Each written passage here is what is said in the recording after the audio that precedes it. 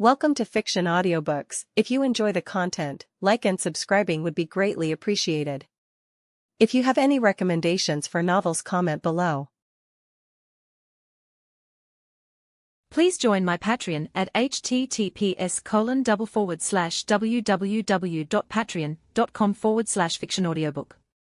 Chapter 94, Parting Through Death. The war will end soon. Because of her. Yahiko's gaze unconsciously fell on Tsunade, bound and chakra sealed, apparently struggling to understand this cause and effect. She's the best medical ninja on Konoha's current battlefield. Without her skills, cracking my old hag's poison wouldn't be so easy for Konoha. You're from the land of rain, so you should know how formidable Hanzo's poison is on the battlefield. My old hag's poison skills are equally matched. Washing down 3 soldier pills with his 4th glass of water since returning home, Hiiragi wasn't in a rush to have his disciples enter the shadow and evacuate. For days of intense continuous mental work meant he needed to slow down and adjust. Besides, this explanation wouldn't take long. This guy, is he Chio, that old hag's son? Tsunade lay on the floor, face full of resentment, but her ears didn't miss a single word Hiiragi said.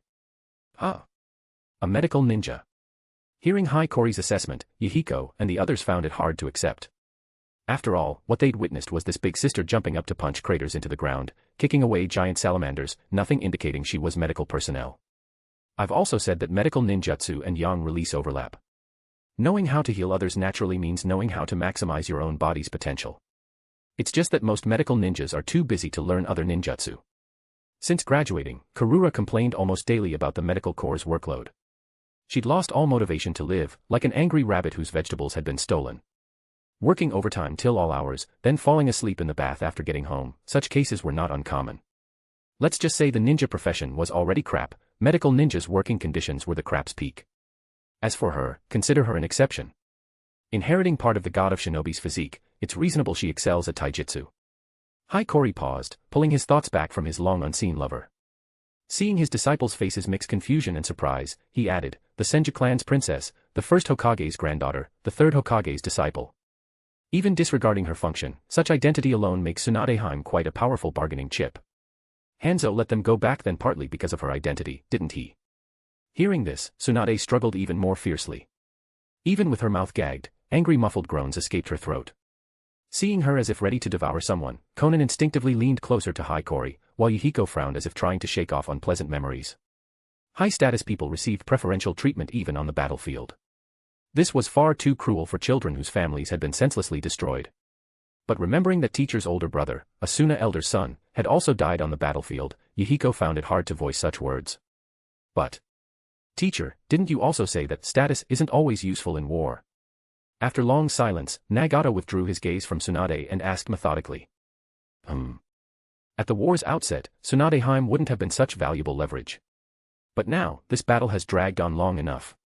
Hiiragi kicked aside Tsunade, who had wiggled to his feet and was thumping her head against his shin, and countered, remember what I said about war's essence. It's the extension of politics. Yahiko nodded thoughtfully, answering thus. Correct. Today I'll teach you another principle. Politics is essentially the extension of interests. Countries, villages, almost all organizations are driven by interests. Regardless of reasons, goals, or claims, external political means are basically about securing interests through bloodless means. War is how, when political means prove ineffective, violence is used to divide interests. But war can't continue forever. When losses exceed tolerable limits without securing interests, both sides become willing to sit at the negotiation table. Of course, my research into such matters is quite shallow. This conclusion has many inapplicable scenarios. Sitting directly on Tsunade's back to stop her squirming, Hiiragi spreads his hands, quite frankly admitting his limitations, but for you, it's more or less sufficient. Applying this to the current war, you'll notice each participating side has different victory conditions. Because the land of fire unilaterally cut trade with the land of wind, our country, heavily dependent on imports, rapidly deteriorated. Suna's declaration of war on Konoha was essentially a retaliatory action ordered by the land of wind's daimyo. So this war, Suna never expected to win, never intended to defeat Konoha. Just inflicting sufficient losses on Konoha, thereby weakening the land of fire's military, forcing them to resume trade with the land of wind, that's enough. If we can secure more favorable trade terms afterward, even better. But, they were just fighting, and now they'll resume trade. Konan blinked, somewhat confused. Suna and Konoha did the fighting. What does that have to do with the lands of wind and fire? Hiiragi responded quite confidently, ultimately, what mortal enemies exist between nations?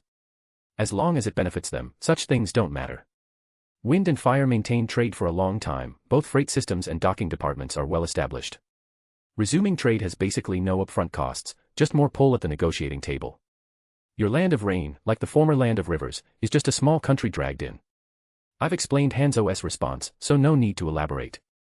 As for Konoha, as the declared-upon party, naturally they need to defeat the others. And IWA is purely here to stir trouble, bully whichever side shows weakness, see if they can make money. Counting on his fingers as he explained the participants in turn, Hiiragi didn't forget to conceal the true intentions of Wind and Suna. Now, Suna's objectives are more or less achieved. And Konoha, unilaterally declared upon, naturally doesn't want to continue fighting either, avoid letting IWA profit as the fisherman. Since both sides want to stop fighting, using Tsunadeheim as a stepping stone, everyone can call it quits. Lightly patting Tsunade's head, Hiiragi's tone was quite heavy, though war destroys many beautiful things, essentially it's this rash and sad. Hearing this, the three children silently lowered their heads. Even Tsunade seemed thoughtful, ceasing resistance, letting Hiiragi play with her hair. All right. Anything you need to take. Time to prepare for departure. After giving his disciples time to process their emotions, Hiiragi stood, first manipulated shadow to swallow Tsunade, then asked. Yahiko ran to the table to retrieve his water release notes. The three children exchanged glances, then shook their heads. They were war orphans, their so-called possessions were either on them or already integrated into this hut's traces. Nothing to pack. Teacher, will we ever have a chance to return here?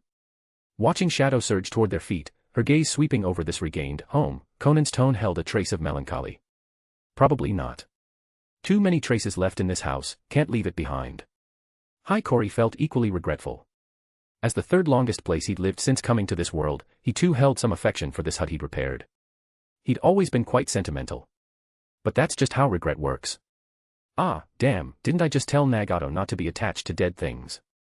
Gently sending his disciples into his shadow domain, Hiiragi clicked his tongue, casually taking out a pack of cigarettes from his wrist scroll, tapped one out and put it in his mouth, lit it with flame from his fingertip, and took a deep drag.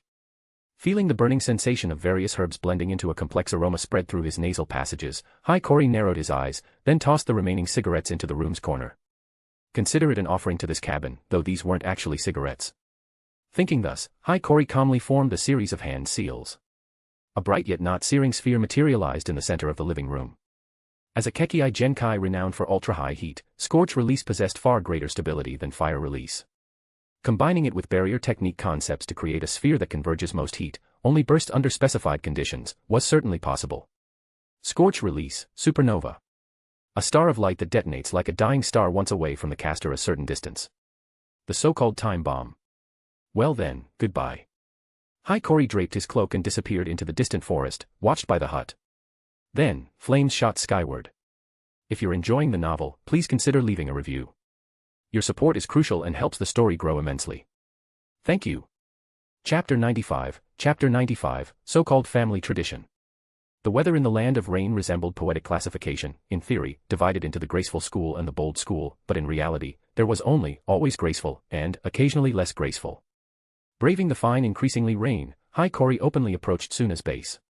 Before he reached the gate, two figures holding kunai emerged from the rain curtain, blocking his path. Halt. Please present identification. In fact, without extremely familiar chakra traces, most sensor ninjas couldn't exactly determine who they were sensing based on chakra alone. This was the uniqueness of the Uzumaki clan's mind's eye of the Kagura. Even the sensor ninjas at the front lines couldn't memorize every chakra trace in the entire army. At such times, they needed to verify identities against action records. For someone like Hiiragi, who made no attempt to conceal himself and deliberately left reaction time, they wouldn't immediately apprehend him, but proofreading identity documents was still necessary. Hiiragi's hand emerged from beneath his cloak, properly holding and clearly never worn Suna forehead protector. He recited a short string of seemingly meaningless syllables in a calm tone. That was an identification code, specially compiled and reorganized from his ninja code, corresponding one-to-one with the number on his forehead protector. Almost every moderately sized ninja village had similar secret writing systems. He then slightly pushed up his conical hat, revealing his face to the two guards. Ah. Hi Dano. Weren't you recuperating in the village? Seeing that signature white-streaked red hair, the two guards paused, somewhat puzzled. Though much older than Hiiragi, they had no hesitation in addressing him as Dano. The ninja world was always ruled by strength, and Hiikori's feat of single-handedly taking out an entire Konoha base was completely devoid of moisture.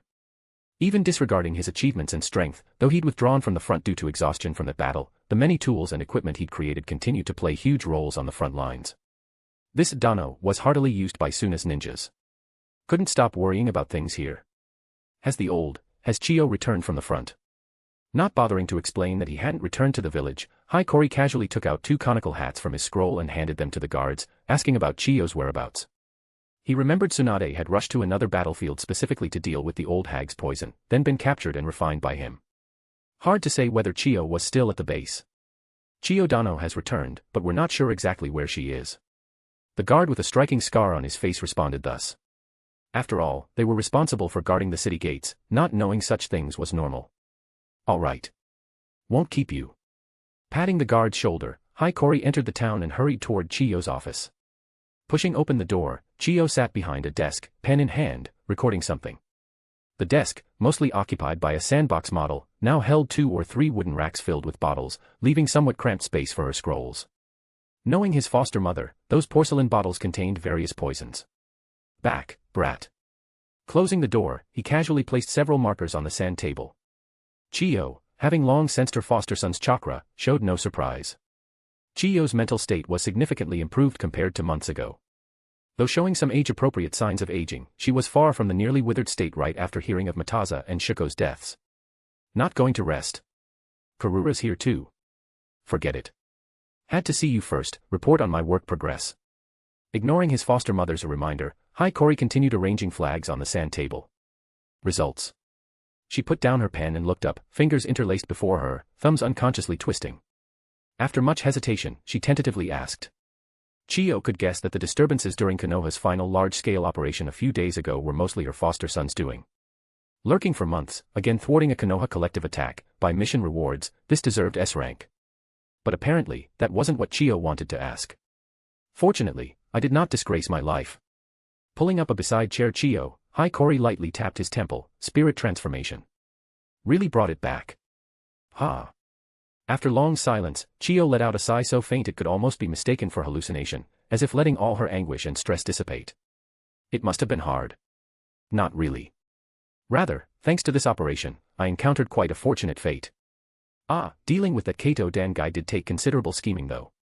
Hearing no trace of reluctance in his tone, Hiikori was always quite frank in this regard.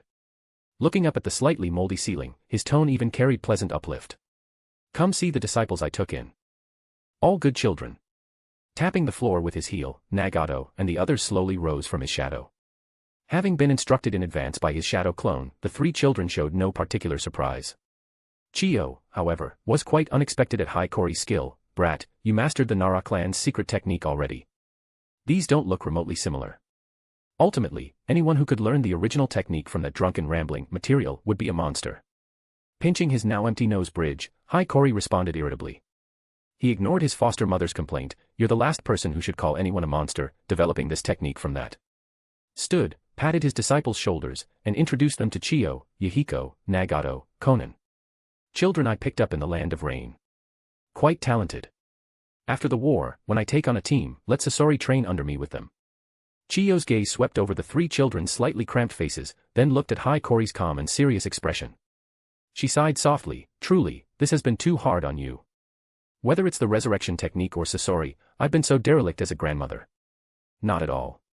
Consider it family tradition you took me in as a foster son, and I took in 3 disciples. Get out of here, brat. If you're enjoying the novel, please consider leaving a review. Your support is crucial and helps the story grow immensely. Thank you. Chapter 96, Interlude. Katajiri. After another round of banter, having confirmed through this subtle way that both foster mother and son's mental states were more or less normal, Hiikori turned and called out. A ninja wearing a headband, the lower half of his face covered by a mask, pushed open the door and entered.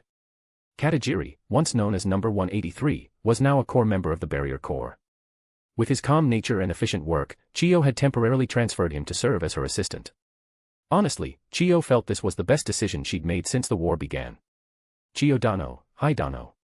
Katajiri bowed slightly, his gaze quickly sweeping over the 3 children who had appeared in the room out of thin air, but lingering not a moment longer. His hands remained properly at his sides, steady and reliable, never overstepping, just like his personality. Please find available rooms for these 3 children. Preferably connected ones if possible. No need to arrange rations, I'll handle that later. Hikori ruffled Conan's hair, patted Yuhiko and Nagato's shoulders, signaling them to rest with Katajiri. Katajiri silently nodded, accepting this temporary task. He then stepped aside, gesturing for the 3 children to follow. Having experienced life's hardships and Hikori's teaching, none of the 3 were the type to inappropriately whine or act out. They bowed to Chio and Hikori, then quietly followed Katajiri out. They're good children. Watching Katajiri and her 3 disciples' grandsons leave, Chio raised an eyebrow slightly. Just this composed temperament alone already made them quite outstanding among peers. Well, they're the seedlings I picked. I'm quite confident in my eye for talent. Ah, so tired. Thus boasting, Hikori sprawled on the sand table's edge, emitting a lazy groan. If you're so tired, go rest. Chio's gaze swept over the sand table Hikori had rearranged, her eyes flickering. Then she asked firmly, "What, something else to tell me?" Of course. The shadow beneath him surged, and Tsunade, bound even more securely, was delivered between them. Here, the Senju princess, Tsunadeheim. The hell? Gazing down at the kunoichi bound almost like a mummy, Chio's expression was slightly dazed. After a moment, she tilted her head and let out a hum that filled her with a lifetime of doubts. I've lived long enough to see everything. JPG. Wow, I haven't actually seen this one. JPG. How did you capture her? As an opponent who had neutralized her poison, Chio naturally had a quite deep impression of Tsunade. Precisely for this reason, the scene before her strongly doubted. Probably the superposition of many coincidences. Scratching his chin, Hikori's tone was somewhat uncertain. Having detected Konoha's movements, to prevent those squads from interfering with him while alleviating Suna's pressure, he'd activated the landmines he'd planted for months. Then, because the southeastern attacks were exposed, Chio seized the opportunity to counterattack Konoha, releasing poison on a large scale.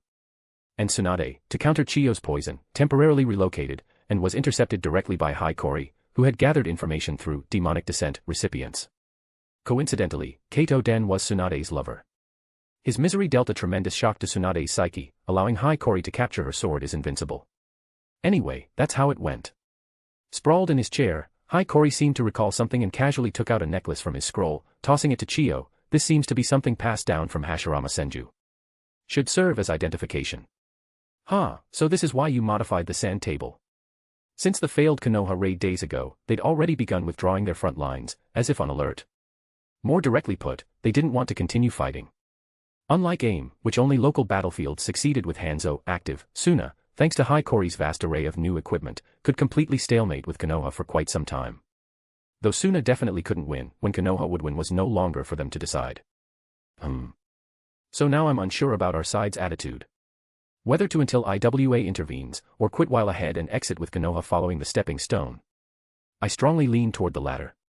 Pulling Tsunade up, embracing her like a pillow, ignoring her increasingly dark expression, twirling her honey-colored hair with his fingers, Hikori quite blatantly commented on her as an object. After all, we now have a considerable amount of chips.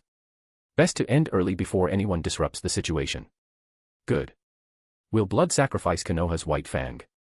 Calm down, old hag. There'll always be chances to kill White Fang. Don't waste such a rare opportunity on him. Seeing Chio suddenly furious, looking as if he was about to exchange Tsunade for Tsukumo Hatake, Hikori slapped his forehead. Checking, he found a trace of curse still in Chio's body and hastily withdrew that remnant. Thinking, all these months using cursed energy against enemies, and now the boomerang finally hit him. Spirit transformation is already ours. With our minds, we'll develop resurrection techniques sooner or later. Better spare White Fang and let Sasori or Big Brother deal with him. You're right. Anyway, strategically, Suna has achieved great victory. Coughing twice, gradually calming down, Chio rubbed her brow, showing a happy wry smile. The previously drafted ceasefire agreement will need revision now. Leave the details to your decision-makers. I'm going to rest. Casually tossing the display item, Tsunade back into shadow, Hikori waved to Chio, completely uninterested in engaging with his old hag's Versailles. 10+ minutes later, having arranged follow-up matters for his 3 disciples and heading toward his original room, Hikori suddenly heard behind him a long unheard, soft and passionate call. Kori. If you're enjoying the novel, please consider leaving a review. Your support is crucial and helps the story grow immensely. Thank you. Chapter 97, Tonight, Rain. Kori. That was an eager, excited call, one uniquely belonging to Kura, carrying moisture, clinging to longing, as soft and warm as countless nights in Suna before.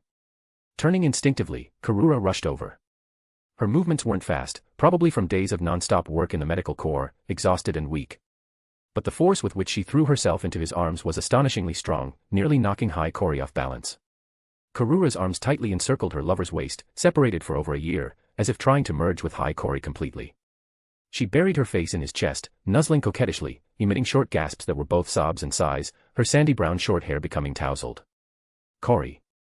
I missed you so much." Hiiragi hesitated for a moment, then raised his hand and gently placed it on her back, which trembled slightly with her intense breathing. He simply tightened his arms, holding the girl on the verge of tears, his chin lightly resting on the top of her head. "Me too." Even through the medical corps white coat and ninja wear, he could feel Kura seemed to have lost much weight. Besides the hard work in the medical corps, probably also because she'd been worrying about him. Feeling her moist breaths against his chest, Hiiragi thought thus. If he couldn't sense his lover's feelings, he'd be a useless jiu-jitsu sorcerer, one who generates power from emotions. After a long while, Kura's breathing gradually calmed. She didn't look up, still leaning greedily against his chest, feeling her lover's heartbeat, as if trying to confirm his existence through this. "The rain hasn't stopped yet. Let's go back to the room first." Hiiragi brushed the hair from her temples behind her ears, then gently pinched her earlobe. Obediently humming, Kura let Hiiragi lift her, wrapping her arms around his shoulders, continuing to nuzzle against his neck. Pushing open the door, casually dispersing a wave of heat to evaporate the room's dampness, Hiiragi placed Kura on the bed, kissed her forehead lightly, and said, "Rest for now. I'll make some ginger tea." "Okay." Genuinely quite exhausted, Kura responded obediently, shrugged off her rain-soaked coat, kicked off her ninja sandals, and curled up under the covers. Soon, the scent of ginger tea filled through the room.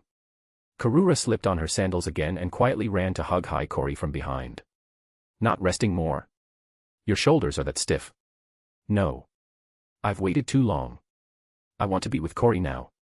Pressing tightly against his back, Kura's muffled voice carried a coquettish tone. "Sorry for leaving you on other battlefronts for so long." Covering Kura's hands clasped before him with one hand, Hiiragi could feel those much slender hands were still somewhat cold. "It's not Kori's fault. It's my own fault." Kura's voice became very, very soft, low and mixed with self-deprecation. "I'm too useless.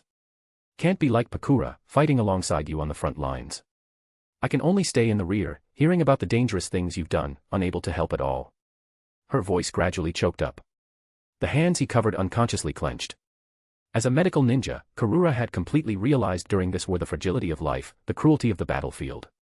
The more she realized, the harder it was to imagine what deadly situations Hiiragi had to cross over to achieve his consecutive new feats. Even when she arrived at this front, expecting to reunite with Hiiragi, she found he had again penetrated Konoha's front alone, without any word.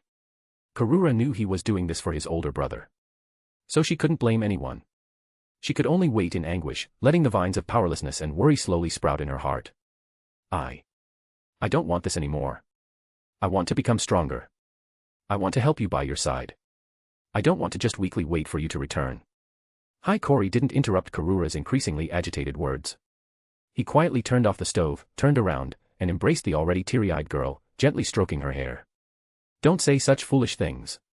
Even Pakura, I wouldn't ask her to move with me on the battlefield."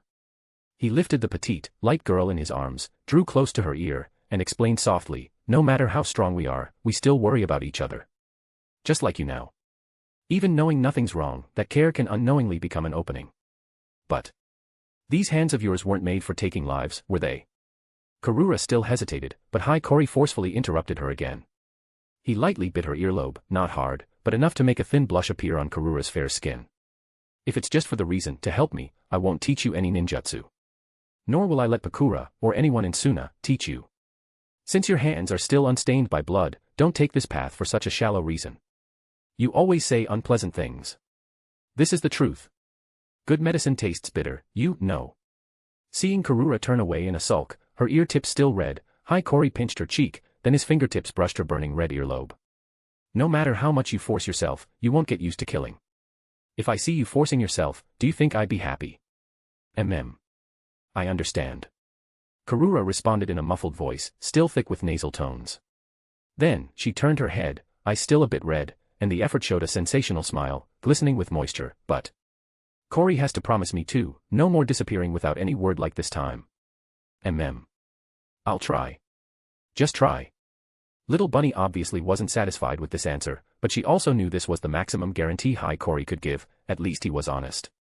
Unsure whether to be angry, Kura bit her lip, then lifted her lover's hand, placed it by her lips, and bit his thumb to vent dissatisfaction. The softness of her lips and the smooth touch of her tongue covered the gentle nibbling, then transformed into words filled with love. Then, please hold me tight. Tonight, rain. For 100 power stones equals 1 extra chapter. If you're enjoying the novel, please consider leaving a review. Your support is crucial and helps the story grow immensely. Thank you. Chapter 98, Confession. Thinking about something. In the dim room, Kura sat on the bed's edge, sipping hot ginger tea from a cup, her tone carrying a hint of inquiry. Hearing this, Hiiragi turned to look. Is it that obvious? That's why Kura worked so hard. Behind her, Kura was wrapped in her blanket, fast asleep. Apparently, in terms of stamina, she could never keep up with Hiiragi and Kura's pace. Aside from initially riding Hiiragi triumphantly for a while, her output time was less than 1/5 of Kura's, who'd returned midway. I'm always being cared for like this. I feel like I'm too immature. Nothing wrong with that, is there? With slight puzzlement, Kura countered. That's not what I mean. Hiiragi retied his hair and looked up at the ceiling. But from his vacant gaze, he seemed to be looking at something much farther away. I just feel like I'm burdening you with problems I should solve myself. Cory always says things like this. Hard to tell if you're too positive or too negative. Kura tilted her head, then slowly walked to her lover leaning against the sink, leaned beside him in the same posture, and reached up to stroke his cheek. Even if you don't say it, we can feel it. So you might as well just vent. During their intimacy, both Kura and Kura could sense that subtle atmosphere, almost like a confession from Hiiragi. I used extreme means on another woman.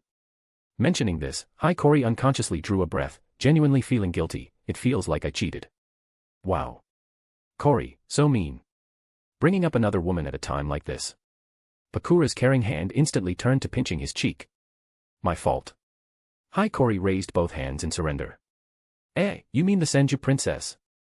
Kura sighed, then released her lover's cheek, somewhat melancholy looking away. You weren't attracted to her when you did that, were you? You still mind? Of course I mind. Even as she complained thus, Kura somehow couldn't bring herself to be angry. She viciously bit his neck, then, feeling sorry for him, licked the teeth marks she'd left. What woman wouldn't mind their men doing something like that? Kura thought to herself that she was completely helpless against Hiiragi, probably stuck being bullied by him her whole life, and her tone unconsciously softened. But for Big Brother and Shukone's sake, I'll forgive you. Having been quite close to Shuko, Kura could somewhat understand Hiiragi's feelings. If possible, no one wants to face reality, but many things must be done. Carried by that intense sense of mission, people always do things against their own reason. Thank you for Pakuradano's magnanimity. And you need to properly apologize to Kura too. As she spoke, Kura's gaze swept over Kura in bed, again wondering if she was being too easy on him. This month, this war should end completely, right? To get rid of that subtle self-deprecation, Kura shifted the topic to business. Her being able to return and be intimate with Hiiragi was partly influenced by the big shots above, but as a member of the assault force, being allowed to stand down from combat readiness itself says a lot. As early as 2 or 3 months ago, the intensity of Sunakanoa combat had gradually decreased. As a frontline fighter, Kura's perception of this was quite clear. Probably. The ceasefire declaration should have been sent to Konoha already. The specifics might be negotiated for a while, but ceasing hostilities shouldn't be in doubt. After all, you captured the Senju princess. Thought about becoming a prince consort. Stop mocking me, really. Hiiragi's tone carried helplessness. But with her, there are some ideas I could experiment with.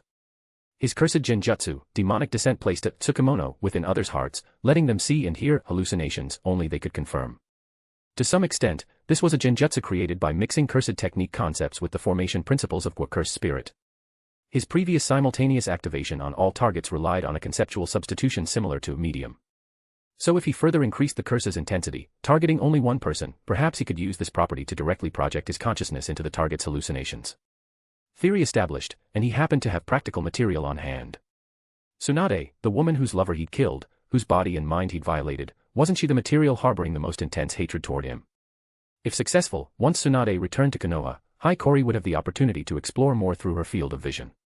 Failure wouldn't matter either, just a casual attempt. Worst case, when he activated the technique, Tsunade would have her mind burned out by the massive curse, or simply go mad and start mass destruction in Konoha. The only issue was whether his curse would be detected by Uzumaki Mito. After all, she was truly a veteran in every sense, well-traveled and knowledgeable. Maybe she'd seen something similar, that Morio from the land of demons, from records, seemed quite similar to cursed spirits. But even if detected, worst case, nothing happens. Wow. Kori's expression just turned really sinister. But at this moment, Bakura's teasing expression froze on her face. Though every time he mentioned experiments, Kori became excited like a different person, emitting such intense malice was a first. Don't make that face. Noticing Bakura's stiff expression, Kori scratched his hair, slightly hurt, making it seem like I'm plotting something really bad. Aren't you? No. At least, from you and Karura's perspective, things beneficial to me can hardly be called bad. Humph, is that so? Of course.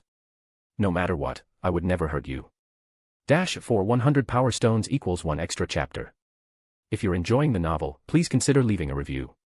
Your support is crucial and helps the story grow immensely. Thank you. Chapter 99, Conflict.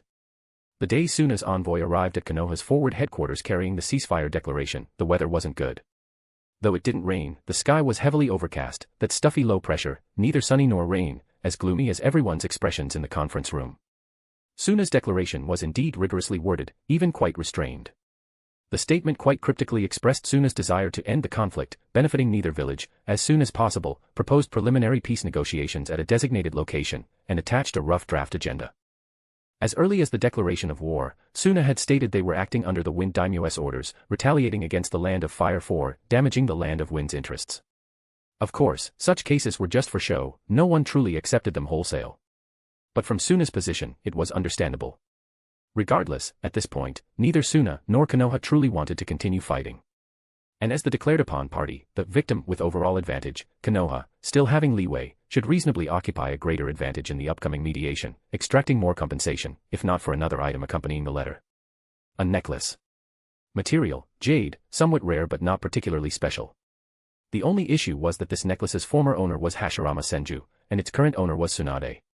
Suna bastards. In a corner of the camp, Jiraiya suddenly punched the wall beside him, producing a dull thud. Kato fell into Suna's hands for sure, and Tsunade. Here, Jiraiya's words caught in his throat. His crush on Tsunade wasn't a recent thing, he was well aware she'd given this necklace to Kato-dan before the war began. Since this necklace appeared in Suna's letter, and Tsunade herself had been missing for some time, all clues pointed to the worst possibility, making it hard not to think negatively. Indeed, we must prepare for the worst. Orochimaru's gloomy voice remained cruelly calm. Having stayed longer on this front than Jiraiya, who'd been elsewhere, he apparently had a more precise speculation about Tsunade's current state. From the earlier massive madness among Konoha's infiltration units, to Kato-dan and his elite guard squad, and then Tsunade's complete disappearance, if these successive events weren't connected, Orochimaru would give up all scientific research for life. The village had originally planned to recall him to study First Hokage's cells for transplantation experiments.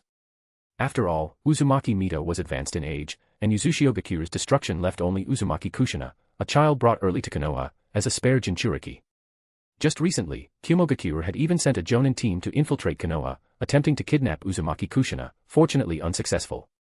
This infiltration during wartime was also one reason Konoha increasingly wanted to stop fighting. Under these circumstances, Konoha needed some means to suppress the Nine Tails, just in case. But Suna's displayed means had exerted unexpected pressure on Konoha. Thus, Orochimaru's return plans were repeatedly shelved. Though initially finding it rather wasteful, now he wasn't bored at all. Suna's novel gadgets, and the existence of that Crimson of Agony, all piqued his interest. The Crimson of Agony, perhaps at these negotiations, I'll have chance to meet that person. Thinking thus, Orochimaru nonchalantly turned and reminded his comrade of over a decade in a dull tone, Jiraiya, you'd better not participate in the upcoming ceasefire negotiations. What? Jiraiya's head snapped up, anger nearly spurting from his eyes. What do you mean, Orochimaru? Meaning your emotional instability would become Konoha's weakness, and could completely disrupt the negotiations. Orochimaru showed no sign of backing down, turning to meet Jiraiya's gaze. Tsunade is the first Hokage's granddaughter, one of Hiruzen-sensei's disciples, and herself a top medical ninja. Kato-dan is an elite jonin who mastered spirit transformation. Suna knows their value well. Suna sending that necklace aims to make us lose composure. In your current state, you definitely make unnecessary concessions worrying about their safety. Bullshit. Jiraiya roared, there are comrades. Tsunade. Don't you care at all? Orochimaru, when did you become so cold-blooded? Cold-blooded. Orochimaru's expression didn't change, but his rhetorical tone grew increasingly somber. Your thinking is simple and naive, Jiraiya. Tsunade is our comrade, so others' lives don't matter. Ensuring stable negotiations and maximizing Konoha's benefit is what we should do. Emotion-driven minds can't make correct judgments. Screw maximizing benefit. Jiraiya cursed recklessly. They're living people, not bargaining chips. You're becoming less and less human. The moment the words left his mouth, the dull air fell into oppressive dead silence. Jiraiya breathed heavily. He knew his words were excessive, but anyway, he couldn't tolerate Orochimaru's attitude, as if this didn't concern him. Even knowing, to some extent, Orochimaru was right. You're right. After a long moment, Jiraiya's hoarse voice lowered, carrying obvious exhaustion. I'm probably not suited for negotiations. Orochimaru raised an eyebrow slightly, seemingly surprised by his sudden concession. But Jiraiya gave him no chance to continue. Having spoken, he turned abruptly and strode toward his room without looking back. Bam! The not-so-heavy door slammed shut, isolating the two worlds inside and outside, temporarily separating the two remaining Sannin. Under the gloomy sky, only Orochimaru remained. The snake-like man looked up at the sky. Even as rain began to fall, his face showed no expression. Only deep within those golden snake eyes, a flicker of elusive light passed. He slowly raised his hand, catching the falling rain, feeling the coldness spread in his palm, unconsciously clenching slightly. Cold-blooded, huh? He found himself somewhat missing that clumsy disciple of his now. If you're enjoying the novel, please consider leaving a review. Your support is crucial and helps the story grow immensely. Thank you. Chapter 100, Journey to Hiiragi Ki. At this moment, Hiiragi, whom Orochimaru had been longing for, was draped in a grayish-white cloak, making his way through the wet, deserted streets. Because the cloak, deliberately prepared to conceal his trail, was inconspicuous in the rain-drenched land of rain, he'd even tied the Suna forehead protector, which he had practically never worn, to his conical hat to signify his status. Hiiragi Ki's civilians and genin mostly hurried past, their occasional glances toward him tinged with wariness, fear, and a hint of indescribable numbness. The war's weight had clearly long overwhelmed this country, and Hiiragi Ki's defeat had broken the village's last backbone. Having contacted Hiiragi Ki beforehand and presented his visiting card, the notification process went quite smoothly. Hiiragi was soon led to a courtyard in Hiiragi Ki, relatively secluded but more heavily guarded. The Land of Rain's towers weren't structures for elites to demonstrate status disparity, but columbarium for storing the dead. This was equally true in Hiiragi Ki. The tallest tower in the village center was both the site of countless cenotaphs and a trap for foreign ninjas. Hanzo wasn't waiting inside the room. Instead, he stood under the eaves, gazing at the courtyard's rain-pounded cistern. Even in his daily rest, he still wore his thick, heavy-breathing mask. Though most of his expression was hidden, his exposed eyes remained sharp as ever, yet deep within, a trace of lingering exhaustion. Suna's crimson of agony. Didn't expect you to come alone. Well, given your courage in attacking a Konoha base, Hiiragi Ki is hardly inaccessible. Hanzo's voice, muffled by the mask, carried unmistakable force and appreciation. Speak. What does that puppet crafting hag Chio send you for? Hanzo Dano flatters me, mere false name. Hiiragi slightly bowed, holding a scroll with both hands, his tone as steady as discussing the weather. This junior, Hiiragi, comes on behalf of Suna Elder Chio, hoping to invite you as witness to the upcoming Suna Konoha negotiations. Hanzo took the scroll but didn't immediately open it. He lightly tapped its casing with his fingers, producing dull thuds matching the pattering rain. He raised a hand to suppress the agitating killing intent from lurking Hiiragi Ki ninjas, dismissed them, then regarded Hiiragi with a scrutinizing gaze, countering with interest, witness. Why drag a defeated party into Suna and Konoha's conflict? Not at all. Defeated here was merely Hiiragi Ki, not you, the demigod. Hiiragi tucked his hands into his sleeves, his tone still calm. Regardless, no one can ignore your influence in the ninja world. At such a time, Suna and Konoha's ceasefire agreement needs your witness all the more, does it not? After all, you know well how this war began. Hanzo paused at this, seeming to weigh the word's significance, then nodded noncommittally. Suna's declaration of war came at the Wind Daimyo's behest. The Daimyo's judgment stemmed from surging domestic pressure, that pressure resulted from the Land of Fire cutting trade with wind, that cut resulted from the third Hokage's ascension and Konoha's change of power impacting market conditions. And the third Hokage's ascension came because the second Hokage, during treaty negotiations, had perished with rebels attempting coup. All because of meetings lacked third-party witnesses. As Hiiragi Ki's leader, Hanzo could naturally remain neutral in this matter. Having him as just one was indeed reasonable. Hanzo grunted, setting the scroll aside. I understand this matter. If the agreement doesn't harm the Land of Rain's interests, witnessing is not impossible. Thank you for your understanding. Hiikori bowed again, smiling, then withdrew another document of completely different texture from his sleeve. Just from the paper's material and binding ribbon, one could tell it was an official Land of Wind document. Additionally, this is a letter of appointment personally signed by our country's daimyo. Please review it, Hanzo Dano. Handing the document to Hanzo, Hiikori spoke formally with a serious bureaucratic tone sincere. This war, regardless of cause, has objectively inflicted heavy losses on the Land of Rain. Our daimyo deeply regrets this and is willing to assuming partial responsibility, dispatching our country's labor to assist in rebuilding the Land of Rain's infrastructure. Oh. Hanzo's tone carried a hint of amusement. He didn't take the document, merely scrutinized the young man before him, as if looking at a fox. Decades navigating the ninja world had made Hanzo quite seasoned. The Land of Winds offered terms were indeed generous. After all, the Land of Rain wasn't Wind's ally, there was no grounds for responsibility. More than aiding Rain, the Wind daimyo's aim was to put Fire and Konoha on the spot. Look, even we impoverished Wind are compensating Rain, shouldn't you wealthy Fire do something? But whatever the Wind daimyo schemed, the Land of Rain would indeed gain some benefit. The only issue was, shouldn't such matters be discussed with the Land of Rain's daimyo? Naturally, detailed arrangements will be discussed later. Hiikori maintained his smiling demeanor, looking more and more like a fox to Hanzo. However, this junior's influence in the Land of Rain is truly trivial. Negotiations with your daimyo would likely prove difficult. In this regard, we must trouble the Land of Rain's hero, Hanzo Dano, to act on our behalf. With your reputation in the Land of Rain, surely you're better suited than anyone to bring this aid and hope to the people. But such a gift, how should the Land of Rain accept it securely? Hanzo's eyes narrowed slightly. Of course he heard Hiikori reminding him to use this to redeem his reputation in the Land of Rain after Amigekyu's defeat. That's beyond this common jonin's knowledge. After all, this is but between nations. You kid, quite calculating. Hearing Hiikori's response, more evasion than tact, Hanzo couldn't help shaking his head, emitting a muffled laugh. He knew Wind and Suna were scheming something. But so what? No reason to refuse. Very well. For the Land of Rain's people, I'll accept this burden. If you're enjoying the novel, please consider leaving a review. Your support is crucial and helps the story grow immensely. Thank you. Chapter 101, Yin-Yang Cross. Having read through both documents in turn and confirmed no other suspicious points, Hanzo led Hiikori back inside and solemnly wrote 2 replies, stamping them with his personal seal. Now that business is concluded. Handing the replies to Hiikori, Hanzo slowly began in a low tone, interest exchanges, political dealings. Leading villages and nations naturally requires such public means. But ultimately, we are still ninjas. He stood, aura instantly filling the entire room. Fatigue. Age. Mere traces of rust. As if this truth is revealed, the vicious sword named Hanzo unceremoniously stripped away that boring rust, sharp edge. Care to stretch your limbs with this old man? Light contact only. Let me see just how stiff the backbone of Suna's new generation can be. That's truly an offer I can't refuse. Pinching his empty nose bridge, Hiikori finally laughed, not his professional smile, but genuine pleasure. Recently, to verify his conceived advanced application of demonic descent, he'd spent considerable energy on Tsunade, intensifying her hatred toward him.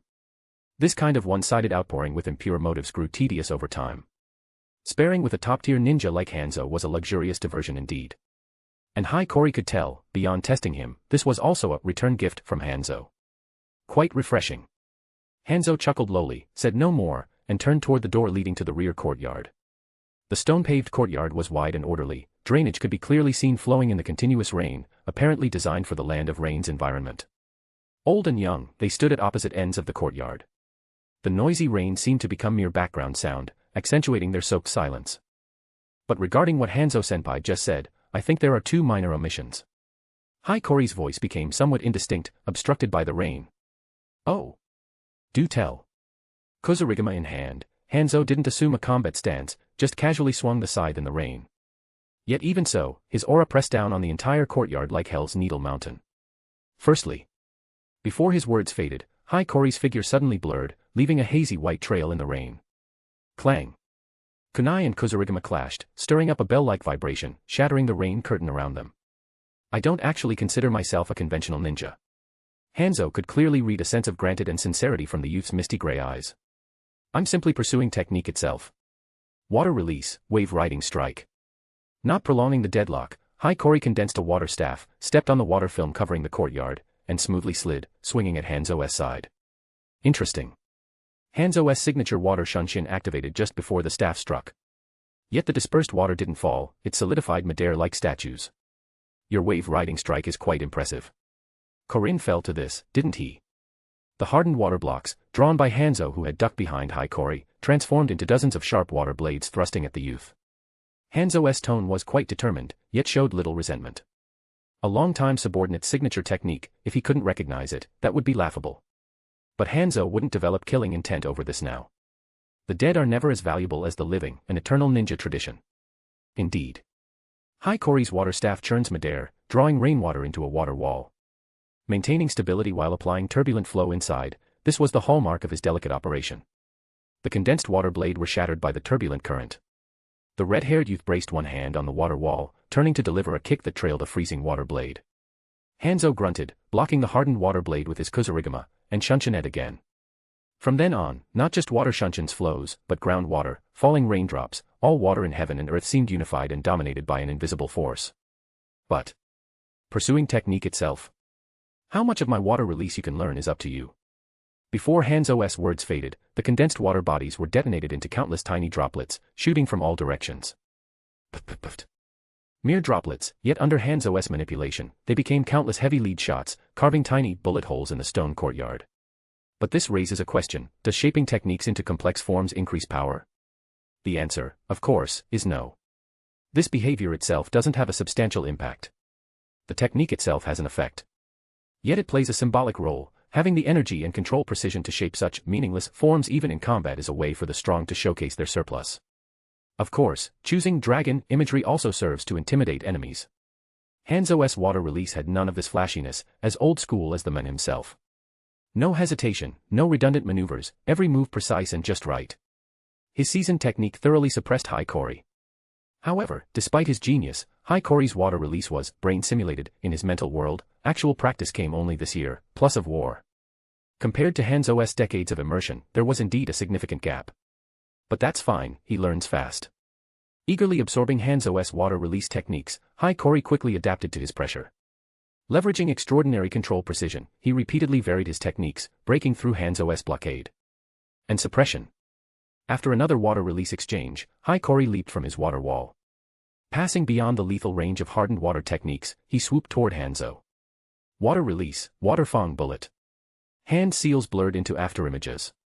Hikori directly manipulated the surrounding water into 7 spiral water columns, screaming toward Hanzo from every tricky angle, nearly sealing off his evasion space. Hanzo's expression remained unchanged. His Kusarigama carved a shrill arc through the air, effortlessly severing all the water columns. The cold side blade didn't pause, suddenly shifting to a bizarre trajectory under Hanzo's manipulation, aiming directly at midair Hikori. Rise. Hikori uttered a soft cry, raising 3 water walls. Not to block the side's sharpness, but to use turbulent flow to stir the chain behind it. In under a second, the triple water walls were shattered by chakra infusion in the chain. Yet by then, Hikori had used this brief gap to close distance, slashing horizontally with a water-wreathed kunai. But Hanzo's combat experience was immense. Startled but not chaotic, he flicked his chain, the weight on the other end struck the kunai's blade precisely. Clang. Another sharp ring. The water-wreathed kunai snapped at the blade. Hikori had released the handle as the weight fell, dodging the rising weight and flying kunai fragments. Twisting, he stepped forward, then. Boom. In the realm of divine speed, the increasingly viscose air was torn asunder. More dazzling than chakra and cursed energy was the awakening light wave from exceeding sound speed. Hanzo could almost see the air compressing inch by inch, the rain within evaporating. His already narrow pupils contracted further. Instinctively, he pulled back the chain's weight and scythe, then realized there was no time to defend. He released the chain and retreated a few steps on the water film. Even so, the shockwave from the mist punch shook him, blood and chi roiling. Heavy strike. Forcibly suppressing discomfort, he hooked the falling chain with his foot and formed seals. A sphere of water trapped Hikori securely. Unlike regular water prison requiring continuous hand contact, Hanzo's hard water prison had no such restrictions. Trapped within, Hikori felt pressure from all sides, unable to move like an insect in resin. Yet faced with this, he showed a barely perceptible smile. Being inside like this allowed far clearer perception of the hard water's chakra nature than facing those hardened blades. Since Hanzo said, learn what you can, why hold back? 7 essence release gates, open. No longer limited to yang release, having balanced yin and yang, he tempered cursed energy into mixed chakra, erupting in surging flames that instantly boiled the hard water prison. Understanding flickered in Hanzo's eyes. Kura, specializing in assassination, naturally invested heavily in intelligence work. Having been active on the battlefield so long, retreating Kura ninjas would certainly have investigated. That Hiiragi was Chio's foster son needed no mention. But the previously uncertain intelligence, Hiiragi being an exiled Uzumaki, could now be confirmed as fact. After all, in this ninja world, those who could use yang release to such extent were either senju or Uzumaki. A popular weapon taijutsu expert himself, Hanzo had some knowledge of yang release. He could see how far Hiiragi had advanced in this path. Thinking thus, Hanzo didn't press the attack, instead waiting to see what other tricks Hiiragi had. His heart is not yet aged, Hanzo still cherishes his talent.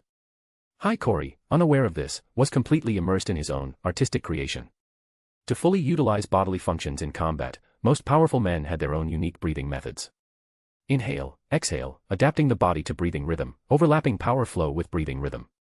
Slowly, infusing mixing energy throughout his body, through blood vessels, meridians, filling completely, then making that power, along with muscles, bones, internal organs, the entire body, soft. Relax, soften, liquefy, as soft as fermented dough. Then further, let the body drip, liquefy into unbound flowing water, vaporize into untouchable air. This was transcendent relaxed power. In the works of the not yet insane Itagaki-sensei, techniques like supersonic punch and relaxed whip strike were depicted. For this world's taijutsu experts, supersonic wasn't an unattainable realm. But this concept wasn't without merit. Relax, soften, pushing the body and arms into the divine speed realm beyond even Shunshin's reach, softening flesh into dough that could contain all filling. Yin releases, imagination made real, and yang releases, ultimate enhancement, merge here. This was the new realm Hiiragi had reached, yin and yang fused into one, the yin-yang cross. The hard water's chakra structure completely collapsed, evaporating like ordinary water. Wreathed in a fiery aura, Hiiragi's figure carved a beautiful arc like a crescent moon, still strikingly visible amidst the sky full of white steam. If you're enjoying the novel, please consider leaving a review. Your support is crucial and helps the story grow immensely. Thank you. Chapter 102, Black Flash, only Black Flash. The meticulously laid stone ground was crushed like tuna on a cutting board by the force bursting from feet wrapped in powerful chakra. Then, as Hiiragi was outrageously charged, the ground along his path, and the wall behind him, were blasted apart by these fragile gravels. The Kura Anbu, already drawn by the fierce water release exchange, could no longer pretend non-existence. Without need for communication, a single gesture had them rapidly forming seals, jointly deploying a cylindrical barrier. Neither Hanzo nor Hiiragi paid the Anbu any mind. Sensing the intense aura radiating from Hiiragi in this stance, Hanzo's eyes finally showed a flicker of surprise. Maximizing physical activity through yang release chakra to further boost chakra output, similar to the lightning release chakra mode. No, feels subtly different. Aware of the gap between this abundant chakra and the cloud's secret technique he'd witnessed, but relying solely on perception, Hanzo could only judge this much. Regardless, Hiiragi couldn't answer his questions now. The only answer would be that hazy white light, seeming to tear vision itself. But, this is fine too. Hanzo, delighted to find such prey, neither dodged nor avoided, he simply pulled his scythe and made a chop. Cracks like fabric torn by a blunt saw appeared at Hanzo's feet. Not cut by the scythe blade, simply crushed by the chopper's after effects. The chopper, which cut through everything, and the blazing fist flash cancelled each other out, completely swallowed like white paint erased from paper, leaving not a trace. The next moment, a genuine storm erupted here. Slash, punch. Swing scythe, kick. Blade and weight met fists and feet. Sounds far beyond common understanding of sparring echoed passionately. In 1 second, or perhaps an even briefer instant, the two had clashed countless times. In that deadly silver curtain, flecks of crimson occasionally splash in, vanishing in an instant. Hiiragi's blood, wounds from the Kusarigama's counterattacks were instantly healed by abundant yang release chakra. Yet even so, if this were real combat rather than mere sparring, he'd have to divert energy to deal with the salamander's deadly poison. But then again, in a real life and death battle, neither Hanzo nor Hiiragi would use only these means, let alone the fact that yin-yang cross was still an unrefined technique. Yet Hanzo was being so gracious, he had to perform something novel for the elder, right? A good teacher like Hanzo, who allowed him to go all out without posing a deadly threat, was hard to find. That puppet crafting hag Chio did raise a fine son. As for Hanzo, he was somewhat unable to get off the tiger. Though his defense remained watertight, the heavy force transmitted through the Kusarigama numbed his hands. A few more exchanges and he might lose his grip. As everyone knows, in the ninja profession, defense was generally weak. Though many defensive ninjutsu existed, most were shields or barriers released externally, the ninja themselves remained fragile, dead from a single stab. Overabundant attack means while itself vulnerable, this glass cannon situation described over 99% of ninjas. This was also what made Cloud's secret lightning release chakra mode so troublesome, beyond just speed. They could take dozens of hits, their opponents, once punched, were done. Very unfair, very Zangief. In Hanzo's view, Hikori's Yang release chakra mode was another secret level technique that greatly enhanced physical abilities while resolving lack of defense. Simply retreat? Probably not. With Hikori's current speed, even Water Shunshin couldn't escape pursuit. And regrouping was always harder than pursuing. Then he'd just endure. Decision made, Hanzo seized a moment to feign an opening, rapidly forming seals. A layer of turbulent hard water armor quickly took shape, the side blade and weight were also coated in flowing hardened water blades. With defense matched, no longer fearing a fight-ending punch, Hanzo swiftly turned defense into offense. The obscure Kusarigama became a overturned dragon in his hands, striking from every weird angle. But he underestimated Hikori's knowledge of various weapons. Fists and kicks clashed with hardened water armaments, producing dense metallic rings like hammering. The Kusarigama techniques that had felled countless enemies, while not exactly failing, didn't achieve expected results either. The intensity of their clashes suddenly jumped several levels. If the Amigakure Anbu hadn't strained to maintain the barrier, the entire courtyard would have been crushed by overflow shock and chop. Suddenly, abandoning defense again, taking a low kick with just hard water armor, Hanzo felt a momentary trance. Though sober the next second, such an opening was far too conspicuous at this level of combat. Even as Hanzo dodged backward with all his strength, the fist wrapped in blazing light still slammed into his shoulder. Hanzo felt the punch lacked the force it should have, yet his grip on the Kusarigama involuntarily trembled, the chain-end weight nearly struck the stone at his feet. Another dizzy spell. He staggered back a step, hand to his forehead, realization in his tone. Yin release spiritual shock wrapped in your strikes.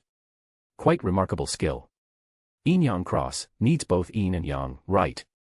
Hikori closed in again, his gray eyes flashing with unconcealed pleasure, his tone even turning slightly frivolous. Yin-yang cross, a good name. Yin releases control and yang releases enhancement, unable to function simultaneously, hence a name implying continuous switching between yin and yang. Even having perceived the mystery of this yin-yang cross, Hanzo didn't intend to press his advantage rashly. After all, this was merely Hikori's own account. Given this Suna Fox's nature, Hanzo absolutely wouldn't believe he had no hidden tricks. Sweeping his Kusarigama, countless water blades attached on the chain whipped up a spiral of swords, trying to suppress Hikori outside close range. However, Hikori appeared unaware of this, entering the sword vortex and maintaining his composure as if to transform his combat proficiency to that of a close-quarters combatant. Was this reckless? Clearly not.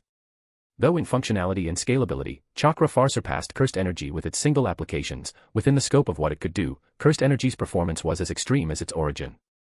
In enhancing physical strength, cursed energy's effect was far more significant than chakra. Swift, quick, swift. Hikori's figure carved a clean line, tearing through the water blade vortex, aiming directly at Hanzo's chest. The blazing chakra aura was mixed with bluish-black flames. The secret cuts from hundreds of water blades vanished as if never existed. At equal precision, the reverse curse technique's effect surpassed any medical ninjutsu.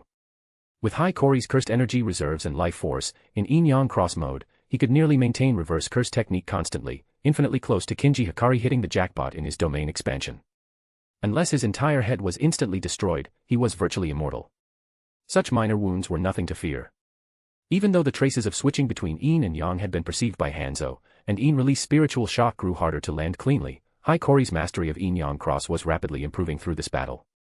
Feeling cursed energy, yin and yang release chakra harmonizing, filling his body, his mind and body grew increasingly light. Hanzo's earlier water release techniques came naturally to him, coordinated with his gusting wind taijutsu combos, even suppressing Hanzo in turn. In a flash, Hikori felt an epiphany, a tremor. A tremor of cursed energy. Honestly, since reincarnating into this world, his delving into cursed energy had been deeper than in his past life. In the jiu-jitsu world, techniques that could be performed with cursed energy alone were quite scarce. With another energy system for contrast, Hikori had naturally developed many cursed energy-based techniques. Cursed talismans, curses, cursed genjutsu, with these techniques usable without innate techniques, he could earn another special grade title in his original world, even establish his own school. But for a jiu-jitsu sorcerer, the pinnacle of pure cursed energy manipulation remained only that one black flash. Black flash. In the instant when the error between impact and cursed energy strike is less than 0.000001 seconds, space distorts, and cursed energy flashes black. A strike that produces black flash has power 2.5 times normal. No one can actively produce black flash, but once produced, the sorcerer's state transforms. Like athletes occasionally experiencing flow state or state of selflessness, cursed energy operations that normally require deliberate effort become as natural as breathing. And after black flash, the experiencer emerges from his cocoon and becomes a butterfly, reaching another dimension. Hiiragi was an experiencer of black flash. His soul remembered that instant's tremor. Ah, now, yes, this. Thus. Behold. Burning the candle at both ends, touching year after year, staking his life on this single task, carrying on the past and adding splendor. Living in this world, pain ever follows, body dies, life ends, yet joy remains. Abandoning many joys, separating complexity and redundancy, cutting off the 8 winds and 6 thieves. Accumulating endless drilling, honing countless blades, piling remnants. Everything this man named Hiiragi had accumulated over 2 lifetimes, all gathered here. Black sparks, burst of light. Cloud shining one sword. 1 breath is divided into minutes, 1 minute's eighth is a second's tenth is a k's tenth is a katsu's tenth is a ma's tenth, that is unjio, cloud shining. The hand blade, wrapped in black flash, seemed to cut space itself in 2. Time stretched infinitely. All color in his vision dissolved and collapsed.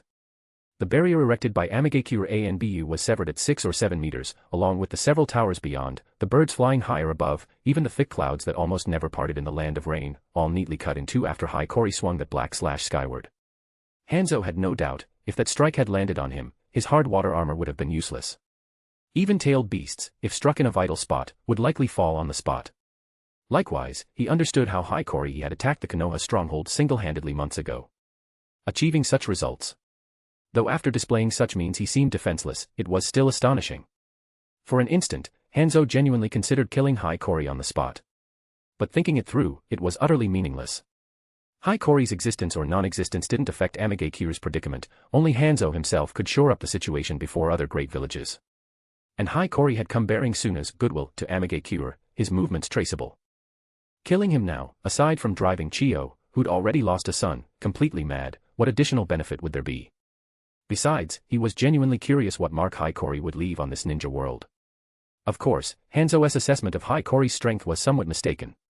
Back then, Hiiragi relied on camouflage identities to create information asymmetry, and specific devices to release the pendant stored energy all at once. But this slash was truly delivered by his own hand. Black flash, only black flash. From Hiiragi's perspective, Hanzo's misunderstanding did him no harm anyway. Basking in sunlight long absent from this land, Hiiragi collapsed among the rubble, as if exhausted all strength, breathing faintly. I'm back. Yet how could one who should have recovered through black flash be fatigued? Those weren't exhausted breaths, but barely suppressed laughter, still uncontrollably escaping his throat. My curse technique, it's back. If you're enjoying the novel, please consider leaving a review. Your support is crucial and helps the story grow immensely. Thank you. Chapter 103, Hiiragi's Innate Technique. A jiu-jitsu sorcerer's abilities are roughly 80% innate talent, acquired learning and effort account for only 20%. This reality is determined by the essence of jiu-jitsu. Unlike simple shikigami or barriers, though there are cases where one becomes a vessel for a cursed spirit's incarnation and has that spirit's technique inscribed, the innate technique that constitutes one's identity as a jiu-jitsu sorcerer is overwhelmingly still inscribed in the brain from birth, the circuitry of jiu-jitsu. Thus, sorcerers are more like espers than onmyoji. That old bastard Kenjaku, who possessed Geto Sugura's body, still retained part of his original body, his brain. Thus he could use the innate technique in his original body, continually replacing vessels to survive while mastering the original owner's techniques. Upon reincarnating into the Naruto world, losing his original body, Hiiragi naturally couldn't retain his past techniques. But in the yin-yang cross state, to allow yin and yang releases to fully reconcile within his body under cursed energy's influence, his physical state becomes vague by yin releases power, existing in a subtle state where, though visually identical, its interior is difficult to precisely describe. Rather, others' perceptions help Hiiragi maintain his appearance in this state. This practice of incorporating others, even opponents, into the technique's operation was a means of jiu-jitsu sorcerers took for granted. Technique revelation, explaining one's abilities to an enemy to enhance technique effects and gain cursed energy amplification through a binding vow, was a prime example. Correspondingly, there existed techniques for eliminating one's own traces within the technique system, allowing it to form a loop, like Hiiragi's cursed genjutsu, demonic descent. Ino Takuma's seance technique also used similar means, covering his face to eliminate personal traces, transforming himself into a medium. Its essence was an non-existent person, exercising the abilities of non-existent imaginary spirit beasts. Similarly, the means Hiiragi used this time to reclaim his technique were the same. Riding the flow state of Black Flash, he let that feeling of omnipotence drive his thoughts, using In releases, imagination made real, property to transform his own body. Since his body's interior lacked exact form, he could further determine its shape himself. Experienced in this realm of imagination, Hiiragi, in that instant, re-imprints the technique circuits in his brain, thus reclaiming his past innate technique. Palm hatching. An ability to reduce all things to their original state through physical contact. Not returning a phenomenon from effect to cause, but transforming phenomenon from effect to cause, then to the unknown. Reducing everything to the primitive, then to the exotic. A technique that could be said to embody the very essence of exhausting possibilities. Needless to say, the basic application of nullifying others' jiu-jitsu effects with a touch. In the past, Hiiragi had developed two extensions based on this technique, Achuma's 100 Transformations and Golden Crow Jade Rabbit Shaka Palm. Achuma is another name for the Wisdom King Achuma. Achuma's 100 Transformations is a Buddhist scripture summarizing mudras and talismans benefiting from Achuma to expel calamities, resentment, defilement, illness from ghosts and spirits, techniques to aid one's practice. The jiu-jitsu name thus possessed the heretical effect of stripping away an object's properties, rendering them blank.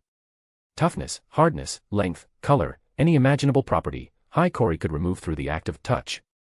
Properties removed left a blank, onto which brand new properties could be added. The miscellaneous goods store he ran was filled with unusual items remodeled through this means. And if even the object's name was removed, one could create meaningless masses. Such masses, customizable to any requirement, piercing materials science logic, were undoubtedly the most excellent materials for a creator like Hiiragi. This was also the source of confidence allowing him to unhesitatingly treat his own brain, riding Black Flash's afterglow. The second technique's name derived from the Golden Crow and Jade Rabbit Compendium, an apocryphal text said to have been compiled by Abe no Saimai during his lifetime, but actually completed after his death and passed down to later generations. This apocrypha, taking as its summary the Golden Crow dwelling in the sun and the Jade Rabbit living on the moon, was a secret text symbolizing Onmyoji understanding the circulation of chi, divining based on the sun and moon's movements.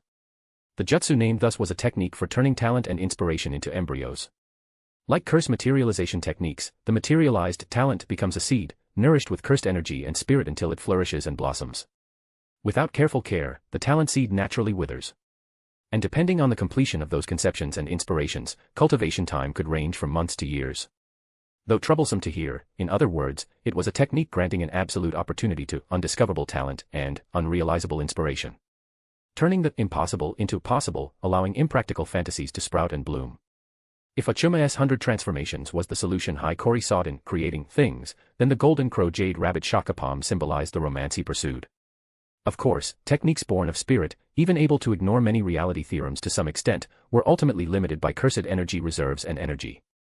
But compared to his previous life, his physical strength and mental state in this Naruto world reincarnation were more than several times stronger. Having reclaimed his technique, redeveloping his signature jiu-jitsu was hardly a challenge for Hiiragi. Just thinking that material science problems that plagued him for years would soon vanish, and ideas previously difficult all pursued due to energy constraints could now be tried one by one, he couldn't help humming. No, can't, mustn't laugh, hold it in, at least until leaving Kura. Sprawled in sewage filled with rubble, Hiiragi felt as if in paradise. If not for remembering he was still sparring with Hanzo, still in Kura's center under everyone's gaze, he'd burst into song. If you're enjoying the novel, please consider leaving a review. Your support is crucial and helps the story grow immensely. Thank you. Chapter 104, You Salamander on the Daimyo. Hey, there are some advantages to living long, getting to witness the birth of a monster like you. The cloud split by the Black Flash hand blade hadn't yet fully closed, sunlight streamed through the gap, casting Hanzo's shadow long across the ground. He withdrew his gaze from that brilliant light, raised his hand to pull up his kuzurigama, flicked water droplets from the blade, but his eyes fell on Hiiragi, still lying on the ground slowly breathing. When I was young, the ninja world was even more chaotic than now. Hanzo suddenly spoke, his already weathered voice carrying more reminiscence and melancholy. Through his breathing mask, mixing with the rain outside the eaves, his voice seemed steeped in the stale air of another era. Back then, there were no hidden villages. Ninjas just fought everywhere with kunai, battling for years over a single rice paddy. Later, when Hashirama Senju built Konoha, I thought the ninja world might change. But now, it's no different from before. He paused, his eyes flickering, then cut himself off. Never mind. consider it an old man's untimely grumbling. Don't take it to heart. Hey, brat. Still breathing. Barely. Definitely won't die, though. With a splat, he flipped over from the muddy water, half-deadly waving his hand, his voice trembling with exhaustion. First time sparring with someone of your caliber, got a bit carried away and pulled out all my life-or-death moves. Please forgive me, Hanzo Dano. Of course, this was all acting. After landing Black Flash, his condition, if not completely renewed, was at least fully restored without damage. Riding Black Flash's afterglow, immersed in the flow state of body and mind, he could probably land several more consecutive Black Flashes. Not to mention, after his technique's return, the feeling of his entire cursed energy network fully connected, cursed energy previously usable only indirectly through various means now flowing freely, the fullness was almost better than 0p. But he couldn't say this to Hanzo. Thinking how his acting was improving, environmental pressure truly fostered growth, Hiiragi narrowed his eyes and casually spouted nonsense. Humph, slick-tongued brat. Having lived most his life, how could Hanzo not see through this? But he had no intention of arguing the point. He merely snorted, unhurriedly limping back under the eaves, raising a hand to touch the dense gravel had left in the wall. Then, his tone shifted, his gaze suddenly sharp. But earlier, you said my words had two omissions. First, you're not a ninja. What's the second? Hiiragi climbed up, jogged a few steps to join him under the eaves, then activated Scorch Release Chakra, evaporating the water from himself and Hanzo. Only then did he form a seal, raising a completely traceless soundproof barrier around them. Phew.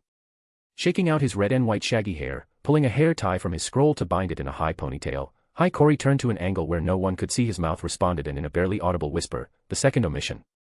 Of course, it's what you said about discussing such matters with the Land of Rain's daimyo. Ultimately, in this era, are daimyo really necessary?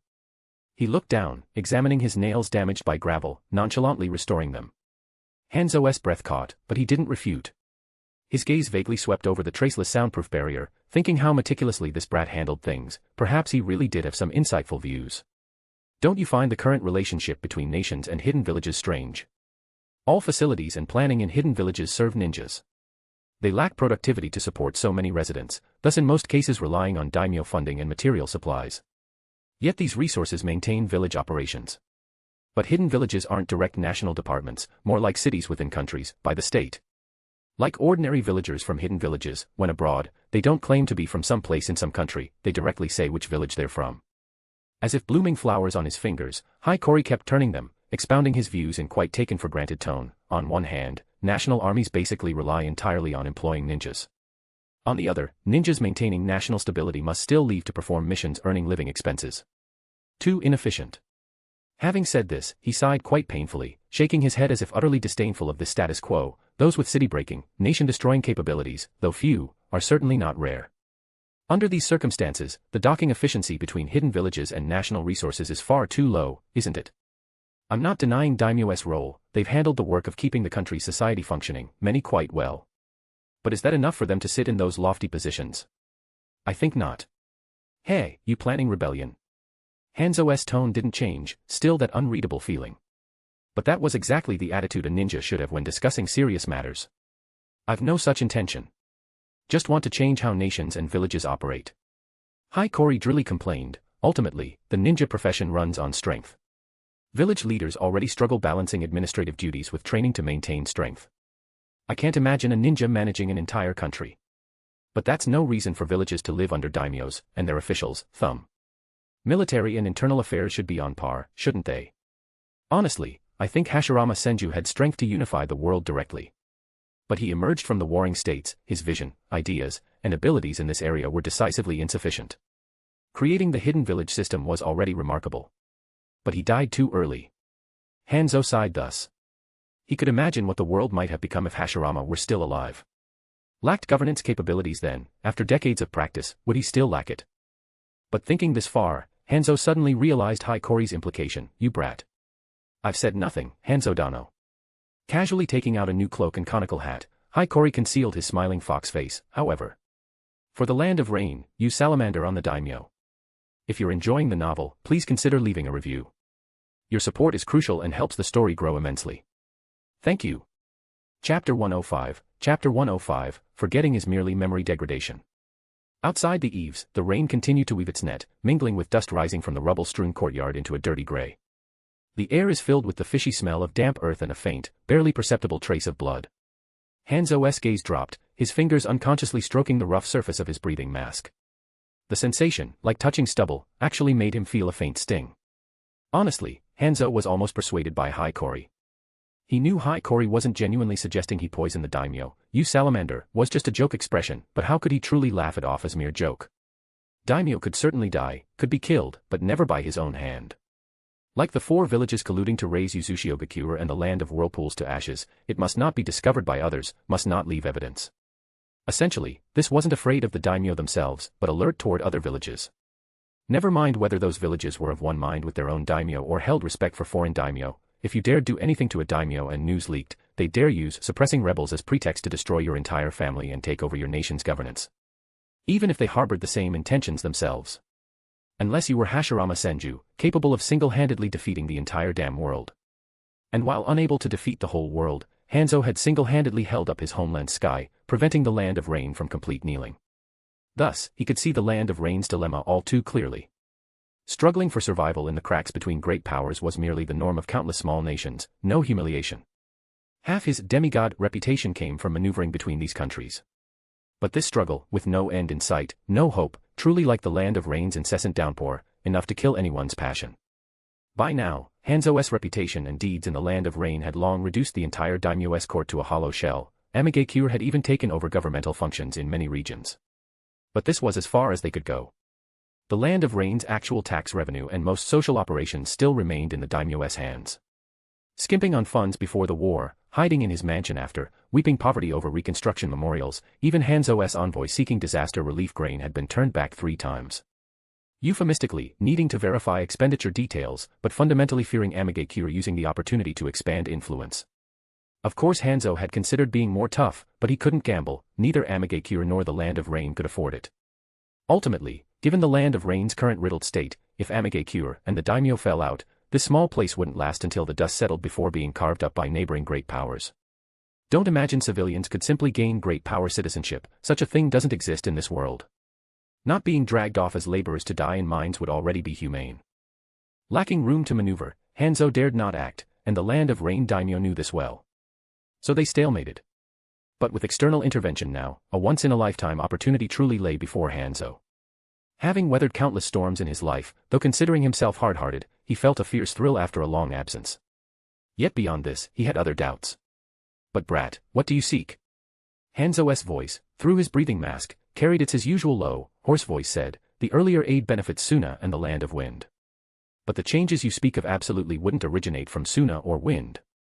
For yourself, to defy the world and broach this topic with me, surely not just to generate new revenue for Suna or pursue some empty ideal." Ah, how to put it? Never expecting to fool this shrewd salamander, Hiiragi tilted his head slightly, seemingly organizing his words. This incitement was genuinely a spur-of-the-moment idea. Before delivering the letter, he'd reread and studied the Land of Rain's situation multiple times, and researched Hanzo's thinking logic. Given the current situation, perhaps even without his incitement, Hanzo would reach this judgment himself. But Hiiragi didn't want maybe, he wanted to fan the flames. On one hand, this was an opportunity to build a relationship with Hanzo. Though his methods were figured out, the demigod remained the demigod. His vision, experience were clearly displayed, a little water release experience wasn't nearly enough. Hiiragi wouldn't rest until he'd hear all the good stuff from him. Oh, Hiiragi Ki demigod's goods are too pure.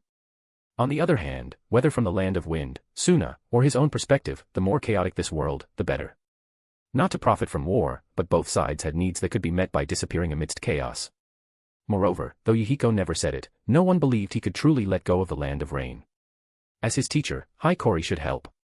Thinking thus, Hiiragi looked up at the gradually closing clouds. "I'm actually quite afraid of trouble. War, killing, endless scheming. For some, these might be ways to prove worth. To me, they're just noise hindering my pursuit of fun." In Hiiragi's view, ninja was merely a product of compromise with the era. Possessing some ability to wield extraordinary techniques, yet most couldn't create a significant gap from ordinary people. Long battlefield experience forced knowledge breadth orthodox scholars lacked, but couldn't provide corresponding knowledge density. Techniques honed in lethal combat had almost no applications to adapt to peaceful scenarios. Unable to convert extraordinary ability into productivity, lacking leisure to continue learning such knowledge. This was undoubtedly a tremendous waste. Oh. Fun, you say? Hiiragi nodded, lightly tapping his temple. Research. Unknown techniques, chakra's essence, the world's truths, tailed beasts, ninjutsu, the human body, far too much worth exploring. I've no interest wasting energy on killing. So you hope to see a more orderly world? Not to that extent. In this world, no one dreams such impractical dreams. Hiiragi shrugged. Chaotic environment's drive was born of numerous techniques, but excessive chaos only makes everything develop deformed, even wasted. A more efficient social structure emphasizing productivity and technical development obviously benefits knowledge accumulation and technical breakthroughs. I merely need soil where I can peacefully cultivate. The land of rain isn't large, your prestige is high enough, resistance to change and impact are relatively controllable. I'll be direct, Hanzo Dano. If you succeed, I'd gladly utilize my abilities in the land of rain. If you fail, the chaos stirred up will keep me stable for quite a while. Hey, quite candid, you brat. Hanzo was half laughing, half annoyed. He understood Hiiragi's meaning, but even with an irresistible open strategy, did he have to lay everything out so straightforward? What's wrong with that? Business should be straightforward, Hanzo Dano. Hiiragi smiled unconcernedly, quite frankly spreading her hands, compared to those who cloak themselves in, for the village, for peace, while satisfying personal desire for power. I think it's better to be clear from the start. Business, you're right. That's how it should be. Hanzo had to admit, these words had a strange persuasiveness. Play political games too long, and you become pathetic creatures uncomfortable unless digging holes in every conversation, forgetting that sincerity can sometimes be a killing blow. Of course, this was also built on Hanzo truly had no choice. Either do nothing, continue internal friction and rot, and in another decade be spun like a top by the three surrounding great powers. Predictably, by then he himself probably wouldn't last much longer. Or, as Hiiragi said, directly grab the daimyo and instantly refine him, using wind and fire's compensation to switch to unified military political governance, yanking a wave of overall strength. Couldn't get worse, might as well try. What if it gets better? Take my reply and go, Suna Fox. Consider that nonsense as never spoken.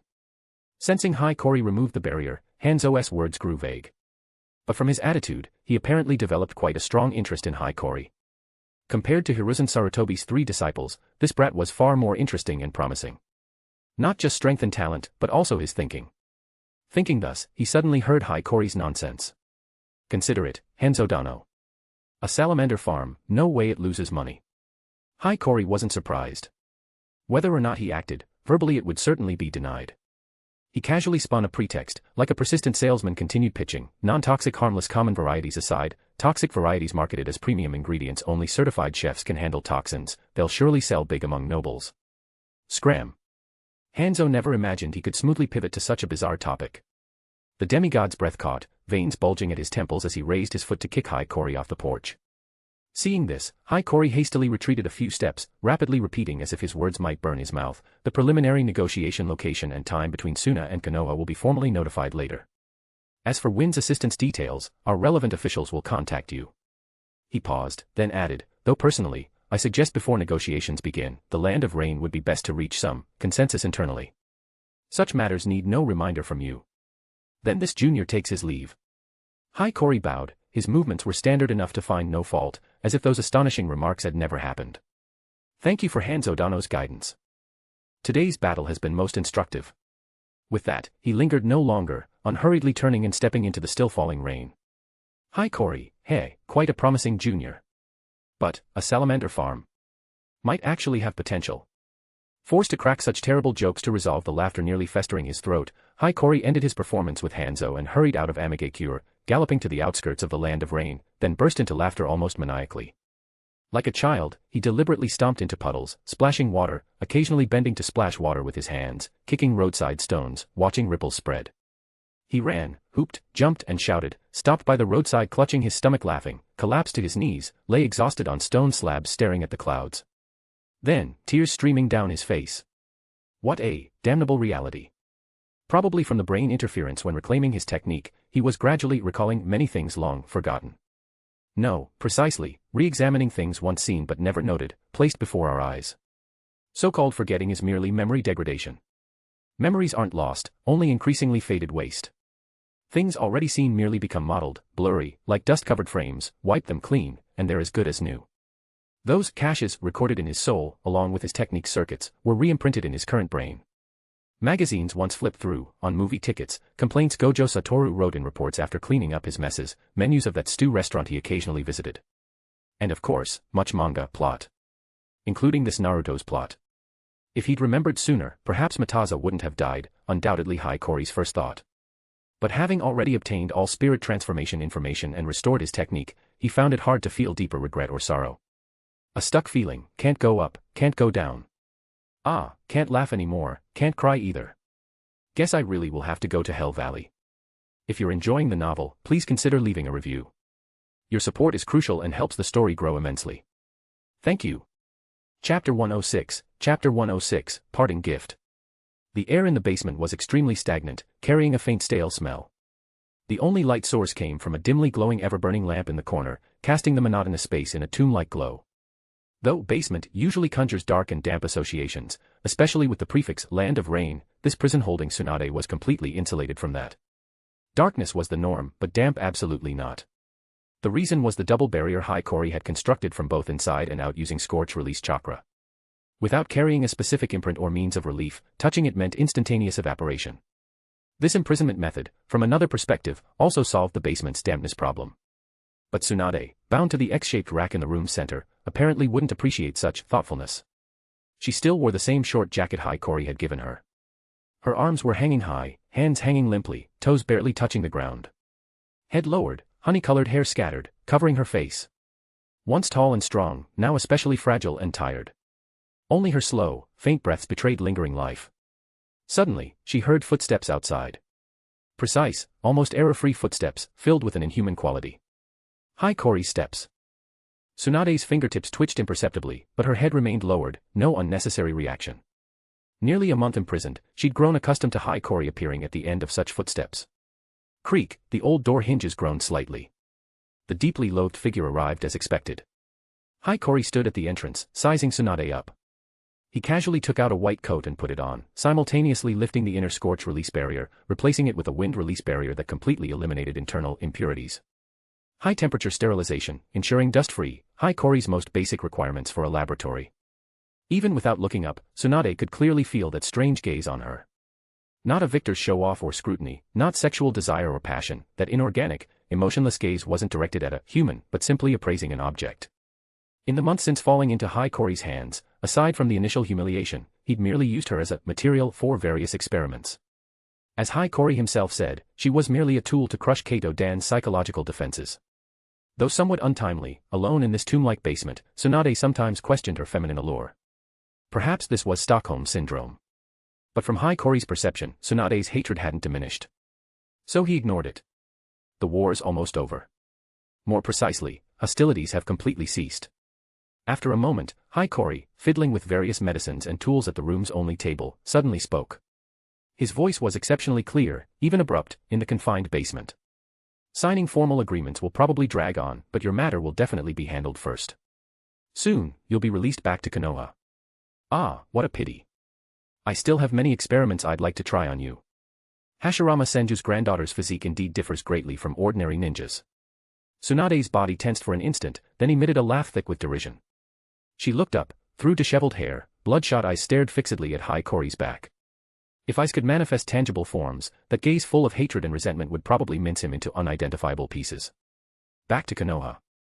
Tsunade's voice was slightly hoarse from the scorch release barrier's heat. Call it release, still using me as bargaining chip to tear flesh from Konoha. Her chest heaved violently, the waves beneath her short jacket shaking, hatred in her tone nearly crystallized. You ignited this war, your hands stained with Konoha blood, and now you casually mention ceasefire.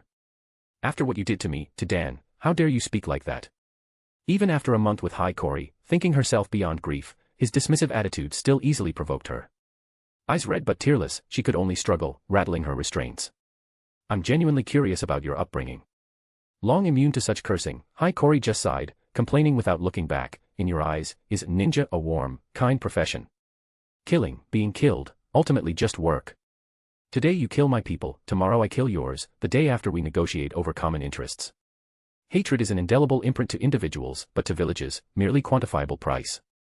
Sensing faint blood in the air, Hikori leisurely mixed medicines, his tone as calm as ever, not trying to treat Tsunade's self-inflicted wounds. What I did to you. Tough luck. He took out a porcelain bottle, poured purple crystals into a mortar, slowly grinding at a pace matching his calm tone. Anyone who becomes a ninja has deep grudges with other villages. My older brother and sister-in-law were killed by your Konoha's white fang. The couple left neatly, leaving a child alone. Mentioning this, Hiiragi recalled Sasori's follow-up experiences in the original work. Losing parents, Sasori grew increasingly withdrawn. To divert his grief, Chio taught him puppetry. After learning, he made 2 puppets resembling his parents to fill the void. Even then, Sasori knew his parents were dead. Raised by Chio, whose parenting skills rivaled Otsutsuki Kagaya's, Sasori's psyche grew extremely twisted, eventually killing his only friend to make his first human puppet. Adult Sasori, unable to avenge himself on the already dead White Fang, transferred his hatred to the incompetent third Kazekage, whose weakness caused his parents' deaths. After assassinating the third Kazekage, he deserted, later recruited by the Akatsuki.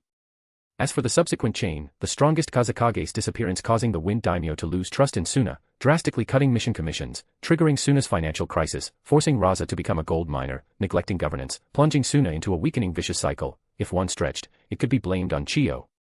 After all, war has casualties. This cascade merely reflected Chio's parenting. My old hag's a terrible parent. Big brother lacked confidence growing up, only later accepting things. Leaving a child in her hands, I can't rest easy.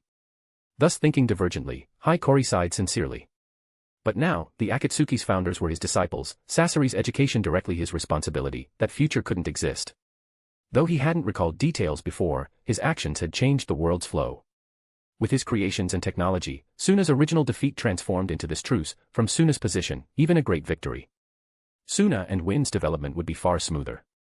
For want of a nail, the shoe was lost, for want of a shoe, the horse was lost, for want of a horse, the rider was lost, for want of a rider, the battle was lost, for want of a battle, the kingdom was lost. The butterfly effect works both ways. Winning a war can also raise a nation. Then go after Tsukumo Hatake. What's the point? Even flaying him alive won't bring back my brother and sister-in-law. Finally turning to Tsunade, Hiiragi leaned against the table, spreading his hands. What difference do you see between so-called ninjas and hyenas fighting over carrion on the plains? Answer, none. Wealth, resources, power, all interests. Emotions too. You have plenty of red-eyed folks in your village, right? Easy to understand, no. Without ideas, people eventually self-destruct. But hyenas that don't learn when to stop tearing risk becoming carrion themselves.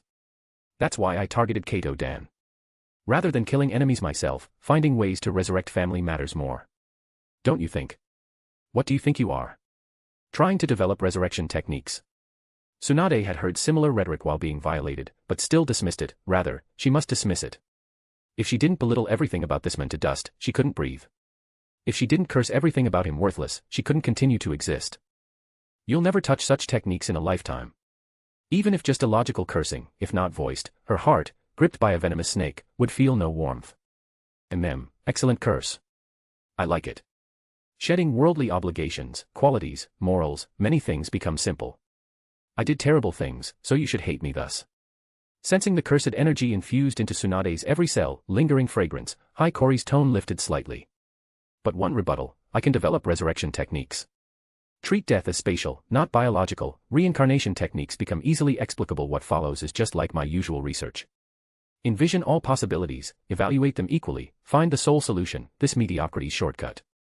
Downing the ground crystals mixed with wine, Hiiragi's eyes seemed to brighten.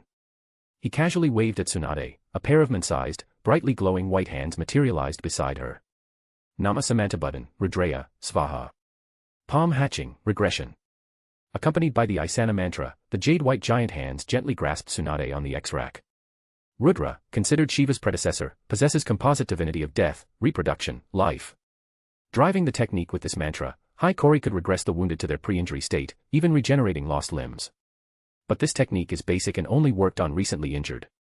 Applied to old wounds, though healing, it regressed overall state to pre-injury, erasing both old wounds and subsequent growth. A living being's soul, spirit, and body are one. Regressing only the body affects soul and spirit. For minutes or days, mental continuity might preserve memories. But with large time spans, memory continuity severely deviates. For the same reason, this technique couldn't resurrect dead. For the living, soul, spirit, body. But for dead, spirit and soul have left the body. Regression yields only a human form, no different from a vegetative state. The jade palms dissolved into light. Tsunade's self-inflicted wounds were restored. Hiiragi approached, removed a collar, buckled around her neck, then released her restraints. With faint stinging, Tsunade felt something piercing her body from the collar. She tried tearing off this humiliating symbol, but Hiiragi grabbed the chain attached to the collar, pulling her into his arms. I advise you not to. This replaces sealing formulas to block chakra flow. Internal needles are connected to your chakra meridians. As a top medical ninja, you know what this means. Hiiragi sat in a shadow-formed chair, restraining Tsunade's wrists, pressing her across his lap, casually flicking the finger-thick steel chain, slapping her rear twice. If you still want revenge, don't want to become a useless person, wear this. When Konoha arrives, I'll remove it. GHH. Why not just kill me? Oh my, unexpected line. Shoving fingers into Tsunade's mouth, stirring, Hiiragi raised an eyebrow with interest. Can't casually say that, common sense in another world. Nonsense. I don't understand. Already in a state of total negation toward Hiiragi, Tsunade wouldn't heed such incomprehensible words, still struggling fiercely. No matter. I'll teach you properly. Shadows instantly transformed into a bed. Hiiragi, originally planning to remove the 5-element seal and leave, flipped her beneath him. This time, I'll leave you with unforgettable memories, as a parting gift. MMPH. I'll definitely. If you're enjoying the novel, please consider leaving a review. Your support is crucial and helps the story grow immensely.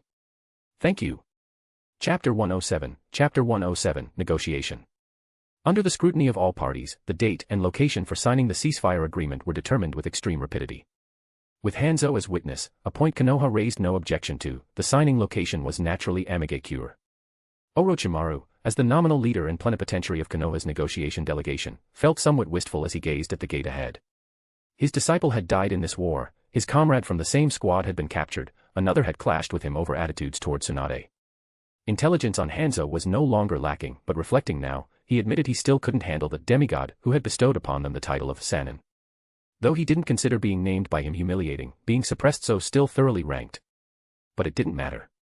Even if filled with sorrowful things, it was merely logical development. Not that he was particularly obsessed, it merely reaffirmed the conclusion that life is fragile, strengthening his resolve to continue exploring ninjutsu's true essence. Except for that crimson of agony.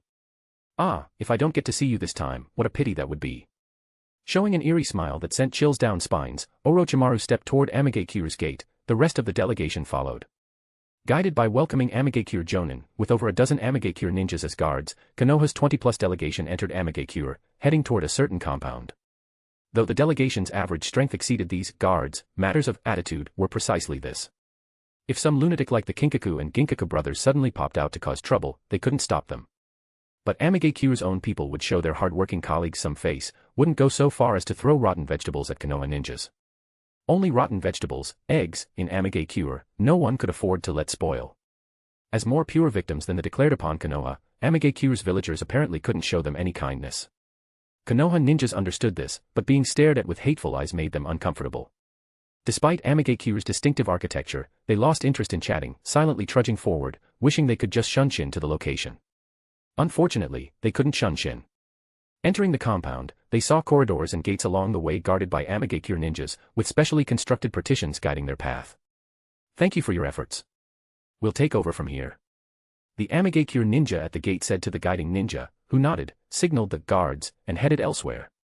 Whether dismissed to rest or to greet Tsuna's delegation was unclear.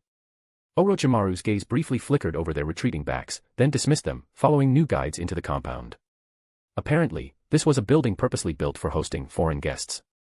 Its decor wasn't shabby even compared to Konoha, spacious reception room, directly connected to separate residences. Given the land of rain's weather, such corridors were necessary design. Likewise, these corridors were guarded by Hiiragi, but guarding within the residences was Konoha's responsibility. After arranging various security measures and storing luggage, the Konoha group rested a while, drank 2 pots of tea, and then received word from Hiiragi. Before entering the reception hall, they saw Tsuna's delegation approaching from the other side. Leading them was naturally Chio, as Tsuna's wartime commander and elder, she couldn't be absent. In contrast, Orochimaru as nominal Konoha representative was somewhat mismatched. Age and status, a generation gap, made his momentum lacking. But Orochimaru never cared. His gaze rapidly swept Tsuna's delegation, almost unerringly locking on his target among the red-haired crowd. Though they'd never really met, and the other was unexpectedly young, Orochimaru could be sure this young man with red and white slightly wavy hair was the crimson of agony he'd long anticipated. No reason, pure, indescribable attraction. He then showed a more obvious smile, to outsiders, only describable as sinister, as if plotting murder. I achieved 1.3 seconds in the Don't Laugh challenge, you try it too.jpg. Question mark. Locked by this unconcealed gaze, literally seeming to want to devour him, without any hatred, but carrying a hint of appetite, Hiiragi was momentarily startled. Dude. Your eyes are a bit too gay, you know. Oh, Orochimaru. Never mind. Looking toward the gaze's source, having gradually decompressed his memory and knowing Orochimaru's nature well, Hiiragi is relieved. Downing a long and used little potion, a potent stimulant, he completely ignores the other's eager gaze, unhurriedly mingling in the delegation entering the reception hall. Ignore him. He just wanted to find a corner, sit in meditation, contemplate Zen, no other worldly desires. As the underworld's biggest black marketeer in every sense, he possessed countless props useful in various ways. Even his jiu-jitsu sorcerer constitution alone could crush such boring excuses. In this world, inheriting pure Uzumaki bloodline and training in yang release and medical ninjutsu, his confidence in stamina was exceptionally well-founded. Kura, low attack, low defense, only loudmouth, excluded. Kura, an elite jonin renowned for taijutsu, could only strike out in the Hiiragi Demon King raid battle. Then Hiiragi understood in another sense what Hashirama Senju's bloodline meant. All things are gone. At 3 o'clock in the hour, the basement sealed with barrier techniques became the starting point of the battle. If you're enjoying the novel, please consider leaving a review. Your support is crucial and helps the story grow immensely. Thank you. Chapter 108, Chapter 108, Negotiations. Entering the reception hall, seated at the head of the long table was Hanzo himself, with a dozen or so Amigakure ninjas standing behind him on either side. As it should be, having no unnecessary contact with Hanzo, and adhering to the principle of merely being present while letting Chio handle everything, Hiiragi casually pulled out a chair at the far end of the long table and properly took his seat, like an ordinary new generation brought by an elder to see the world. Which wasn't wrong. His recent spar with Hanzo in Amigakure side, that was demonstrating ability and sincerity. But when engaging Konoha, he'd mostly used familiar aliases. Even after the surprise attack on Konoha's base, when his disguised identity was exposed, he'd only gained the fearsome name, Crimson of Agony. Konoha ninjas he encountered later didn't recognize him, apparently only because someone had witnessed his red hair. As for attacking Kato Dan, he'd worn the perception-obstructing mask, and witnesses had been killed by his controlled Kato Dan. Until Tsunade was released, he was a clean Suna newcomer. As for erasing Tsunade's memory, of course unnecessary. Not only did he want her hatred maintained as a carrier for his cursed genjutsu, but what intelligence did he need to worry about leaking now? Wind release, water release, magnet release. Taijutsu and puppetry. Barrier techniques and sealing techniques. All already known to Konoha, the latter, after Shikaka Zero's stable battlefield appearances, they should have questions about anyway. What Tsunade witnessed were merely Rashomon and pharmacological knowledge. Neither were his trump cards. People always deeply believe conclusions they draw themselves. Fabricated intelligence might be questioned, but after glimpsing partial truth, letting them, themselves, draw conclusions is most credible. Hiiragi had always believed this theory. The only issue was that Orochimaru seemed to have recognized him without prior contact. But on reflection, it made sense. As we all know, snakes without external ear openings aren't sensitive to airborne sound. Conversely, they're particularly sensitive to vibrations transmitted through objects via bone conduction. Combining cheek pit temperature perception with bone conduction could even achieve near mind-reading physiological state control. Simply closing their mouths and isolating pheromone intrusion allowed them to effortlessly achieve selective acceptance and isolation of specific information. Snakes are natural information processing experts. Without outstanding performance, they couldn't survive brutal natural competition. Orochimaru, having reached Ryuchi Cave and returned unscathed from the White Snake Sage, likely possessed acuity no less than snakes. And as a researcher, trusting fleeting inspiration and intuition was necessary literacy. But that was fine. Hiiragi, from a researcher's standpoint, did want to contact him, just not now. Slouched in his seat, fingers interlaced on the table, he listened to the exchanges while mentally comparing physical differences between his two lives to adjust cursed energy operation logic. Though after landing Black Flash, a sorcerer could touch cursed energy's core, he now used more than just cursed energy, needing some modernization, no, adaptation. As for Chio and Orochimaru's exchange, it was straightforward enough. Though the war was fought by two villages, its driving force was their respective nations. Thus, as negotiating parties, Chio and Orochimaru represented not just their villages but were plenipotentiary delegates for their daimyos. Suna, having initiated hostilities, naturally compensated the victim, Konoha. But correspondingly, holding the Tsunade card, Suna would also demand ransom from Konoha. Though ostensibly very poor, Suna actually had the Wind Daimyo's authorization and support. Even compensation to Konoha could later be reimbursed by the Wind Daimyo. After all, the Wind Daimyo wasn't so arrogant as to think Suna plus fence-sitting IWA could defeat Konoha. He prepared to pay from the start. The Wind Daimyo's initial goal of consuming the domestic surplus population had been partially achieved over 2 years of war through supply missions, essentially suicide missions. Following Suna's suggestion, he'd also dispatched labor to aid the Land of Rain, further relieving pressure while coordinating with the Land of Rain to shake down the Land of Fire. Domestic land reclamation was in full swing. Trade with fire might not regain original discounts, but recovery was certain. Before such a vibrant and flourishing state, the Wind Daimyo paid quite readily. Even if the agreement looked unfavorable on paper, Wind's overall gains were a huge win, enough not just to repay Suna. But Konoha's situation was dire. For the Land of Fire, this was purely Konoha's defensive failure, allowing Wind to successfully exert pressure. Moreover, losing their overseas ally Uzushio during this period compounded the disaster. Well aware that securing funds from the daimyo would be difficult, Konoha naturally made exorbitant demands to compensate for inevitable subsequent losses. Meanwhile, Suna, despite considerable leeway, had no reason to let Konoha off easy. Even if compensation were supplemented by their daimyo, the people of Suna were used to poverty, hated seeing money splash into water. Plus they held the powerful Tsunade card. Konoha dared inflate demands, so could they, all about procrastination and dangling. Moreover, the humanitarian compensation assistance for Wind and Rain hadn't even been tabled yet, that would make the Land of Fire bleed heavily. Chio performed quite easily, occasionally steering the rhythm. An outsider might think Suna had frontally crushed Konoha. Orochimaru maintained a no commitment, no acceptance, no responsibility attitude, clearly playing Tai Chi, probing boundaries with Chio. After much verbal sparring, Suna and Konoha's first meeting ended in an atmosphere everyone knew could not possibly lead to anything. If you're enjoying the novel, please consider leaving a review. Your support is crucial and helps the story grow immensely. Thank you. Chapter 109, Chapter 109, All things that can be done should be done. The Suna-Konoha negotiations dragged on like the Land of Rain's incessant drizzle, stretching nearly 3 weeks. But after showing his face on the first day, Hiiragi didn't participate further. When it came to securing interests, everyone racked their brains and exhausted every means. But watching a bunch of people glare at each other in meetings, acting aggrieved or impotently furious, there was simply no fun. On the other hand, naturally, he needed to maintain his workplace newcomer persona. For such important affairs, a young un like him just sitting in a chair drinking tea and zoning out was fine for the first day to see the world. Showing up later would be inexplicable. Better to use the time practicing water release in the Land of Rain's weather. Of course, this thinking had some element of standing and talking without back pain. When Hiiragi himself went to the third Kazekage for research funds, the process was unimpeded. His resume and fruitful results were the best pass.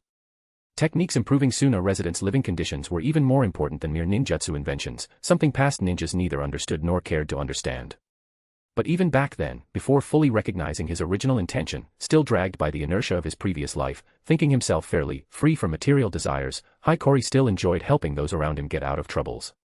Just like in his previous life, even knowing that bastard Gojo Satoru would surely come knocking to off him, he still left a cursed tool capable of stabilizing spatial structure, along with instructions, in that relic prepared in advance.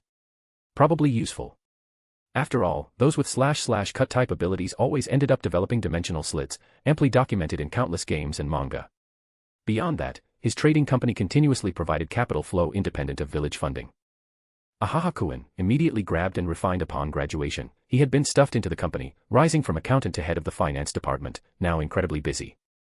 You like weekends and you like clocking out, so weekends and clocking out would be heaven, right? JPG. His poverty was poverty as an independent researcher. Faced with constantly emerging inspiration and research topics, money was never enough. Rather, this was the common situation of somewhat talented researchers. But that didn't stop Hiiragi from finding the protracted war of words utterly tedious. And coincidentally, Orochimaru felt the same. In the first few days of negotiation, he'd made a show of maneuvering with Chio. Once he'd more or less gauged Suna's bottom line and confirmed intelligence that seemed useful yet hard to apply, like they might still have some big projects yet to be revealed, this sinisterly handsome man, without any psychological burden, dumped the follow-up wrangling on Konoha's actual person in charge. Shimura Danzo. Orochimaru had no interest in spending time with a bunch of boring people playing word games and gathering intel. That scarred-chin old bastard was the true expert. So, just as negotiations stalled, both sides arguing red-faced over some mining rights or trade route shares, the two deserters met, seemingly by coincidence, in the courtyard corridor. Indoors, various means of isolation could be dampness, but semi-open corridors couldn't enjoy such treatment. Fine rain tapped on tiles, producing endless rustling, almost evoking zen-like feelings, allowing one to ignore the unpleasant dampness. Hiiragi leaned against a pillar, a handmade herbal cigarette in his mouth, slowly blowing smoke rings. Seemingly admiring the rain-pattered pond, he was actually sinking into the body, meticulously adjusting the integration of cursed energy circuits and chakra meridian. With spiritual energy, yin release, life force, and yang release reconciling, his control over quadruple divided thinking had notably improved, along with his acting. Such meticulous operations, in the past, he couldn't have performed with such ease. Just then, a highly distinctive chakra unhurriedly approached his perception. Hiiragi didn't look up, his gray eyes still watched the pond's ripples. Oh my, quite the leisurely mood. The magnetic, hoarse voice sounded in the corridor. Orochimaru's figure silently passed Amigakure ninjas, appearing from the other end. His striking golden snake eyes rested unblinkingly on Hiiragi, as if trying to penetrate clothing and flesh, explaining Hiiragi's very soul. This Suna. But compared to his eager gaze, Orochimaru's words oddly paused. To this day, he genuinely didn't know this youth, seeming over a decade what is younger, actually called. Couldn't exactly say, Crimson of Agony, right? Hiiragi. Hiiragi finally turned, looking up to meet those reptilian eyes, his tone flat. I don't much like the name, Crimson of Agony. Orochimaru-senpai, your naming sense isn't great. Despite these words, Hiiragi quite casually took out a cigarette case from his wrist scroll, tapped one out, and offered it to Orochimaru. After all, Hakuin was hiding himself before, the village had to give you a name. Just as Hiiragi didn't ask why Orochimaru approached or how he recognized him, Orochimaru didn't refuse the offered cigarette. Lighting a small flame between his fingers, Orochimaru, who'd never smoked, lit the cigarette packed with herbs and soaked in alcohol, containing not a shred of actual tobacco. He took a clumsy puff, then coughed. Even having discerned the approximate contents from the spreading smoke, its intensity still exceeded his imagination. As a stimulant, this was excessive. Heh. Seeing Orochimaru's reaction, whether feigned or not, Hiiragi's minor resentment over being named Crimson of Agony dissipated like smoke. Quite the unique taste. Orochimaru didn't mind the teasing, he found the smoke indeed potent. Instead of extinguishing it, he tentatively took another small puff, savoring each component's neural stimulation, then smiled with relief, needing this stuff even normally, no wonder Hakuin's achieved such strength at this age. Just stimulation. Too many interesting things, time's never enough. Hiiragi looked away, blowing a gray-white smoke ring toward the pond, watching it slowly distort and dissipate in the humid air. Then, eyes downcast, he didn't hide his divided attention. Even knowing inevitable outcomes, tedious processes can't be skipped. So, might as well attach some value not completely wasted during this time. True enough. Orochimaru nodded noncommittally, wasn't that why he'd dumped work on Danzo? Only, the Amigakure guest quarters weren't exactly suitable for research, lack of equipment aside, even writing easily smudged. Pure mental contemplation, like Hiiragi, was actually the superior solution. Kaito-kun fell to you, didn't he? Quickly adapting to the herbal cigarette, Orochimaru casually noting that in Suna's submitted prisoner exchange list, Tsunade headed the list, but elite Jonin Kaito-dan was nowhere to be found. Konoha had naturally searched for Kaito-dan and his guard squad, finding almost nothing beyond initial combat traces.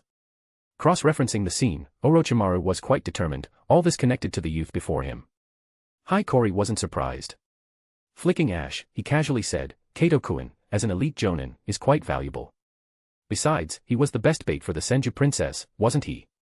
But Orochimaru didn't buy it. A knowing smile curved his lips as he slowly shook his head, bait. Heh, Hakuin, that explanation won't convince me. On surface, plausible, surround and enforce rescue tactics always work, using related persons to attract targets is common. Kaito-dan and Tsunade's relationship fit perfectly. Problem was, how did Hiiragi know about their relationship? Where did Suna's intelligence get deep enough spies in Konoha to overhear gossip? Those two even dated at the martyrs' cemetery to commemorate old friends, discussing village reform, no way outsiders knew. The logic that made sense, capture Kaito-den first, learn about Tsunade during interrogation, then attack her. Disappearing for months, lurking behind Konoha lines setting up so many contingencies, then exposing them all attacking Kaito-dan, too wasteful. Orochimaru's tone grew playful, and 2 days later, Tsunade had to move against Suna's poison. If your goal was capturing her, such fanfare and preemptive action was unnecessary. Then what do you think I was after, Orochimaru-senpai? Orochimaru's intuition and logic were precise. Hiiragi knew perfunctory wouldn't work, so he took a final puff, burned the butt with a small scorch-release fireball, and blew the residue into the pond with wind release.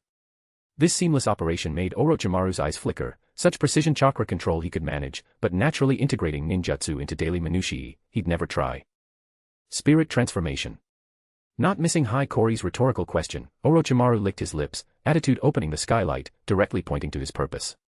Spirit transformation's value needed no elaboration. If Suna truly mastered it, Konoha must prepare.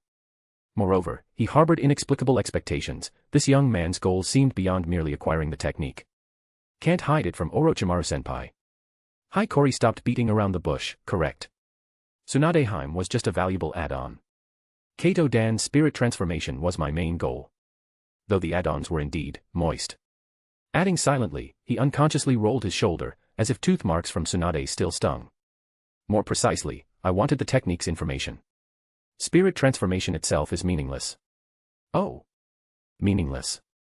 Orochimaru's expression shifted, his tone condensed. Could it be you seek? Yes. Resurrection techniques. No point concealing. Knowing Orochimaru would later pursue self-applicable reincarnation, Hiiragi didn't mind adding fuel to the fire now. Looking down at his nails as if they'd blossomed, he calmly stated, I want to resurrect my elder brother. Not like impure world reincarnation's cursed state, more sound, more perfect.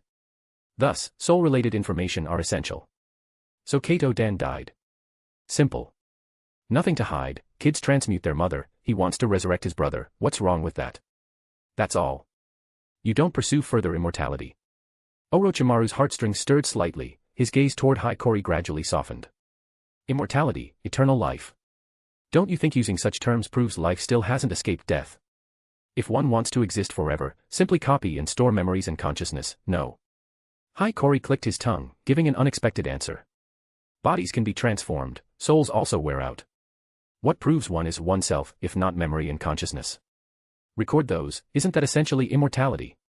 But I think the immortality Orochimaru-senpai envisions isn't that, it's the immortality of a continuing individual. Pursuing human immortality, continuing activity, not fearing death, but having unfinished business, no. But isn't there another saying? All things that can be done should be done. If you're enjoying the novel, please consider leaving a review. Your support is crucial and helps the story grow immensely. Thank you. Chapter 110, Conversation. The rain pattered, pounding the stone steps and pond in the courtyard, isolating the two deserters from the negotiations. The specially made herbal cigarette in Orochimaru's fingers was over half burnt. The strange pungent aroma intertwined with the rain's cool freshness, adding a somewhat transcendent atmosphere to this conversation. Spirit, huh?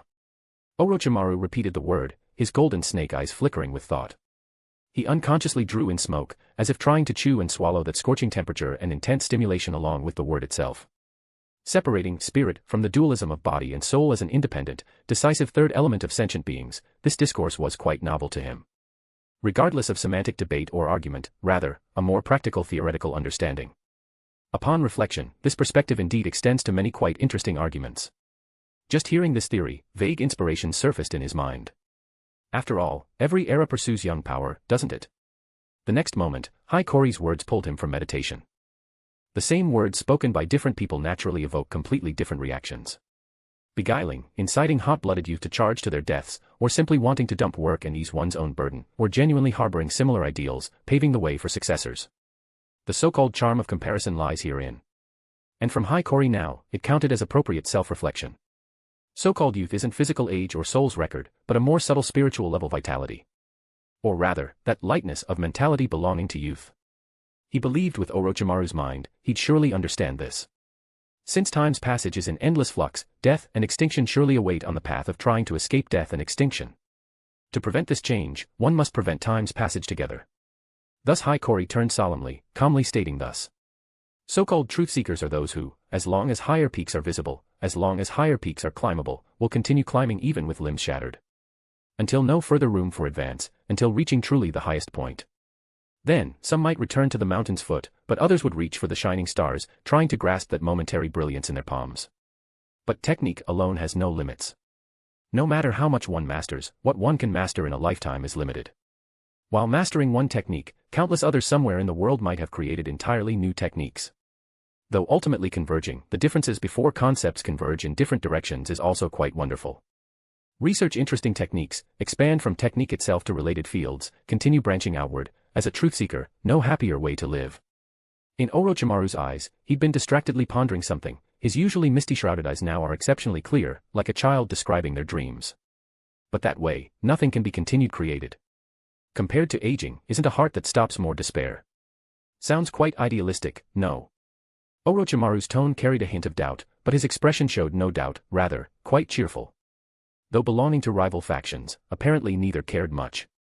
Even discussing vague ideas, not involving respective actual research, just such conversations, like brief chats outside the lab during breaks, already satisfied Orochimaru's thirst.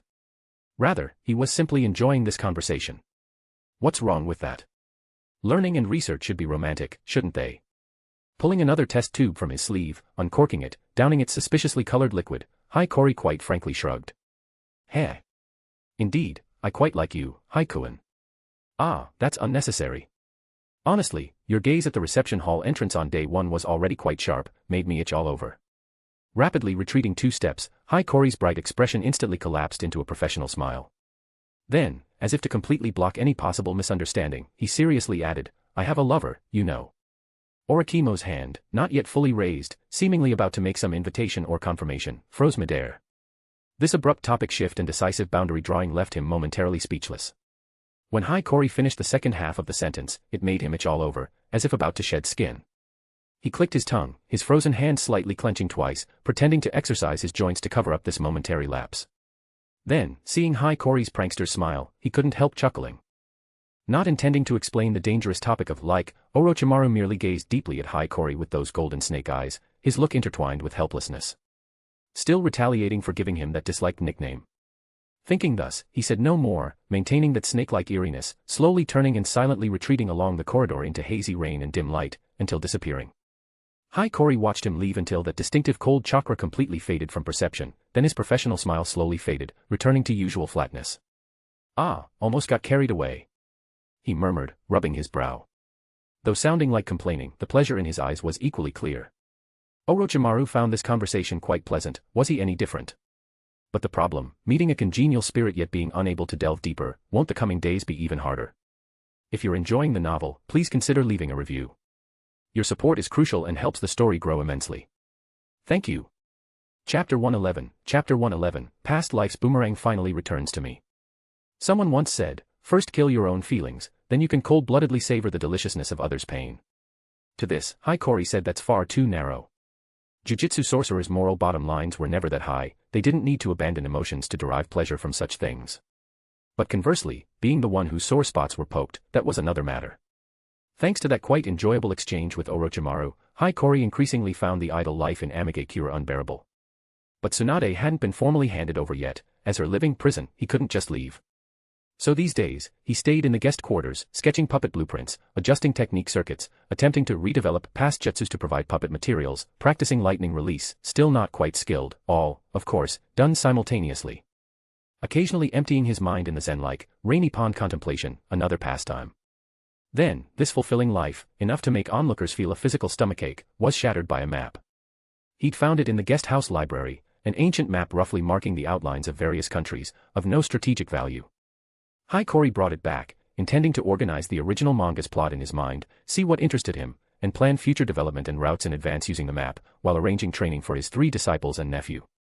Then, sitting at his desk, Hiiragi nearly forgot the autonomous circulation of chakra and cursed energy within him.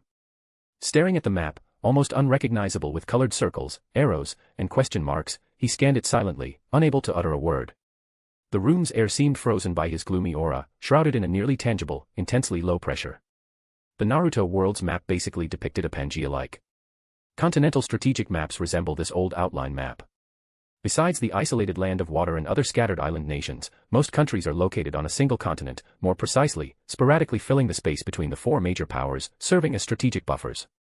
Among these smaller countries, many were practically single cities, third-rate nations puffing themselves up for their own benefit.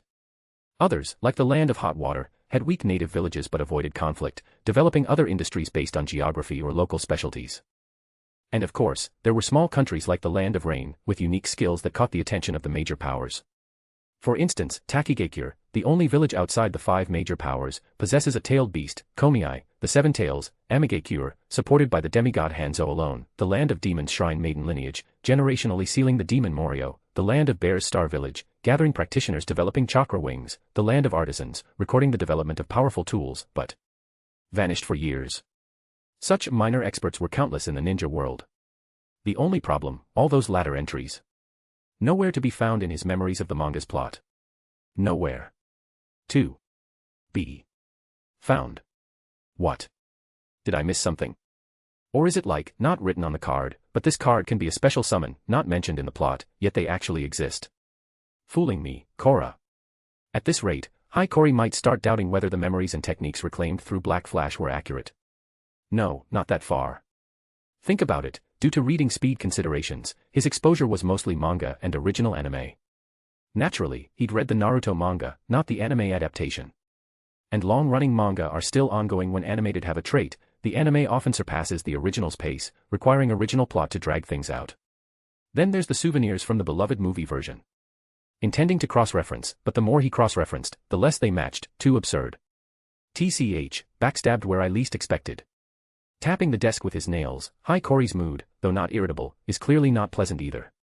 Choosing one-sided information acquisition in his past life was, from that perspective, pursuing efficiency. After all, animation was almost synonymous with degradation in information transmission. Skipping original content for pacing, or directors/writers incompetently rewriting, making one exclaim, industry might as well alkylate nitrogen, was common. Moreover, within the same time, text and images convey more total information than animation. But who'd expect actual time travel to happen? Hit by this boomerang, Hiiragi didn't blame himself at all, just the world's fault. Whatever. Taking a deep breath, his eyes flashed with unique gleam, clearly about to scheme against someone. With incomplete references, possibly differing from reality, the necessity of fieldwork and personal exploration greatly increased. Though he didn't intend to rely entirely on the original plot, his current era barely mentioned in the original, and the post-World War II situation is bound to be turned upside down after his interference, but doesn't one live for ease? Unfortunately, I'm destined to toilet. His gaze returned to the garishly marked map. Spirit thread nerves in his hair reached out, peeling a thin mask from the map, then layering on a fresh one. He picked up a pen, heavily circling several originally blank areas now marked with question marks. After all, it was a minor antique, he wouldn't directly write on it. Anyway, first find an excuse to visit Roran. For 100 power stones equals 1 extra chapter. If you're enjoying the novel, please consider leaving a review. Your support is crucial and helps the story grow immensely. Thank you. Chapter 112, Planning. The country of Roran is, theoretically speaking, located within the boundless Great Sand Sea of the Country of Wind, making it a country within a country. Yes, theoretically. Because even though many travelers have sworn adamantly that they have seen the towering and unique architectural silhouette of Roran within the Great Sand Sea, in reality, no one has ever been able to confirm Roran's specific location, let alone establish stable contact with it. If it were only this, Roran might merely be a delusion conjured from some mirage, an increasingly absurd hearsay passed down through word of mouth. However, both the records of Sunagakure and the widely circulated rumors within the Country of Wind describe Roran with great solemnity, or rather, describe a certain power Roran possesses called the Dragon Pulse, an unimaginably immense force. Moreover, judging by the age of these records, Roran's existence seems even more ancient than the current 5 great nations, as if the Country of Wind were the newcomers instead. Based on Hiiraga's experience, in this bizarre and grotesque ninja world, any rumor could be false, except, perhaps, for these legends about a certain kind of power. Those, more often than not, turn out to be true. Who knows if that isn't just another Otsutsuki's filial son preparing some nifty little tool for his mother. During his lifetime, the Sage of Six Paths had to join forces with his brother to seal away their mother. Yet by the manga's final chapter, the sage, already in soul form, could split his yin-yang power and use it to seal Atsuki Kagaya once more. Even accounting for the Sage of Six Paths' growth and any potential losses Kagaya might have suffered after breaking free from her seal, such an outcome is still excessively exaggerated. Hiiragi has reason to suspect that the Sage of Six Paths, after death, simply squatted in the Pure Land charging batteries, preparing to unleash a massive attack on his mother should she ever break free in some unknown future. In any case, considering Hiiragi's memories of the original manga, combined with how long the Roran rumors have circulated and the high degree of detail, this Dragon Pulse is most likely a concept that appeared in some movie or TV original filler arc, bringing this back down to reality. If Roran, as a country within a country, truly possessed energy as immense as the recorded Dragon Pulse, its fate would probably have only 2 possibilities. Either it would be exploited by ambitious people and expand rapidly, or it would be coveted by the outside world and trampled upon. Judging by the current situation, perhaps they only possess the ability to manipulate and utilize the Dragon Pulse to a certain extent, relying on that power to conceal their existence within the Great Sand Sea, like a mirage. Besides, whether Roran actually exists or whether he can eventually find it doesn't prevent Hiiragi from setting the Great Sand Sea as his first destination after leaving the country of rain. Although he has already broadly planned a series of journeys to various countries, exploring new technologies and treasures that deviate from his memories, and the village no longer restricts his outbound movements, such matters still require strategy. He must proceed step by step. If Hiiragi went straight to the third Kazekage and said he wanted to go on a long-term field mission like his foster father, then Vegeta definitely wouldn't agree easily. Although his Chamber of Commerce has a hahaku in handling things, the underground production lines have long been on track, the barrier team and sealing team have been educated quite properly, and the states of Shikaku and Bunpuku are quite sound. One thing is another, long-term field missions involve too many complications. Getting approval would be troublesome regardless.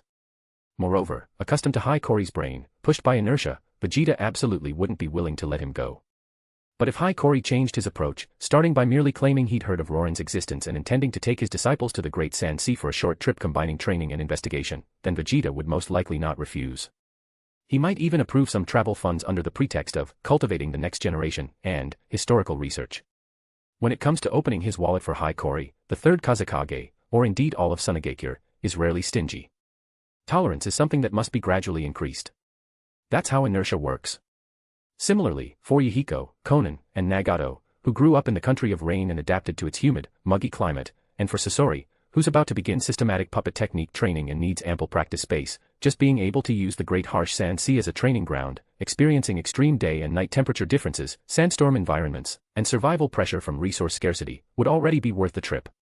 As someone accustomed to multi-threaded processing, a veritable, ruthless AI, he naturally couldn't pass up such an excellent training opportunity. Furthermore, in the desolate environment of the Great Sand Sea, it would be more convenient to lure Black Zetsu out. Even though he hasn't sensed Black Zetsu's rather distinctive chakra or spiritual fluctuation recently, if anyone believes that Otsutsuki Chinxiang would just leave Nagato alone after being completely fooled, they'd be mistaken. Of course, Nagato isn't important, and the Rinnegan doesn't actually matter much to Black Zetsu either, but the one he completely fooled, Madara Uchiha, is very important. And through Madara Uchiha's hands, liberating his mother from the Moon's seal is even more important. For Black Zetsu, a yin-yang release creation, lacking power due to his inability to cultivate on his own, this is the closest he's come to fulfilling his long-cherished wish in 1,000 years. Therefore, as Madara Uchiha's pawn in the plan, Nagato becomes important. Children, don't blame me for being mean. This is the cruel reality of the dark ninja world. Setting down the pen he'd been using to sketch on the mask, Hiiragi, having sat through 2 rounds of lamp extinction, stretched lazily. Manipulating his spirit thread nerves, he tidied the desktop, then patted the thick stack beside him, each book nearly 2 fingers thick, training plans with details to the point of being hair-raising, revealing a thoroughly sinister smile. Training, exploration, scheming, 3 wishes granted at once. The upcoming journey to the Great Sand Sea would absolutely not be boring. He could already clearly envision the 4 little turnips struggling bitterly in the Sand Sea, simultaneously forced to complete the hellish schedule he'd devised, their expressions a mix of grief and indignation, yet gritting their teeth and persevering nonetheless. But what else could they do? Hiiragi considered himself similar to Madazaburo, he couldn't protect these children forever. So what he could do was, while they were still under his wing, help them grow as much as possible. Thinking thus, Hiiragi heard the notification sound from outside his door. He responded casually, then straightened his clothes and pushed open the door. Next, he would deliver the cargo that had delayed him in the country of rain for so many days, whiskers and tail intact, completely undamaged, back into Konoha's hands. For 100 power stones equals 1 extra chapter. If you're enjoying the novel, please consider leaving a review. Your support is crucial and helps the story grow immensely. Thank you. Chapter 113, Return. Unlike the atmosphere when they'd encountered each other in the corridor several days ago, that harmony that would make any outsider's spine run cold. This time, when Hiiragi and Orochimaru met, the atmosphere between them was like that of strangers with an irreconcilable, deep-seated hatred. They were both mature ninjas, they had a firm grasp on professional ethics in this regard. Of course, it might also have been because Hiiragi had entered the meeting hall dragging a humanoid figure tightly bound with bandages, even its eyes and mouth firmly covered. At that time, aside from Orochimaru, no one from Konoha's side realized that the young man with red and white hair before them was the Crimson of Agony, who had already secured the first page of their Book of Hatred. They simply assumed the humanoid figure was some new type of Suna puppet. And by the time he undid the collar around the figure's neck, removed her eye patch and mouth gag, and unwrapped those bandages, the atmosphere grew even more solemn. Even though Tsunade had been drugged by him beforehand and couldn't feel much pain, the red marks left on her neck by the collar were still shocking to others. After all, she was the princess of the Senju. This level of injury was enough for Konoha ninjas to leap up and accuse Hiikori of mistreating prisoners. Of course, Hiikori couldn't care less about such accusations, he almost felt like laughing. Since when did ninja warfare have rules about treating prisoners well? Well said, they were nothing more than using Tsunade's identity to stir up trouble, taking the opportunity to see if they could reduce the ransom payment. And Orochimaru, at that moment, also looked like he could barely suppress a laugh. But as an old teammate, he took the initiative to step forward, accepted the still unconscious Tsunade, and began treating the bruises on her neck. Seeing this, Hiikori ignored the reactions of Konoha's ninjas and withdrew cleanly and decisively. Are you kidding? He had plenty of things to do, he didn't have time to bicker with these vermin. When Tsunade awoke from her brief unconsciousness, her memory remained stuck at the moment Hiikori had pinned her against the wall, forcing her to swallow some kind of medicine. She abruptly sat up from the bed, her eyes sweeping the entire room with extreme ferocity, until she saw the thin figure with long black hair seated at the desk. Only then did she breathe, her heart still pounding with residual terror. Awake. Orochimaru heard the movement behind him and turned to look at his old teammate, who looked as if she'd had a nightmare. No, for her, from the moment this war began, she had already stepped into a nightmare from which she couldn't awaken. Thinking thus, Orochimaru shifted his gaze back to the notes before him and casually dismissed, "Still have strength. Don't tell me you need me to feed you water, if it were that idiot Jiraiya, he'd probably be happy to oblige." Compared to meaningless concern, this kind of atmosphere would probably make Tsunade feel better. That was his judgment. Get lost. Sure enough, what responded was a fatigued but still familiar rebuke. Tsunade reached for the water glass on the nightstand and gulped down the warm water, then tilted her head back to look at the ceiling, so different from that pitch-black color, and slowly closed her eyes. Different. Even with eyes closed, the darkness before her was utterly unlike that blackness which swallowed everything, obscured everything, obliterated everything. Not that basement. Not Hiikori's shadow world. This was just an ordinary room. Somehow, Tsunade suddenly felt her eyes growing moist, yet she couldn't cry no matter how she tried. So she just slowly exhaled, as if trying to expel every trace of Hiikori scent that had stained her inside and out. For a moment, the entire room held only the sound of Orochimaru's intermittent writing. Slowly, feeling a hint of dampness slip through the gap in her loosened robes and brush against her chest, Tsunade instinctively wrapped her arms around herself, clutching the robe tightly together. Then, furrowing her brow, she asked Orochimaru, "You didn't see anything, did you?" She certainly knew her old teammate's temperament, but some things couldn't be left to chance. As she spoke, she hugged her arms even tighter. Beneath the thin short coat lay concealed the peony patterns Hiikori had forcibly tattooed onto her shoulders and back. Flowers regarded as symbols of nobility, branded onto her body in such a humiliating manner, this was yet another form of degradation for Tsunade. Yes, once Tsunade regained her ability to use chakra, these tattoos, merely pigments that pierce the flesh, could be easily dissolved. But precisely because of that, she felt all the more keenly the humiliation Hiikori had inflicted upon her, subduing her easily without using chakra, then straddling her back and forcibly tattooing her. Just thinking about it made those patterns ache dully. You mean the part where Hiikori packaged you up tightly and dragged you like cargo from the other courtyard to the reception hall? But Orochimaru, who had merely returned Tsunade to her room and kept watch over her, knew nothing of this. Though his mind and ideals were beginning to trend radical, he wouldn't go so far as to do anything inappropriate to his sleeping old teammate, nor to the elder sister of his deceased student. Hearing Orochimaru's response, it was Tsunade's turn to be puzzled. No wonder her back and waist felt a dull heaviness.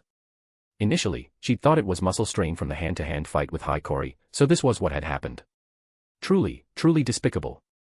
In her heart, vaguely sensing a flicker of satisfaction that Hiikori no longer regards her merely as a prop, but as someone who could be humiliated, Tsunade once again extinguished that twisted thought, one she hadn't even consciously recognized, and gnashed her teeth, pounding the table. What do you plan to do from now on? Thinking that there would probably be no peaceful time to write notes in this room going forward, Orochimaru put away his paper and pen and turned to face Tsunade. Kill that bastard, of course, the one who did so many detestable things to Dan, to me. As she answered, suddenly, without warning, Tsunade saw Hiikori appear in the room, arms leaning on the windowsill as he gazed outward. Her breath caught. Then she grabbed the water glass from the nightstand and hurled it at the back of that red and white-haired head. Why are you here? Hearing Tsunade's hatred-filled roar, Hiikori turned around leisurely, then, like a reflection on water's surface, shattered with a pop when struck by her thrown glass. His fragmented form slowly melted away, leaving only the scattered glass shards on the floor. You've fallen under the crimson of agony's genjutsu.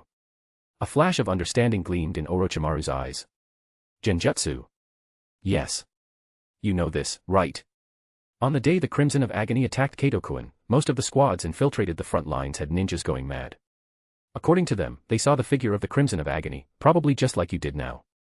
You can't dispel this genjutsu. As humiliating as it is to say, I can't for now. After all, he's a genius too.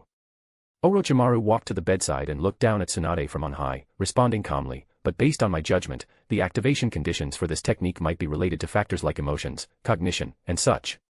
So, adjust your mindset a bit. You're telling me to give up my hatred of him.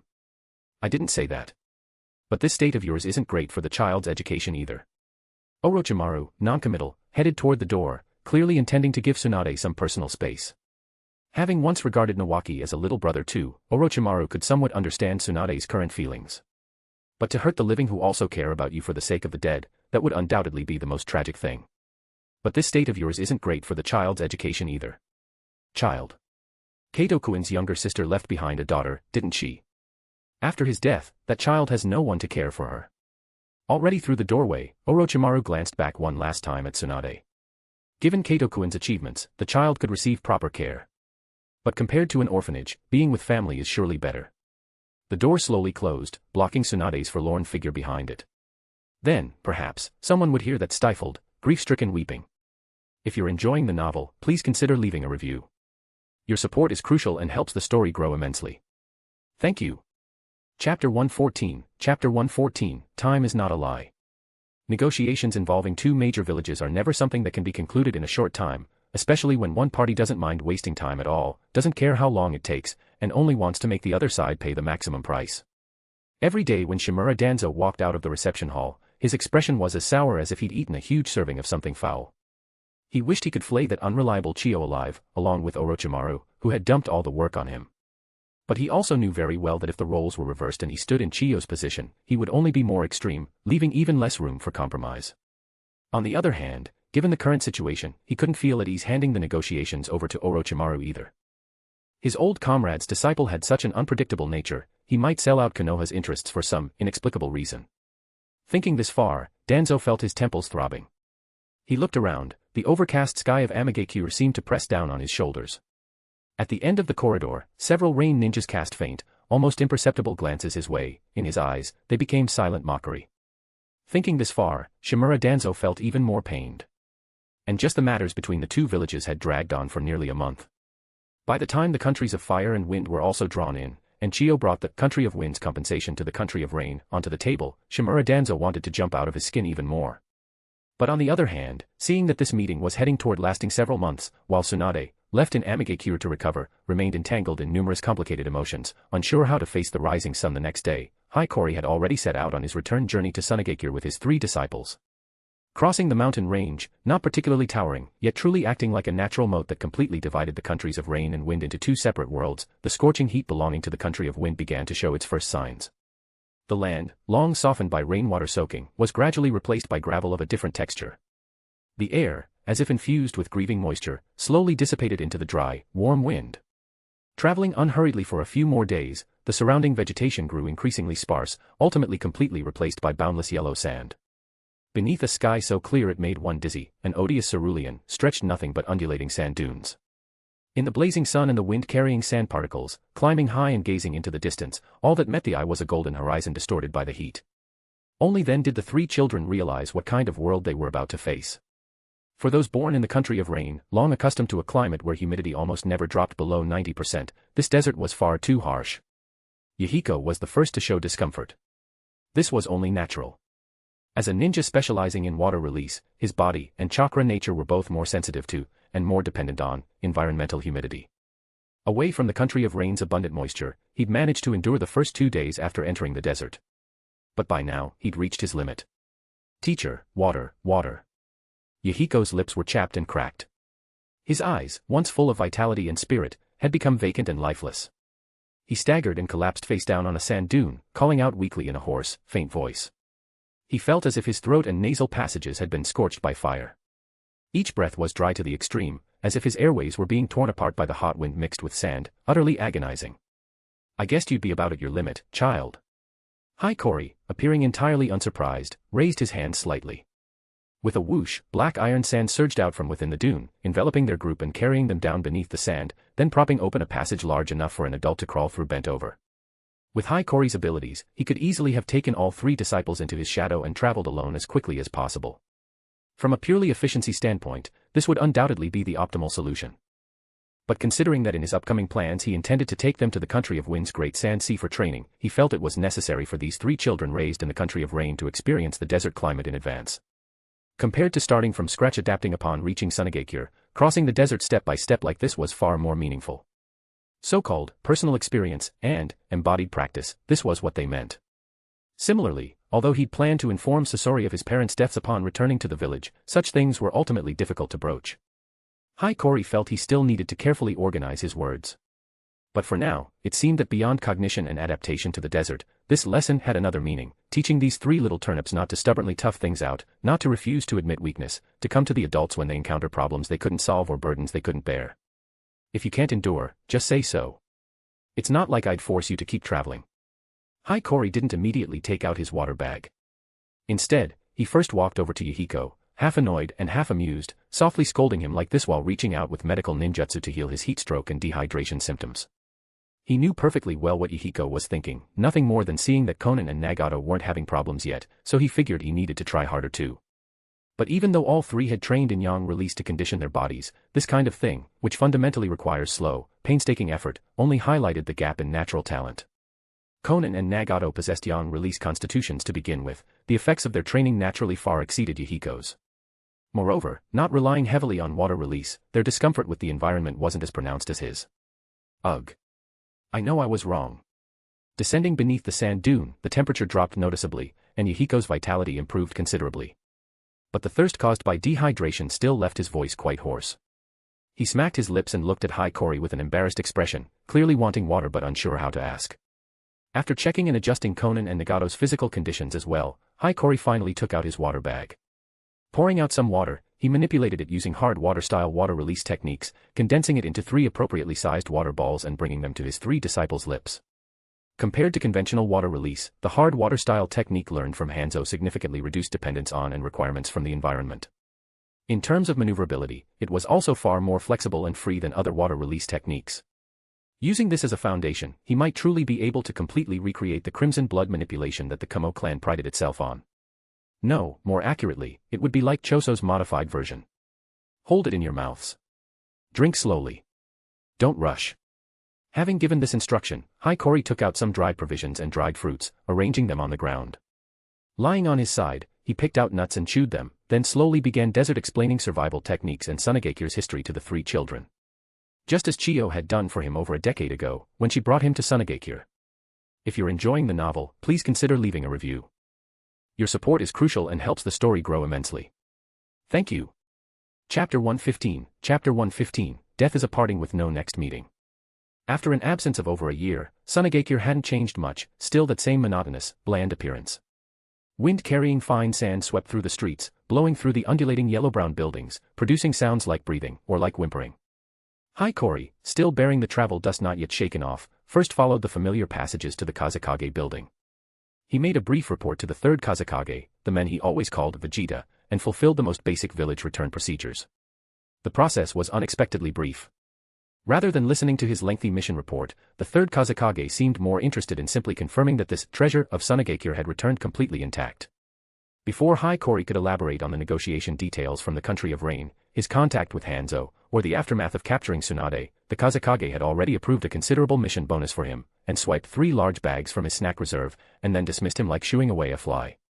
The 3rd Kazekage's attitude was clearly telling Hiiragi to hurry up and deal with his family matters. Reports like this would eventually be written for him to read anyway, so don't waste time in his office. Very considerate. Very humanized. And very much in line with Vegeta's nature, cold and hard on the outside, but actually protective of his own. Only then did Hiiragi head back to his workshop on the outskirts of Tsunade. Pushing open the door, everything inside was just as he'd left it, only a thin layer of sand dust had accumulated. He found 3 empty rooms for Yahiko and the others, letting them rest first and familiarize themselves with this environment where they'd be living for a long time. On matters involving principles and bottom line, he couldn't set a bad precedent for his newly arrived disciples, letting them think Tsunade was a place where one could act arbitrarily. Of course, this sense of propriety was also one of the reasons the third Kazekage liked him so much. No matter how much he messed around in that underground office, he never slipped up on formal business. That was the mark of an outstanding member of society. In any case, after briefly explaining a few things, telling them where to access food and water, and instructing them not to casually open the workshop's other doors, Hiiragi, without even taking time to carefully dust the sand from his clothes, turned around once more. With a determination far purer than when heading to the battlefield, he hurriedly walked toward the place he must face at this moment. Chio's residence. Pushing open that same familiar door, which seemed somehow heavier than in memory, the courtyard was silent, more desolate than ever before. The setting sun was slowly sinking below the horizon, painting its last rays across the garden, dyeing it a mournful gold red. Sasori sat beneath the eaves, his back turned to the living room door. His reddish-brown short hair, backlit by the setting sun, appeared exceptionally soft, and exceptionally lonely. This small figure was bowed, fully concentrated on fiddling with a puppet doll of somewhat unique modeling in his hands. It was a gift Hiiragi had given Sasori years ago, made with a lot of effort to imitate a robot image from his previous life's memories. Sasori had always loved it, treasured it greatly. Hearing the sound of pushing the door and gradually approaching footsteps, the red-haired child looked up, instinctively glaring over. The moment he saw clearly who it was, those eyes, often teased for resembling Hiiragi's, carrying a calm beyond his years, suddenly lit up with a clear gleam. He first carefully placed the doll beside him in a clean spot, then stood up, pattered quickly forward, and finally stopped properly in front of Hiiragi, looking up at him. For this child, who usually had an almost unsociably calm nature, this was the most outwardly displayed happiness and way of greeting he could manage. Uncle. Sasori's voice remained flat, but on that upturned little face, there was a heartfelt, subtly perceptible hint of pleasure.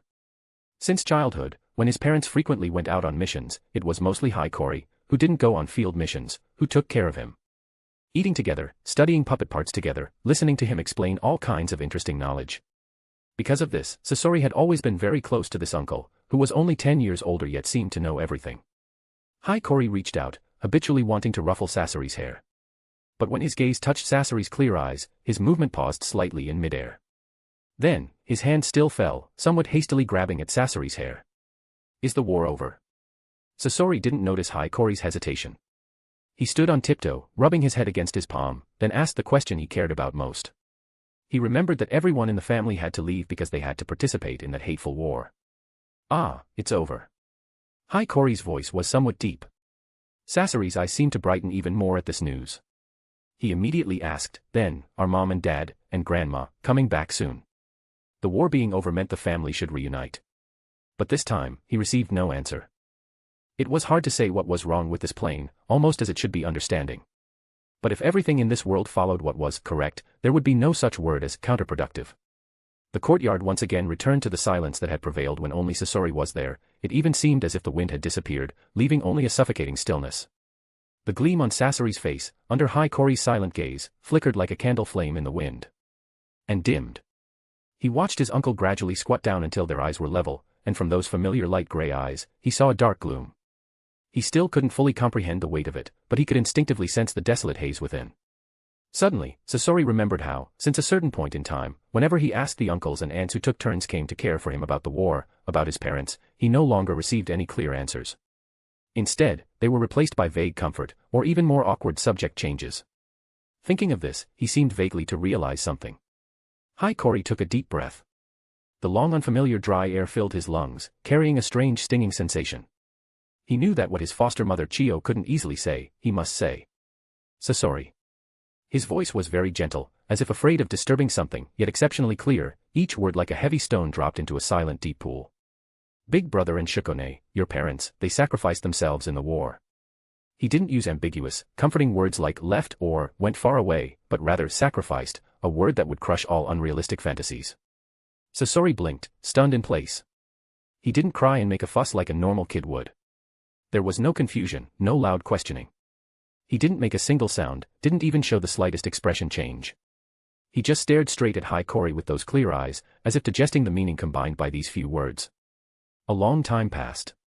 So long that the sunset's afterglow was almost completely swallowed by the horizon, stretching their shadows long and distorted, projecting distortedly onto the wall behind them and the tatami inside the room. Then, in this stillness that seemed almost suffocating, Sasori spoke in a voice nearly detached, as if inquiring into something. Uncle, what exactly is death? As a child born and raised in a ninja village, even though Sasori was only 7 years old, he had long understood the meaning of sacrifice from the atmosphere, from education, from conversations around him. Precisely because of this, his rhetorical question carried a purer doubt. What he wanted to know wasn't any lengthy effects brought by the word sacrifice, but the essence of death itself. Hiiragi thought for a moment, not answering immediately. He took Sasori's slightly cold little hand and led him to sit shoulder to shoulder with him under the eaves, away from the deepening shadows. He tried to construct an answer using every level description he could think of: complete cessation of life functions, the end of all circulation and metabolism in the body, consciousness dissipates. In some beliefs, the soul leaves the body for the so-called Pure Land, or merges into some kind of great cycle. He enumerated some common definitions from the medical field, or those with philosophical or religious overtones. But to you, those definitions probably mean nothing. Then, Hiiragi suddenly sighed gently. He reached out and patted Sasori's somewhat thin, slender shoulder, then completely negated his own previous answer. He felt certain he could develop a technique to resurrect his eldest brother and sister-in-law. But giving a child a distant and unrealistic hope at this moment would undoubtedly be the wrong choice. What Sasori needed wasn't this kind of definition recited from a book, nor an unreachable hope. He needed something more sensual, a stroke that could simply and cleanly sketch the vast chasm between life and death. A description that would enable him, experiencing all this at such an age, to establish a correct concept of life and death, without going astray due to psychological issues or overly extreme talent. Listen, Sasori. Hiiragi looked up, no longer glazing at the child beside him. Instead, he gazed into the distance at the desert skyline, where the last red glow was burning fiercely, as if staring at the remains of his previous life, and pouring out the most realistic, most cruel definition he could think of, as if talking to himself. So-called death. He paused, letting the weight of the word settle in the dusk.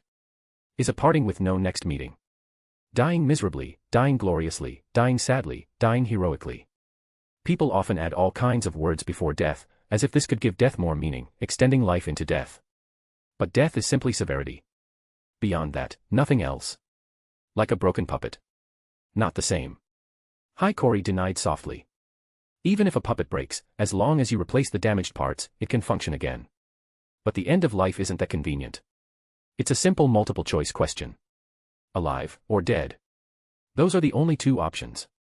There's no way to fix them. Like fixing a puppet. Sasori looked up, his eyes showing, for the first time, a trace of the confusion and hope belonging to his age. Fix them like a puppet. Without simply denying Sasori's question, without lecturing him on philosophical issues like the ship of Theseus, Hiiragi simply gave a steady reply: I'll find a way. Sasori nodded. In the spreading chill of the desert night, he slowly leaned against Hiiragi's chest and said no more. Later, they talked intermittently about many things. Most of the time, Sasori asked, and Hiiragi answered. Perhaps due to the impact of his parents' death, Sasori's logic wasn't as coherent as usual.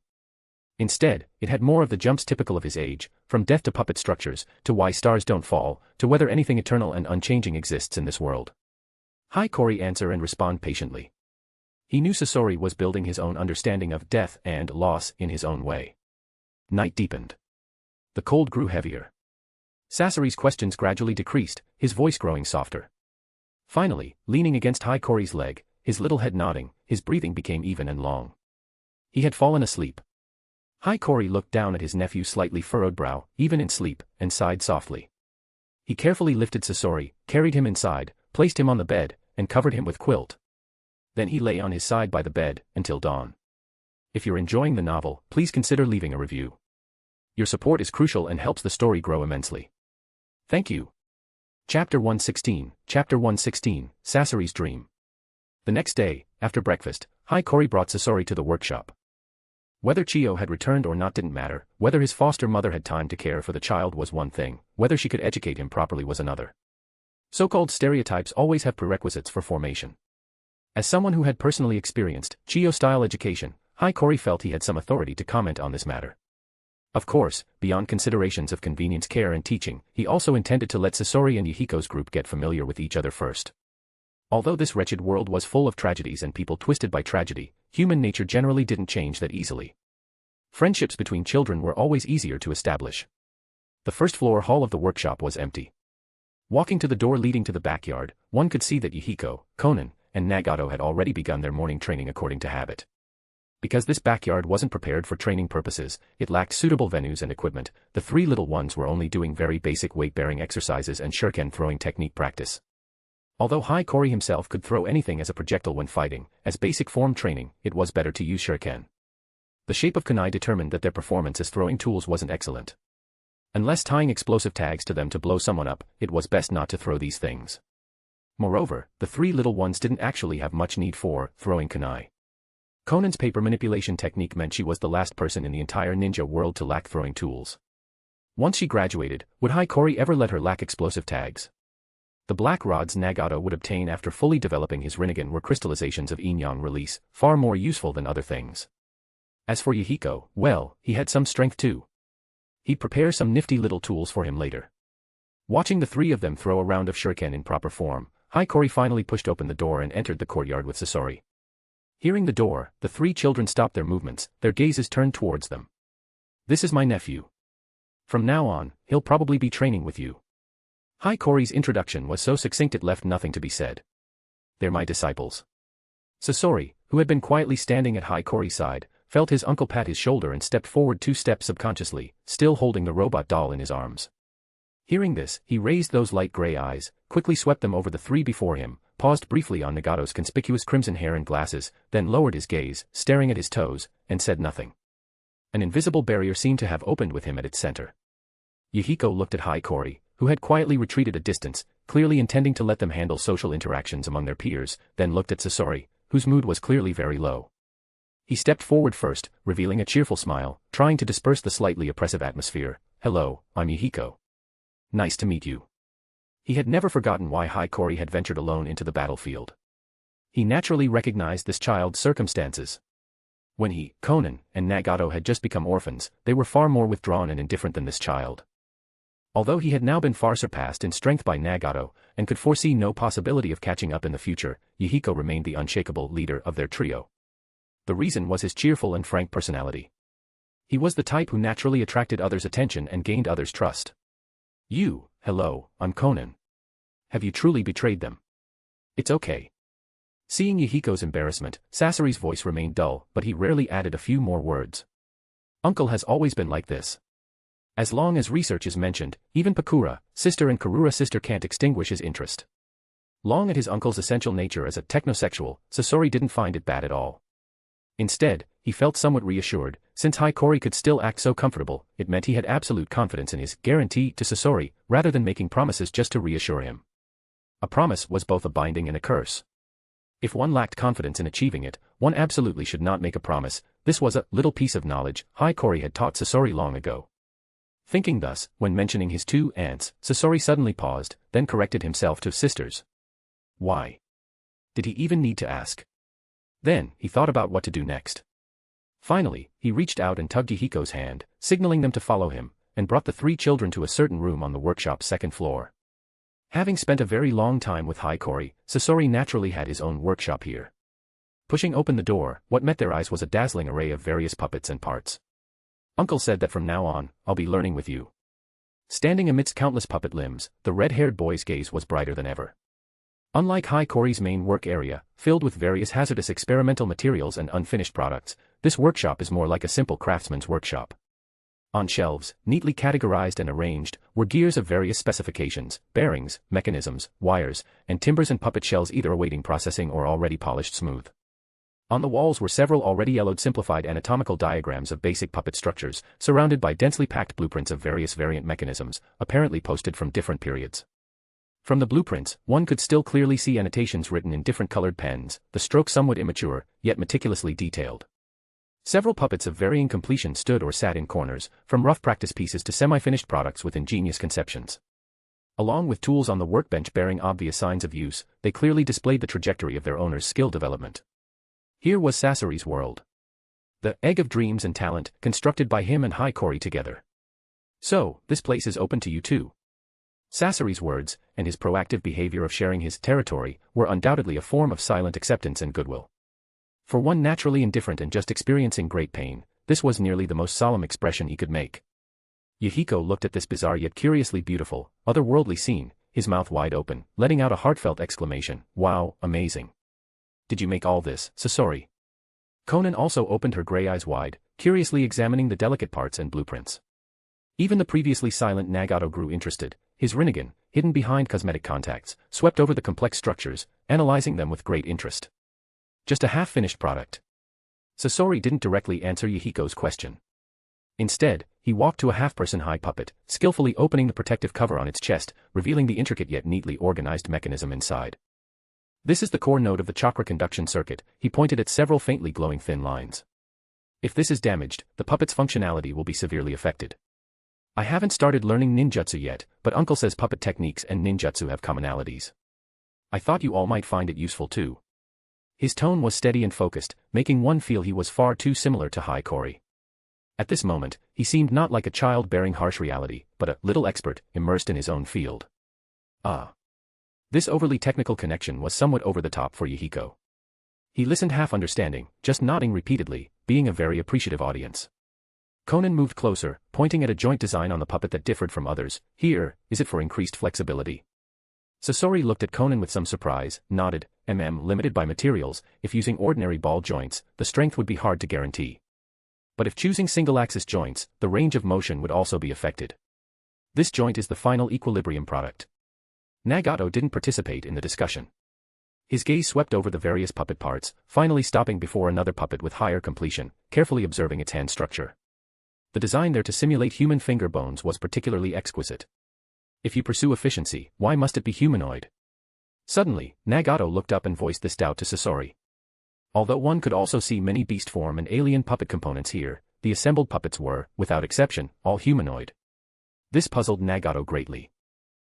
Probably because the original development goal of puppet techniques was to make up for Tsunade's manpower shortcomings. If you're going to disguise as people, you might as well just make them humanoid from the start. Sasori tilted his head, thinking, then answered thus. Then due to long-term technological accumulation, it's led to humanoid puppets being more convenient to design and manufacture now. I mentioned before, puppets and human bodies have similarities. If made humanoid, it's also easy to find reference objects. Since it's default that lots of additional armament will be installed, the form itself isn't that important. In that case, although humanoid forms aren't very convenient to operate, they can still be called the optimal choice. As he spoke, Sasori's gaze turned to the robot doll placed on the workbench. His speech slowed slightly, then he bent down and searched through a thick stack of blueprints piled under the table. After a moment, he pulled out a drawing that looked quite old. Compared to the other increasingly detailed blueprints, it was indeed just a simple sketch. The content of this drawing appeared to be precisely the robot doll carefully placed on Sasori's workbench. But I prefer Uncle's way of putting it. The little puppet apprentice dusting off the drawing, his eyes shone brightly. Humanoid puppets are unreasonable. As killing weapons, they inherently lack efficiency compared to pure weaponry. But technology shouldn't only consider its use in killing people. It should also have some romance. An individual's power is insignificant. But if you control a massive machine, maybe it would be different. Donning steel, you can suppress your cowardice. Humanoid machines are extensions of human limbs. With those enormous hands and feet, you can grasp things you couldn't hold before. I want to create that kind of machine. If you're enjoying the novel, please consider leaving a review. Your support is crucial and helps the story grow immensely. Thank you. Chapter 117, Toward Tomorrow. Blood, hair, muscle tissue. After sequentially processing and sealing the materials collected from Tsunade, Hiiragi didn't immediately throw himself into new experiments. Instead, he found Bunpuku, who was staying in a guest room on the first floor, and chatted with him. The main force's withdrawal would take a long time, but as a Jinchuriki, Bunpuku, like Hiiragi, had returned to the village early. The only difference was that aside from Shikaku's power, Bunpuku himself had no combat ability, so a squad escorted him. The escorts had no complaints about this. Being able to return home earlier than others, this was a good job hard to come by even for 1,000 gold pieces. As for rejection of the Jinchuriki, after actually seeing a tailed beast swatting people like flies on the battlefield, one would reawaken the offer power that should rightfully exist but had been forgotten. Compared to Hiiragi's study, filled with various mechanical apparatus and featuring a vertical hidden door leading to the underground library, Bunpuku's dwelling was empty and clean to the point of being shabby. On the unadorned walls hung scrolls of sutras. Beside a low table were several futons. Near the windowsill were a bed and nightstand. Faint sandalwood fragrance diffused from the incense burner on the nightstand, echoing the tea aroma diffusing from the rolling tea leaves in the kettle. Beyond this, there was nothing else. Hiiragi sat cross-legged on a cushion, before him a steaming cup of coarse tea. I'm sorry for suddenly bringing Yahiko and the others back yesterday and causing you trouble, Master Bunpuku. Holding the teacup in both hands, his tone carried a hint of apology. Although Yahiko and the others weren't children who lacked propriety, they still would have disturbed Bunpuku's rest. It's fine, it's fine. The old monk, always wearing a gentle smile, simply shook his head lightly. His eyebrows and beard, and the wrinkles on his face smoothed out, the children are very sensible. A little liveliness is nice. When people reached old age, most tended to like children more. Bunpuku was no exception. He leisurely sipped his tea, his gaze falling on Hikori's face, his tone calm. But Hikori, you seem a little different compared to the past. Having known Hikori for 8 or 9 years, Bunpuku felt he could bear the expression, watched him grow up. At this moment, he clearly sensed that Hikori seemed to have changed somehow.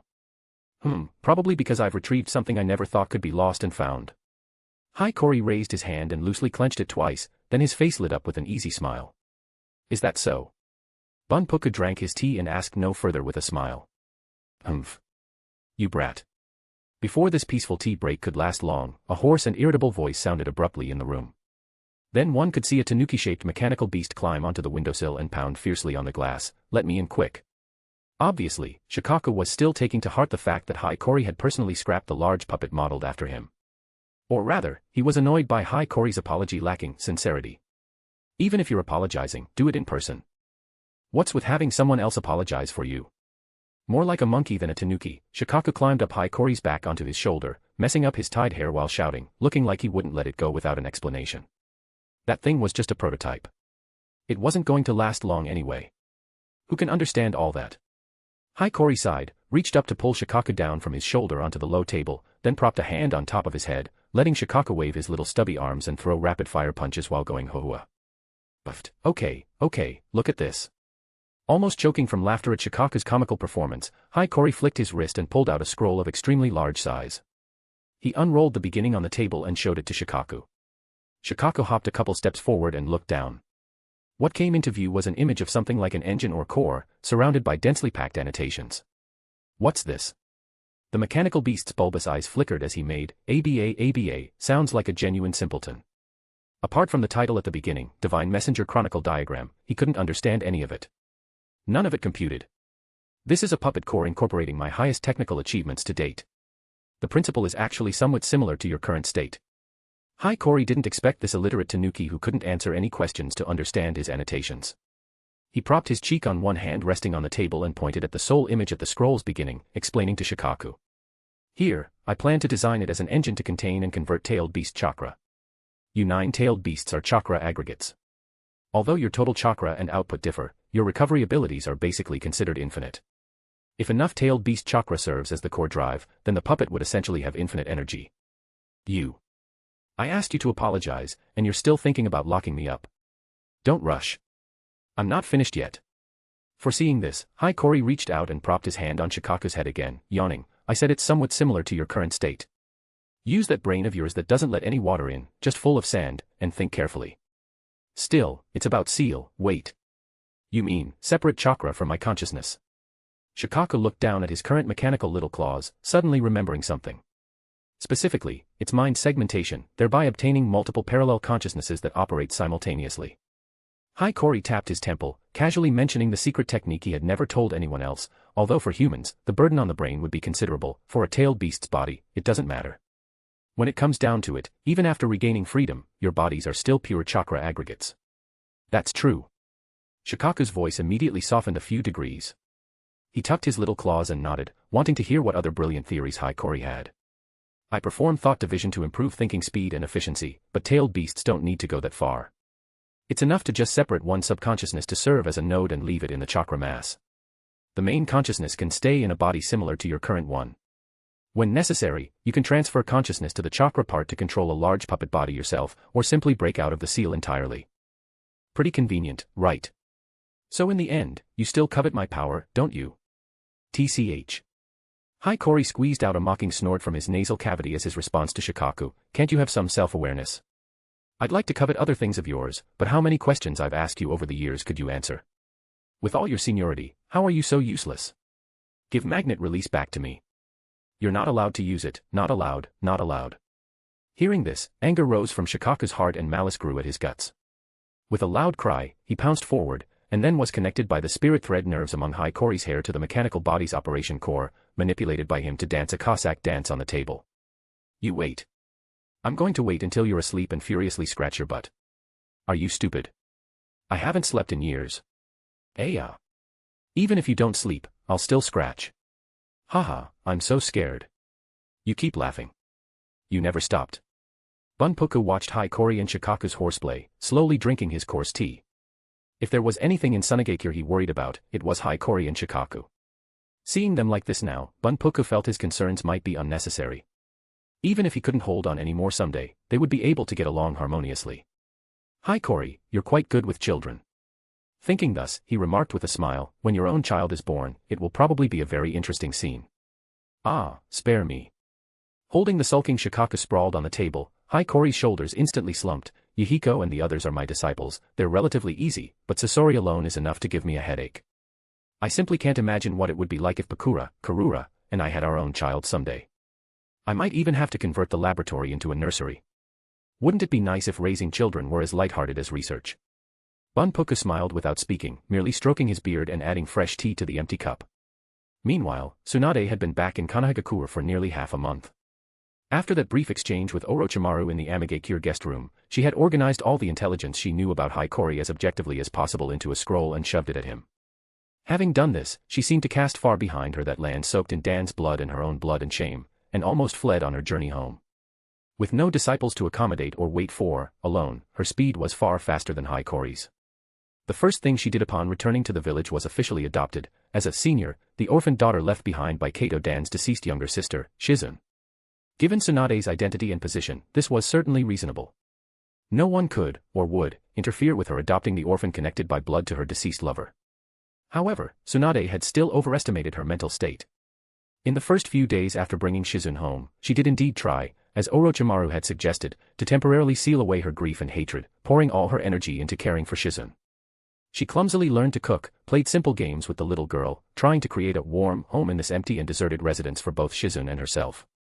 Yet every late night, when all light was extinguished, she would always have the illusion of returning to that lightless, pitch-black hole, to the extent that even when sleeping, she didn't dare extinguish any lamp in the room.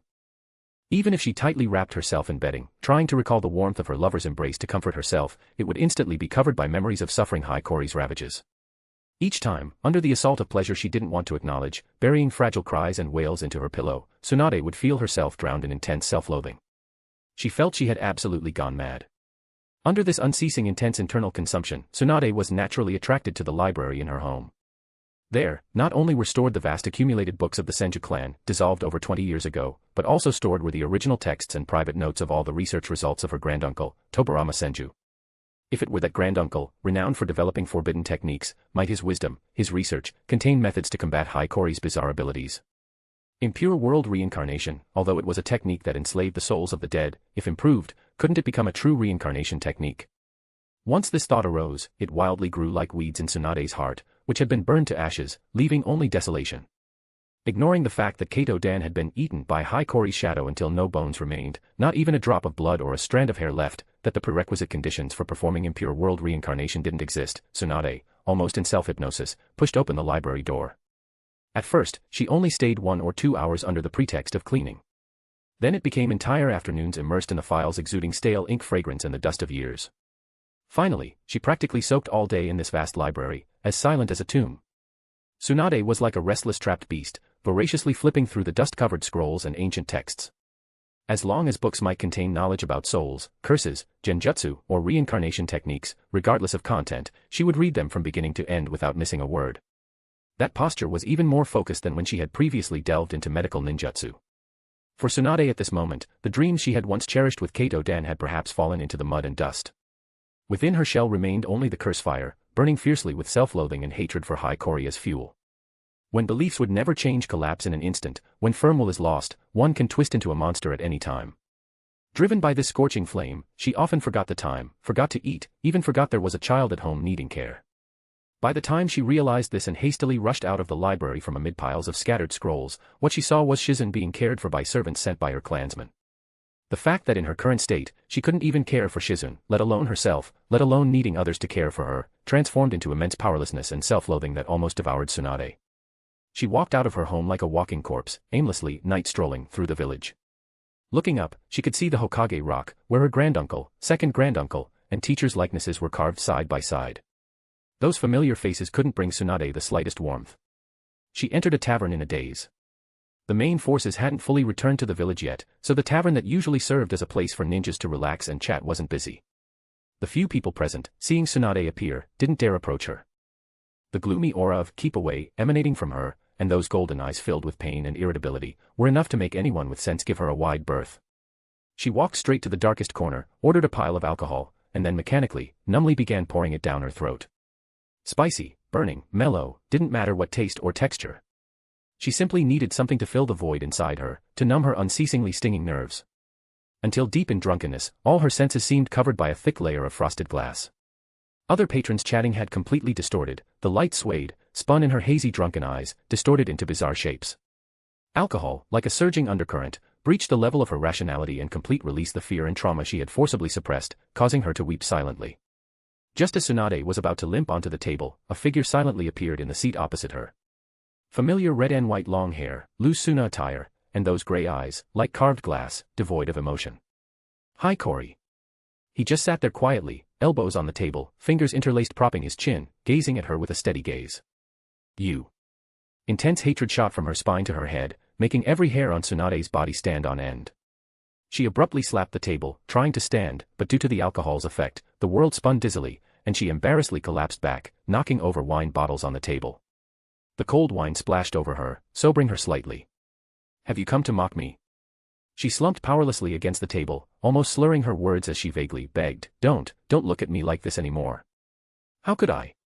Look how drunk you are, you're starting to talk nonsense." Accompanied by a voice clearly tinged with worry and distress, Hi Cory's shadow gradually dissolved, revealing a face even more familiar to Tsunade behind it.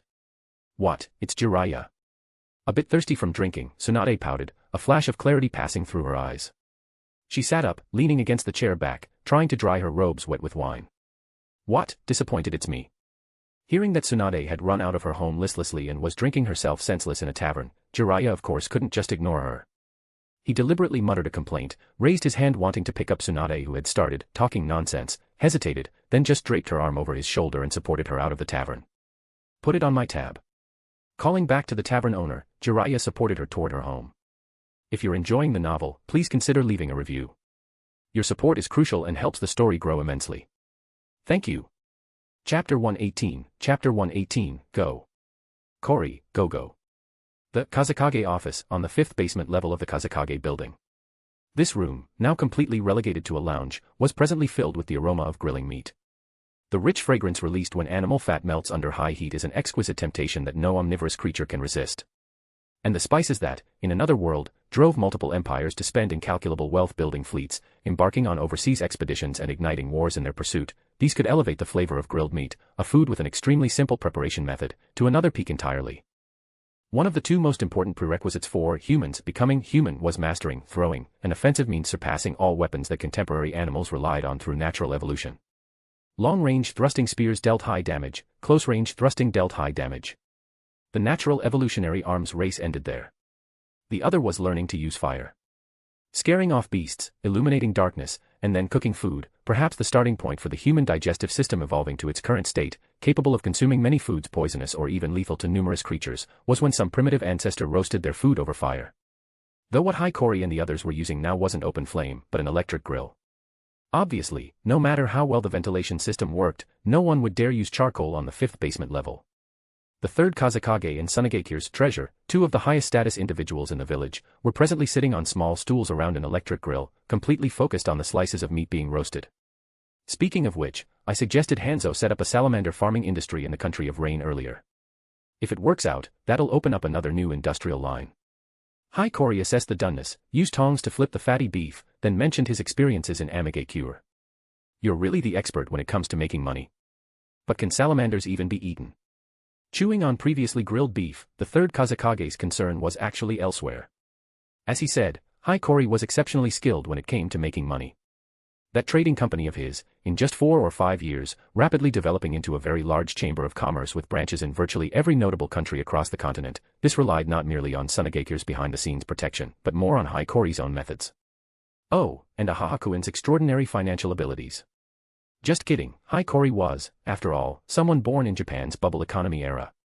The immense negative emotions generated by the contrast between the previous generation's decadent splendor and the rapid societal decline during his growth, a contrast worthy of heaven and hell, could no longer be depicted through imagination and words alone. Curses spread, cursed spirits surged. This also drove an increase in the number of first-generation sorcerers. Hiiragi himself was a first-generation sorcerer awakened by the environment of that time. Naturally, as a researcher by nature, while studying the dynamic curves of curses, he had also concurrently investigated the economic issues of that period, incidentally learning a bunch of handy little knowledge, useful or not. And then, he never expected that those little knowledge points he'd only used for investments to fund research in his past life could still come into play in this world. With the escort of ninja village power, the iron fist of capitalism that spanned the ages had directly smashed the economic structure of this primitive society to pieces, sending health insurance cards flying. Yes. Yes indeed. This was how past life memory should function, not recalling the plot only to discover that because he hadn't watched the movies or TV original episodes, there was a mountain of intelligence that didn't match up. They're edible, and quite tasty. Facing the third Kazekage's doubts, Hiiragi gave this reply with great certainty, while sweeping up the grilled meat slices. Sometimes I really wonder if you're some old geezer who possessed a child's body.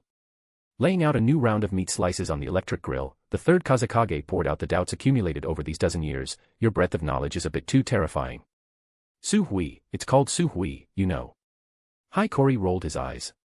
This body was obtained through trade, so of course it wasn't possession. And in his previous life, he was only 32, definitely not an old geezer. All wrong. Say whatever you want.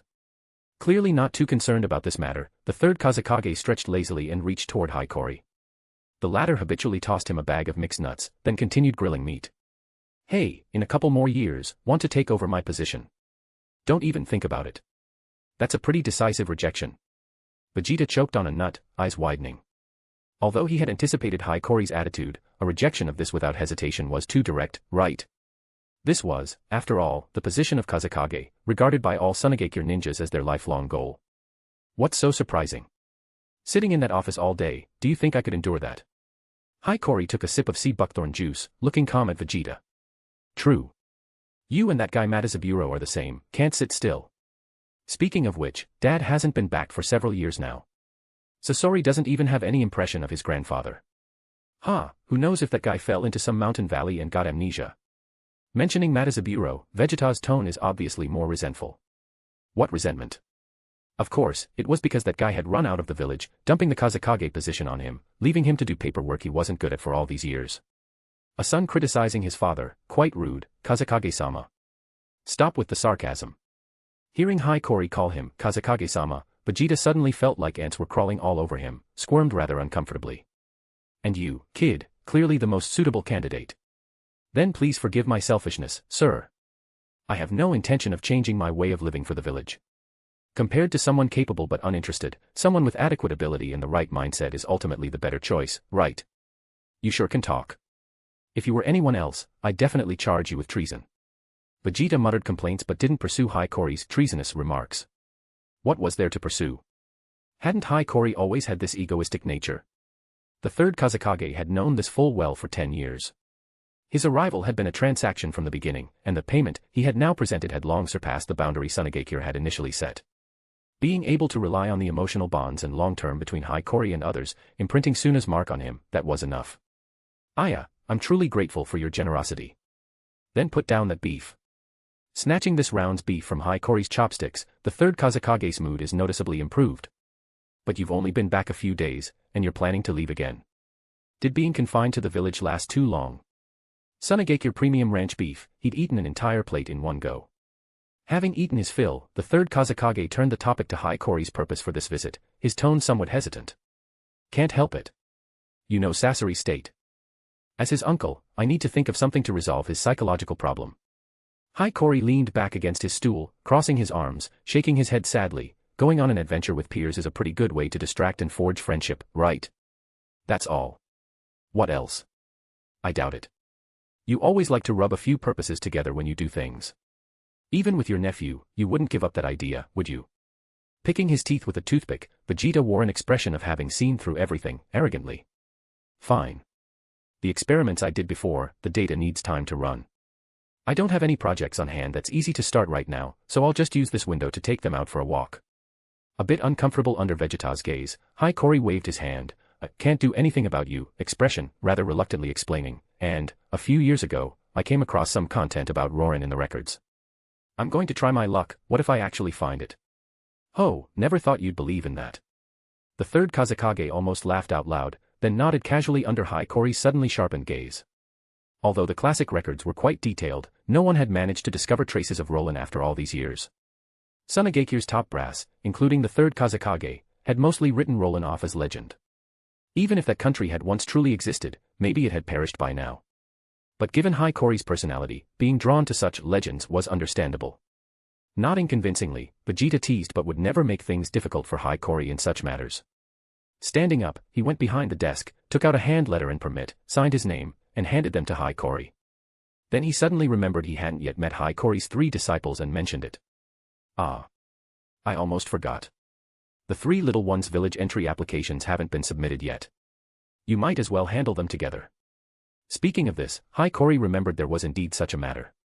He searched through the scroll on his wrist, pulled out 3 files, and handed them to the third Kazekage. This really wasn't intentional. When he'd entered the village back then, Chio had handled everything. Later, he hadn't had much contact with such matters and temporarily forgot. Alright, let me see. What did, possessor of a Kekii Genkai never before seen in the ninja world, mean? What did, another surviving Uzumaki, mean? Where did you fish out such good stuff? Don't worry about it. Found them. Hikori shook his head complacently, thinking that if he revealed Nagato's Rinnegan, Vegeta's head would probably be a neurological disorder. Too bad he couldn't reveal it. Go. Take my money and get out exploring. Bring back as many prospects like this as you can find. Pulling out another slip, writing a string of numbers, and tossing it into Hikori's arms, the third Kazekage eagerly pushed Hikori's back, wanting him to leave the village immediately. You make it sound so easy. Don't act like I can just casually find promising newcomers like this. Pushed out the door, Hikori called out like this, but facing away from Vegeta, his face showed a different smile. Although it deviated from the predetermined plan, the result was the same. Just as planned. A day later, Hikori led 4 small figures out of Tsunadeki's gates. Yahiko, Konan, Nagato, and Sasori, somewhat silent but with eyes implicit curiosity toward the outside world, had all uniformly changed into taupe sand cloaks and goggles similar to Hikori's. With the sound of the wind-blocking gates slowly closed behind them as their starting point, their journey to the Great Sand Sea commenced. That said, their first stop wasn't plunging straight into the Great Sand Sea's interior, but turning onto a nearby, sizable oasis nourished by an underground river. Here was located one of Hikori's most important branches in the country of Wind. Rather than a simple commercial outpost, it was more like a comprehensive facility integrating warehousing, research and development, and precision manufacturing. The branch manager, already informed, readily ushered the VIP client, Hikori, and his group into the warehousing area, winding left and right until they reached a secret warehouse. Heavy metal doors slid open, revealing a vehicle with a rugged design and sharp lines. Compared to ordinary carriages or beast-drawn carts, it had an unusually high chassis and wide desert tires. The body seemed more like a frame directly built onto the chassis, only covered with necessary armor over the engine. And other components. Although in Hikori's eyes this was just an ordinary vehicle he was accustomed to, in the eyes of the 4 children, and even the manager who considered himself well-traveled, this was undoubtedly a product that transcended the common concepts of transportation in the current era. Yahiko and Konan curiously examined the enormous tires, Nagato's gaze swept over the vaguely visible, intricate structure inside the vehicle body, and even Sasori couldn't help but take a few more glances at the suspension system that seemed usable on puppets.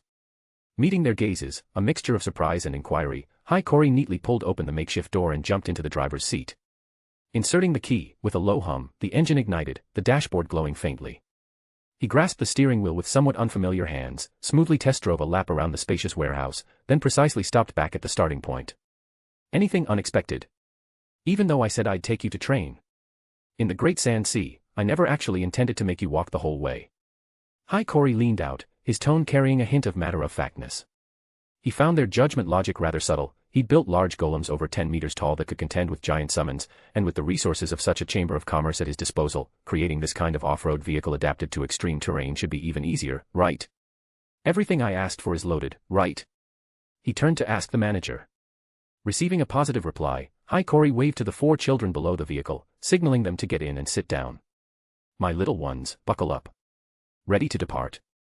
If you're enjoying the novel, please consider leaving a review. Your support is crucial and helps the story grow immensely. Thank you. Chapter 119, Fragments and Glimpses. Wide, thick tires with deep treads rolled over loose sand dunes, leaving behind 2 winding trails that were soon smoothed over by the wind-blown sand, as if time itself had manifested. Time quietly slipped away as the sun rose and set and the dunes shifted shape. Before they knew it, Hiiragi and his 4 disciples had been trekking through the Great Sand Sea for over a month. Compared to the somewhat tamed environment of villages built around oases, this vast, empty sea of yellow sand laid bare the most cruel face of the desert before every brave soul, or fool, who dared to set foot in it. The blistering heat beneath the daytime sun, as if the blazing orb itself had fallen, could evaporate any liquid exposed to its light. The very air distorted into bizarre lenses, making it impossible to rely on sight confirmation of the path ahead. And once the sun set, the heat remaining in the sand, which couldn't store thermal energy, would rapidly drain into the moistureless air, causing temperatures to plummet from over 40 degrees during the day to single digits or even below freezing. The raging sandstorms that could kick up at any moment provided unexpected surprises. Such extreme conditions were something even Sasori, born in Tsunade, had never experienced, let alone Yahiko's trio, who had only traversed a relatively mild and stable route on their way to Tsunade. Routes like this. In the country of wind, they were just, well. That's why Hiiragi had prepared this sand buggy in advance. Thanks to storage scrolls, supplies carrying capacity wasn't an issue in this world. With the capacity of those large storage scrolls installed in the vehicle's trunk, they could live extravagantly for half a year. Even if the vehicle rolled over, the supplies Hiiragi carried personally would sustain their group for 3 to 4 months. Under these circumstances, he had no reason to rush. Hiiragi slowly cruised through the Great Sand Sea, letting the 4 children fully experience this extreme environment. How to conserve energy and moisture under the blazing sun. How to use the sand layer for insulation on cold nights. How to set up stable rest points. Methods for distinguishing different desert terrains, the feel underfoot, and proper techniques for exerting force. Ways to set traps using quicksand or unstable dunes. Methods for predicting sandstorm progress. Tips for determining direction using the stars. They say practice is the best teacher, and that's undoubtedly a universal truth. Compared to the dry words in books, the 4 children clearly learned faster through personal experience. But although the main purpose of this training was to promote deeper trust between Sasori and Yahiko's group, Hiiragi didn't neglect teaching them individually. The Rinnegan's enhancement of Nagato's abilities was unquestionable. Having already mastered 5 nature transformations, what he needed now wasn't mere techniques, but deeper development and excavation of the Rinnegan itself. Hiiragi remembered that the Rinnegan's dojutsu included techniques manipulating repulsive and attractive forces. Coincidentally, those 2 moves that Bastard Gojo Satoru used most often, blue and red, were applications of these very forces in terms of manifestation and operational logic. Strength, power, range, all depended solely on chakra quantity. That was the most convenient aspect of ninjutsu. Based on this property, it is envisaged that for various abilities and techniques could be reproduced through ninjutsu as long as they were logically feasible. Difficulty of execution and chakra utilization rate could be adjusted later. The names Shinra Tensei and Bancho Tenin sounded impressive, but from Hiiragi's perspective, their application of force was quite crude, though of course, considering that the original medium for performing these techniques was Yahiko's processed corpse, it was understandable. Since there was no need to consider bodily load and protection, standing still and indiscriminately crushing everything in range was indeed an efficient solution. Moreover, given Nagato's level of education in the original work, it was hard to expect him to play other tricks with repulsion and attraction. Chibaku Tensei was already a degraded version of the technique the Sage of 6 Paths and his brother used to seal their mother, something carved in the Rinnegan's original skill set, not a technique Nagato developed himself. But based on Nagato's performance in the original work, he truly had taken the Rinnegan's skill set to its limits. From this perspective, his mind was fine, he simply lacked the corresponding knowledge. So Hiiragi taught him Suna's prized secret technique, sand manipulation, along with a stack of physics lecture notes. Sand force analysis. Go for it. Do it until you can't make a sound. Physics was good. They had to learn it. Conan also had to study physics. Conan's paper manipulation technique had many advantages: lightweight, stealthy, quick to activate, extremely scalable. The paper shuriken technique she'd already mastered almost freed her from dependence on ninja tools. But correspondingly, she also had all the defects of ordinary paper. Liquids and flames could greatly affect the paper she manipulated. Even using paper transformed from her own body, attached with stronger chakra, couldn't completely overcome this defect. Of course, water, oil, and flame effects could be reduced through special processing, but the paper's inherently lightweight mass and stiffness would anyway be affected by environmental airflow. How to use minimal chakra to strengthen paper in this dry, windy environment, where suspended particles could be driven by wind to pierce through paper, enabling smooth folding and smooth flight, that was Conan's current topic. Although with Conan's talent in yang release, she didn't actually need to be so meticulous with chakra. In Hiiraga's vision, he intended to develop Conan's abilities maximally towards stealth and operational range. Paper played an irreplaceable role even in his previous life's environment, where electronic devices were extremely popular. In the Naruto world, it was even more common. If the chakra residue on paper Conan controlled could be suppressed below a certain boundary, then perhaps lurking and intelligence gathering could be conducted through paper, something no one would be vigilant about. Of course, this was just idea and hope. Even if Conan couldn't reach that level, it didn't matter. By that time, Hiiragi might not even need such means. But meticulous chakra budgeting and meticulous control could never harm a ninja. Yahiko's situation was more embarrassing. Besides water release, he indeed lacked talent in other nature transformations, and the desert environment greatly restricted water release. So Hiiragi simply taught him the hard water-style water release learned from Hanzo. Hanzo had said he could learn as much as he wanted, so once learned, it became his. He could teach whoever he pleased. Hard water-style water release focused on chakra condensation and absolute control of water. After abandoning conventional water release's freer operability and variable characteristics, what was gained was lower environmental dependence and higher stability, to some extent even exempt earth release's restraint over water release. In the desert, hard water's stable structure could also mitigate liquid evaporation caused by high temperatures. But considering Tsunade's overall environment and Yahiko's aspirations, Hiiragi taught him hard water style while also adding some political content about organizational action ideas and methods. Although he was only an amateur in this area, what he knew was tentatively sufficient for this era.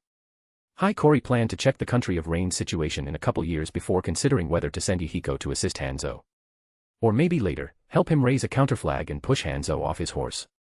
Although from the original work's perspective, Hanzo's position was understandable, his backbone broken, seeing no future for Kura, the aging demigod degenerating into someone who could only cling tightly to power accumulated in the past was indeed normal, it was still hard to harbor any expectations for him.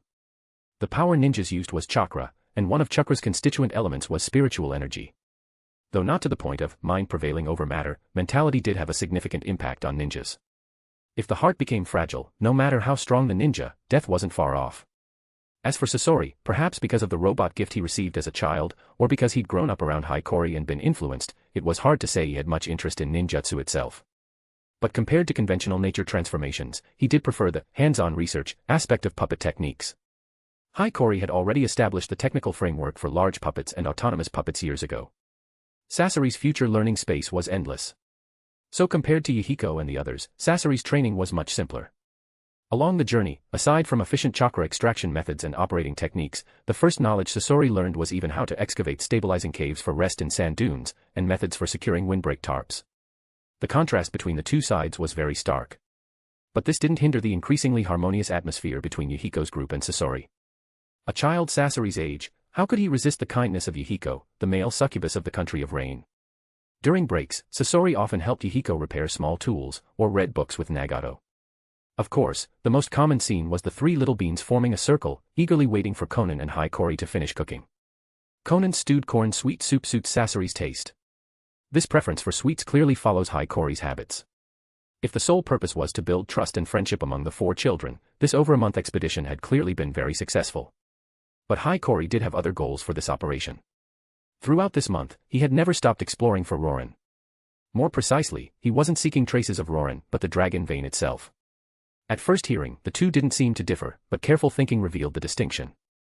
Although Hiiragi didn't yet know what the dragon vein in the Naruto world actually was, considering what the name dragon vein represented in his previous world, and the many obvious contrasts between the two worlds, it easily associates to earth vein, and similar concepts often mentioned in feng shui. Moreover, indeed, in this world, techniques called sage techniques that utilized natural energy did exist. Combining these clues, it wasn't unreasonable to assume the dragon vein was a convergence of natural energy by this planet, flowing through the earth. And Roran, as a country within a country, could not possibly cover the entire dragon vein with its area and landform. Following this logic, Hiiragi's route over the past month had actually been explored based on geomancy principles. In geomancy theory covering the entire East Asian cultural sphere, terms like earth vein and dragon vein were unavoidable. So-called geomancy, Ken refers to the celestial way, and Yo refers to the terrestrial way. In the historical records of the country where this discipline originated, Kanyoka was once listed alongside five-element practitioners, meaning observing celestial phenomena above and surveying geography below.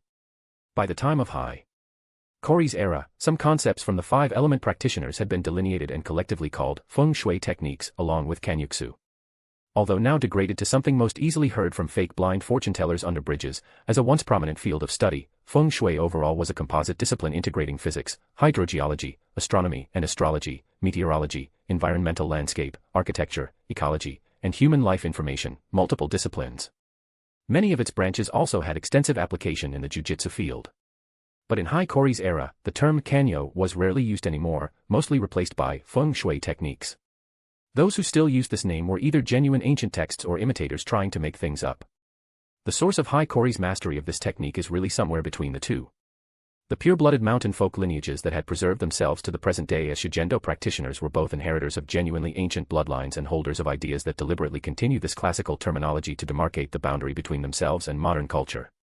Though Hiiragi didn't know if his previous self truly had mountain folk blood, he had indeed benefited greatly from the mountain folk, and had also been influenced by their philosophy. The traces of Shugendo in his jiu-jitsu system were proof. Similarly, this included the Kinyushua learned from the mountain folk. And this knowledge, across worlds, had not disappointed him. After nearly another month, having nearly carved a full circle of tire tracks along the Great Sand Sea's edge, Hiiragi stopped the vehicle, gazing at the surrounding scenery that appeared identical from other areas. Phew, took quite a while. Marveling thus, he walked to a sand dune. After inserting his arm into the gravel beneath his feet, he pulled a water hose from the scroll Yahiko carried over, letting water flow along his arm and seep into the yellow sand below. The water, imbued with Hiiragi's chakra, transformed under his manipulation into continuous dendritic probes, rapidly spreading through the gravel. He closed his eyes, using Kagura Mind's eye to meticulously sense the fluctuations transmitted by the trident-shaped flowing water probes. After confirming a direction, he released his spirit thread nerves woven into a whip, extending ever towards that location. Deeper and deeper, until they touched that fragment, that glimpse. If you're enjoying the novel, please consider leaving a review. Your support is crucial and helps the story grow immensely. Thank you. Chapter 120, Chapter 120, The dreams end decaying over there, the dreams beginning sprouting here. Hiiragi closed his eyes, his entire perception entrusted to those spirit thread nerves extending ever downward. Descending, descending, continuing to descend. The spirit thread nerves woven into a whip had long since unraveled, returning to a slender size to extend their length. The clear water wrapped around the nerve threads, finer than hair, formed into trident-shaped probes, pushing aside the increasingly compact gravel, soil, and rock layers, pursuing the faint trace deep within the earth. Dozens of meters, hundreds of meters, 3 kilometers, 5 kilometers. Finally, at a depth of nearly 7 kilometers within the Earth's crust, Hiiragi's perception completely touches that majestic pulsation. It was not a surging torrent, but more like a massive dragon breathing slowly. No, for this planet that countless life called home, this stagnation to the point of being almost solid, pure natural energy slowly flowing through the deep earth veins was closer to star blood. Even from such a distance, relying only on the slender spirit thread nerves extending from his fingertips as a connection, he could still see some extremely concrete scenes within that vast torrent. Light. An ocean of light. The gentle, almost transparent light currents emitted a clear, light blue shimmer. Then, boundless white flowers bloomed within the currents, spreading infinitely to the edge of vision, illuminating heaven and earth with incomparable brightness. And Hiiragi stood within that current and flower sea, gazing at the distant horizon. This was an earlier time, before that celestial tree took root in the earth, when what was now called the dragon vein, the star blood, still flowed freely within the entire planet. An unreachable dream. This was merely a memory recorded in the planet's residual blood, a not-so-distant past for it, a plain narrative containing no intense emotions. Yet merely being within that flower sea was enough to make one feel intense pathos. The celestial root descended by raiders from the universe would drain the nutrients of all life on the planet, bearing the fruit of the god tree. In classical astrology or the Hermetic occult system, if the human body was compared to a small universe, then its heart was the sun. An important corollary of the resulting macro-microcosmos theory was that the universe as a whole could be considered alive, a world soul possessing thought or spirit. If one regarded the planet as a kindred life form, what might be depicted could be called a star soul, a star's heart. And since the celestial root called the god tree would plunder and extract the nutrients of all life, how could the planet itself be an exception? If only that had never happened. If only it had withered 1,000 years ago. But when the raiders were in turn betrayed and sealed by her own descendants, losing all possibility of hatching, yet unable to simply die, the star soul was left with only this last surface-approaching tributary, vainly wailing, dreaming ancient dreams not so distant. Until today. How ugly. The white flowers were shattered. The clear and light current stained with the violet of a dying person's complexion. The ancient star dream thus ended. What came into Hiiragi's view was nothing but a bruised appearance that couldn't even be called miserable. Truly, ugly. Opening his eyes, the sorcerer with lowered gaze unconsciously shook his head and repeated himself. Whether it was the dying dream of the dragon vein, or the means of the Otsutsuki clan descending from the cosmos, exhausting the source to catch the fish, to Hiiragi, both were excessively ugly.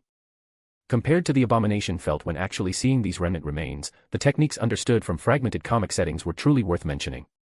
No creation, no growth, no room for extension, monotonous and bland. It is clearly a planet soul capable of sprouting infinite possibilities. How could it only fall into such a pitiful situation? It's clearly a race capable of freely moving through space in physical form. Why were their means so uninsipering and boring? Truly, too ugly. Teacher, did you find it? Seeing Hiiragi's reaction, Yahiko couldn't help but be the first to ask. The other 3 children also cast curious glances. They only knew Hiiragi was looking for something in the Great Sand Sea, but what it actually was, their teacher had never mentioned to them. Ah, found it. Suppressing that violent hatred, like encountering an absolutely incompatible natural enemy, Hiiragi raised his hand and ruffled Yahiko's slightly messy orange hair, revealing an expression no different from usual. But I can't handle it here. This monotonous trip will have to continue a few more days. Withdrawing his spirit thread nerves from underground, he moved his somewhat stiff shoulders from maintaining the same posture for so long, teasing his disciples as if joking. With teacher here, it's not boring at all.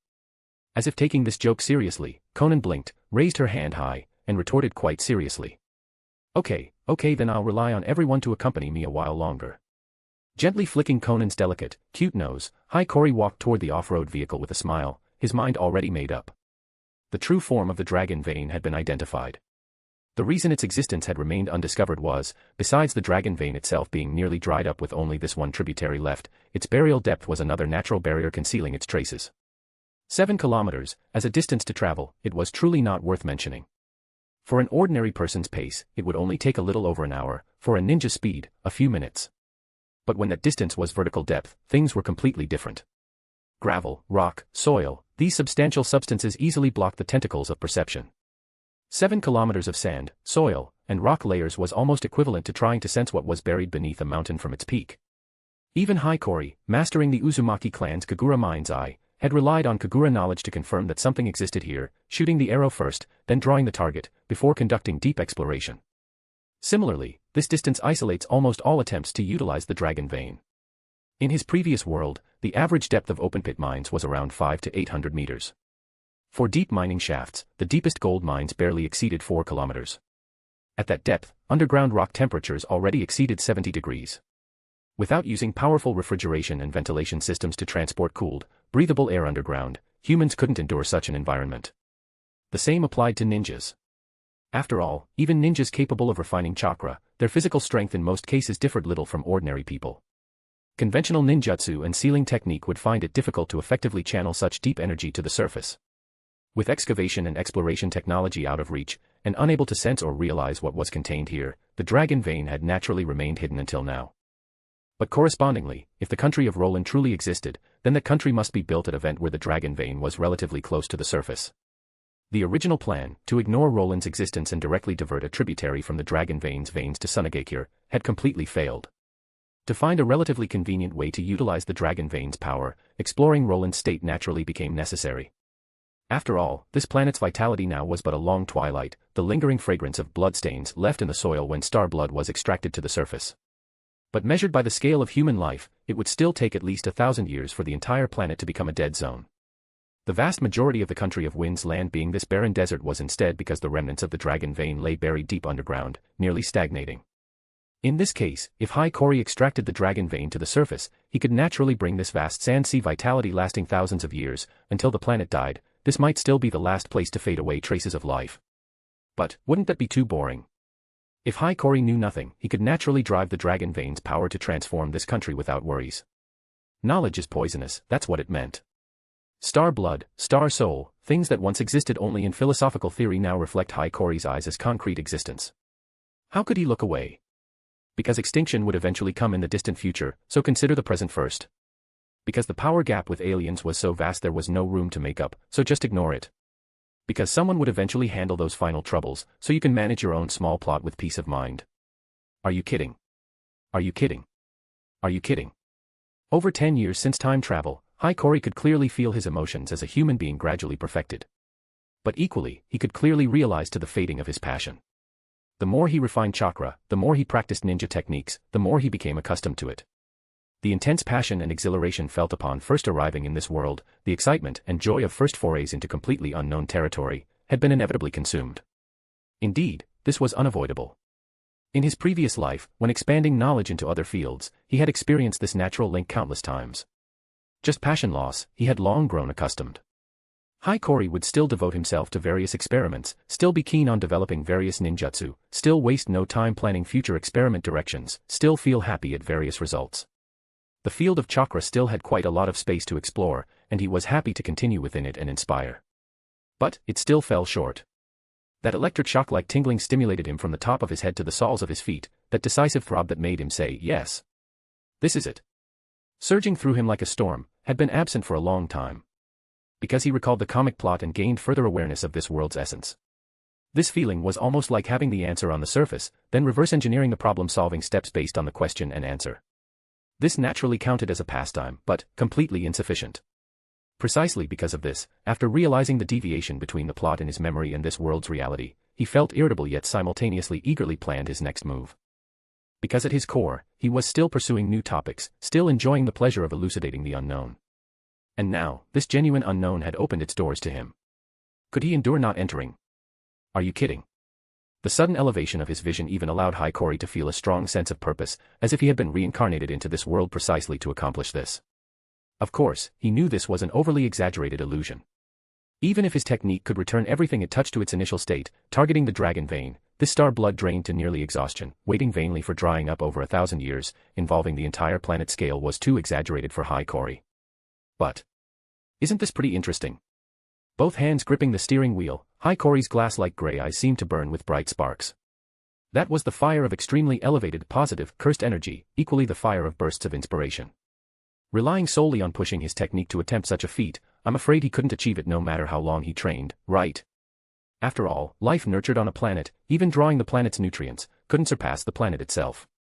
Moreover, this planet was chronically dying. How could residual traces of gestation power be sufficient to compensate for its shortcomings? But what if those Otsutsuki who had devoured countless planets were turned into fuel, reintegrated into the shattered star soul egg to heal its wounds, then transformed back to original state by his technique? Worth a try. After all, wasn't his technique called palm hatching? If he could actually hatch a planet's soul, that would be far too fitting, wouldn't it?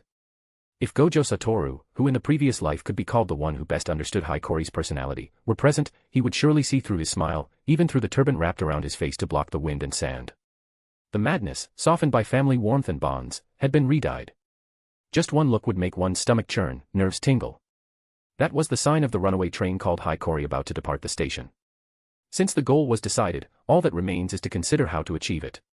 Unlike the project that would eventually yield results through continuous attempts, this project might be the greatest project he would spend his whole life unable to reach the other shore. Yet this challenge, completely entering uncharted territory, uncertain of success, how could it not make Hikori's heart sway? Who? Whoa. The desert buggy suddenly accelerated without warning, launching from a towering dune straight into the sky. Beneath Hikori's wild exhilarated howl, as if liberated nature, the four children's screams sounded vague and feeble. Slow down. Teacher. If you're enjoying the novel, please consider leaving a review. Your support is crucial and helps the story grow immensely. Thank you. Chapter 121, Rainbow Release. Slow down. Teacher. Yahiko's scream mingled with the engine's roar and the howling wind, but was in turn drowned out by Hikori's hearty laughter. Konan tightly pursed her lips, her hands gripping the seatbelt so hard they turned white. Nagato instinctively removed his still oversized glasses and serenely closed his eyes. Sasori sat expressionlessly in his seat, appearing calm but actually having lost focus in his eyes. Amidst everyone's varied reactions, the off-road vehicle traced a somewhat wild arc through the air, crashing heavily onto the other side of the dune, kicking up a sky-wide sandstorm. Although the powerful shock absorption system and the dune absorbed most of the impact, everyone inside was still jolted senseless. As ninjas, they experienced far more intense undulations when moving through rugged terrain. But wasn't there that phenomenon, people who got carsick were fine when driving themselves? Ha ha ha. Sorry. Got carried away. Hikori's laughter came through with a strong sense of liberation, making one seriously suspect that some kind of second personality had emerged. The smile beneath his turban was radiant, even carrying a hint of the glee of a successful prank, but the flame burning in the depths of his gray eyes hadn't extinguished, instead, it burned even more fiercely. This momentary release seemed to vent the dullness and disgust accumulated in his heart, along with the reignited, almost arrogant ambition, all at once. At this moment, his thinking was clearer than ever before. The dragon vein buried deep underground was indeed difficult to perceive, but he had already contacted its true form through his spirit thread nerves and recorded the traces of that flow. Though faint and distant, if he activated Kagura Mind's Eye to the maximum extent, he could barely capture the fluctuations of the dragon vein's flow. This subtle guidance, combined with his knowledge of Kanyu studies, was enough for Hiiragi to sketch a rough travel route. The only problem was that while fully casting Kagura Mind's Eye, he needed to close his eyes to eliminate the interference of vision with perception. And right now, Hiiragi was driving. So what if he was driving? The desert was spacious, wasn't it? Was he going to hit someone here? Teacher, why did you put on sunglasses? This is flash defense. We might be facing the sun directly soon, dazzling. Blocking his eyes with fully covered sunglasses, Hiiragi fabricated a lie without changing expression, then unhesitatingly closed his eyes, wholeheartedly sensing the dragon vein's fluctuations. Meanwhile, the spirit thread nerves wrapped in his turban slid out along his sleeve, resting on the steering wheel. Using another thought circuit, they recorded the route and terrain depicted by the spirit thread nerves and maneuvered the vehicle to prevent rollovers. Lesson 5. Involuntarily shouting words no one could understand, Hiiragi almost floored the accelerator.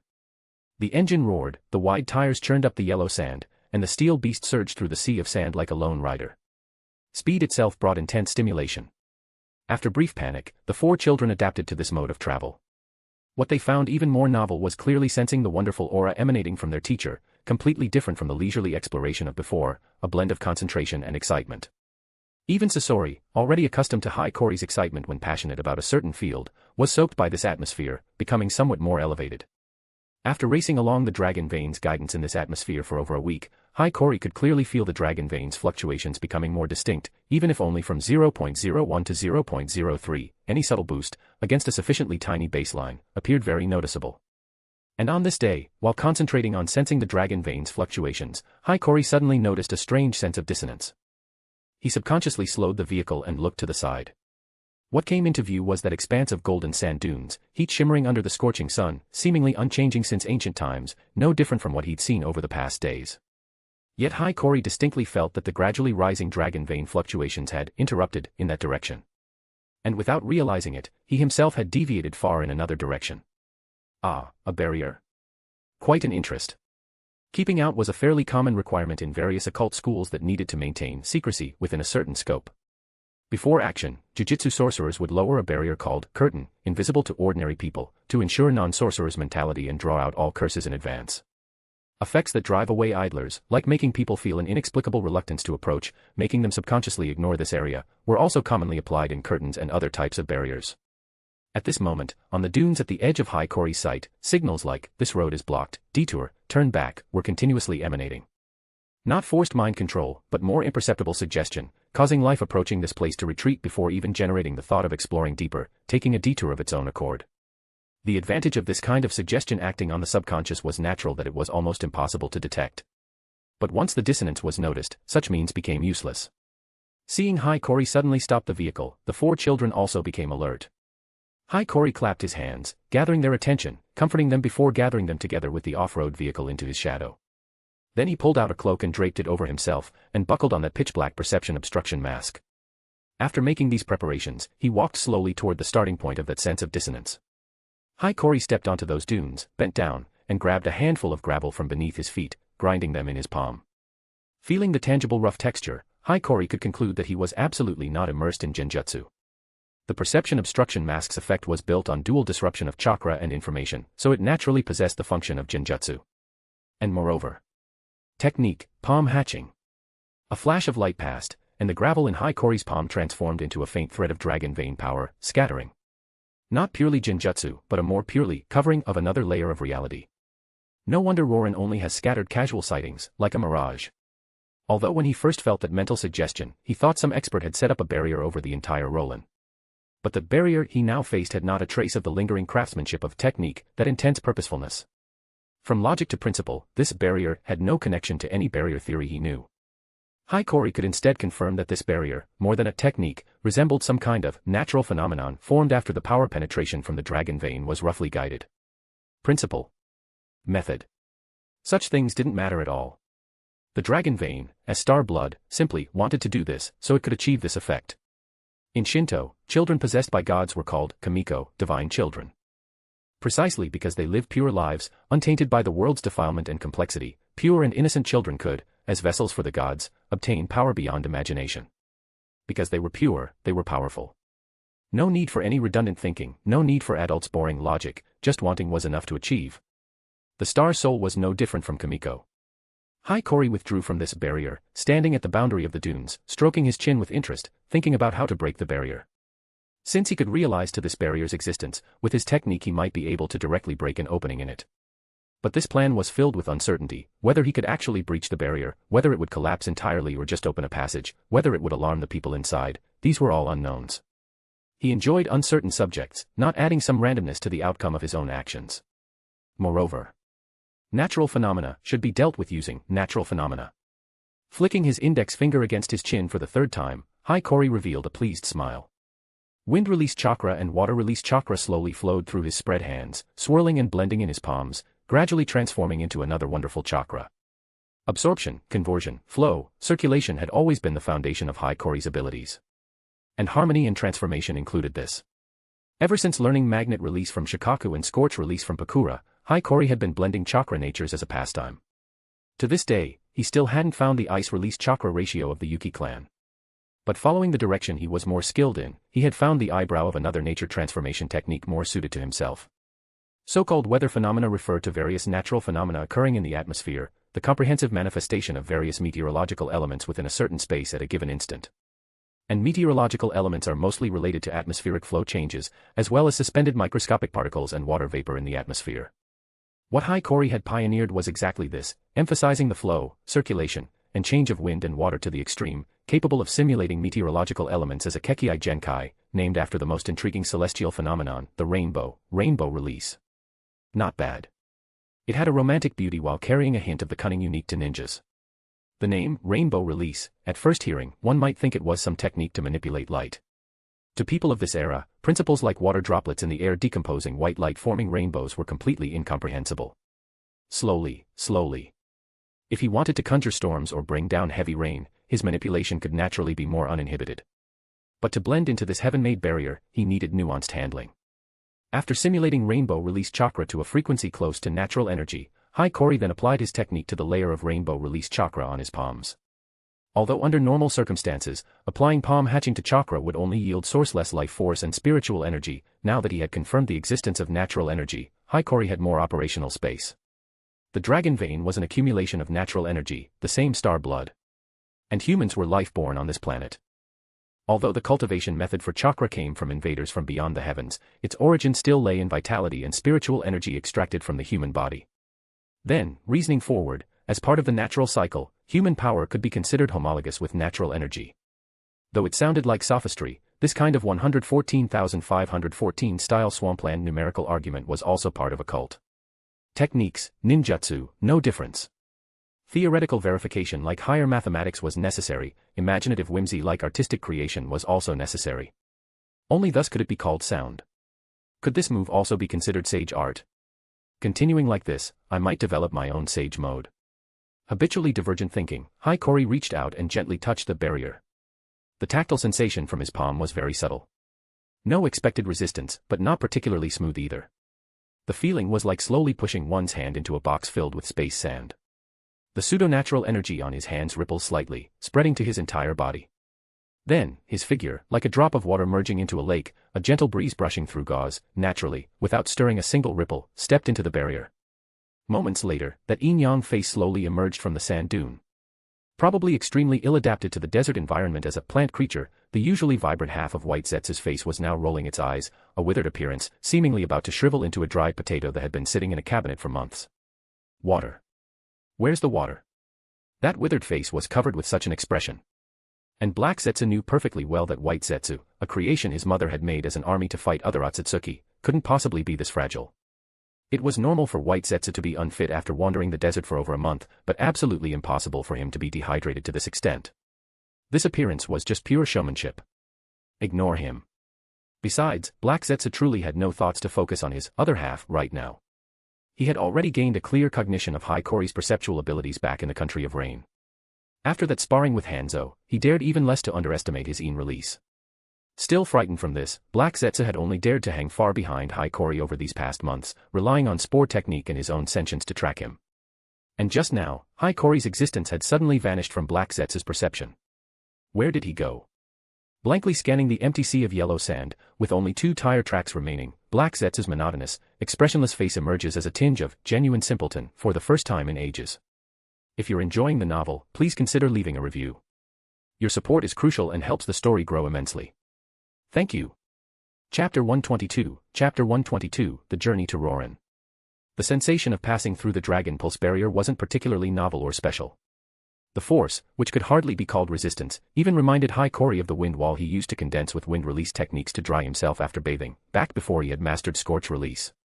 Of course, this was also due to the pseudo-natural energy covering his body surface. Without using such means, even if one could perceive the barrier's existence from another layer of reality, crack or invade would be extremely difficult. Standing at the edge of the dune, Hiiragi gazed at the scene before him, a sight as if heaven and earth had overturned, and gently tapped the mask on his face.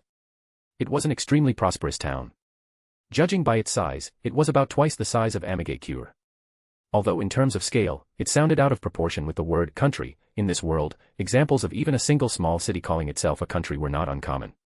Moreover, if one considered vertical height as well, the actual usable area of Roran would be far larger than its base land area. Hundreds upon thousands of tall towers stood like a dense stone forest, towering into the clouds under the desert's scorching sunlight. The tall towers were connected by numerous bridges. If viewed from above, one might see a highly aesthetically pleasing geometric pattern. Judging from a technical standpoint, building these tall towers was far more difficult than Kura's ossuary towers. Although, with sufficient energy, many factors limiting technological development could be forcibly overcome with greater output, precisely utilizing such an immense energy source as the Dragon Pulse was also a troublesome task. This point also proved that Roran had mastered technology beyond its era. However, as Hiiragi drew closer to this oasis city, aside from the Dragon Pulse power within the barrier and more clarity as its foundation, he did not sense even a trace of a ninja, systematically cultivated and refined chakra, within this city. The residents here seemed to be merely ordinary people. Mastering the ability to utilize the Dragon Pulse to a certain extent, developing more advanced technology, yet almost completely isolated from the ninja world. This could be considered a manifestation of isolation theory. Thinking thus, Hiiragi inevitably recalled similar examples. As a country within a country, enclosed and hidden by the Dragon Pulse barrier, Roran's existence might, to a certain extent, resemble Australia in his previous life.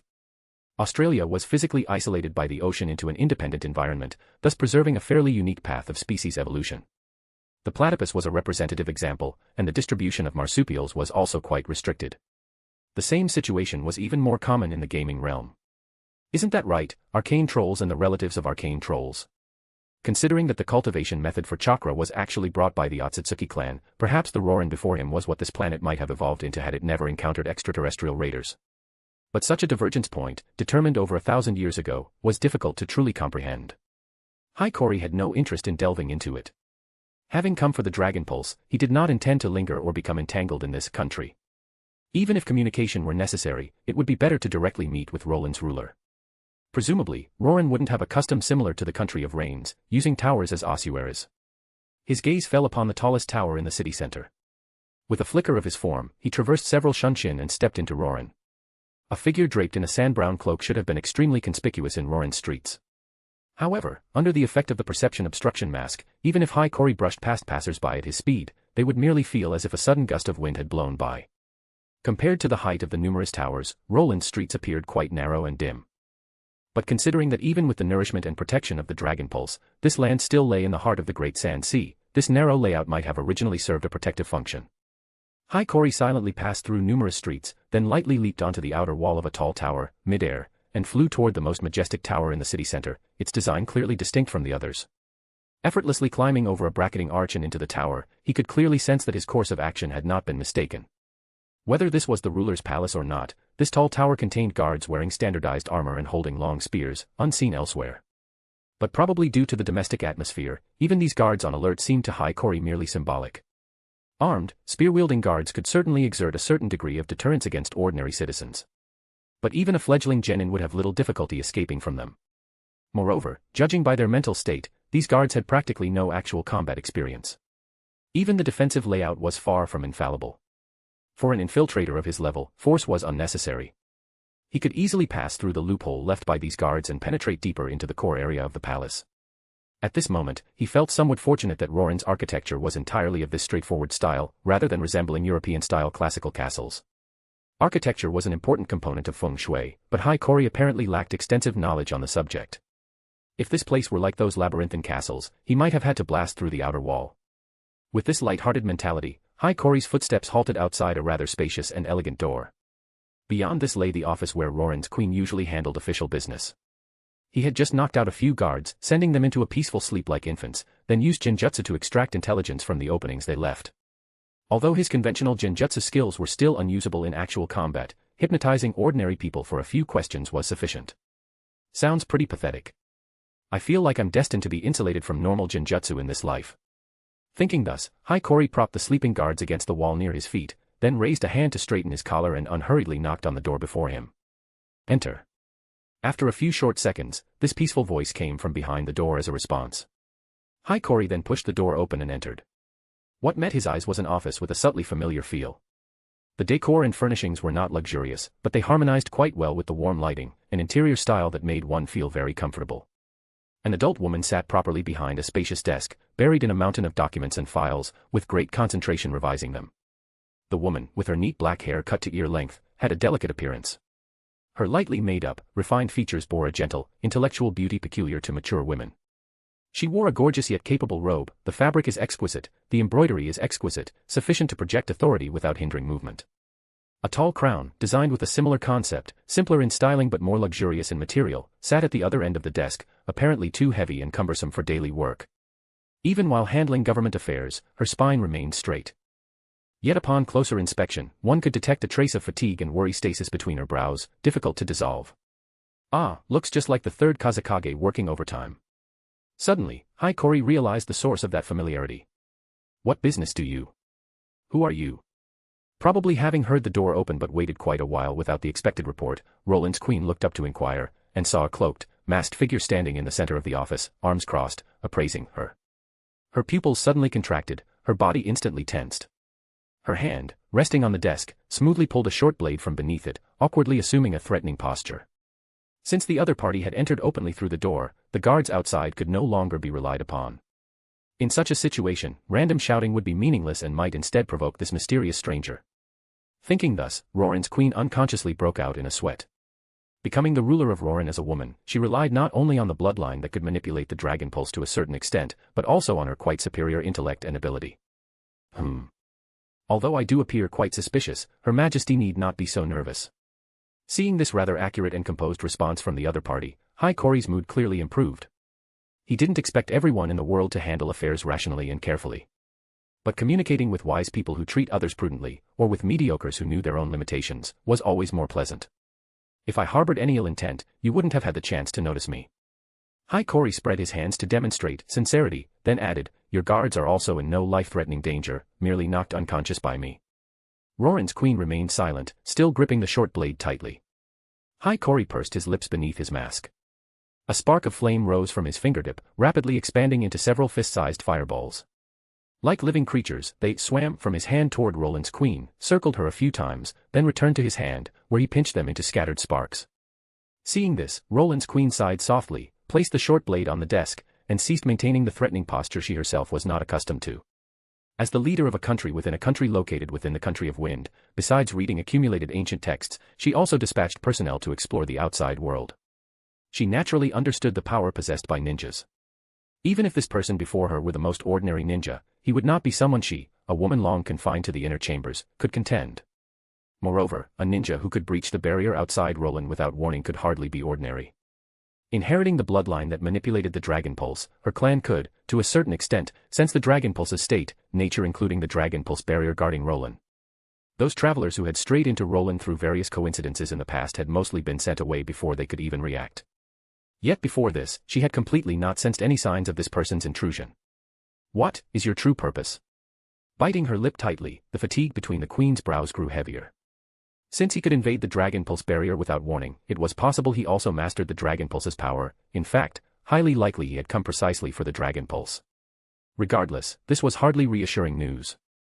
The Dragon Pulse's power was not only the esoteric thing upon which Roland's existence depended, but also the duty passed down through her clan for generations. Any large-scale depletion would be an extremely heavy blow to the Dragon Pulse, which was still undergoing an irreversible evaporation.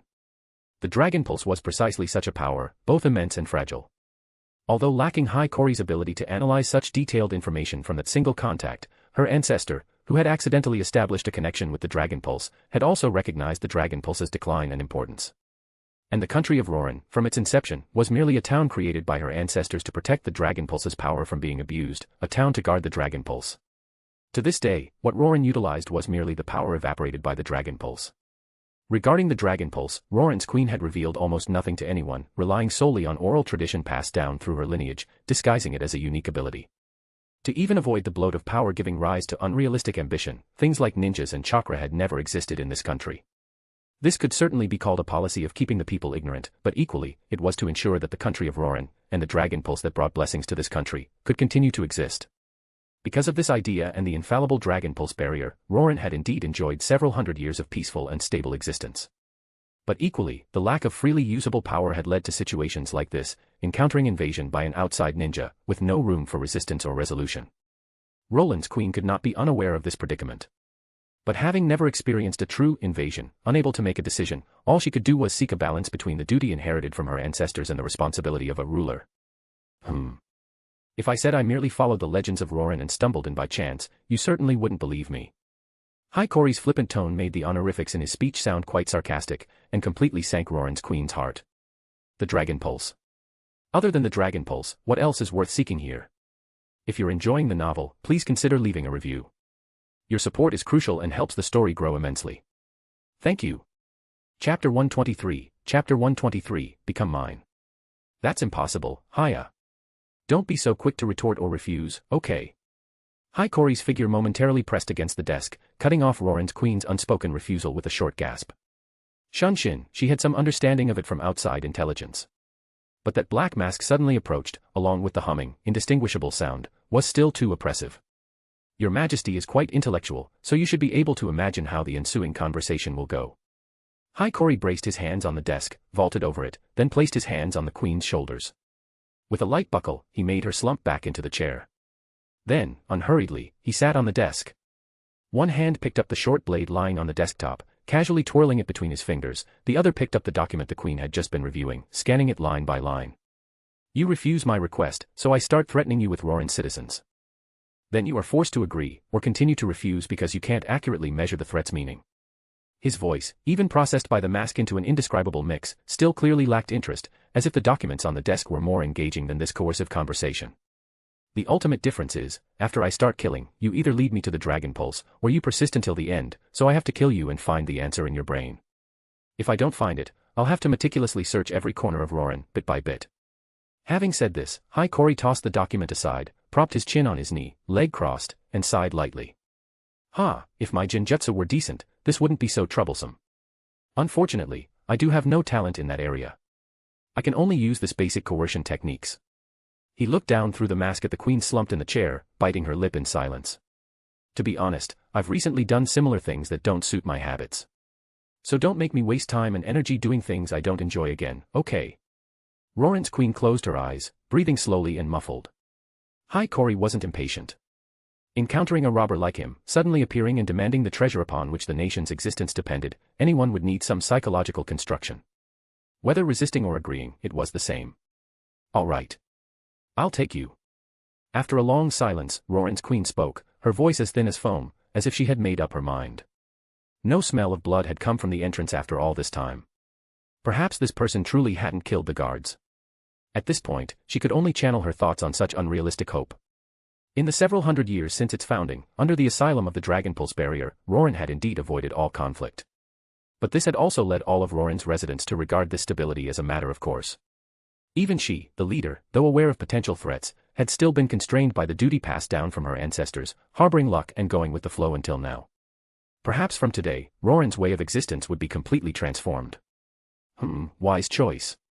Avoiding unnecessary sacrifice is also a leader's responsibility, right? Hiiragi theatrically raised his hand, indicating the queen should lead the way, but couldn't resist teasing. Yes. I am this country's leader, I must consider the people's safety. But if you take the Dragon Pulse, Roran cannot continue to exist in this sand sea. Hearing this, Roran's queen stumbled slightly. With her back to Hiiragi, she clenched her fists tightly, her voice carrying sorrow. Obviously, saying this to the person behind her, whose background she didn't know but who could easily kill her, also required courage. Indeed. Roran's architecture was built entirely on the idea that here will always be peaceful. Without the Dragon Pulse barrier shelter, these towers couldn't survive the great sand sea's wind and sand. Not denying the queen's claim, Hiiragi even depicts Roran's upcoming predicament in more detail. However, actually, even without taking the Dragon Pulse, Roran is about to face a resource crisis, isn't it? I just read the documents you were approving. Although Roran continuously develops vertically, the usable land is fixed. Now, even with the Dragon Pulse's nourishment, the foundation land is only this large. In terms of resources, it's already difficult to continue supplying all of Roran. Although I don't know why you haven't further utilized the Dragon Pulse's power, I'll assume you can't do so. So. Leaning against the desk, Hiiragi picked up a document from the pile beside him and casually waved it. Your Majesty, what price do you think you would pay to save Roran, this country you fought to protect with the first half of your life? Roran's queen had not expected that this mysterious ninja, based solely on the few documents on her desk, could speculate Roran's situation to this extent. Weren't ninjas just mercenaries who accepted missions? How was he so familiar with government affairs? Could it be that this person was also the leader of some organization or ninja village? Anything. With such complex thoughts, she realized her soft spot had been thoroughly grasped. Even with the mask, Roran's queen could still feel that eager gaze on herself. She licked her slightly dry lips, closed her eyes, and turned away. As long as you protect Roran, no, this country doesn't matter, as long as you protect Roran's people, I can give you anything you want. Anything. Then. Deliberately drawing out his words, Hiiragi suddenly, without warning, approached the queen and lightly placed his arm on her shoulder. Become mine. Her breath caught. Her body trembled. Although this was an expected answer, actually hearing these words still made her feel complicated. She had a daughter, but her husband had died young. She had been entangled with government affairs for many years. Roran's queen hadn't considered such matters for a long time. To be able to utilize limited resources to this extent, Your Majesty is quite talented in economics. Yet Hiiragi completely gave the queen no room to continue thinking. Although he was still teasingly twirling a strand of her hair around his finger, his gaze unconsciously looked into the distance. Earlier, when preparing the supplies and vehicle for exploring the Great Sand Sea, he had specifically contacted Sakaki Tatsuma. That guy's appearance, like he'd been drained by a succubus, made Hiiragi a bit worried that this loud-laughing curly-haired fellow might be exhausted at his desk. After all, not everyone could, like Hiiragi, rely on pure spiritual energy and exploratory desire, plus the energy conversion efficiency from his transcendent digestive system, obtained through binding vows, and continuous reverse curse technique, to offset physical fatigue. Hot Sands Rose, heard of it? Hiiragi suddenly mentioned a name, his finger still unconsciously winding that strand of hair. That's the Chamber of Commerce under my name.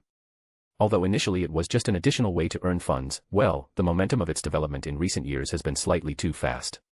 He raised his free hand, pinching two fingers together in a gesture that would enrage Koreans. A Chamber of Commerce. The queen's expression turned subtle.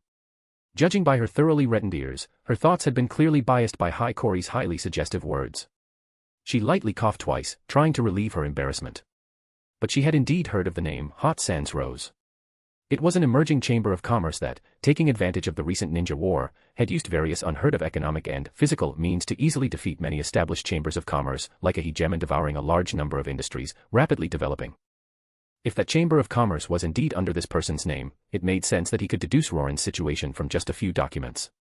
As for whether this was deceptive rhetoric, not to mention the proposal was his, she was already willing to offer everything in exchange for her people's safety. What point would there be in lying to her now? The guy managing that side is indeed very capable. But you can probably understand, whether organization or country, when rapidly developing and expanding like a balloon, it's easy to become unwieldy, accumulating a lot of trouble in various aspects of work. Nowadays, it has nothing to do with personal ability. When the workload reaches this level, unfinished work is just unfinished. So, I need to find a trustworthy and capable assistant for my dear friend, to prevent him from dying exhausted. Trustworthy, huh? The queen repeated softly, her tone carrying unmistakable sarcasm. You was a robber who came to seize what Roran relied on for existence, just threatening her with Roran's people, and now turning around to talk about trust. Even though Roran's queen was prepared to offer even herself, she momentarily found it hard to accept this downright shameless rhetoric. This guy was still wearing a mask, even now. Nothing hard to understand. Ninja clans certainly have their own industries. But if it expands to this extent, the daimyo would hardly sit still. Hiiragi, however, was quite confident. He released the queen's shoulder and sat in a chair formed from shadows, leisurely explained. I temporarily have no plans to rebel, so the Chamber of Commerce must be clearly demarcated from me, an active ninja, and the ninja village. Many things can only be handled by specific individuals. And now that I've mastered the means to invade the Dragon Pulse barrier and know Roran's location, you have no room for betrayal. After all, your majesty is a queen who loves her subjects. Similarly, since you'll later be exposed to much core information about the Chamber of Commerce, to avoid my current largest income source collapsing, I'll also try my best to help Roran to stabilize your mindset. How about it? Not a bad deal, right? Relationships built on the fact that each holds the other's weaknesses are often more reliable than those based on friendship or interests. Because such relationships require no maintenance, both parties can instead be more relaxed.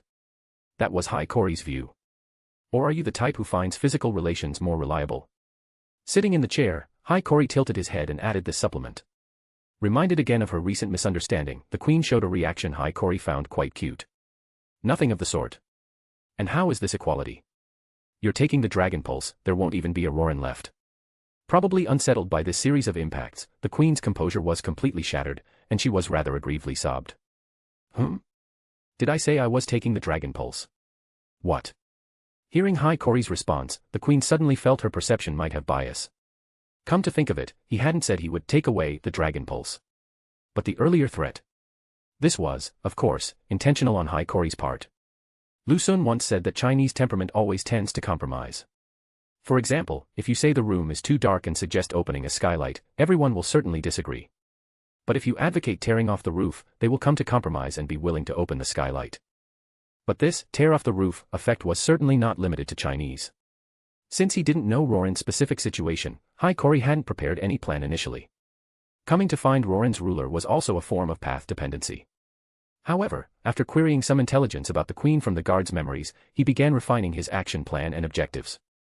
Roran's existence was indeed quite an excellent barrier for the Dragon Pulse itself. This barrier, heaven-made, was something even Hiiragi lacked confidence in reproducing.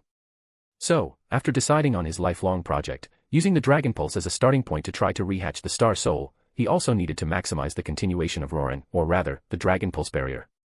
Even without those factors, Hiiragi probably wouldn't have chosen to destroy Roran's environment.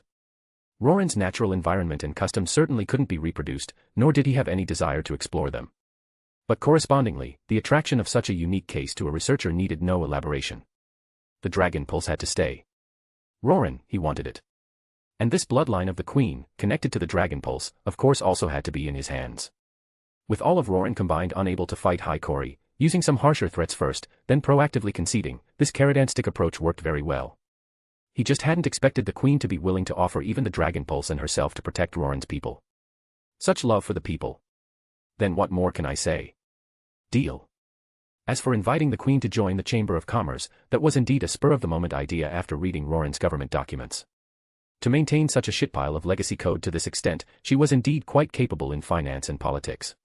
Wasting such talent would be sent from heaven. Although it's somewhat forced buying and selling, I've offered corresponding compensation. Hiiragi walked to one end of the office and pushed open a window, revealing a courtyard. Looking down, sunlight, refracted by the prism at the top, conducted down along the mirrored inner walls to the deepest part. Courtyards and gardens in ordinary buildings mostly served as public social spaces. But for Roran's tower-style complex, this function of making up for light deficiency was more valuable. So don't think of me as a robber. His voice echoed in the courtyard, no longer that it is difficult to discern the mix, but his original tone with the unique clarity of youth. Turning around, Hiiragi removed his mask, revealing a sly smile, and handed the queen a document. It was a contract, based on the binding vow system in jiu-jitsu, mixed with technical logic such as talismans, sealing, and curses. By signing one's name, both parties would suffer punishment if they violated the contract.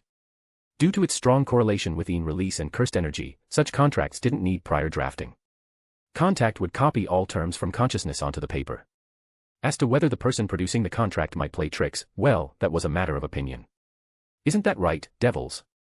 Completely unaware of this, the queen took the contract. Her gaze swept over the terms.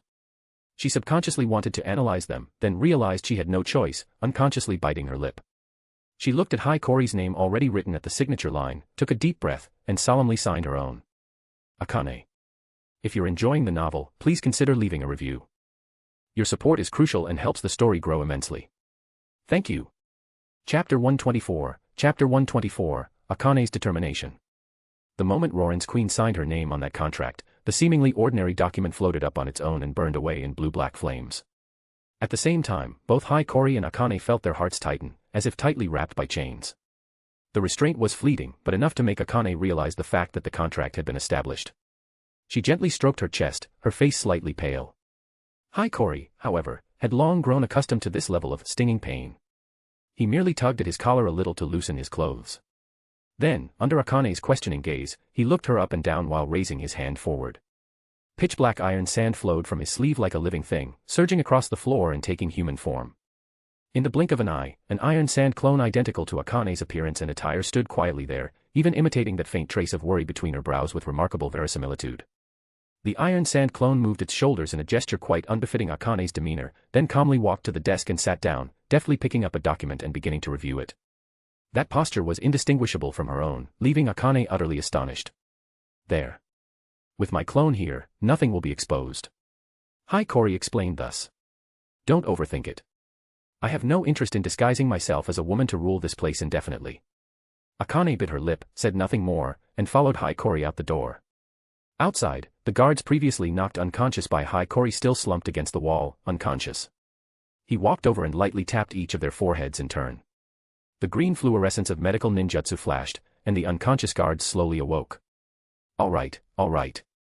Gentlemen, look here. While they were still dizzy, their consciousness not yet connected, Hiikori pulled a pen-sized short rod from his robes and calmly called out. The guards instinctively looked toward the sound, and saw a dazzling flash of white light. With Hiikori's genjutsu level, hypnotizing ordinary people to extract information was already his limit. Trying high-end operations like memory erasure could easily turn them into idiots. So he had made this thing, the most convenient prop from the Men in Black movies, the memory eraser. Just kidding. Not that convenient. Interfering with memory neural circuits through high-intensity flashes and electronic pulses to cause temporary amnesia in witnesses was indeed theoretically feasible. By adjusting the frequency of the photoelectric signals, the effect could be controlled within a certain range. But erasing specific memories and implanting false memories like in the original films, that was far too science fiction. Oh. Men in Black was science fiction. Then never mind. But for now, it was enough for Hiikori. After cleanly erasing the last 10 minutes of these guards' memories, handling it foolproof, he nudged Akane's arm with his elbow, signaling her to lead the way. Though unable to understand the purpose and effect of Hiikori's series of means, Akane felt she had no retreat at this point. She took a deep breath, suppressed the turmoil in her heart, and walked ahead. Hiikori followed behind Akane, his gaze lowered, examining the heels of her shoes exposed beneath her skirt. Her shoes seemed made of specially treated materials, producing a unique sound when stepping on stone bricks. Perhaps this was a means to demonstrate status and identity, allowing others to recognize her from a distance. But judging by the style, these shoes seemed quite comfortable for the feet. Theoretically, damage and deformation to a ninja's feet were considerably lower than to their hands, which needed frequent hand seals. But for chunin, who make up the vast majority of the ninja population, ninjutsu was not actually a particularly common means. Even including the 3 basic techniques, most chunin mastered no more than 20 techniques. And due to factors like chakra amount, ninjutsu usually served as finishing moves or strategic skills in their combat systems, rather than everyday tools. But moving quickly over rugged terrain, that was a daily routine for ninjas. Not to mention, even within the village, ninjas often took shortcuts across rooftops. This led to foot injuries and deformities among ninjas being not particularly severe, but far more common. Although this could be relieved through daily habit adjustments, ninjas were accustomed to wearing ninja sandals. To cope with missions or other work that may come at any time, they rarely changed footwear in daily life. Maybe I should prepare a new pair of shoes for Kura. Thinking thus, Hiikori kept silent. In this almost stagnant atmosphere, the two slowly passed through numerous doors and passages in the palace. At first, Akane hesitated, unsure how to explain her movements to the guards or officials they encountered. Yet the guards stationed at various passages seemed completely unaware of their presence. Even when they passed directly through the guards' field of vision, those loyal soldiers acted as if they hadn't seen them. Looking closely, these guards' focal distance never changed, as if Hiikori and Akane were merely passing air. This wonderful scene astonished Akane considerably. If someone knew nothing of ninjas, they might be drawn to the spectacular ninjutsu. But as Roran's leader, her considerations went far deeper. Though she knew that through limited channels she couldn't fully understand ninja abilities, nor establish metrics for measuring something as intangible as true strength, experiencing firsthand such swagger movement as if through no man's land was still quite inconceivable. At a spiral staircase leading underground, Akane stopped and couldn't help turning to look at Hiikori behind her, unconsciously lowering her voice to ask, "Can all ninjas do this?"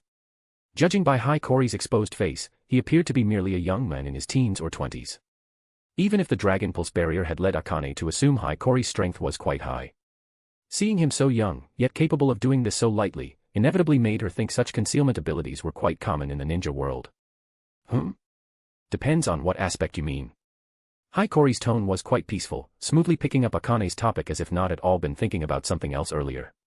If we disregard the barrier factor, just having one person avoid those guards and infiltrate this place, frankly, that wouldn't be difficult for some elite chunin.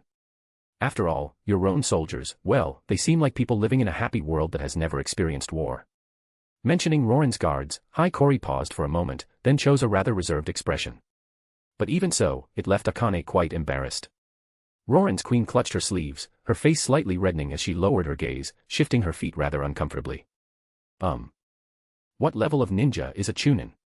Anyone without obvious physical or mental defects, any genin can rise to that level before retirement. Hiikori's relentless finishing blow completely sank Akane. Her Majesty's shoulders suddenly slumped, as if she had lost all strength and willpower. This was to be expected. Even if she had mentally anticipated that her carefully nurtured country's strength was utterly insignificant by outside standards, having it pointed out so bluntly again was still quite a heavy blow for Akane. As if all her previous efforts had been in vain, as if any random ninja could easily destroy her life's work. Don't make that face. After all, you're all ordinary people here, it's normal not to fight ninjas. Though I put it simply, nearly 90% of ninjas will never touch anything above chunin in their lifetimes. Sensing Akane's emotional instability, Hiikori crossed his arms and began supplementing her with a lesson in common sense. Ninjas. Having clearly felt the dragon pulses throbbing from below this spiral staircase, he wasn't in a rush for a few minutes. Breaking barriers, solo raids, large-scale attacks, sealing, creation, ninjas can do far more than my examples. And the vast majority of chunin can only master one or two of these. A ninja's physical strength isn't much different from ordinary people. If you forced a numbers game, chunin not good at large-scale attacks couldn't take down many before exhausting their chakra. Even among ninjas specializing in the same things, differences in their mastery of techniques and abilities create different advantageous situations. Like bringing you along swagger like this without anyone noticing, few can do that. As for seeing through the Dragon Pulse barrier and infiltrating, that might be something only I can do. Quite confident. From what you say, are you perhaps a jonin? Comparing Hiikori's words with the ninja information she knew from intelligence, Akane thoughtfully. Yes. Then. Hearing the affirmative reply, she hesitated, then asked, "Can I learn ninjutsu?" Having personally experienced an external threat, Akane had made up his mind. Now. Chakra extraction and training are generally better done early. Children's physical adaptability is far superior to adults. At your age, it's somewhat too late. But if you want to learn, I can teach you. Even without mastering any ninjutsu, just practicing chakra a little is good for strengthening the body. Appraising Akane's thoroughly matured figure, Hiikori wasn't optimistic about her potential but didn't refuse. He could certainly tell that this Roran queen probably didn't want to master powerful abilities herself, but hoped to give Roran the capability to protect itself. From now on, Roran would be his private reserve. Teaching chakra cultivation methods to those willing to leave the barrier and explore the outside world was nothing. But precisely because of this, Hiikori found it somewhat hard to swallow. However, seeking ninja power only now. Meeting Akane's gaze with inorganic eyes, he delivered his assessment quite flatly. Sitting on the Dragon Pulse's power without further utilization, merely using it to conceal traces and create a paradise without conflict. Well, it's quite nice as a retreat from the world. But in such an environment, people's hearts become dull, don't they? Regrettable things always happen, but conflict is this world's engine, at least for humanity now. Without the ability to fight back, having lost the will to grow stronger, in this world, that's undoubtedly chronic suicide. That's. Her thoughts seen through, Akane wanted to rebut with the duty passed down from her ancestors. But she also knew Hiikori's reasoning wasn't wrong. Ancestral duty and royal responsibility were precisely what she needed to balance herself. He was merely judging from an outsider's standpoint. Even without Hiikori's arrival, Akane herself had long begun to waver regarding her ancestral duty. Perhaps initially Roran was merely a town existing to guard the Dragon Pulse. But as Roran developed to its present state, Akane could not ignore the weight of her subjects who revered, trusted, and admired her. Love is a curse. Wishes are heavy stones. Trust is a lead weight. When all this runs contrary to ancestral ideals, this world is merely a sea of sobs. Perhaps before long, she herself would give up her ancestors' cherished duty and took the initiative to use the Dragon Pulse's power for her people. Shamefully, when coerced by Hikori, Akane had even felt a flicker of relief at not having to actively disobey ancestral will, but being forced to let the Dragon Pulse fall into another's hands. Perhaps, you being the first ninja to find this place might be a good thing for Roran and for me. Realizing what emotion lay in her heart, Akane was instantly consumed by intense self-loathing. She slowly crouched on the spot, burying her face in her knees, whispering nearly inaudible murmurs. How despicable and filthy I am. Tired. Yes. After a moment, Akane let out this dull, exhausted response. The Dragon Pulse is below. However you want to handle it, however you want to use it, it's up to you. I want to rest here for a while. Hiya. What are you doing? Saying that now, it's hard for me to believe there aren't traps down there, isn't it? Hoisting Her Majesty in his arms, Hikori's expression was unchanged, answering thus. Enough. Put me down. I'll go down with you. See. Women are so troublesome. If you're enjoying the novel, please consider leaving a review. Your support is crucial and helps the story grow immensely. Thank you. Chapter 125, Contract, Established. There's a saying, everything comes in threes, referring to the tendency for things to present themselves in three possibilities, forms, or situations. Whether this ancient wisdom, derived from numerous daily observations, is always accurate is debatable. But human reactions to sudden panic do indeed typically fall into three types. Hysterical screaming to vent emotions, aggression triggered by stress response, and lastly, when the impact is too violent, causing feedback function to shut down, rigidity. A simple example would be creatures that rely more on spinal reflexes than their tiny brains for thinking. The hissing aspect, the breaking dancing aspect, the Spinosaurus aspect. Authority has spoken. Authority. And Akane's current state was clearly the third type. One moment, she was struggling in Hikori's sudden embrace, issuing shy whispers about such impropriety, demanding to be put down, trying to maintain the last vestiges of a queen's reserve over his excessively disrespectful intimacy. The next moment, the instant Hikori effortlessly crossed the boundary of the spiral staircase and unhesitatingly leaped down through the deep void at its center, that rosy little mouth, suddenly covered with pallor, could no longer utter a single sound. The plummeting sensation almost seized her vital organs. The ever-burning lamps meant for illumination blurred into a twisted ribbon of light. The howling wind filled her ears, drowning out all other sounds, even her own heart pounding like a war drum. Yet the tickling sensation of flying hair strands brushing against her cheeks was exceptionally clear. All of Akane's senses were filled by this blur and violence. Her brain didn't even have room left for thought. The familiar world seemed, in an instant, completely overturned and shattered. All unspoken words and struggles turned into a suffocating gasp caught in her throat. Her entire body stiff and nestled, or more accurately, curled up, in Hikori's arms. Those beautiful dark green pupils involuntarily dilated, reflecting the rapidly shifting light and shadow, losing focus. Her arms, which moments ago had been beating against his shoulders, now tightly wrapped around his neck like a drowning victim. 100 meters of free fall. Terrifying. Yes. Very terrifying. Even after Hikori landed lightly and steadily set her down, letting her personally feel the infinitely precious solidity of the stone slabs beneath her feet, Akane still took a long while to recover. Her legs were weak, she could barely stand. Leaning against the cold wall behind her, she gasped heavily, as if just pulled back from the brink of drowning. How do you feel? Seeing this, the culprit himself acted like nothing had happened. Leaning against the huge stone door, he watched the queen, who was propped up on her knees, gasping pathetically, smiling brightly. This kind of vertical drop isn't exactly commonplace for ninjas, but it's not a particularly rare scenario either. I don't know what she was agonizing over before, but now she doesn't have the mind to care about those things, right? Miraculous healing, Dr. Hai. Don't think you can fool me. I've seen how ninjas move. The patient, however, didn't seem very appreciative. Having barely caught her breath, Akane, her face still pale, shot Hikori a fierce glare and rebuttal through gritted teeth. Even at this height, you normally jump back and forth between sides. That's ordinary ninjas. Under my command as a super yang release user, of course you get a unique experience. Your sense of self-affirmation is truly overwhelming. Furious at this unapologetic response to the point of almost forgetting her recent terror, Akane wiped away the few tears squeezed from her eyes due to physiological phenomena, and angrily walked forward, no longer looking at him. From her robes, she took out an ancient key, kept close for nearly 2,000 years, and inserted it into the lock of the stone door mechanism. Turning it with effort, she grumbled without good humor.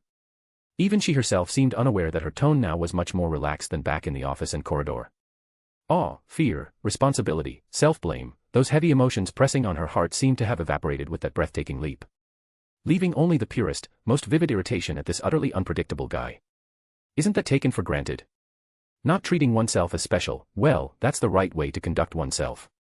Because no matter how much you believe you're special, there are still many things you cannot do. But conversely, if you can't even trust yourself, even things you could originally do become difficult to reach. One shouldn't be too extreme.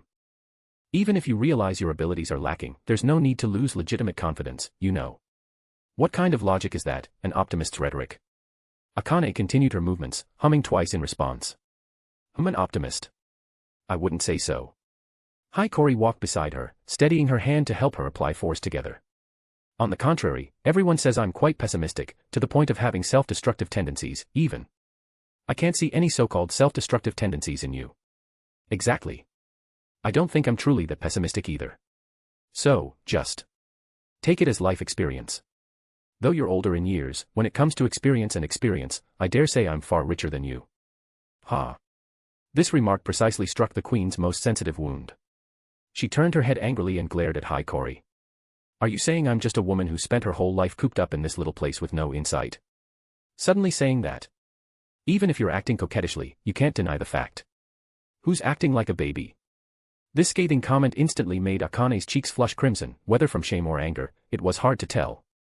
A series of nearly overlapping mechanical sounds masked their gradually lightening chatter. Gears engaged, chains tightened, and then the heavy multiple stone doors opened in sequence, revealing the spacious area hidden behind. It was a large circular space. Looking up, one could see this was a tower, with nothing inside. The dome was high and distant, light transmitted through a design similar to the courtyard, illuminating this darkness beneath Roran alongside the ever-burning lamps below. From the tower's edge extended inward a large ring-shaped platform. Within the platform was a deep hole, so deep that falling in would surely mean no rescue. At the very center of the hole was a comparatively tiny platform. Four life-sized stone statues stood around the circular platform. These were perhaps the images of Roran's founders.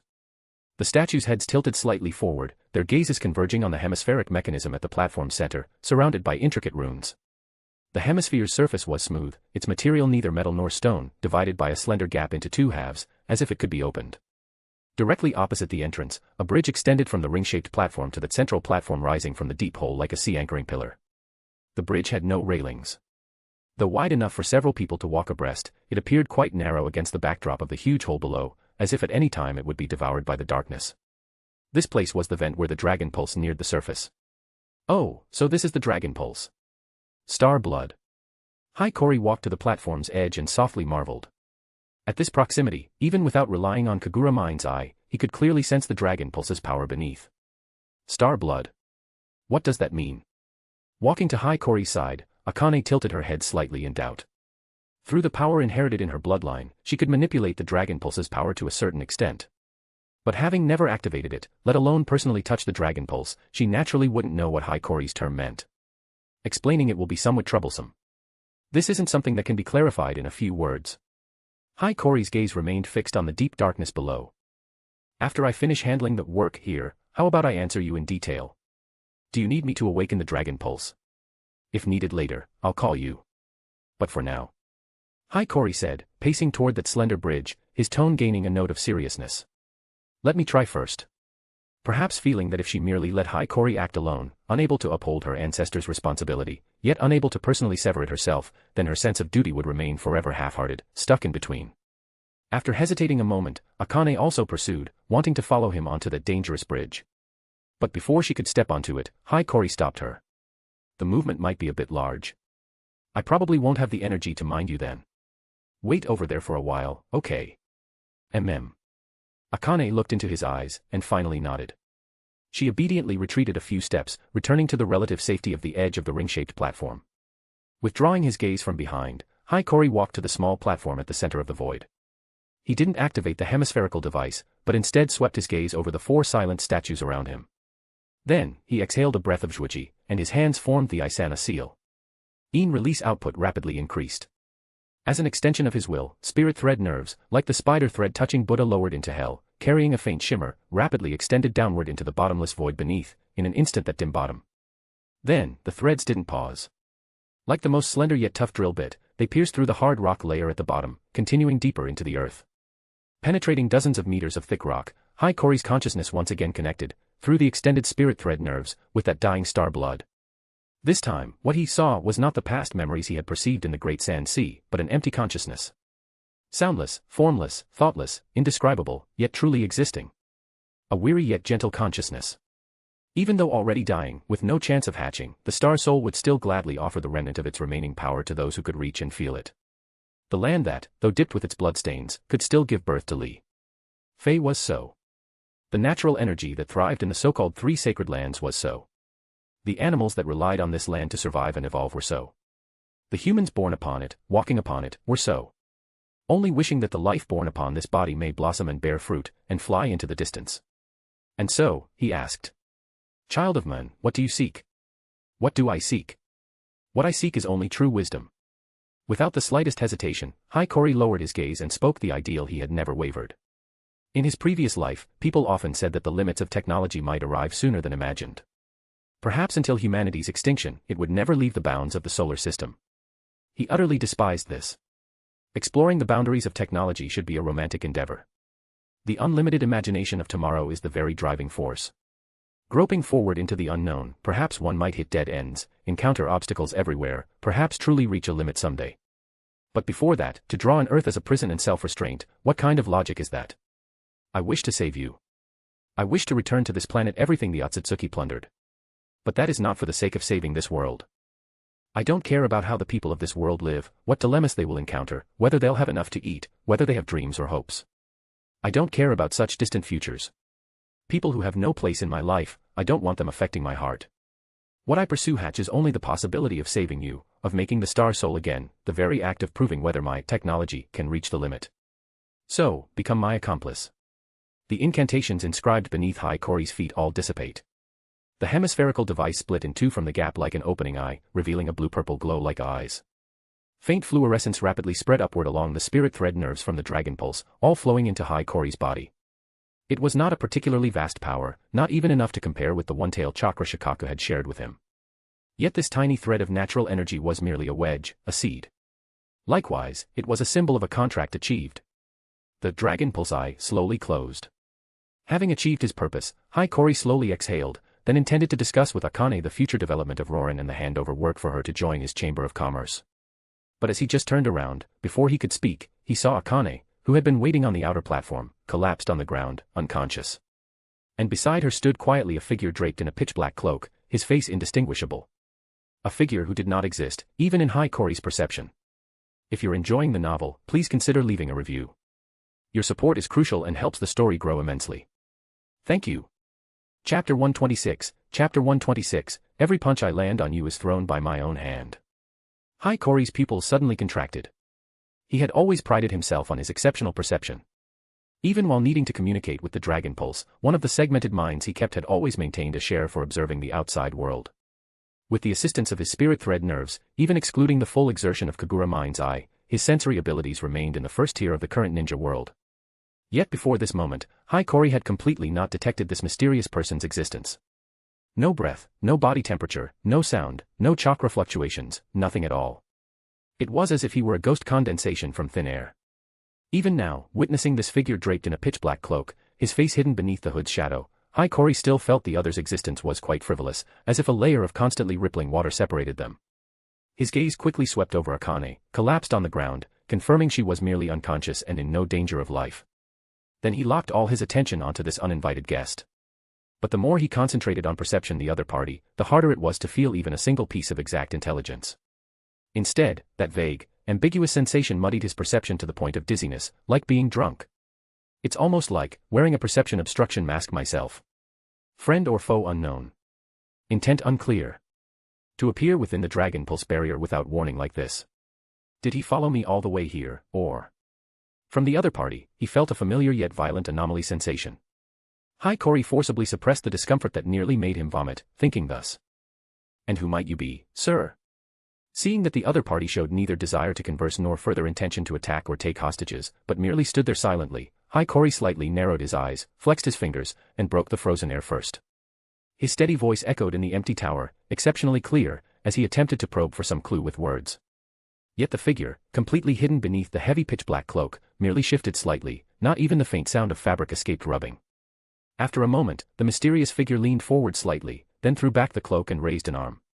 His hands also wore gloves of material similar to the cloak, making features difficult to discern. In his hand he held an unadorned straight-bladed longsword. The blade, apparently specially treated, reflected none of the surrounding fluorescent stone or ever-burning lamp light. It was entirely a dull black, as if it would devour all light. The mysterious figure slowly raised the blade, his movement steady without a tremor. The tip pointed directly at Hiiragi. The meaning could not be clearer. Ha, fight first, talk later, ha. Seeing this, Hiiragi clicked his tongue. The slight professional smile on his face instantly disappeared, replaced by a natural solemnity and coldness. His swinging arm crossed sharply before his chest, and his usual three-section combat staff fell into his hand. I don't dislike this kind of hot-blooded, straightforward attitude. But your timing is really... Before he finished speaking, Hiiragi, gripping the staff still carrying a lingering coolness, spun and swung out two horizontal choppers. Terrible.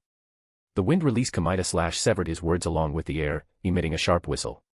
One swept toward the black-clad figure's sword arm, the other aimed at his chest and abdomen. Simultaneously, a mass of iron sand swept Akane up and delivered her to the platform on the other side. Hiiragi closed in, trying to force this mysterious person backward. This place housed Roran's sealed dragon pulse spout. If it were damaged, what chain reaction might occur, Hiiragi couldn't say.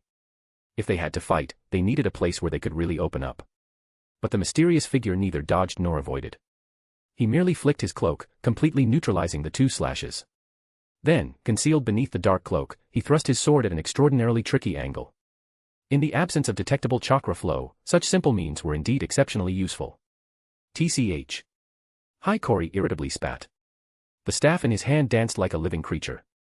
The left section detached and down split, with pinpoint precision blocking this insidious thrust. Clang, clang, clang, clang, clang, a series of piercing metallic clashes exploded in the empty tower. The staff, twining wind-release chakra, and the black blade sparked repeatedly. In just a few breaths, the two had already clashed countless times. But in this process, Hiiragi increasingly sensed a subtle familiarity from the other party. Even though appearance and build were completely unreadable, and things like aura and presence were vague, the other's moves, force application methods, pace and rhythm, even the wind-release technique mixed into thrusts and slashes. Even the pitch-black cloak on the other party, which seemed almost alive, gave him an inexplicable sense of déjà vu. Even if the other had deliberately tried to conceal it, how easily could patterns in the flesh be changed? Rather, this nondescript, lame acting only stood out more. These moves, and the means of hiding identity. What the hell? Someone closely connected to me that I don't recognize. A future enemy? Doesn't seem like it. Then a disciple. Or another world's me. Though somewhat beyond imagination, having personally experienced reincarnation after death, Hiiragi's imagination wasn't that narrow. Thinking thus, Hiiragi's three-section staff lifted a sharp wind blade, then locked the connecting buckle, propped himself on the staff, and kicked out. The black-robed figure unhesitatingly retreated. The black cloak lifted again like a living thing. Hidden beneath, his wrist flipped, and the black blade transformed from thrust to slash, a fierce horizontal cut instantly sweeping toward Hiiragi. Against such plain slash, Hiiragi, flipping to land, originally intended to trade offense for defense. Using the staff's length advantage, he would penetrate inside the other's attack range before the slash fully formed, parry, and then counterattack. But just a moment before stepping forward, he suddenly felt an instinctive throbbing. The sudden change in movement brought a stab of pain from injury. Yet Hiiragi had no leisure to notice such minor injuries. He had just dodged sideways in a rather awkward posture when the next moment, he saw that the black blade itself, suddenly extend several segments.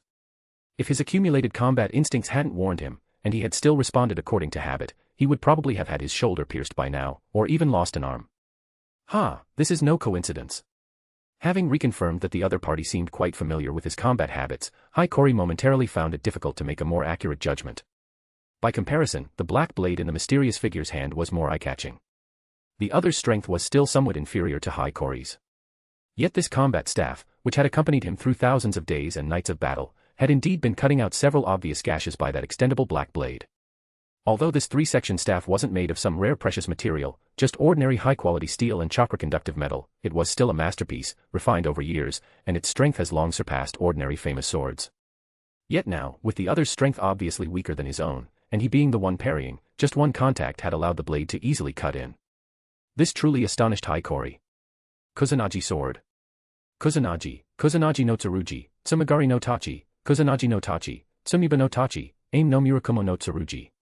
In Hikori's previous world, these names all referred to the same treasured sword, which, along with Yata no Kagami and Yasukani no Magatama, was called one of the 3 sacred treasures.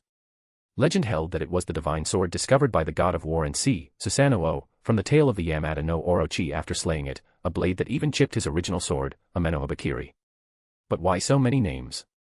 You don't need to understand Japanese mythology that clearly. In any case, in the Naruto world, which obviously referenced much mythological content, this most famous divine sword in Japanese history could not be absent. And perhaps due to its abundance of names, in this world, Kusanagi seemed to exist in as many copies as there were names. These Kusanagi blades each had different abilities, but their only commonality was that they almost all possessed the characteristic of indestructibility. Seeing the black blade's performance, it was presumably one of those indestructible blades. Faced with Hikori's question, the mysterious cloaked figure remained silent. Hikori took it as acquiescence. This round of confrontation proved that this mysterious person also didn't want to destroy this place. He hadn't used any large-scale destructive techniques, and even now showed no intention of pursuing. He merely assumed a proper stance, waiting for Hikori's next move. Seeing this, Hikori's eye twitched. An inexplicable impulse arose in his heart to kick this guy's ass hard. Not talking, acting like a cool master, huh? Really letting yourself be arrogant, aren't you? Casually tossing aside the staff, which could no longer serve for blocking, Hikori craned his neck rather unhappily. The 7 essence release gates all opened in an instant. His figure disappeared from the spot even before the sound of the staff piercing the wall emerged. The next moment, boom. That statement, obviously filled with irritation, was drowned in the thunderous impact of fist meeting brick platform. The point of impact of the fist, twined with cursed energy sparks and chakra aura, had already turned to dust. Wide cracks, as if about to tear the platform apart, spread from countless broken bricks, extending until they reached 20 or 30 meters up the tower walls and void before gradually thinning. Exclamation point. The mysterious figure, who had leaped midair just barely dodging this blow, apparently stiffened for an instant, seemingly not expecting Hikori to be so unrestrained in this underground space sealing the dragon pulse spout. Just as he reached out, intending to convey something with gestures, he suddenly felt as if a train had hit his chest. Didn't your teacher teach you? A figure, exceeding the limit of his vision, shot out from the rising dust. The simple fist, wrapped with blue-black flames, embedded deeply into his chest. The powerful force transmitted through his body, bursting behind him with a striking white mark. When your speed is inferior, you don't jump around recklessly. Boom. Accompanying Hikori's words, unclear whether rebuke or admonition, the cloaked figure's body, like a piece of silk paper tossed into the wind, was slammed back onto the platform below. Rolling, he carved a gully, and with another boom, violently slammed into the tower wall. Not having time to catch his breath, the mysterious cloaked figure forcibly suppressed the dull pain in his chest and back, as if struck by a heavy hammer, and quickly crawled out of the dissipating dust. Then, he came face to face with 4 Hikoris, surrounding him, each wrapped in blue-black cursed energy lightning. What the hell is this? Although enhanced by chakra, a ninja's dynamic vision had considerably improved compared to ordinary people. But without decisive changes in life structure, such as dojitsu kekkai genkai, or simply mechanical transcendence, the principles of a ninja's vision remained the same as ordinary people's. Human vision relies on a series of processes, the eye's lens focusing, photoreceptor cells sensing light, and converting light signals into nerve impulses transmitted back to the brain. In this process, photoreceptor cells require certain visual pigments to complete light sensing, and the formation of these pigments also needs time.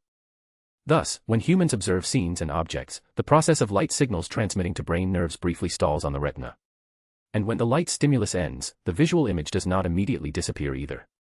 Vision, as the sensory organ occupying over 70% of conventional perception, is naturally an extremely important part of ninja combat. No matter how skilled in perception, as beings with eyes, instinct will still rely on this most intuitive perception.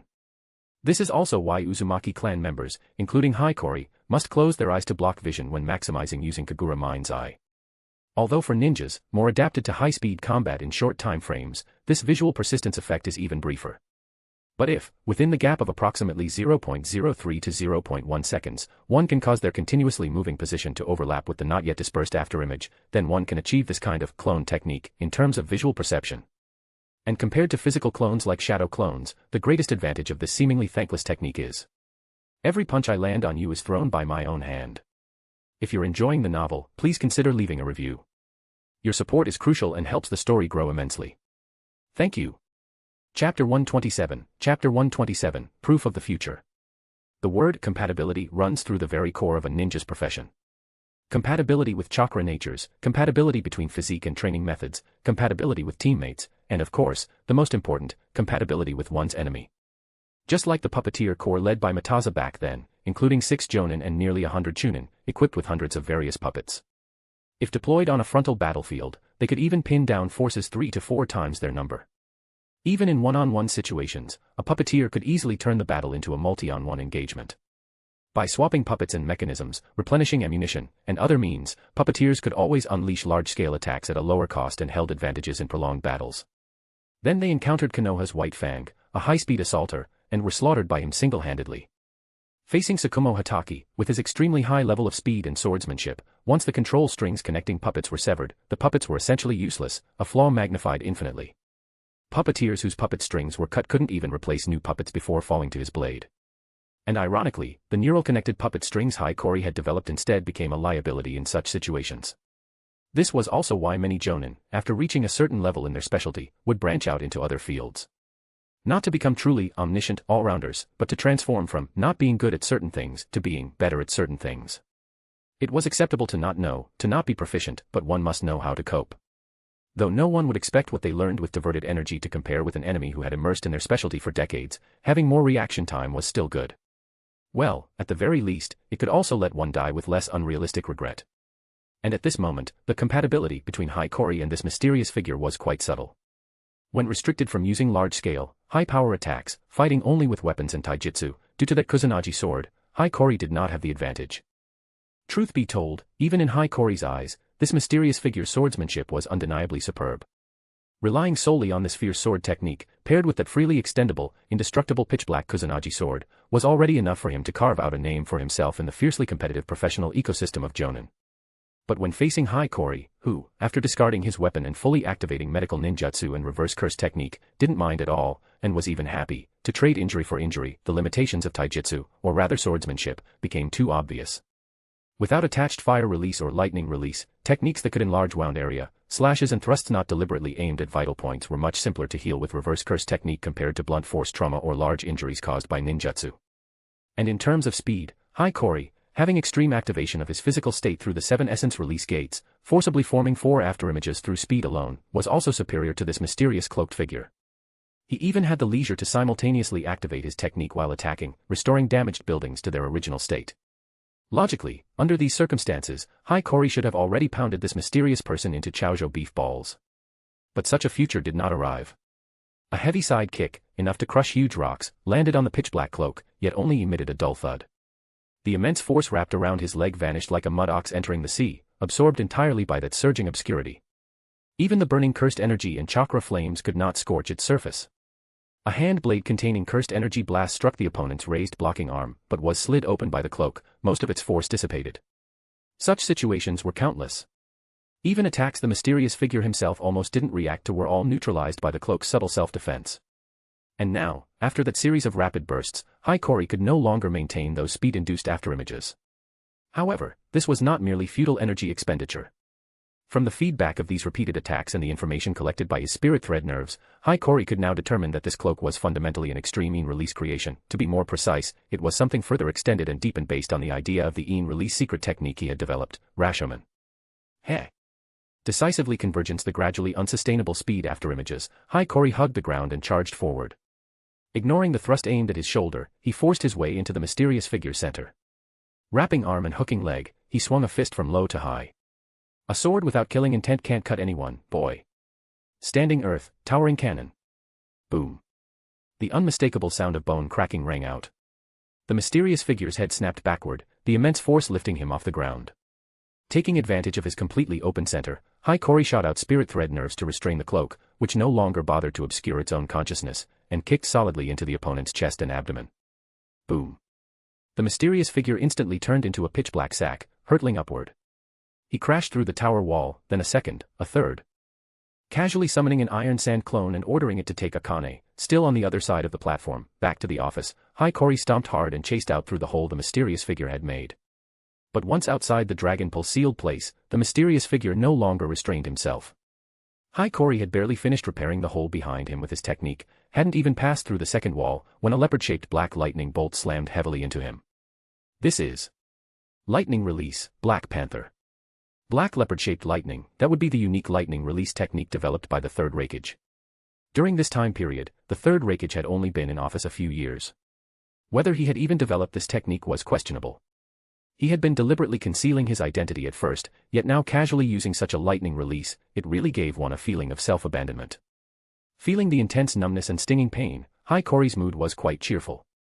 Although he didn't know why this person, connected to him, was acting so awkward, seeing that he hadn't immediately stated any business and instead bothered with this kind of nonsense, presumably the environment he lived in the future hadn't encountered any universal dilemma. He had only come for some personal reasons. Then that means I can also peacefully conduct my research. Watching those few fierce beasts, gleaming with dark lightning, charging again upon entering the corridor, Hikori felt genuinely pleased. If you're enjoying the novel, please consider leaving a review. Your support is crucial and helps the story grow immensely. Thank you. Chapter 128, Chapter 128, Hikau. Phew. Feeling that the lightning beasts he had released were still coursing through the corridors, fulfilling their duty of stalling for time, the mysterious figure healed his jaw and chest with reverse curse technique, then his shoulders instantly slumped as he let out a dull sigh. He removed the hood that possessed the effect of concealing existence. As the hood slid down, the darkness obscured his face also vanished. Amidst wheat-colored long hair, the hue of ripe wheat fields, a face emerged with 8/10 resemblance to Hikori. His clear amber eyes carried a trace of indescribable melancholy and fatigue. Perhaps due to his temperament, he appeared slightly less sharp than Hikori, with a touch more softness. This mysterious figure's true identity was Hikau, the son of Hikori and Tsunade, traveling upstream from the future, over 20 years hence. And the completely hatched release beast, Rashomon. Hikau slightly tilted his head and complained to the pitch-black cloak on his shoulder in an irritable tone, "Hey, aren't you supposed to be my guard? Can't you show some subjective initiative? Forget actively attacking or interfering, your defense isn't even watertight. You just watched him use me as a punching bag, completely treating yourself as an ordinary cloak, didn't you?"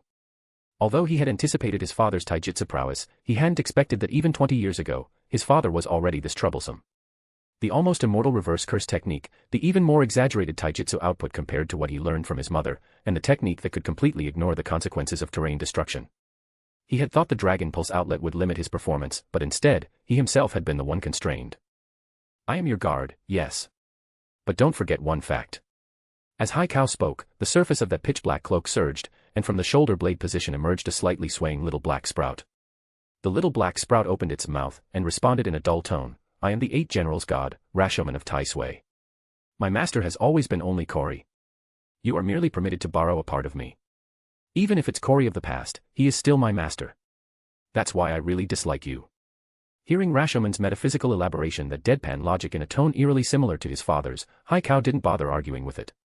Seizing this brief opportunity before Hikori escaped the lightning release harassment and pursued, he took out a pitch-black cube, about the size of a fist, from his robes. "It's never me or Kori that you dislike. It's yourself, the one who thinks you can't do anything, that you actually dislike, right?" Hikau's movements paused slightly. He had no words to retort. His birth was probably not blessed. Hikau was somewhat aware of this, after all, there wasn't a trace of warmth in his parents' relationship. But he was probably also loved. If his mother Tsunade had not a shred of maternal love for him, with her medical ninjutsu skills ranking among the top 3 in the ninja world at that time, she had no need to leave the village with Shizune and give birth to him. If his father Hikori completely didn't care about him, then after killing Tsunade, who had actively sought death, he wouldn't have brought him back to his country and revealed everything to him. If his teacher Orochimaru had merely adopted due to his mother's entrustment or some benefit, he wouldn't have taught him so diligently. Hikau had once asked his teacher Orochimaru, who seemed to him to be in a very similar position, how to face and balance his parents' relationship. After all, Orochimaru was both his father's comrade and his mother's old teammate.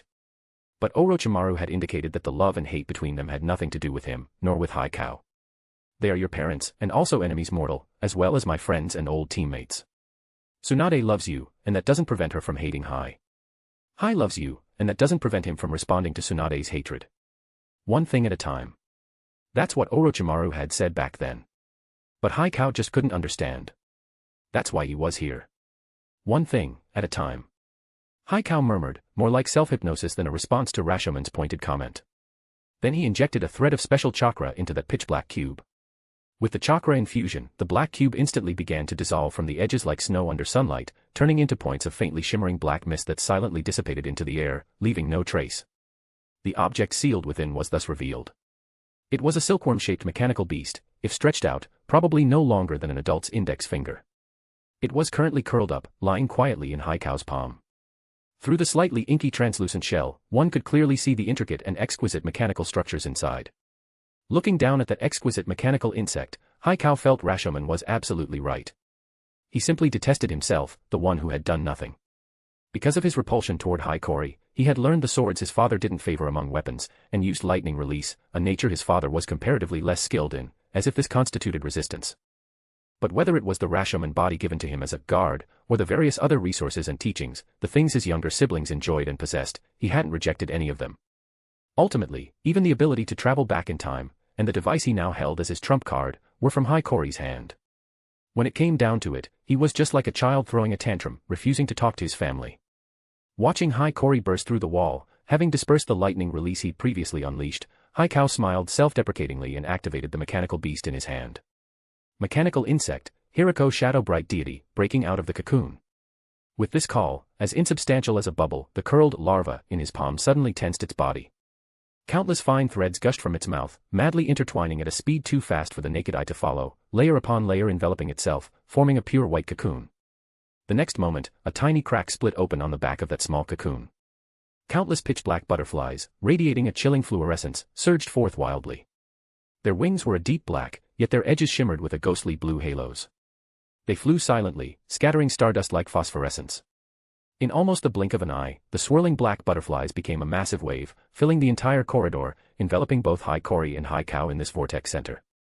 Then, amidst the black butterflies, swirling with ghostly light, their figures, like portraits erased by a rubber band, rapidly faded, became transparent, and finally vanished completely. If you're enjoying the novel, please consider leaving a review. Your support is crucial and helps the story grow immensely. Thank you. Chapter 129, Chapter 129, You're Just a Bastard. In a momentary daze, Haikori found himself suddenly in a silent snowfield.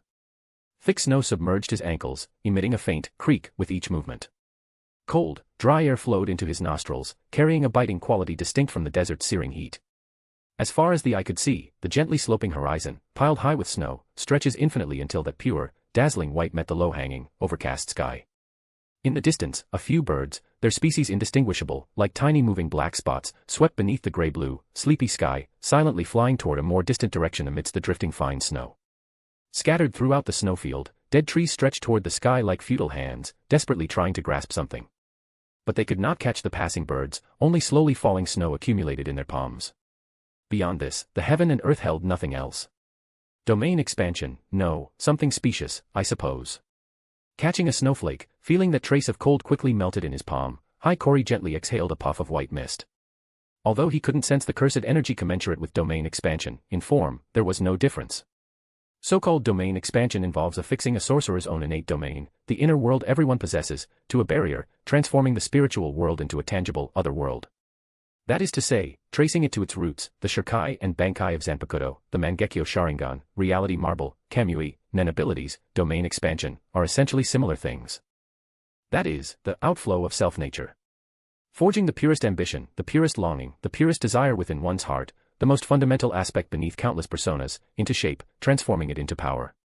And regardless of how it manifests, this power possesses a commonality, an inviolable, strong sense of self. Judging by the scene before him, the master of this inner world was truly lost and lonely. Teacher? What is this place? A call, tinged with timidity and confusion, interrupted Haikori's thoughts. Looking down, Konan was pinching a corner of his sandy brown cloak. Her small face was slightly pale from the cold, her expression astonished as she gazed at this unfamiliar snowy world. Similarly, Yahiko, Nagato, and Sasori's faces also held similar bewilderment, as if they had inexplicably traveled from the scorching Great Sand Sea all the way to the far northern country of snow. Call it someone's barrier. You can understand it that way for now. Haikori raised his hand and placed it on Konan's soft blue-purple hair, gently rubbing it as he casually explained. His shadow space, and the not-yet-hatched release secret technique, Rashomon, were also extensions of his will. But within this snowfield, formed from someone's inner world, such external things obviously couldn't extend wantonly, to the point that the 4 children, who had been tossed into the safe house, were all squeezed out. Along with the off-road vehicle behind them. An enemy. Yahiko immediately freaked out, assuming a defensive stance. Nothing to do with you. It's your teacher's personal business. Hikori casually delivered a not-too-light chop to Yahiko's head, interrupting his overreaction. Then, from the sealing scroll on his wrist, he pulled out several thick blankets, draping one over each child to help them withstand the cold. Go over there and build an igloo to avoid the cold. Teacher has some things to handle. Motioning them to move away, watching Nagato and Yahiko skillfully use water release to form ice bricks, Hikori finally turned his gaze toward a withered tree in the distance. Don't you agree, kid? In terms of physical age, I'm actually older than you are now. Watching his still young brothers run off to build an igloo, Hikao's expression softened slightly. Then he patted his cheeks, composed himself, and walked out from behind the withered tree, facing Hikori expressionlessly. Father. Then you're still just a child. Hikori unhurriedly produced a self-made herbal cigarette, placed it between his lips, and lit it with a tiny flame from his fingertip. He slowly exhaled a puff of green-white smoke, squinting, and replied in a calm tone. Whether it's the completion of your inner world or the technique you use to expand your domain, both indicate your spirit is still far from adulthood.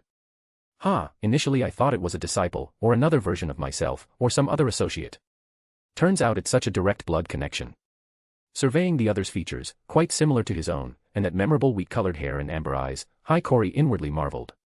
He lightly tapped his heel against the ground, and an invisible soundproof barrier rose silently, enveloping them, ensuring the subsequent conversation wouldn't be heard by the children in the distance. Too boring. Too inefficient. Too lacking in ambition. Hikori surveyed the monotonous inner world scenery around him, shaking his head with subtle emotion, but then his expression shifted to understanding. But even saying that, it seems future I had problems in the education department. Although after dealing with those lightning beasts, before he could continue pursuit, he'd been enveloped by that wave of butterflies, Hikori's ninja dynamic vision had still been enough to capture the cocoon in Hikao's hand. Combined with those black-winged butterflies, it was easy for him to associate where this incomplete inner world originated. Larva, pupa, and imago, butterflies and moths with almost different ecologies, their very existence is the embodiment of change. From larva to pupa, breaking the cocoon to become a butterfly, and then the butterfly giving birth to larva, this cycle was also one of the important compositional imagery of Hikori's technique, palm hatching. Forcing an incompletely formed inner world to establish, forcibly establishing insufficient possibilities in a short time. The device you just used was probably that kind of thing. Hikori judged with certainty. Since the inner world can only be perfected by oneself, not pursuing the true effect of my technique, instead utilizing the process of forcing an incomplete outflow of self-nature into a cocoon to form an imitation domain expansion, that's actually quite an interesting idea. Hikao didn't answer, only unconsciously biting his lip. Though there were many things he'd never figured out, this alone, his own immaturity and confusion, he had a clear self-awareness. Similarly, he didn't think his father would fail to see what means he'd used. In many cases, what people lack isn't inspiration, but the ability to clearly depict that fleeting inspiration. Hikori clearly wasn't in that category. Though it was a product from the future, that Hirako shadow-bright deity was, after all, also from the future his hand. Even if there were many unknowable black boxes in the technology, that didn't prevent present-day him from deducing its effects based on its performance. Hikori took one last drag and casually tossed the spent cigarette into the pure snow beside him. That spark burned a small, glaring black spot, like a small hole burned into a tablecloth. I don't think you came here to listen to me talk, either. Seeing the other's reaction, Hikori shook his head with slight boredom. At least let me know your name. Cow. Mugwort, huh? He frowned slightly. Not a good name. Doesn't feel like my style. So, Tsunade named you, I suppose. With this complaint, Hikori instantly deduced. Clearly, if in the future his relationship with Tsunade had transformed into something more stable and intimate, he wouldn't have given his child such an unsuitable name, let alone raised their son into this as a melancholy and confused state. He didn't consider himself a lustful glutton lusting after Tsunade's body. And after establishing his ultimate project, he could foresee his future life being busy as hell. There was no way he would chase after Tsunade, pestering her relentlessly. Then, Cow could only have been conceived during the time Tsunade was captured and imprisoned by him in the country of rain. Counting the days, even if it was before the meeting, that was over 2 months ago. Thinking about how, before leaving, I joked to Master Bunpuku that I couldn't imagine what it would be like to have a child, now I feel very uncomfortable. Damn, the boomerang is still chasing me. In any case, based on current developments, there was absolutely no possibility of reconciliation between them going forward. With Tsunade's stubborn and twisted nature, there was absolutely no way she would let go past hatred because of a child. If she could have been ruthless enough to abort Cow, that would have been one thing, but apparently she hadn't. Having lost her elders, her lover, her younger brother, with her clan long dissolved, Tsunade's heart had long had no support left. She would only be repeatedly torn between her hatred for Hiiragi, serving as her spiritual pillar, and her maternal love, until that scarred heart was completely shattered. Suicide? That seemed unlikely. So, Tsunade was killed by future me, right? The leap from name to topic of killing one's birth mother was undeniably large, but that's just how a quad-core 256-thread artificial intelligence worked. Since he was his own son, surely he could get used to this style of communication that skips dozens of conversations and jumps directly to another topic. Probably. Judging by Hiiragi before him, he didn't seem the type to communicate cordially with his father. That's right. Hiiragi lowered his gaze, staring at the small hole burned in the snow by Hiirari's discarded cigarette. His tone seemed unchanged. According to teacher Orochimaru, mother discarded all her defenses during the challenge against you and actively sought death. Hiiragi squeezed out an ambiguous syllable from his nasal cavity. He wasn't particularly surprised by this answer. Neither the title, teacher Orochimaru, nor Tsunade's choice to actively seek death. If Tsunade had left the village to give birth, the only people she could trust were her old teammates or teacher. But apparently, Hiiragi didn't look like a child raised by Hiruzen Sarutobi or Jiraiya. That only left Orochimaru. Considering Hiiragi's taijutsu and wind release techniques, which clearly bore his own style, presumably he and Orochimaru had established a fairly harmonious, fellow enthusiast, relationship in the future. So, you came to kill me in advance, to prevent Tsunade from dying by my hand. No. This time, Hiiragi was silent for even longer. He looked up at that deep sky, seemingly forever snowing, his amber eyes holding nothing but confusion. In that hollow voice, he repeated, I don't know. Don't know, huh? Hiiragi raised an eyebrow slightly. He hadn't anticipated this answer. He looked at this child, connected to him by blood yet, having never met before, waiting with interest for his next words. Before I was 12, before mother was killed by you, I kept thinking about how to ease the relationship between you. But the more I learned about your past, the more I felt it was unnecessary. There was even a time I thought my very existence was one of the root of mother's suffering. But perhaps, as teacher Orochimaru said, your love and hate for each other had nothing to do with me from the start. Even the will mother had prepared long ago told me not to repulse you because of her. Hiiragi slowly sat down in the snow, gazing across the distant snowfield. I couldn't change mother's heart, and I couldn't bring myself to hate you. I don't know what I can do. I don't know why I came to find you at this time. So future me let you come to this point in time, intending to fundamentally solve the problem. Hiiragi nodded in understanding. He could recognize that the cloak on Hiiragi was an extension of his own Rashomon. With that thing, future he could lock Hiiragi's position with ease. Since future him hadn't stopped Kao from coming to this time to find him, there was naturally a purpose. What had shaped Hiiragi into his current state was a past that future he could no longer change, but for present him, it was a future yet to come. Let me ask you this, what kind of person is future me? You unified the entire, I didn't ask about those unimportant things. I mean, in your eyes, what kind of person is your father? Hiiragi curled his lip, interrupting Hiiragi's spoiler words.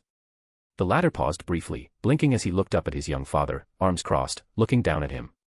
He let out a long breath. You are mother's enemy. Of course answer.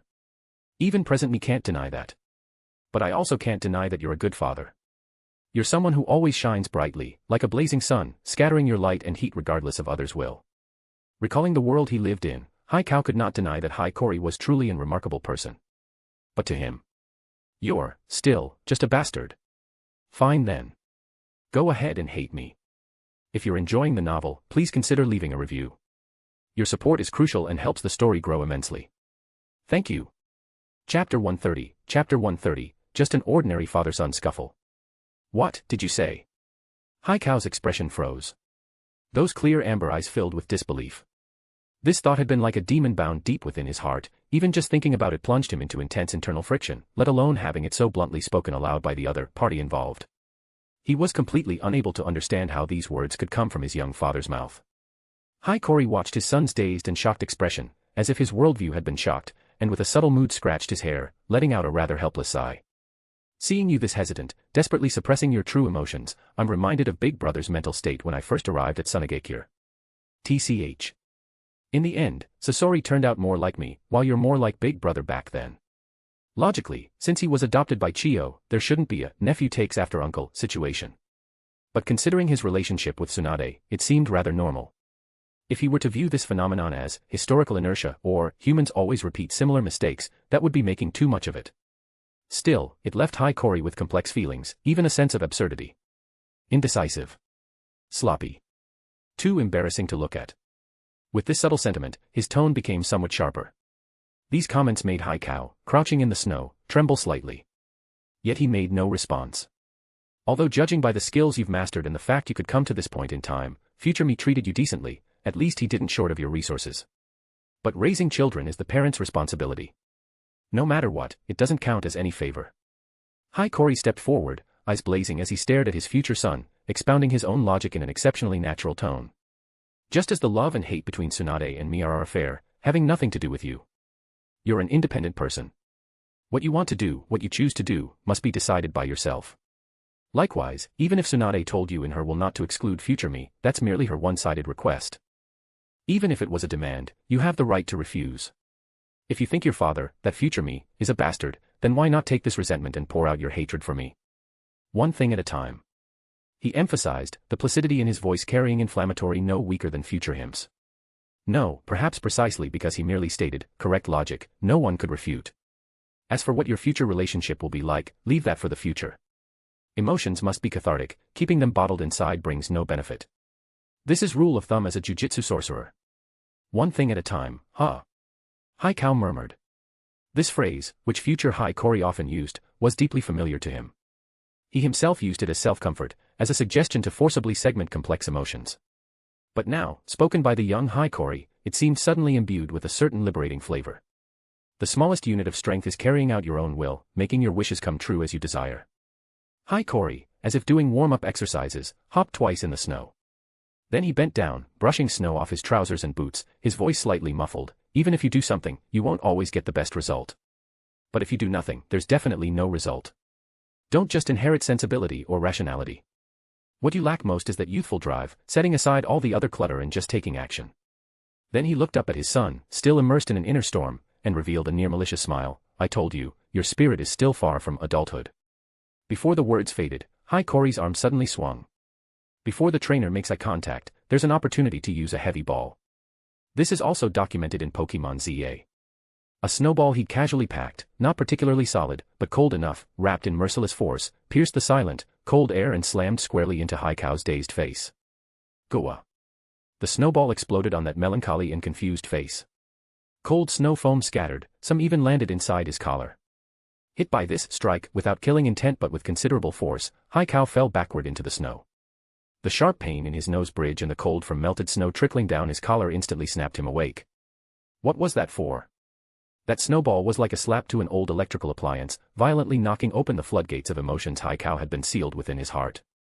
That cold touch instead ignited a searing flame in his chest. Confusion, hesitation, shock, grief over his mother's passing, complex, inexpressible emotions toward his father. All that lay buried beneath this hollow snowfield was overshadowed by that anxiety. You. Hiiragi snapped his head up, wiping the snowmelt from his face. In those amber eyes, the melancholy and confusion that had always shrouded were replaced by an intense, almost angry light. He glared at Hiiragi, his chest heaving. I don't mind filling in for future me to complete your education. But one thing at a time, right? Hiiragi could see that as he complained. Hiiragi, looking down at him from on high, wore a malicious smile. Even if you're my future son, to present-day me, you're just a stranger who showed up at an inconvenient time and disrupted my plans. Let me see what you're made of. Those words, delivered in a nerve-grating tone, became the final straw that broke the camel's back. Pour out hatred for you. Lacking youthful drive. Ah, fine. I don't care about anything anymore. Lying in the snow, Hiiragi clenched his fists and squeezed out this response from deep in his throat through gritted teeth. At this moment, only one simple, direct thought remained in his heart. Throw this snowball hard at that father with the punchable face. From the beginning, Hiiragi had mistaken the urge to vent the complex emotions he himself couldn't identify, long backlog in his heart, for the desire to defeat his young father and force him to do something. Unfolding this imitation domain was precisely to have a real fight with Hiiragi. It was only because of the presence of those young, senior disciples, Nagato, Konan, and the others, that he momentarily suppressed this impulse and instead conversed with Hiiragi. Until his young father pointed out his inner conflicts and flaws, and was provoked by that precisely aimed snowball and that near-provocative encouragement, he no longer wanted to think about all that nonsense. The ordinary snowball fight ended completely after about 10 seconds. Even with only an incomplete inner world, an imitation domain forcibly constructed using the Hirako Shadow Bright deity's functions, as the owner of this inner world, Haikao possessed absolute dominion over this snowfield. Without even needing hand seals, with a mere thought, Yahiko and the others, hiding in the igloo watching from afar, along with the igloo and the off-road vehicle parked nearby, were all transferred to a more distant and safer edge zone. Then, the entire snowfield seemed to come alive. The snow accumulated across the vast plain, enough to drown half one's calves, stirred as if by an invisible giant hand, surging into boiling. Scattered snow foam condensed into countless fist-sized snowballs in midair, hurtling forth like fastballs from a high-powered baseball pitching machine used by Koshian contenders. The shrill sound of piercing air, like thunder tearing across the sky. Countless falling snowballs from all directions into a seamless white barrage, pouring down upon Haikori like an overturned heaven. It was a barrage that threatened to completely bury him in this pure white. Heh. Facing this snowball storm that could even rival 1,000 ninjas' simultaneous ninjutsu, Haikori revealed an utterly delighted smile. If he encountered such an attack outside, though his options wouldn't be many, they'd still number more than 5. But the essence of a domain was the materialization of an inner world, an extension of the user's will. As the famous radish cultivation expert, Brother Prosciutto, said, by the time the words "kill them" appear in our hearts, our action has already been completed. This was the truth behind the so-called guaranteed hit technique. In such a situation, even the rainbow release, which could simulate celestial phenomena, would be useless. But it has to be like this, cow. However, Haikori, laughing as he called out the name of his future child, even if he didn't like it at all. The 7 essence release gates, full open. They're just snowballs. Watch me push them back. The blue enhancement tattoos surfaced inch by inch across his skin. The A-liberated chakra, like a breached flood, transformed into a visible, violent aura coiling around his body. Boom. Haikori neither dodged nor evaded. Like a blue meteor piercing clouds, he forcibly passed through the oncoming snowball canopy, enough to pulverize any non-taijutsu ninja into minced meat. The solid snowballs, wrapped in chakra, even shattered into the swirling snow powder before touching his body, were unable to hinder him in the slightest. Haikori's figure streaked a striking trail through the snow powder, illuminated like a deep blue sea, like an arrow loosed from a bow, heading straight for Haikao, who had already reached midair, controlling the snowstorm. Having already personally experienced his young father's terrifying taijutsu prowess, Haikao naturally dared not be careless. The piercing chorus of 1,000 birds sounded. The fully squeezed lightning release chakra transformed into dazzling blue lightning, suddenly erupting from within Haikao, covering his entire body like armor. That waist-length, soft wheat-colored hair stood on end. Furious arcs of electricity danced around him. Speed, strength, neural reaction, all bodily functions underwent explosive enhancement in this moment. Lightning release chakra mode. This was precisely Haikao's means of confronting his father's inhuman taijutsu. Swoosh. Their figures instantly transformed into 2 blazing lights that continuously flashed, collided, and separated across the vast snowfield. The meteor, steaming with blue aura, and the blue lightning, like a natural disaster, evaporated the remaining snow, imprinting countless hideous scars upon the barren plain. Bang. Boom. Clang, the sounds of fists and feet colliding almost overlap, rendering the image of the thunderstorm the two had become even more concrete. Having already achieved Yin-Yang crossing, Haikori still held the advantage in raw power. The continuous black flash he unleashed from time to time forced Haikao to rely on the extreme speed and reaction of lightning release chakra mode to evade. Frustrated by this, Haikao promptly drew the kusanagi at his waist, using the indestructible blade to withstand his father's black flash while counterattacking. And Haikori followed and played his next card. The spirit thread nerves in his hair, carrying his other thought circuits, wove together technique after technique. Wind release secret art, Great Valley Echo. This great wind release, named after the mountain god, transformed into a substantial wind wall, enveloping Haikori and Haikao. Then, countless ice release icicles, frozen by the environment, burst from Haikori's sleeves, guided by the mountain god's echo, wildly reflecting within the wind wall alongside bursting vacuum blades. TCH. The moment the wind wall rose, Haikao knew what techniques his father would unleash. His irritated click of the tongue was drawn out in the realm of divine speed. The next moment, faced with the almost unpredictable barrage trajectory, driven by instinct, Haikao made a response that even he found surprising. Lightning exploded. Haikao pressed to the limit the output of lightning release chakra mode, enduring the incoming vacuum blades and icicles, charging straight at Haikori. High style, lightning gap sword. The sound of vacuum blades and icicles being annihilated by that blue lightning was particularly harsh. And amidst that dazzling lightning, the pitch-black kusanagi lost its concealment, standing out as particularly eye-catching. Though what he used were all techniques Haikori didn't favor or wasn't skilled in, and even the name didn't suit his taste, Haikao's character at this moment was exactly to Haikori's liking. Even if his spirit was obscured by accumulated gloom, his bones still lacked none of that stubbornness. From this alone, Haikao had truly inherited Hikori and Tsunade's traits. If you're enjoying the novel, please consider leaving a review. Your support is crucial and helps the story grow immensely. Thank you. Chapter 131, You Filial Son. The life flashing before one's eyes that experience people at the brink of death is essentially a desperate struggle to find a glimmer of survival from past memories and experiences. Whether this theory is true or false aside, that sensory experience, where everything in one's field of vision is stretched and slowed down like time-lapse photography, is hardly a novel experience for someone immersed in the realm of divine speed. That was only natural. Without that level of sensory perception, one couldn't possibly adapt to such speed, let alone fight at that velocity. Yet even within that perception, Haikao's sword strike remained astonishingly swift. Compared to himself, who emphasized enhanced power and self-healing cycles, in pure speed, Haikao, in his lightning release chakra mode, held the advantage. Ha! Having already deeply realized this, Hikori suddenly pressed his palms together and let out a sharp cry. Deflection, interference, deceleration, distortion, stagnation, protection, counterattack.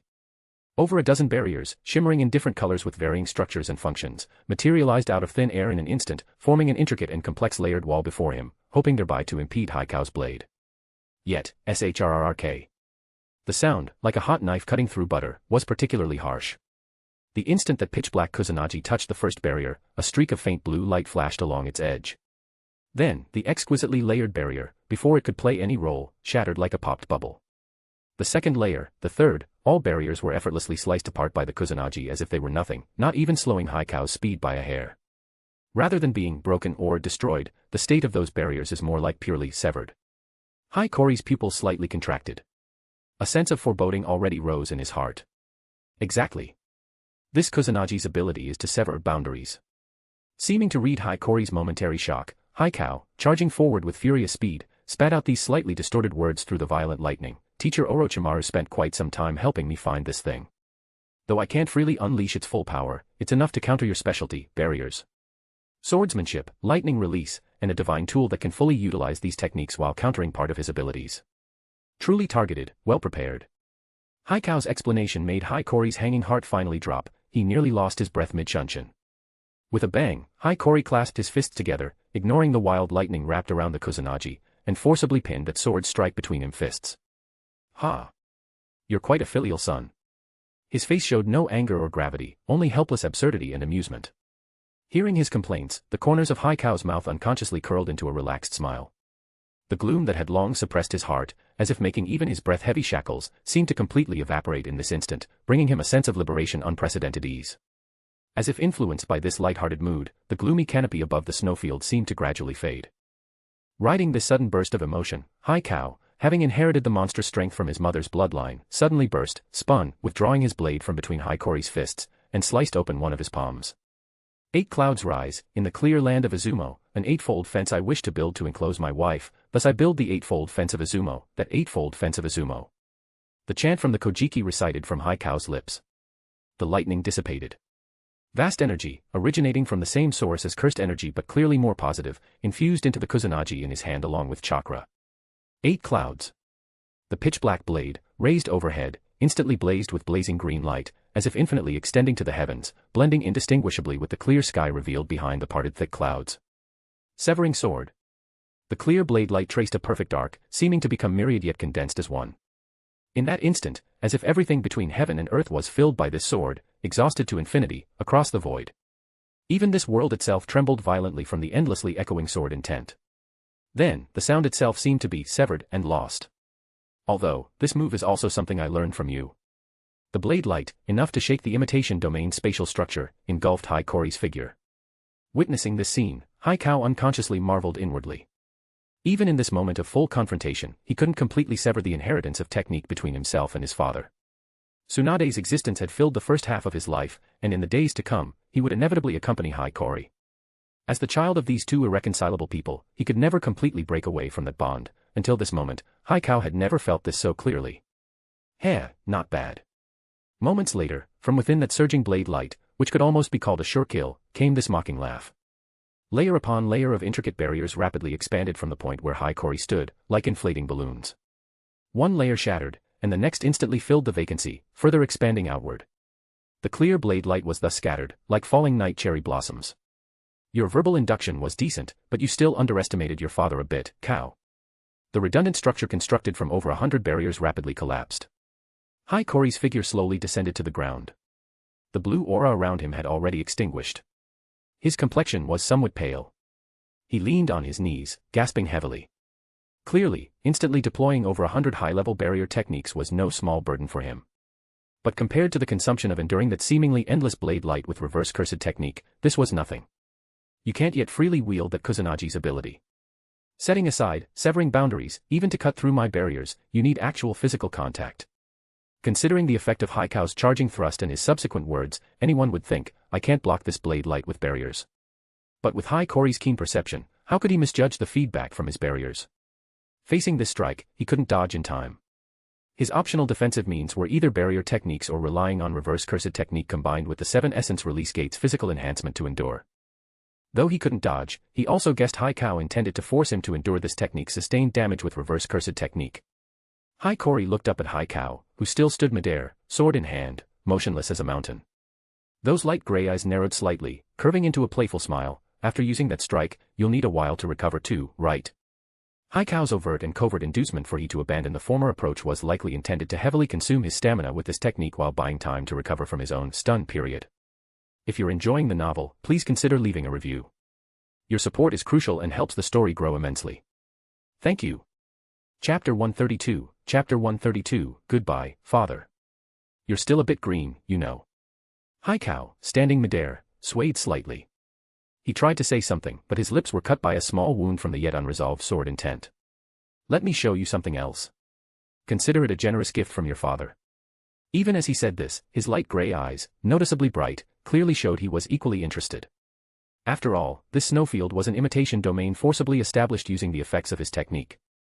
Having moved within this imitation domain for quite some time, having immersed himself in barrier techniques for over 20 years across 2 lifetimes, and having possessed domain expansion abilities in the past, how could Hikori possibly not have perceived the structure of this snowfield's outermost shell?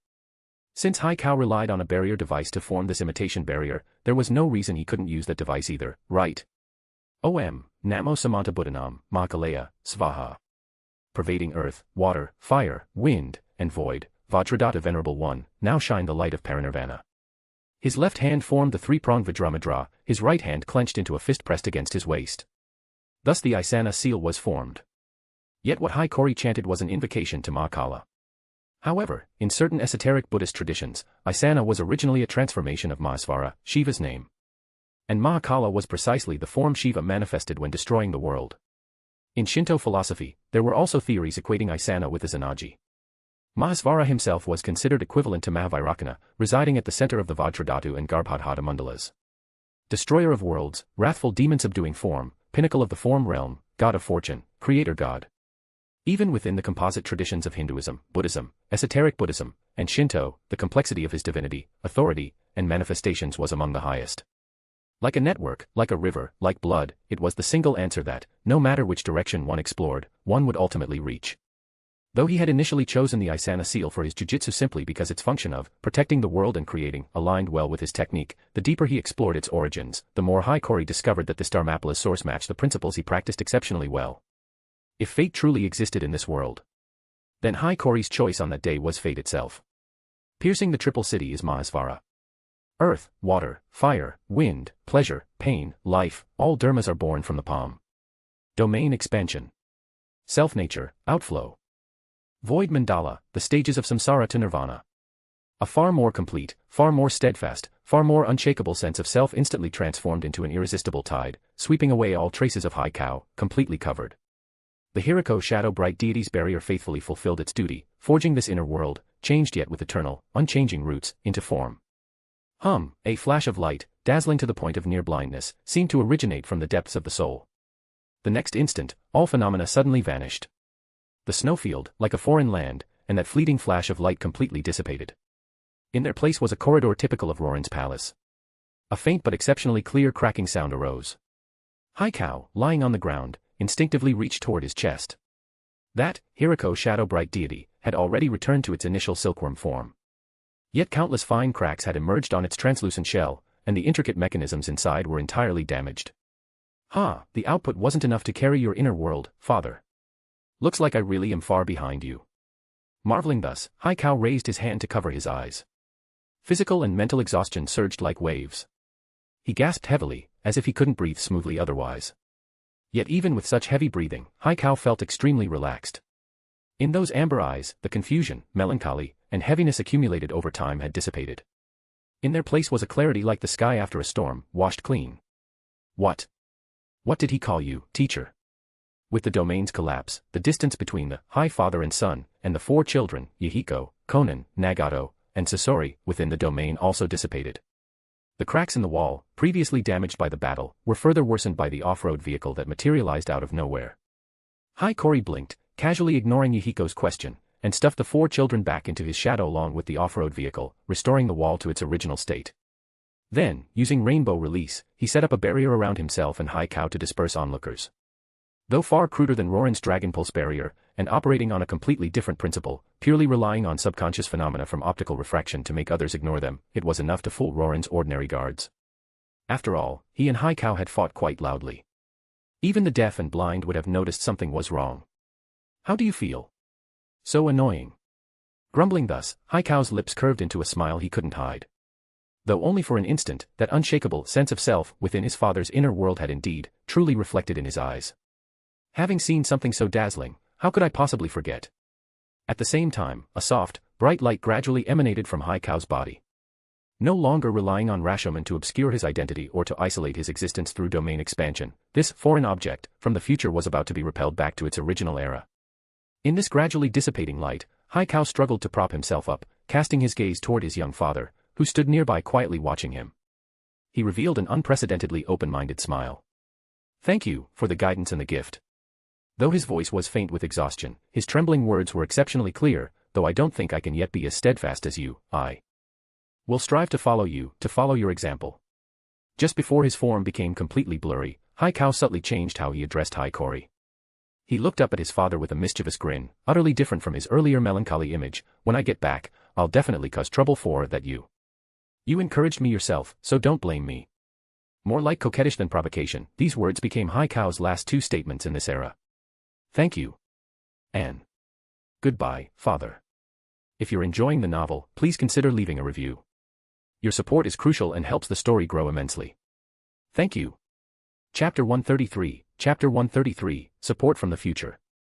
Haikao's figure, wearing a relieved and reserved smile, completely dissipated in a flash of light. Only the footsteps of distant guards bustling through the corridor remained in this hallway. Haikori stood quietly in place, his glass-like light gray eyes revealing no clear emotion. Dust stirred up slowly in the light pillars streaming through the window. He bent down and picked up the damaged mechanical insect lying quietly in that patch of light. Perhaps because it had experienced irreversible complete damage at this point in time, and was thus judged by this era as a present thing, this object did not return to the future along with Haikao. Goodbye, huh? He rubbed the warm shell of the mechanical insect with his fingertips, chewing contemplatively on the word. Call it goodbye, but this would probably be an eternal parting, never to meet again. So-called time, in essence, does not exist. Or rather, the word itself it is merely a convenient indicator created by humans to describe their own cognition and measure the process of change. Space and time are not independent phenomena, but a continuum spanning multiple dimensions. Based on this, the so-called future naturally cannot be a single-line path destined to flow toward a fixed endpoint. It is more like a constantly branching, infinitely spreading tree diagram. The subtle differences created by any seemingly insignificant choice can become a completely new node, extending into greater deviations, thereby creating different divergences, leading to drastically different endpoints. With Haikao's arrival, Haikori had intersected with his future son. This event itself had already become a huge and irreversible divergence point. His original plan was to wait until Tsunade had been active in Konoha for enough time, a year or 2, before comprehensively receiving the knowledge and information she had recorded. After all, casting demonic descent was essentially a one-time deal. Knowing that Haikori's consciousness could sink to Konoha through her illusion, Tsunade would be on guard anyway. But now that he knew what would ultimately transpire if he acted according to his original plan, mainly by paying no attention to Tsunade, Haikori could no longer regard his arrangements concerning Tsunade as an unimportant move. The future he would travel from now on would never connect with the future from which Haikao came. Though I don't yet know how to handle this troublesome relationship with Tsunade, at the very least, I definitely won't let her give you a name like Kao. Thus lamenting Tsunade's complete lack of talent in naming, Haikori's gaze fell again on the damaged mechanical insect in his hand. Even knowing it was the work of a future, more mature version of himself, when he examined this delicate mechanism, a strong astonishment still rose within him. The perfect dynamic balance composed of wires, springs, gears, and other tiny parts, encased in extremely thin polished crystal sheets, had already collapsed. Yet the exquisite design ideas conveyed by the core, filled with a mechanical beauty remarkably similar to a watch movement, and the craftsmanship capable of constructing such intricate and precise circuits on such a tiny substrate, remained clearly visible. At this moment, Hiiragi wished his vision were a bit lower. Those who know nothing of the world often possess a kind of ignorant happiness. But those with a broad perspective yet insufficient ability, who can clearly perceive the gap, are truly pitiable. As is well known, mutual flattery exists in every field. Pure admiration is rare, flattery or praise intended to lead to ruin, with ulterior motives, is the norm. Oh, killing with praise. What a contemptible term. What a vile act.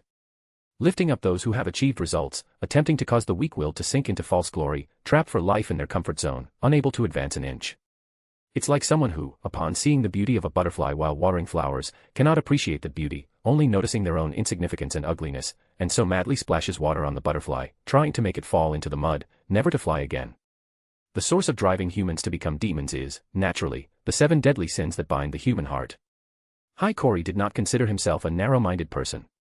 As for his future self, judging by Kao's description and the technique displayed in this mechanical insect, he could hardly be called a promising youth, in need of being killed with praise. But as a jiu-jitsu sorcerer, he possessed his share of negative emotions. Pride, as expected of future me, truly skilled. Envy, damn, how did he make this? Wrath, damn, why can't I make this now? Sloth, help me build a production line. Greed, give me the blueprints too. Unfortunately, that wouldn't do. Never mind, never mind. The Vatican revised the definition of the 7 deadly sins to a more modern version in 2008. Why am I still dwelling on this? Muttering thus, Hiiragi suddenly remembered that by the updated standard, he seemed to stain more, and worse, than by the old one. Drug abuse, genetic manipulation or modification, excessive wealth accumulation. Conducting ethically controversial scientific experiments. He'd done it all. TCH. What do you think, Rashomon? Tilting his head to look at the shadow beneath his feet, Hiiragi asked with interest as he stored the damaged mechanical insect in the scroll on his wrist. Hearing this question, his shadow gradually surged, spreading onto the wall behind him, transforming into an outline resembling a fierce demon. 3 pairs of red lines float now on the head of the shadow, opening like torn wounds to form its eyes. As expected of Hiiragi. Quite keen even now. The demon formed from shadow slowly spoke, yet its calm, rational voice was the polar opposite of its fierce appearance. After all, current Rashomon is merely an extension of my shadow. The independent consciousness I envision hasn't yet been born. Even though you two share the same origin, there's still a difference. Hiiragi walked with light steps, slowly heading toward Akane's office. With his movement, the rainbow release deflection field centered on him gradually retreated from this corridor. So, you deliberately slipped into my shadow to remain at this point in time. Is there something you need to tell me? Though there are indeed some things I need to remind you of, unfortunately, what I can reveal is only rather vague intelligence. For a researcher, the future is something to be explored, not a foundation. Blindly pursuing future experience is easier to lead you astray. This is the idea held by future you. There was a hint of apology in Rashomon's explaining voice. But Hiiragi was not surprised by this. Knowledge is poisonous. Wasn't the Naruto world he now inhabited the best proof of this concept? Rather, if this Rashomon had actually dumped a pile of future technology on him, he would have doubted its identity and stance. I thought as much. Then tell me, within this limited scope, what can you tell me? How about a pitfall avoidance guide? The pitch-black demon surged again, transforming into an ordinary shadow following Hiiragi's footsteps. Only the blood-red marks at the eye positions proved its abnormality. Though my main body only awakened consciousness during your journey, I have recorded the sights along this path. As it transmitted a memory packet to Hiiragi through the shadow, Rashomon said this. Upon slightly parsing, Hiiragi realized what this memory was. Back in the country of rain, he had already planned his subsequent travel itinerary, with this great sand sea as his first stop. And this memory contained information about those regions originally on his plan to visit. This information was roughly divided into 3 categories. The first category, places where there is indeed something worth seeing. These locations often contained unique natural energy nodes, relics and artifacts from the time of the Sage of Six Paths over 1,000 years ago, or other novel things. Whether for his ultimate project or simply to expand his horizons and deepen his collection, they were quite useful. Among them was Hiiragi Ki in the Land of Bears, a place with a radioactive meteorite. Also, a small country called Ritsuka on the western border of the Country of Wind had an artifact from the Sage of Six Paths era. The Paradise Box in the Land of Grass was also a genuinely good item. As for the 3 sacred lands, places anyone connected to the ninja world knew about, there was no need to elaborate. This information provided several different entrances to these 3 sacred lands. The second category was marked as no value, not worth wasting time. The rumors about these places were either purely fabricated or factual but had long been worn away by history. Or they were purely exaggerations, and the actual, hidden treasure was of little use to Hiiragi now. The third category was places marked as seems to have something interesting but appears to have been visited in advance, might try going earlier. In this partial record, there were particularly many treasure troves of various artifacts and heritage. And excluding these goods, over 60% of this material's content was about food and accommodation, scenery, and the development prospects of towns and countries. For example, reviews of a certain hot spring in the land of hot springs, the scenery of the land of snow, and such. Can I ask something? Of course. What is all this latter stuff for? I can understand development prospects as a chamber of commerce's essential need, but food and lodging standards. Hiiragi, who had never been particular about such materialistic desires, displayed a genuinely puzzled expression. Naturally, though you yourself don't care, your partners still need some worldly pleasures, don't they? Rashomen's tone was quite confident. In fact, this screening is also to help you avoid wasting unnecessary time and energy, freeing up more time to handle more complex and energy-consuming matters. Like. Though he asked, Hiiragi felt he already knew the answer. Like romantic relationships. You're right. This is exactly how future memories should be used. Hiiragi's mouth twitched slightly, but he didn't retort. Of course, there's also something more important that needs to be reminded of you. After some gags, Rashomen turned to face Hiiragi directly, its tone becoming quite dignified. It again transmitted another piece of information to Hiiragi, and before the former master could examine it, it explained, please note, besides Otsutsuki Kagaya, sealed in the moon, another Otsutsuki is hidden on this planet. Only in recent years, at our point in time, did we learn of this Otsutsuki from captured Kagaya's memories. It is said he descended on this planet together with Kagaya, then was hit hard by Kagaya's surprise attack and went into hiding. He is most likely using a technique called karma to convert himself into data and parasitize within someone's body. But more detailed intelligence is not yet clear. We haven't yet exactly caught his tail. If possible, gather information related to him as early as possible, and prepare to deal with this potential threat. Hey, another Otsutsuki, huh? Hiiragi crossed his arms with interest, tapping his chin with his index finger. He had considered the existence of the Otsutsuki clan, even pondered whether a branch of the Sage of Six Paths bloodline was hidden somewhere in the world. But is there another Otsutsuki lurking in this world, an enemy of Kagaya? Wow, this intense. Hiiragi had already begun contemplating how to use this message to extract benefits from Black Zetsu, as for how to deal with, naturally, by continuing to develop. Really? The Chamber of Commerce had begun to exert force, rolling up like a snowball. The existence of the Dragon Pulse meant he would not lack energy to a certain extent. Combined with an assessment of various countries' development prospects. 11 years had passed since coming to the Naruto world. Besides developing personal abilities, he could finally formally step into the field he was more skilled in. After all, the greatest advantage of technology was its reproducibility, wasn't it? Many hands make light work, this was certainly true. Looks like you already have a plan, Cory. Just a rough idea. I'll need to make a detailed plan later. What, you want to come? Haha, I won't. Rather, it's time for me to say goodbye. Having transmitted all the information he could disclose to Hiiragi, the dark figure on the wall openly spread its hands, its tone filled with satisfaction. I think future you also stored the information about that Otsutsuki in the Hirako Shadow Bright deity that Kaosama used. Remaining in this era is my own unilateral decision. Being able to see Cory before the main body's consciousness was born has been a truly pleasant experience for me, a fragment. Out of selfishness, I don't want to share this happiness with the main body. Rashomen looked at Hiiragi with its scar-like eyes, its voice gradually fading. So I don't plan to return to the future. However, to prevent my future perspective and knowledge from influencing your judgment too much, I've decided to completely clear this fragment's consciousness and memory. The core structure of this fragment will be preserved, to serve as nourishment for Rashomen at this point in time. Then, farewell, my master. If you're enjoying the novel, please consider leaving a review.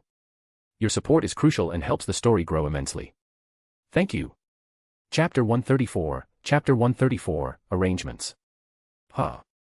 Sensing the foreign object, sensation completely dissipated within his shadow, Hiiragi took a second to realize that Rashomen had committed suicide and departed this life. First, he had planned Roran's follow-up development, the docking plan with the Chamber of Commerce, and the arrangements for Akane. Then he had established a contract with the Dragon Pulse.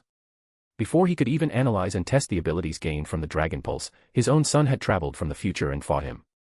While fighting High Cow within the domain, Hiikori had generated numerous inspirations in need of immediate recording, including insights into space-time continuum structure, domain expansion, severing boundaries, and even optimizing cursed energy itself as a type of energy. Next, after seeing his son return to the future, he was then dumped a huge amount of information by Rashomon. This entire combo took less than 10 minutes. Having to receive such an overwhelming amount of complex information in such a short time, while also maintaining the Rainbow Release's subconscious interference on others, even with Hiikori's mind, he momentarily didn't process Rashomon's little combo. What a fast hang-up. But truthfully, Hiikori didn't have any particular feelings about Rashomon's suicide. After all, from its description, the existence of Rashomon's clone was more like a node. It could be accessed at any time, and would self-park when not needed, essentially a consumable item. What was actually more heavyweight was Rashomon's final words. What did it mean by, out of selfishness, I don't want to share this happiness with the main body? You're a bit Yandere, you know that. For a moment, Hiikori wasn't sure whether this particular split was simply individualistic, having chosen this rather ceremonial way to exit, or whether future Rashomon was actually like this. Rather than touching, it felt more like a prank. Ah, a prank. Hiikori paused mid-step, revealing a subtle expression reminiscent of a Tibetan fox. But complaining aside, the intelligence Rashomon delivered was indeed heavyweight.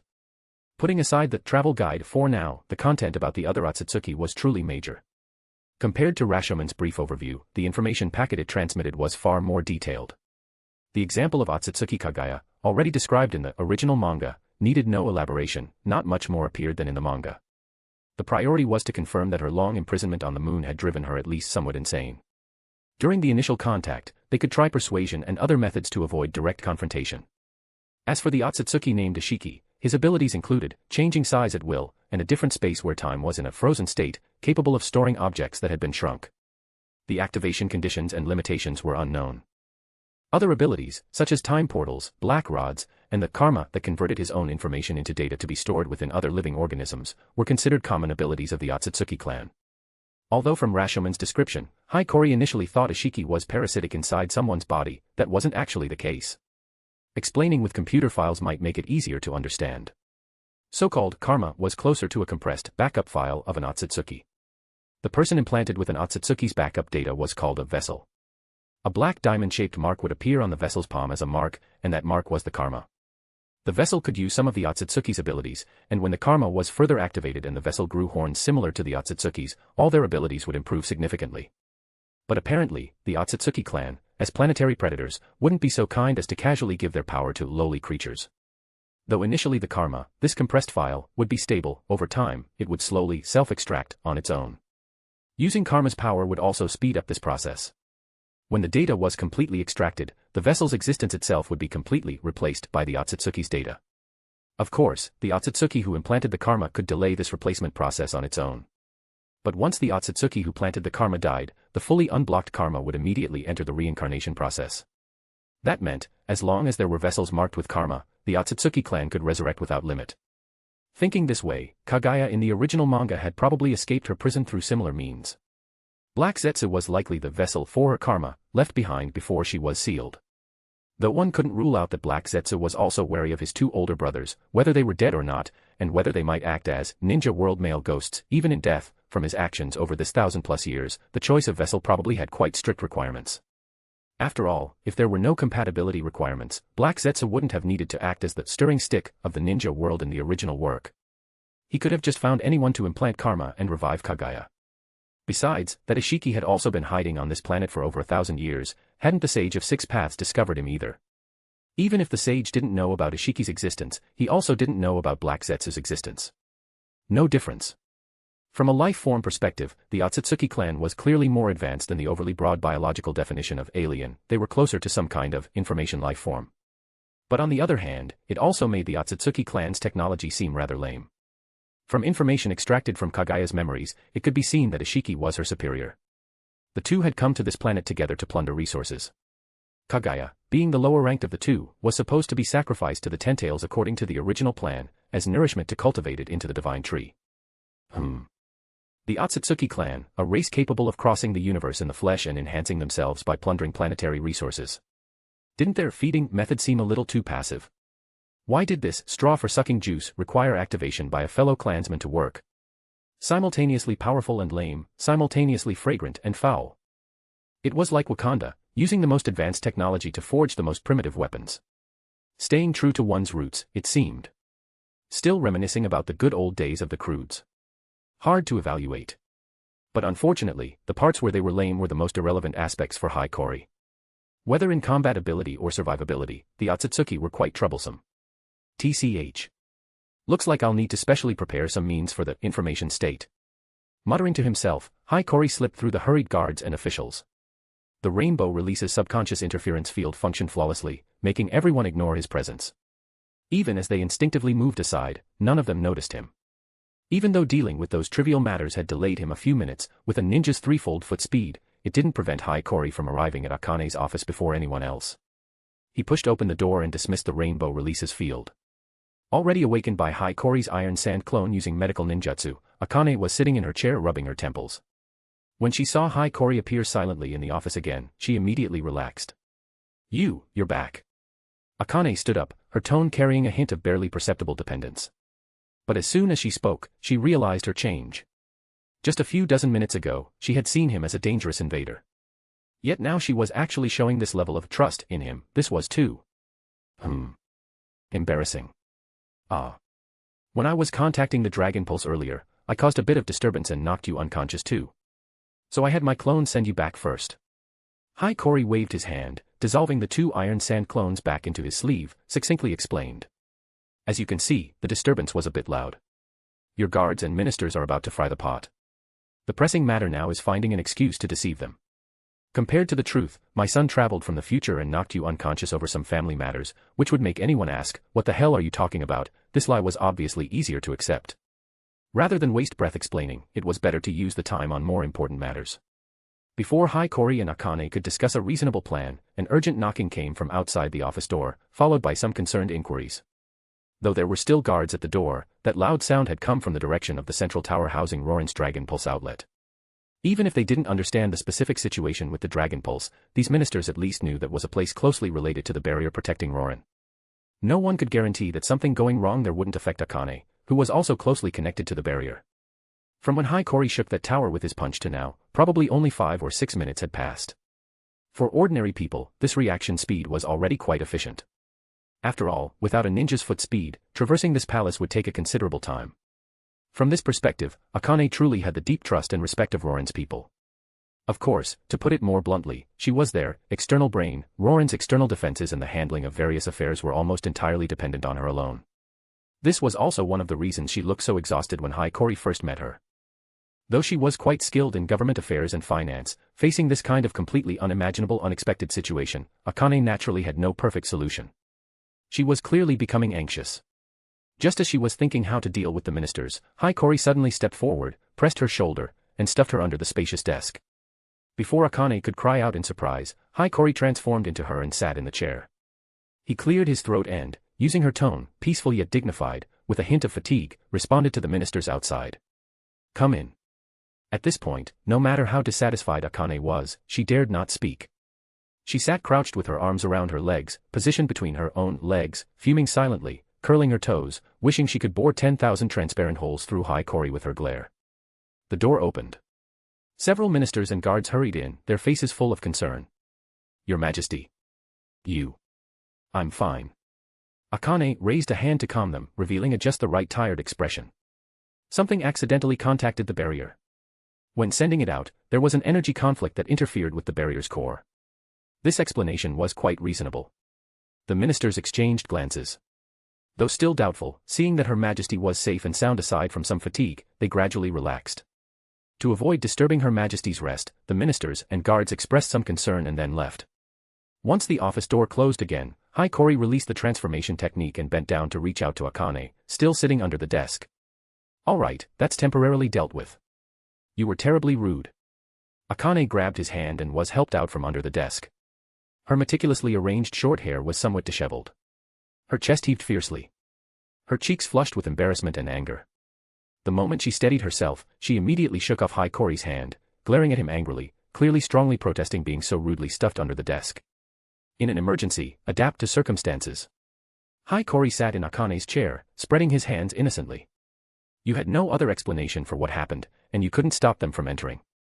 So I had to help out. You. Akane was momentarily choked. Apparently she was tripped up by Hiikori's correct logic. But the next moment, she realized he was changing the subject. No, that's not what I meant. But given her temperament, her anger was hardly threatening. If anything, it came off as a bit endearing. Those little things aren't important anyway. Experiencing the joy of teasing kids back at the Ninja Academy, Hiikori's tone lightened a bit. More importantly, don't you think this is a good opportunity? Use this pretext and the current situation in the ninja world to play up the threat that more dangers may hit the barrier in the future, prompting Roran's people to try to reduce their reliance on the barrier and establish contact with the outside world. The Dragon Pulse's decline and Roran's resource scarcity are also real. Your ministers are somewhat aware of that, right? Discuss it with them, come up with a proposal that's presentable, and my Chamber of Commerce can use the coincidence to get connected with Roran. What do you think? Hearing this, Akane fell silent. She had to admit that although Hiikori's array of tactics were somewhat crude, they were indeed quite effective. Akane had long wanted to change Roran, but the chaos of the ninja world left her no way to start. After all, she wasn't alone, she had to be responsible for all of Roran's people. Resources, influence, where her people would go after leaving the barrier. Hiikori could make up for what she lacked. Hiikori took Akane's silence as agreement and continued discussing the specific arrangements for the next steps. She watched the young man before her, continuously sketching and talking animatedly over the paper, and a sense of ease gradually rose in her heart, the feeling of having found someone to rely on. Though he was a complete bastard and control freak. If you're enjoying the novel, please consider leaving a review. Your support is crucial and helps the story grow immensely. Thank you. Chapter 135, The Queen's Challenge. People often say that one's perception of time is inversely proportional to the energy invested in an activity. This argument is indeed quite persuasive in a universal sense. For example, when someone buys Yakovlev's fries after being coaxed by group friends, they find an entire afternoon has evaporated the moment they close the game. And at this moment, Akane also deeply understood this saying. Roran's changes and development, how to guide the people to accept the outside world, the docking details with the Hot Sand Rose Chamber of Commerce, potential obstacles in the initial actions and countermeasures. All afternoon, she had been discussing these matters with Hiikori. In terms of experience in handling emergencies, Akane had a decisive deficiency. But this was unavoidable, such deficiency was likely due to the environment she lived in, not a lack of ability. After receiving Hiikori's inspiration, her train of thought gradually opened up. This feeling of sharing burdens and having direction pointed out was something she hadn't experienced in a long time. Immersed in this, Akane almost forgot the passage of time. It wasn't until knocking sounded again outside the office door, along with a servant's inquiry about whether she needed dinner, that she suddenly realized the window outside was already shrouded in the gloomy night. Normally, her dinner time would be much earlier than this. But during the day, when Hiikori had disguised himself as her and dismissed those ministers, he had deliberately shown a fatigued expression. Combined with his explanation, presumably the attendants and guards thought Akane needed adequate rest, and kindly didn't disturb her at the usual time. Go prepare it. Akane patted her cheeks and gently called out in response. Then she turned her gaze to Hiikori, who sat across from her, tapping the desktop with his finger as if thinking about something else. She asked tentatively, would you like to come eat something? If you use that method you used to help me conceal my presence earlier, it should be fine, right? Her tone was quite vague, obviously not very certain about this. After all, Hiikori currently lacked a proper timing and stance to formally appear before others in Roran. According to plan, his existence should be the leader of a powerful and friendly organization outside Roran, not a mysterious threat who appeared out of nowhere and seemingly brain-controlled or coerced the queen into opening the country. No need for that. Hiikori restrained his thoughts, lazily stood up, stretched, then simply refused Akane's kindness. He flicked his wrist, took out a simply packaged energy bar from his ceiling scroll, and deftly tore open the wrapper to take a bite. This is enough for me. It's efficient and avoids trouble on your end. I have a rather large appetite. No matter how much I eliminate my presence, the servant doing the dishes would eventually notice something off, right? Akane looked at his expression, thinking how big could his appetite really be, but didn't say anything more. She blinked, then suddenly thought of another question, then, where will you rest tonight? After all, Roran was of great importance, involving too many people, involving arrangements for so many people. The two of them couldn't possibly come up with a proper and complete plan in one afternoon. Besides handling official business, they definitely need to continue discussing details tomorrow. Thinking this, Akane's voice paused slightly. Her earlobes, hidden in her hair, slightly reddened. Her voice unconsciously lowered a few notches as she hesitated to suggest, otherwise, you could rest in my chambers. There, no one would discover you. The moment the words left her mouth, even she felt they were somewhat abrupt. Her fingers unconsciously twisted the hem of her clothes. Not a bad suggestion. Having swallowed his fifth energy bar, produced from who knows where, Hiiragi looked up with an unchanged expression, using his characteristic inorganic gaze to appraise Akane. Then he stood and slowly walked before her. As he approached, Akane felt the temperature of her cheeks rapidly rise, her heartbeat unconsciously quickening. She even felt she could smell that distinctive scent from Hiiragi. Thump.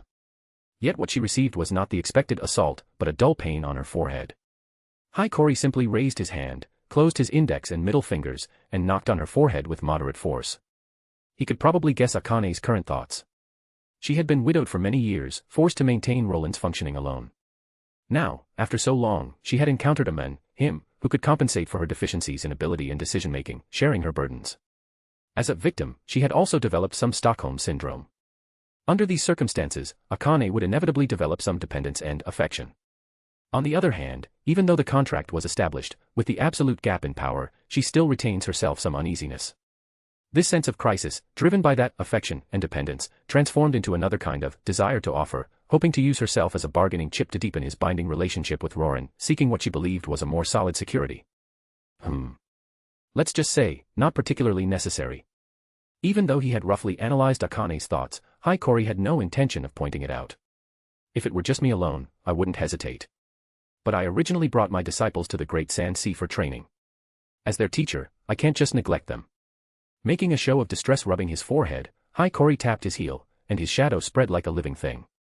After obtaining the future Rashomon split consciousness architecture, the progress of his own Rashomon sprouting consciousness had surged forward considerably. But probably because artificial intelligence was neither artificial nor particularly intelligent, operating it now actually had some delay and was a bit clumsy. This is my secret technique. It can construct an alien space within shadows. My disciples are inside training now. I'll go in and rest later. After briefly explaining, Hiiragi reached out and tidied Akane's slightly messy hair. He performed this overly intimate gesture quite naturally, truly experienced. Sans heart thief, one might say. If anything urgent comes up, just call my name. I'll hear it. Thus entrusted, Hiiragi stepped forward, allowing his and Akane's shadows to connect, then slowly sank into the shadow. I understand. Akane steadied her breathing and nodded, as if nothing had happened. Seeing her like this, Hiiragi, only his upper body still visible, gently consoled, maintaining Roran, which was already nearing its limits, until now is enough to prove your ability. There's no need to be so anxious. As a charming and strong woman, you shouldn't show such a fragile expression so easily, Akane. With that, before Akane could respond, he smilingly thoroughly sank into her shadow through the connection. The office was left with only Akane. She stared blankly at her shadow on the ground, which seemed completely normal. Seconds later, she abruptly crouched down, burying her burning cheeks in her knees, and let out an uncontrollable, muffled cry mixed with shame and embarrassment. Ugh, what am I even doing? Muttering incoherently, Akane felt her image had completely crumbled before Hiiragi. Meanwhile, the moment Hiiragi entered the shadow space, the four little ones, who had been training and studying, immediately surrounded him, led by Yahiko. Teacher. Teacher. Apparently troubled by this question all afternoon, Yahiko couldn't wait to ask first, who was that mysterious person in the snowfield? Why did he call you father? Konan and Sasori were also quite concerned about his answer.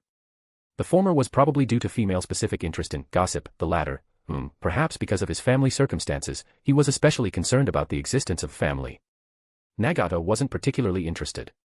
Rather than that person's identity, he was more interested in the abilities used.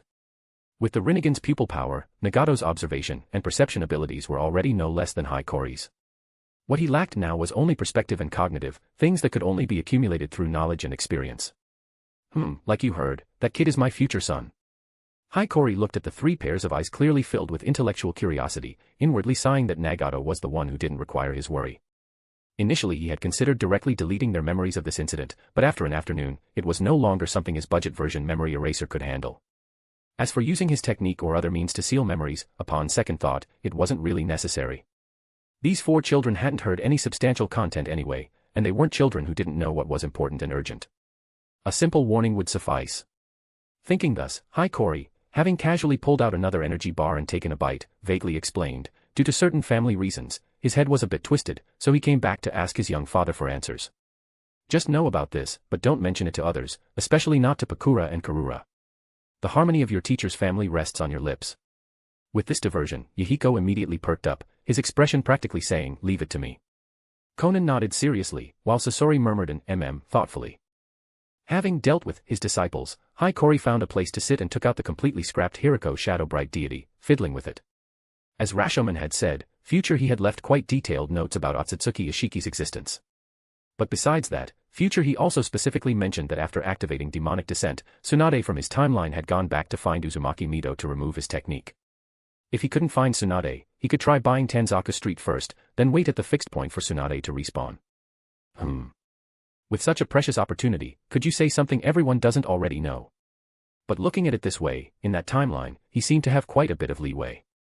Aside from Tsunade's situation, there weren't any trouble that absolutely needed special emphasis to resolve. At least he had more leeway than that Fiery Emperor, where one wrong step meant complete failure, and even switching to his final form to restart might not achieve a perfect ending. Good. The future was bright, genuine praise. The next day, Akane awoke in the morning light. When she instinctively looked at the shadow beside her bed, her face still flushed somewhat. When she finished washing up and entered the office, seeing Hiiragi emerge naturally from her shadow to continue yesterday's discussions, that subtle awkwardness grew even sharper. Yet just as Akane was gradually adapting to this subtle feeling, this cohabitation life of over a week also came to an end. This is a token. Just hang it on the caravan flag. Having finally finalized a series of development plans, Hiiragi's work in Roran also came to an end. Akane took the small flag Hiiragi handed her and nodded, indicating she understood. Well then, it's about time I left. Receiving her affirmative reply, Hiiragi turned toward the door. Wait. Just as his hand was about to touch the door handle, Akane suddenly called out and rushed after him. Hiiragi paused, turning back slightly puzzled. In the moment he turned, Akane quickly stepped forward, tightly wrapped her arms around his neck, stood on tiptoe, and pressed her soft lips to his. Hiiragi raised an eyebrow in slight surprise, but quickly calmed. He could have dodged, but why would he? He naturally wrapped his arm around Akane's waist and lowered his head to reciprocate. Time seemed infinitely stretched, yet passed in an instant. It wasn't until Akane felt the air in her lungs nearly depleted, her brain dizzy from lack of oxygen, that she released Hiiragi's shoulders with lingering reluctance, stepped back slightly, and breathed sensually. Your kissing technique is quite rough, Your Majesty. This is just a farewell gift. Don't get the wrong idea. Facing Hiiragi's teasing, Akane's cheeks were extra flushed, whether from embarrassment or from the suffocation of the deep kiss was unclear. Yet even as her chest heaved with intense breathing, her dark green eyes remained very clear. My weakest moment has passed. I won't belittle myself and offer myself up like that again. Her face showed none of the vulnerability, confusion, and fatigue from their first days together. Instead, it was filled with the pride that should have always belonged to her. Rather than being held by you, I think it's better if I hold you. You said your research needs money, right? I'll make sure you can never do without me. Then I'll eagerly await good news, Your Majesty. No, Akane. If you're enjoying the novel, please consider leaving a review. Your support is crucial and helps the story grow immensely. Thank you. Chapter 136, The Dragon Veins Authority. After bidding farewell to Akane, Hiiragi left Roran in a different direction from the one he had arrived by. It wasn't that he was deliberately trying to avoid anyone in particular. He chose this route simply because taking this detour made the journey back to Tsunade easier. Along the way, he could also pass by a few small oases and pick up some candied fruits that Vegeta liked as souvenirs. After all, in this vast godforsaken sea of sand, the only being capable of completely evading the range of his Kagura mind's eye for an extended period was probably Black Zetsu, if he really had nothing better to do than keep following Nagato. But if Black Zetsu really was tailing them, then making a detour was even more pointless. When he first made contact with the dragon veins, Hiiragi had been able to tell from the star memories recorded within them that this torrent of natural energy, the very blood of the planet, also possessed a certain informational capability. Simply put, it remembered its grudges, even if it had no way to act on them. The barrier around Roran was formed from the power radiating from the dragon veins. Having lost the dragon veins' own intelligence, its characteristics had become more rigid and direct. Naturally, this included a powerful rejection of anything carrying Otsutsuki data or lineage, what one might call a specialized anti-Otsutsuki effect. Of course, after more than 1,000 years of dilution and intermingling, the so-called Six Paths descendants still left in the ninja world were no longer distinct enough for the dragon veins to treat them any differently. But Black Zetsu was another matter. Although he was Kagaya's third son, Black Zetsu's essence was a product of yin-yang release, and he had no genetic lineage in the conventional sense. However, he was the genuine custodian of Kagaya Otsutsuki's karma. In the dragon vein's eyes, Black Zetsu's enmity was off the charts. Forget about finding a way to sneak in quietly. If the dragon veins even detected him, the only reason it wouldn't rise up and blast him with a few star breaths was that it was already on its last legs, purely a case of having the will but not the strength. As the current contractor of the dragon veins, Hiikori's situation was far better. From now on, whenever he entered or left the dragon veins barrier around Roran, he no longer needed to mimic the barrier's frequency with rainbow release like he had the first time. Take this departure, for instance. He didn't feel the slightest obstruction. In fact, the barrier's effect even clung to him for a while, concealing his tracks until he had traveled a considerable distance before gradually fading away. It was truly, one could even say 9 parts, thoughtful. The sun blazed fiercely as sand billowed in the wind. Once he left Roran's territory, the blessed, fertile land instantly reverted to the monotonous sea of sand. After walking a certain distance, Hiikori casually pulled the off-road vehicle from his shadow, propped up the canvas cover, and only then released his students. The wild roar of the engine resumed, wide tires rolling over the dunes and leaving 2 tracks that would soon be buried by the wind and sand but remained starkly visible for now. Glancing back at his students, whose faces had once again puckered up like wrinkled plums in the wind-blown sand, Hiikori laughed cheerfully. Then he stepped on the accelerator, savoring the joy of charging headlong across the desert. With the tedious administrative work finally out of the way, he could now turn his attention to a detailed study of the connection the dragon veins had granted him, and exactly what kind of power it contained. First, as evidenced by his newfound freedom to enter and exit the Roran barrier, this connection was itself a form of authority. The prosperity of this world today was built upon the remnants of the star blood that had seeped into the land. As the dragon veins contractor, he could, to some extent, wield the power of these blood traces. In other words, he could extract and exploit these blood traces, much like his original plan to extract the dragon veins for his own use. The cost, naturally, would be turning the land within that range into a lifeless dead zone. Truthfully, this was an authority he had little desire to use. Draining a resource dry was rarely a good idea. Setting aside such exhaustive applications, however, this authority also granted Hiikori the ability to read information from the natural environment, much like viewing the dragon veins' memories. By calming his mind and communicating with his surroundings, he could read the memories recorded by the planet since its birth from everything around him. When expanding his perception through environmental media, his accuracy and freedom of movement were greatly enhanced. And it wasn't limited to one-way reading. He could also communicate with animals and plants. Of course, it was best not to have unrealistic expectations about the intelligence of animals and plants. Summoning beasts with human-like intelligence had all undergone specialized training, and even among them, those capable of speech were a minority. Second, Hiikori's sensitivity to natural energy had risen by several orders of magnitude. His rainbow release chakra was fundamentally the result of pushing the flow, circulation, and transformation properties of wind and water chakra to their extremes to simulate natural phenomena. In essence, it was still fundamentally different from natural energy. Now, however, without even drawing on natural energy, techniques performed with rainbow release chakra could directly interact with natural energy, thereby expanding their range and intensity. The issue was that this interactive strength was difficult to control. Earlier, Hiikori had casually tested it on the road, and it ended up triggering a brief sandstorm that nearly flipped the vehicle. Similarly, if he was close enough to the dragon veins, Hiikori could even receive natural energy support directly from them, activating Sage Mode in an instant. This process had nothing to do with Hiikori's own manipulation, it was purely the dragon veins' natural energy adapting to his rhythm, reducing the burden and difficulty of use to the absolute minimum. Sage Mode, of course, was not exclusive to the 3 great sacred lands, Mount Myaboku, Ryuchi Cave, and Shikatsu Forest.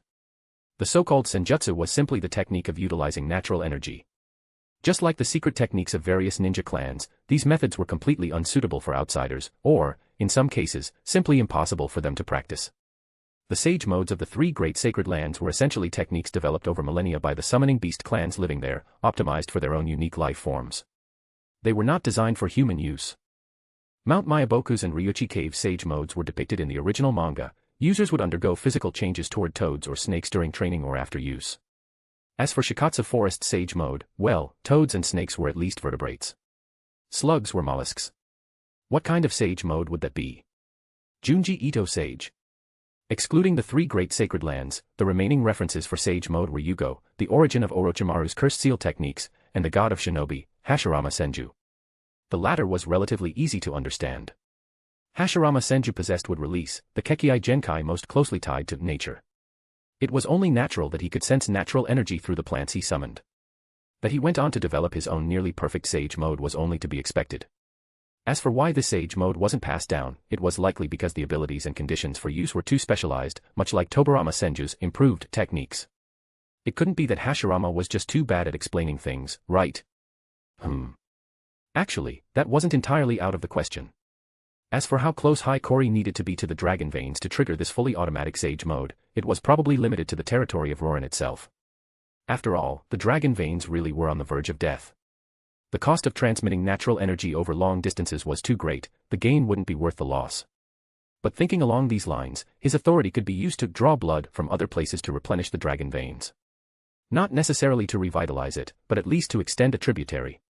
For Hikori, integrating natural energy with chakra to form Senjutsu chakra wasn't particularly difficult. After all, he had spent years simultaneously operating and harmonizing multiple types of energy, different chakra natures, cursed energy, life force, spiritual energy, and had even formulated several types of Kekkei Genkai chakra. In this regard, he was quite experienced. Compared to the question of whether he could fuse them at all, the extraction rate of natural energy and the ratio for mixing with chakra were the trickier issues. It wasn't that the extraction was too slow to be useful in combat. Thanks to his dragon veins authority, his extraction rate was remarkably fast. Compared to the fourth Hokage, who spent 5 minutes gathering natural energy for 3 seconds of combat, he was practically a 120W fast charger. But being too fast wasn't necessarily good either. Having already experienced a Yin-release chakra rampage, Hikori had no desire to repeat the experience. Judging by Yugo, too much natural energy might even cause brain damage. As for the mixing ratio, Mount Miyaboku's Sage Mode requires a 1:1:1 balance of natural energy, spiritual energy, and physical energy. But as mentioned earlier, that was the Toad's training method. It wasn't that Hikori had a rebellious streak and was determined to reject the 3 great Sacred Land Sage Modes out of hand. But since someone had already developed an independent Sage Mode, why shouldn't he do his own research? Even if Hashirama Senju didn't exactly seem like a normal human, more like a plant person who had atavistically reverted to the divine tree. Besides, he could also study ways to optimize cursed energy in the process. When Hikori had used the technique, Yakumo Tatsumi Ken, it was clear that he had employed an energy similar to cursed energy but with a much more positive nature. That suggested the direction was logically feasible. Of course, it was also possible that Hikori's unique constitution, the result of being a Senju Uzumaki hybrid who also inherited the traits of a jiu-jitsu sorcerer, had led to the creation of such a unique power. This was clearly an exceptional case with high specificity. Under normal circumstances, it couldn't serve as evidence or justification for experimentation. But, why not tinker with it anyway? It wasn't like Hikori was short on similar research topics. After all, the biggest problem he faced in the short term was that his execution efficiency couldn't keep up with his thinking. The speed at which his quad-core 256-thread smart artificial process thoughts far outpaced the speed at which he could verify them through experimentation. Things like repeated testing, puppet maintenance, data organization, these mundane tasks could be delegated to the researchers under him. But equipment processing speeds, experimental reaction times, material cultivation rates, these fixed factors would still bottleneck progress no matter what. This wasn't a problem that could be solved with a little proactive effort. Having 9 women pregnant together wouldn't shorten the gestation period to 1 month. True, during this waiting period, Hikori could work on other research topics. But there were only so many instruments, and there would always be times when everything was in use. Then came expansion, hiring assistants, using shadow clones to handle more topics, and then pushing the entire laboratory to its breaking point again. It was a merciless, blood-vomiting marathon. Ah, Orochimaru, how I miss you. Let's form a laboratory together and stay together forever, okay? In any case, aside from ninjutsu-related issues that could be resolved with pure thought and chakra manipulation, these kinds of long-term research topics, ones that wouldn't yield conclusions anytime soon, were exactly what Hikori currently favored. It wasn't like he could use his brain's processing power for crypto mining. Might as well put it to long-term use. And obviously, optimizing cursed energy's nature wasn't entirely without merit. After all, energy extracted from negative emotions was inherently narrow and dark. Many jiu-jitsu sorcerers developed psychological issues due to using cursed energy. But if someone already had psychological problems and then started using cursed energy, the consequences clearly wouldn't be pretty. It was precisely because of the inherently twisted nature of the ninja profession and the already abysmal state of the ninja world that Hikori had never taught anyone the method of refining cursed energy. This was the world of Naruto, not Gotham. And Hiikori was just an ordinary mediocre talent, not some DC writer self-insert who could conjure up countermeasures for anyone with a conveniently evolving character like Batman. Villains with mental issues, please take a left turn at the door and apply in the DC universe. Thank you. All in all, aside from the sandstorm Hiikori himself had accidentally caused, the return trip was uneventful. He successfully led his 4 students back to Tsunade. After sending them back to the workshop to settle in, he went to the Kazekage building as usual to submit his mission report. Familiar with the routine, he arrived outside the Kazekage's office, knocked, and entered. Only then did he notice that there were other jonin already reporting in. Not paying it much mind, he simply nodded to the third Kazekage behind the desk and the other jonin as a greeting. Seeing Hiikori hesitate, clearly indicating there were things better discussed elsewhere, Vegeta raised an eyebrow and casually dismissed him with a convenient excuse. The message was obvious: go wait for him in their usual break room. He discussed the details after finishing up here. In that space, the two of them didn't need to maintain formal superior-subordinate roles, and both appreciated the relaxed atmosphere. Hiikori nodded, then walked out of the office and headed straight for the Kazekage building's cafeteria. If he timed it right, lunch should be just about ready. He had deliberately timed his return to coincide with this, after all. Now that it's come to this, let's eat first. If you're enjoying the novel, please consider leaving a review. Your support is crucial and helps the story grow immensely.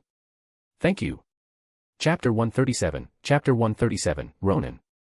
By the time the third Kazekage, whose hairline had noticeably stopped receding in recent years as his workload grew lighter, finished his paperwork and pushed open the door to the break room on the 5th basement floor, Hiikori had already finished his lunch.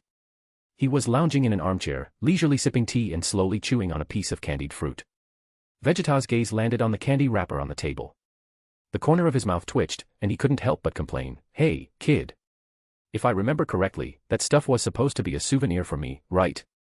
And you've already started eating it yourself. So stingy. I brought you lunch. What's wrong with eating a couple pieces of your candy?" Not even bothering to lift his eyelids at the accusation, Hiikori picked up another piece of candied fruit from the wrapper and tossed it into his mouth, replying vaguely, "Here. Your share." With a flick of his wrist, he produced a large lunchbox from a scroll. Inside was a generous portion of pilaf, topped with a row of sliced grilled lamb chops. The bold mutton and beef cuisine unique to the desert region, combined with the high-energy demands of a ninja's daily life, came together perfectly in this meal. Rich, fatty lamb pilaf, he'd eaten an entire large box of it in one sitting. At least you've got some conscience, kid. The third Kazekage didn't say anything more. Grumbling under his breath, he took the lunchbox from Hiikori, grabbed a stool, and sat down at the desk that had long since been repurposed as a dining table, digging in with gusto. He knew it, Hiikori never went short on food. MMPH, so, tell me. Taking your students out for a stroll across the Great Sand Sea, how did it go? Still chewing rice, his voice came out muffled, earning a look of disdain from Hiikori. Can't you swallow before you talk? Conveniently ignoring the fact that he himself often launched into lengthy monologues while gnawing on energy bars. Strict with others, lenient with oneself. It was a little trick for staying in a good mood. But as far as results go, there were some. Hiikori slowly sat up straight. The relaxed, casual expression on his face gradually faded. He clasped his hands together, mimicking the posture the third Kazekage often adopted, fingers interlaced in front of his mouth. His gray eyes filled with seriousness and focus, he spoke in a solemn tone. One Piece is real. The hell is that? Vegeta, who had just stripped the meat off a lamb chop with his teeth and was chewing the boneless chunk, looked utterly lost. No idea what Hiikori was talking about. Meaning I actually found Roran. Hiikori lowered his hands, sank back into the armchair, and took a lazy sip of tea before continuing. Not only did I find it, I made contact. You could say we've established a friendly cooperative relationship. And the legendary dragon veins are real, too. He paused briefly, as if organizing his next words. The dragon veins are essentially a massive aggregation of natural energy. But due to some very practical factors, I couldn't exactly bring them back with me. A massive aggregation of natural energy, huh?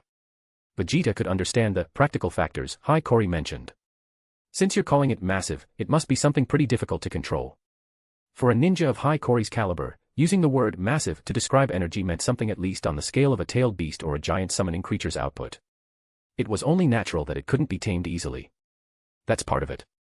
Hiikori nodded noncommittally, then pointed down at the floor beneath them. But the bigger factor is the existence of Roran itself. Thanks to the power of the dragon veins, Roran managed to remain hidden for over 1,000 years, only now being discovered by me following traces. Compared to simply seizing power, the value of a hidden location like Roran, one that went unnoticed by the outside world for so long, is far greater. And aside from serving as a hidden stronghold, based on the data I observed, the natural energy concentration in Roran's core area is already high enough to call it a sacred ground. Even if it can't quite compare to places like the three great sacred lands, and Roran itself doesn't have any relevant traditions to pass down environment, just training in that would be enormously beneficial for sensing and utilizing natural energy. Once I've had some time, I'll go back to Roran and see if I can use the environment there to develop a more universal form of sage mode suitable for human training. If it works out, the village will have another major card to play. As for news about his future son, or the Otsutsuki, Hiiragi had no intention of sharing that. At least, not with Vegeta and the others. Even if they knew, it wouldn't do any good. Tsunade was already pushing its development to the limit. Pushing it into even greater militarization wouldn't help, it would only damage the village's foundations. Tsunade was a place Chio, Vegeta, and Master Bunpuku all valued deeply. Hiiragi still had plenty of other cards to play, and outside the confines of a ninja village, the merchant guild could accomplish even more. There was no need to squeeze Tsunade dry. It wasn't like the village didn't still come to him for money all the time anyway. Finally, after this trip, I think Sasori's emotional issues are mostly resolved. With that thought, Hiiragi steered the conversation back to family matters. He gets along really well with Yihiko and the others. With their company and my guidance, there's no way he'll turn out too extreme. All in all, this trip was a huge success. Feels like a real harvest. Pft, cough. Cough, cough, cough. The third Kazekage, blindsided by the barrage of casually delivered but explosively significant results, nearly choked to death on a mouthful of rice. Seeing him stiff-necked and turning a bit red, Hiiragi timely handed him a glass of water. Vegeta downed 2 big gulps, thumped his chest heavily a few times, and finally managed to catch his breath. Setting the cup down, the third Kazekage looked at Hiiragi with an expression that was quite complicated. Now he understood why Hiiragi hadn't said anything back in the office upstairs. This was definitely the kind of intelligence that had to be shared in private. In recent years, Vegeta could truly see that both Tsunade and the entire Land of Wind were improving at a visible pace. The future looked bright. When he thought about it, the turning point, and the greatest driving force behind all of this, was this guy Hiiragi. Recalling that before this trip, Hiiragi had stated he had no interest in the position of Kage, the third Kazekage suddenly felt a surge of curiosity. Tossing aside the genuine bone in his hand, he gazed at Hiiragi's gray eyes, which always seemed clear and bright, and asked sincerely. Hey, Kori. What do you really want? I mean your ultimate goal, your deepest desire. What is it you're truly after? That's a strange question. Slowly sipping his tea, Hiiragi sighed at the question. He set down his cup, his tone as calm as if he were discussing the weather. My goal has never changed. It's to conduct my research in peace. Find a scenic spot with good feng shui, and live a stable life with family, friends, and students. Do whatever research I want, without worrying about funding, without being bothered by pointless people, without having to deal with any more trivial annoyances. Pretty simple, right? As he spoke, his voice paused briefly, then gained a faint edge of mockery. It's just that in the world as it is now, even a simple goal like that isn't really achievable. So. The third Kazekage raised an eyebrow, already guessing what Hiiragi was about to say. So I figure it's better to just crush all the problems in one go, than deal with any new ones that sprout up afterward. The other villages, the nations, the daimyo, even the very profession of ninja itself. Might as well smash it all and rebuild something better. The break room fell into brief silence, broken only by the faint hum of the air circulation system. The third Kazekage's expression remained fairly calm. The slight surprise mixed with his "I knew it" reaction was probably only because Hiiragi had chosen to be so candid with him at this moment. After a moment of silence, Vegeta, still chewing on the bare lamb chop bone, asked in a muffled voice. Is that why you pushed Hanzo to go as far as he did back in the Land of Rain? Ever since he'd learned from Hiiragi exactly what he'd done in the Land of Rain, and how far Hanzo had since taken things, the third Kazekage had vaguely sensed that a day like this would come. As a village's Kage, he naturally had the clearest understanding of Tsunade's situation. No matter how unsuited to administrative work he might have been at first, after years of experience, he'd gained considerable insight. When Hashirama Senju founded Konoha, he probably hadn't thought that far ahead. Plus, the Senju had long-standing ties to the daimyo of the Land of Fire, the latter had been their old patrons. The relationship between village and daimyo that emerged under those circumstances had posed no problems for Konoha at that time. But now, things were different. Konoha's had passed to Hiruzen Sarutobi, an outsider, and the relationship between Konoha and the Land of Fire's daimyo had likely cooled somewhat. As for the other villages modeled after Konoha, their situations were even more delicate. When Hiiragi first established the Red Hot Sand Merchant Guild, hadn't he gone out of his way to distance it from Tsunade precisely because he feared the Land of Wind's daimyo would use it as an excuse to cause trouble? But now, the guild had ballooned into a massive organization spanning the entire continent. Even a major nation's daimyo couldn't move against it easily. And Tsunade, nourished by the guild's support, no longer needed to watch the daimyo's every move. Even though Tsunade, which had its own plans, had emerged from this great ninja war with significant gains, no one wanted a repeat of being forced to declare war on Konoha. If given the choice, who wouldn't prefer a stable, prosperous life over constant bloodshed? Ninja were accustomed to living with their heads on the line. That didn't mean they liked it. Are you planning to move against the daimyo? Vegeta's voice unconsciously dropped, but the excitement in his tone, stirred by thoughts of, the time has come, let us rise, was impossible to suppress. Why are you so eager? Hiiragi's expression was one of barely contained exasperation. Here was a man who was already part of the leadership class, yet still this excited about rebellion. He supposed it was true that, no matter the era, men had a hard time resisting things like excavators at work, giant robots in motion, or the thrill of rebellion. Silently making this observation, he still moved to rein in Vegeta's excitement. The great ninja war just ended. No one's in the mood to stir up trouble. Work like this has to wait until the waters are muddy enough. The guild expanded too fast recently. We need time to stabilize. We still have to see how things develop with Hanzo. Funds, weapons, soldiers, influence, a banner. If we want to crush the old order, we have to prepare everything first. Hey, you really dare to think and dare to act, don't you, kid? The third Kazekage let out a short, ambiguous laugh and shook his head. If everyone thinks things aren't right, and I happen to have a little ability to do something about it, why not try? Replying as if it were the most natural thing in the world, Hiiragi suddenly remembered something and reached out toward the third Kazekage. Oh, right. Approve another travel permit for me. I'm planning to head to the Land of Fire. ? The third Kazekage blinked. Why are you off to the Land of Fire again? What was this supposed to mean? Were all redheads like that foster father of yours, constantly running outside the village? Is that just what redheads did? Would Raza end up like that too? This time it's personal. Hiiragi explained. Master Bunpuku has always wanted to visit the Temple of Fire and exchange ideas with the monks there. But you know his situation. Even if you were willing to let him leave the village, I wouldn't dare let an old man like him travel that far. I'm planning to go there to get some copies of Buddhist scriptures for him. If I get the chance, I'll debate the Dharma with those monks too. You really care about Bunpuku?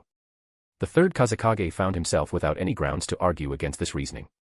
Perhaps for Hiiragi, compared to Chio, who was always somewhat unreliable in daily life, Bunpuku was closer to being his elder.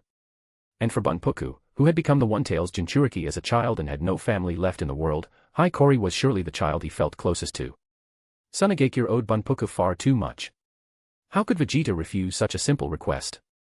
And also, now what? Hearing Hiiragi's follow-up, Vegeta snapped right out of his sentimental mood. He knew this red and white-haired kid too well. Whenever he said something like that, what came next was never good for Vegeta's blood pressure. Naturally, to have some fun in Konoha and see if I can capture a few live ninjas. Though his expression remained calm, his tone grew noticeably sharper. Researching reincarnation techniques consumes a lot of lives. I can't very well use our own people for that, can I? Vegeta fell silent again, then rose to retrieve his seal and a notepad. He scribbled out a few lines, tore off the permit, and handed it over. He had no grounds to stop this, neither from a personal standpoint nor from the village's. Don't worry. This time I'll enter Konoha disguised as a wandering monk. Seeing Vegeta's serious expression, Hiiragi smiled reassuringly, then leaned in to add, so I'd like to issue a guard mission. Assign it to Pakura and Kura. You really are something else, kid. Sighing heavily, the third Kazekage wrote out another slip. He had to admit, he probably couldn't do anything about this guy. Just think of it as generating revenue for the village. That's what GDP is for, right? If you're enjoying the novel, please consider leaving a review. Your support is crucial and helps the story grow immensely. Thank you. Chapter 138, Hearts at Odds. Hiiragi's decision to specifically assign Pakura and Kura to the guard mission for his wandering monk disguise was, to some degree, a case of using public resources for personal benefit, an opportunity to polish his lover's credentials. After all, setting aside the disguise factor, the actual strength of the person being guarded far exceeded that of his two guards.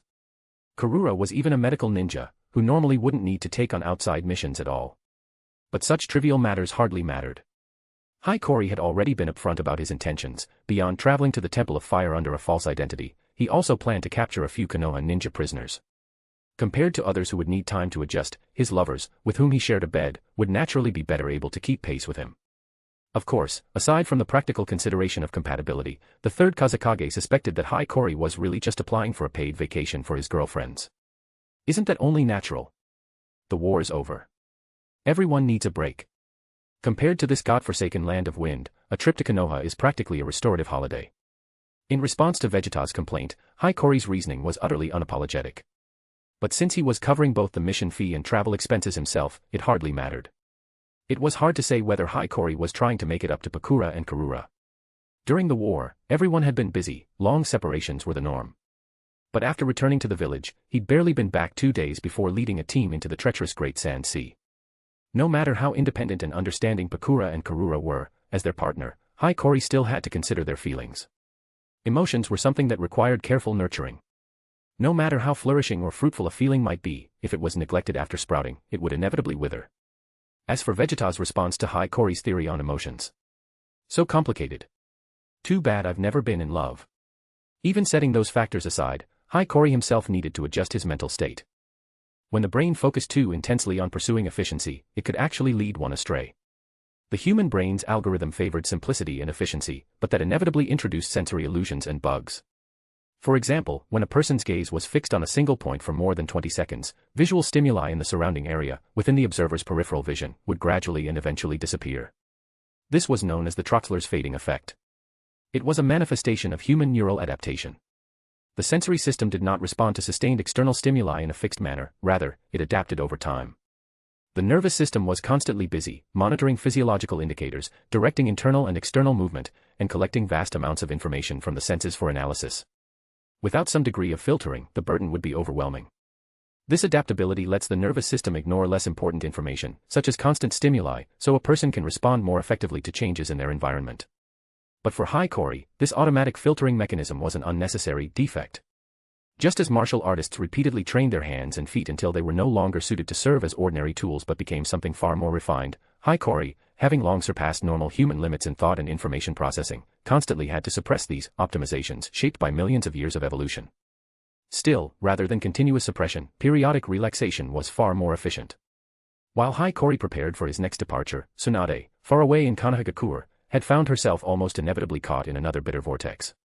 More than 3 months earlier, after she had drunk herself nearly unconscious at a bar, Jiraiya had found her and brought her home. She had been cared for by the young Shizune until dawn. That experience had reignited a heart that had been scorched nearly numb by hatred and self-loathing. Since then, it was as if she had made a decisive break with the past. She pulled herself together, immersing herself in daily life with Shizune. In the following weeks, her life gradually returned to something resembling normalcy. She no longer spent her days holed up in the library. She occasionally visited the medical corps to offer guidance. When Jiraiya awkwardly tried to make conversation, she would punch him just as she had in the past. She stopped drinking. Even the gambling habit her grandfather had inadvertently cultivated in her was reined in. She spent more time teaching Shizune or playing with her. It was as if the torn wounds in her heart were slowly healing. But this fragile peace did not last long. Before long, Tsunade began experiencing persistent nausea, fatigue, and weakness. At first, she thought it was withdrawal from alcohol. But as time passed, the increasingly obvious symptoms could not be hidden from her, a top-tier medical ninja. Even without any equipment, using only medical ninjutsu, she could confirm it, she was pregnant. Based on timing and developmental stage, this child was the product of the dark days she had spent imprisoned by Hiikori. The moment she realized the origin of the child in her womb, a torrent of hatred, humiliation, and fear surged from the depths of her heart, unleashing a wave of nearly uncontrollable nausea. That was only natural. No matter how much she tried to hypnotize herself into forgetting those unbearable experiences, this child served as a reminder that made such efforts futile. Tsunade's first instinct was to abort the child immediately. Yet perhaps it was the maternal instinct she had unknowingly developed while caring for Shizune these past months, or perhaps, having lost her grandfather, her younger brother, and her lover in succession, a deep-seated longing for family had taken root within her, one she herself was unwilling to acknowledge. Time and again, she attempted to go through with it, only to stop herself at the last moment. Even though she could almost daily see the phantom of Hiikori conjured by her own hatred, whenever she struck out to disperse his image, she would involuntarily recall his words. The loves, hatreds, and grudges of one generation should be resolved by that generation alone. Whether the next generation harbors its own desire for revenge or not, imposing hatred on them, binding those meant to move forward to the past, is both cowardly and disgraceful. One thing is one thing. Muttering became reality. Whispered words became truth. Those words lingered like a curse. The more she felt the pulse within her, the harder it became to act against it. Perhaps from the moment she had failed to end this child, even driven by that initial surge of hatred, she could no longer bring herself to sever this bond of blood. And while she was still at a loss, exhausted by this child she had never anticipated, Orochimaru delivered another piece of news that only made matters worse. The teacher has decided to launch a research project on the first Hokage's cells. Watching Shizune obediently retreat to her room so as not to disturb the adult's conversation, a warmth rare flickered in Orochimaru's eyes that had grown increasingly inhuman since the Second Shinobi World War began. He withdrew his gaze from the closed door and spoke to Tsunade in his characteristically hoarse yet resonant, steady voice. Then, after a pause, he added, "I'll be leading it." "What?" Tsunade, already emotionally unstable due to the child in her womb, erupted in fury. The negative emotions that had been suppressed for so long burst forth like a volcanic eruption. "Have you lost your minds? How far has Konoha fallen? You dare lay hands on my grandfather's remains." She slammed her fists down, shattering the sturdy stone countertop into countless fragments. Her amber eyes burned with fury, her chest heaving violently. He was the first Hokage, the founder of Konoha. Do you have no sense of decency? No reverence? Roaring, she stepped forward, grabbed the heavy solid wood dining table, and hurled it at Orochimaru. Having anticipated her reaction, Orochimaru didn't even blink. He let the table smash beside him, shattering together with the door into splinters of wood. Amid the debris and dust, his eyes remained as unmoving as a white snake's. Only after the dust had settled did Orochimaru explain, his tone even colder, "Lady Mito is advanced in years. Her health is declining. She can no longer serve as the Nine-Tails Jinchuriki for much longer. And with Uzushio destroyed, the Uzumaki bloodline is all but extinct. The Uzumaki clansman we brought over some time ago was nearly forcibly taken by Kimobukiru's shinobi." He paused, his gaze sweeping over Tsunade, her face pale, her breath ragged, and his tone softened slightly in spite of himself. Under these circumstances, the village must prepare for the worst. Should something happen to Lady Mito, or to a future Nine-Tails Jinchuriki, Konoha needs other means to counter a tailed beast. The first Hokages would release is, to date, the power proven to be most effective at suppressing them. But it's not just about dealing with the Nine-Tails, is it? Orochimaru turned his head, looking through the damaged doorway toward the Hokage rock in the distance, his tone contemplative. As the First Lord's granddaughter, you know as well as I do that the daimyo's trust was never in Konoha itself. It was in the Senju. In Konoha, the village established by the Senju and Uchiha together. And now, the Senju clan has disbanded. The position of Hokage has passed to our teacher, an outsider.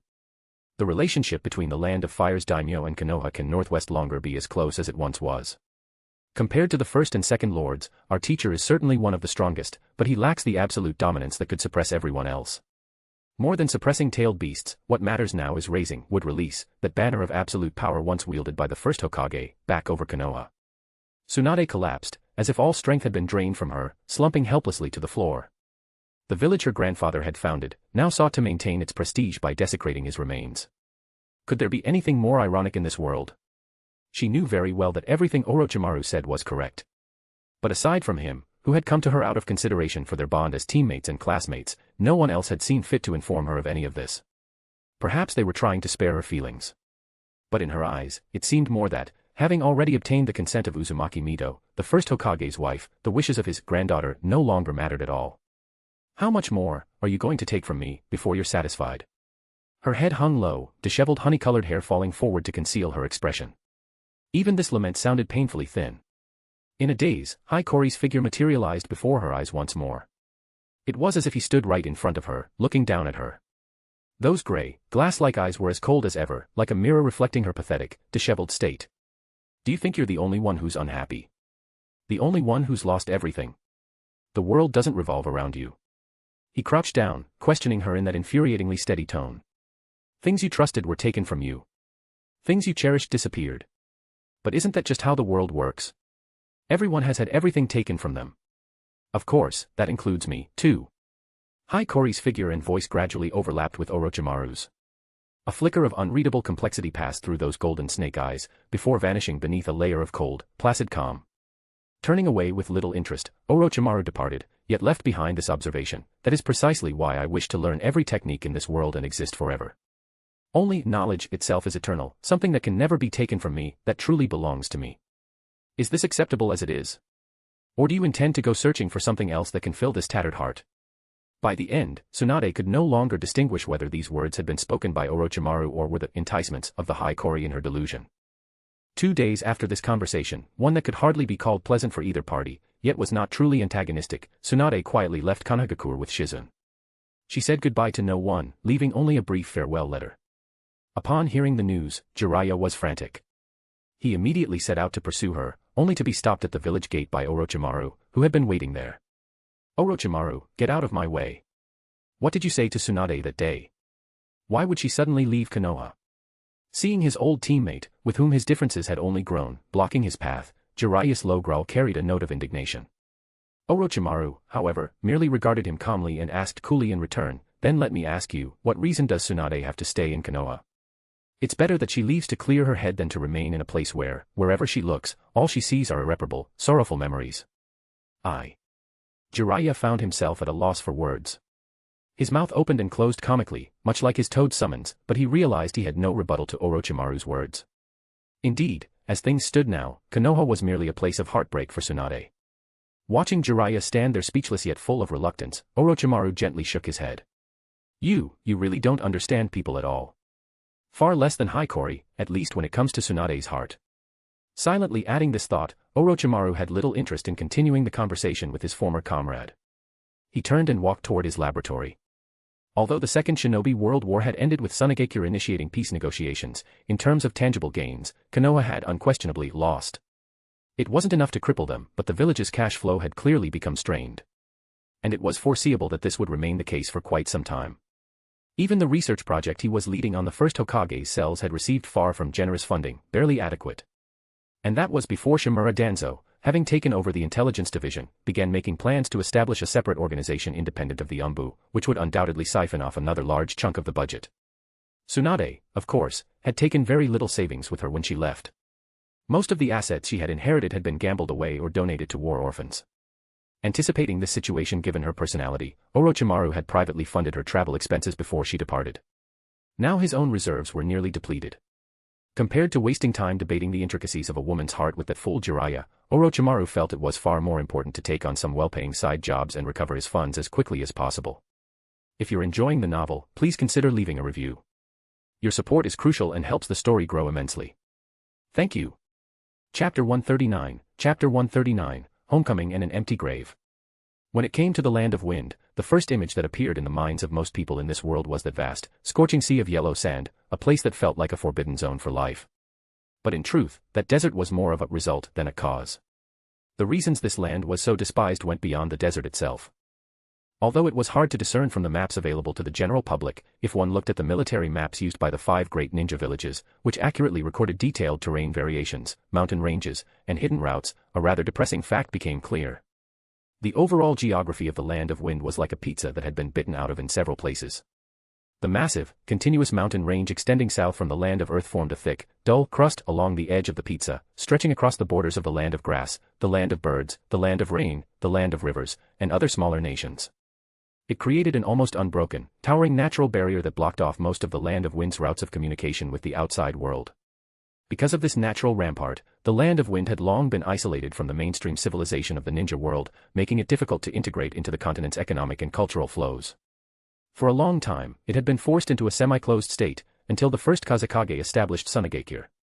Of course, during special periods like the Ninja World Wars, Tsunade would go to any lengths to use unconventional means and hidden routes in pursuit of strategic mobility and material transport.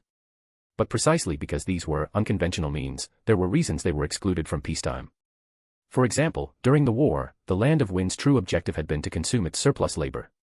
Most of the temporarily conscripted, poorly trained draftees had died on these very routes. There was no need to send enemy ninja after the supply convoys. The route itself, treacherous as the roads of Suna, was harsh enough to claim countless lives, turning the supply lines into bloody roads of death. So did the descripted citizens of the Land of Wind know they would very likely die along the way? Of course they did. But they went anyway, for their country's benefit, for their family's survival. And, of course, for revenge. Revenge against the Land of Fire, which had unilaterally cut off trade with the Land of Wind. Admittedly, the current situation of the Land of Wind was also partly due to past policy mistakes. But the public's perspective was always obscured, guided. The daimyo's government didn't even need to hide anything. In fact, they would remind those signing up for Supply Corps of the dangers along the way. But obviously, that too was a way to stoke the flames of anger. Revenge was always like that, not about living better oneself, but about wanting others to live in hell. The people of the Land of Wind knew better than any outsider just how great the risks were when traveling through their homeland, and what terrible price one wrong step would exact. That was also why, for all the long years before, even though they knew they were being overcharged by traveling merchants, they silently endured it as long as the merchants didn't go too far. They had no choice. For the same reason, when the new merchant guild Red Hot Sand first took root in the Land of Wind and grew rapidly, the Land of Wind's daimyo, unlike other daimyo who would have suppressed such an organization to prevent it from threatening their economic monopoly, gave it free rein, tacit approval, and even covert support. Of course, today, Red Hot Sand Guild had rapidly grown into a commercial juggernaut whose influence spanned the continent, its tentacles reaching into every industry, its scale staggering to behold. Whether the daimyo, seated high in his palace, now felt regret, fear, or even sleepless anxiety about it, only he knew. But regret was useless. After all, in the eyes of outsiders, including the daimyo, Red Hot Sand Guild didn't necessarily have to develop in the Land of Wind, but the Land of Wind certainly needed the guild. Employment, tax revenue, freight channels, and enough financial power to sway the economies of smaller nations, these factors stacked together meant that any rash move against the guild could trigger unpredictable consequences.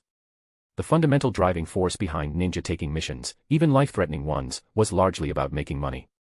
And money only truly held value when it circulated. Not just the Kage of the 5 great villages, but any leader of an organization or faction with ambitions for growth understood this. They themselves might not be skilled merchants, but they had to have sharp instincts, to know who to work with, who to cooperate with, to make money and grow their power. Work for whoever gets the job done. Under these circumstances, the Land of Wind's daimyo had no choice but to pretend he didn't mind at all. In short, aside from the tunnel project being quietly advanced in the Land of Rain, and leaving aside the extremely small number of ninjas scattered across the world, ordinary people had only one route in and out of the Land of Wind. The Ichisan-ten canyon leading to the Land of Rivers. Which means we'll inevitably pass through my hometown. Disguised, Hiiragi wore a slightly worn, dusky gray monk's robe.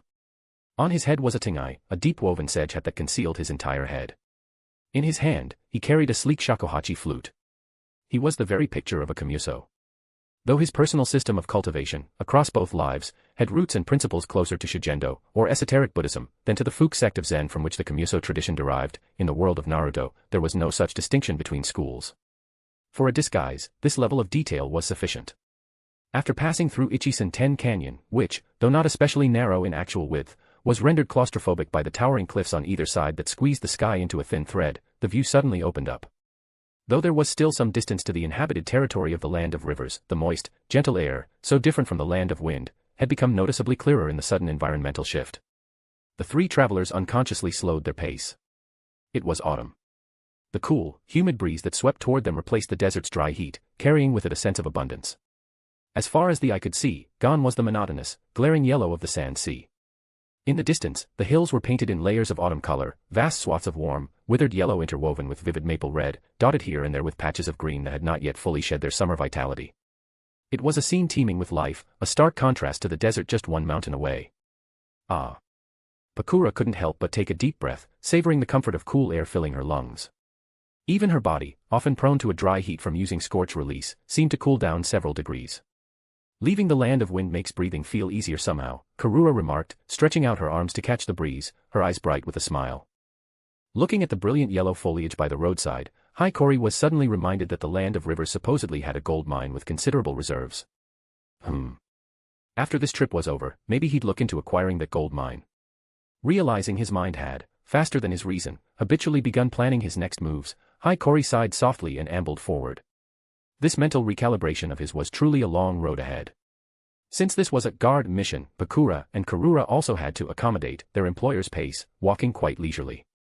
In this relaxed, carefree atmosphere, their attention gradually drifted to the thick, dry fallen leaves beneath their feet. Aside from the Second Shinobi World War, when missions had required leaving the Land of Wind, they'd had few chances to leave the village, or the country. Kura, as a combat-oriented ninja, had occasionally left the village for missions, but when those missions took her out of the country, the schedule was usually too tight to notice much else. As a medical ninja, Kura had even fewer opportunities. So, this was truly the first time either of them had enjoyed such a serene, autumn-filled leisure, the first time they had seen so many fallen leaves. At first, they were somewhat restrained, but soon their composure gave way to delight. As if awakening some innate instinct, they slowed their steps, tramping through the thick layers of leaves, listening to the satisfying katsu-katsu crunch beneath their feet, their faces breaking into bright, pure smiles. When you thought about it, they were still under 18. In Hiiraga's previous world, they'd have been high school girls. But in this accursed world, they were already seasoned ninja who had lived through a war and stained their hands with blood. Watching them shed the somber, murderous weight of being ninja, if only for a moment, and act like children again, Hiiragi smiled beneath his hat. He didn't join in, but instead found a soft, deep pile of leaves by the roadside, lay down lazily, and began a long overdue meditation in this brief moment of tranquility. After all, he was representing Master Bunpuku at the Temple of Fire. He couldn't embarrass his teacher. Though he hadn't deliberately sought to revisit old places, the route to the Land of Fire still passed through the area where his previous body's home had been. That was only natural. A settlement, however small, would have paths leading to the outside world. After several days' travel, they inevitably arrived at that place. Perhaps the vertigo slope, the only path to the isolated blacksmith shop far from the village, was too troublesome. Or perhaps the locals considered the place where a family had been wiped out in a single night to be cursed. Whatever the reason, even after more than a decade, the land remained unchanged. No one had built anything new there. The blacksmith shop that the young Hiiragi had set ablaze was now nothing but a collapsed ruin, overgrown with weeds. The bricks and stones, charred black in the fire, had weathered over the years to their natural gray. Hiiragi stood quietly at the spot where he had lit the fire all those years ago, his gaze through the hat's peephole sweeping over the broken walls and debris. A trace of emotion stirred in his heart. This was where he had begun in this world. Kura and Kura, seeing that he had deliberately led them up this slope and now stood silently before the ruins, wordlessly fell in behind him. After a moment, Hiiragi raised a hand and removed the large sedge hat, revealing a face carefully disguised with makeup. It was the face of a simple, ordinary middle-aged monk, one that gave the impression of someone who had spent his entire life burdened by various troubles. He pointed toward the ruins, speaking in an adjusted voice, his tone like that of someone recounting a story unrelated to him, to his lovers behind him, who, though silent, were clearly curious. This was my home. The home of who I used to be. Kura and Kura both blinked at this. Then, recalling what they knew of Hiiragi's past, understanding dawned in their eyes. Thinking back now, it's a bit like closing the stable door after the horse has bolted, but if I hadn't burned my parents' bodies back then, or had at least kept a lock of hair, maybe I'd have a chance to see them again someday. But if I'd left their remains, there was no guarantee someone wouldn't have taken them for all kinds of modifications or experiments. Sigh. Life always throws things at you that don't go your way. Hiiragi didn't look back at them. He slowly crouched down, touching the soil as if trying to feel the lingering warmth of the fire that had consumed the deceased more than a decade ago. Then his gaze returned to the ruins. He stood, walked over, and searched among the rubble, eventually pulling out 3 relatively intact, flat stones. Without using earth release, he took one of the stones and used it to clear away the weeds and loose soil, digging 3 shallow pits. He piled the excavated earth onto stacked bricks, then placed the stones upright before the mounds as makeshift headstones. 3 graves. No names. No remains. Empty graves. 2 for the couple who had given everything for their child. And the last, both a memorial for his former self and a place he had reserved for himself. This belated mourning, don't think it too shabby. Hiiragi pressed his palms together and softly chanted the sutras for rebirth in the pure land. When he finished, his gaze lingered a moment on the 3 meager, almost pitiful nameless graves. Then he replaced the large sedge hat on his head. He turned, half joking, half serious, and said to Kura and Kura, "If I die someday, bury me here." "All right." Kura took the slightly startled Kura's hand, stepped forward lightly, and responded to her lover with a gentle smile, "But shouldn't we reserve spots for us too?" "Ah, you're right. That was an oversight on my part." Hiiragi chuckled softly, then turned and walked toward the horizon without a glance back. For 100 power stones equals 1 extra chapter. If you're enjoying the novel, please consider leaving a review. Your support is crucial and helps the story grow immensely. Thank you. Chapter 140, Chapter 140, this poor monk comes from the great wind of the western land. After leaving the forgotten, long-abandoned ruins, the atmosphere among the 3 did not turn somber. A grave was a final resting place. Since there was now a place to return to, it could hardly be called a sad thing. At most, it was just a small interlude on this journey. The Temple of Fire lay in the northeastern part of the Land of Fire, near the Land of Woods and the Land of Hot Water. It was truly situated in border territory. In other words, to reach it from the Land of Rivers, located on the Land of Fire's southwestern border, meant crossing almost the entire heartland of the Land of Fire.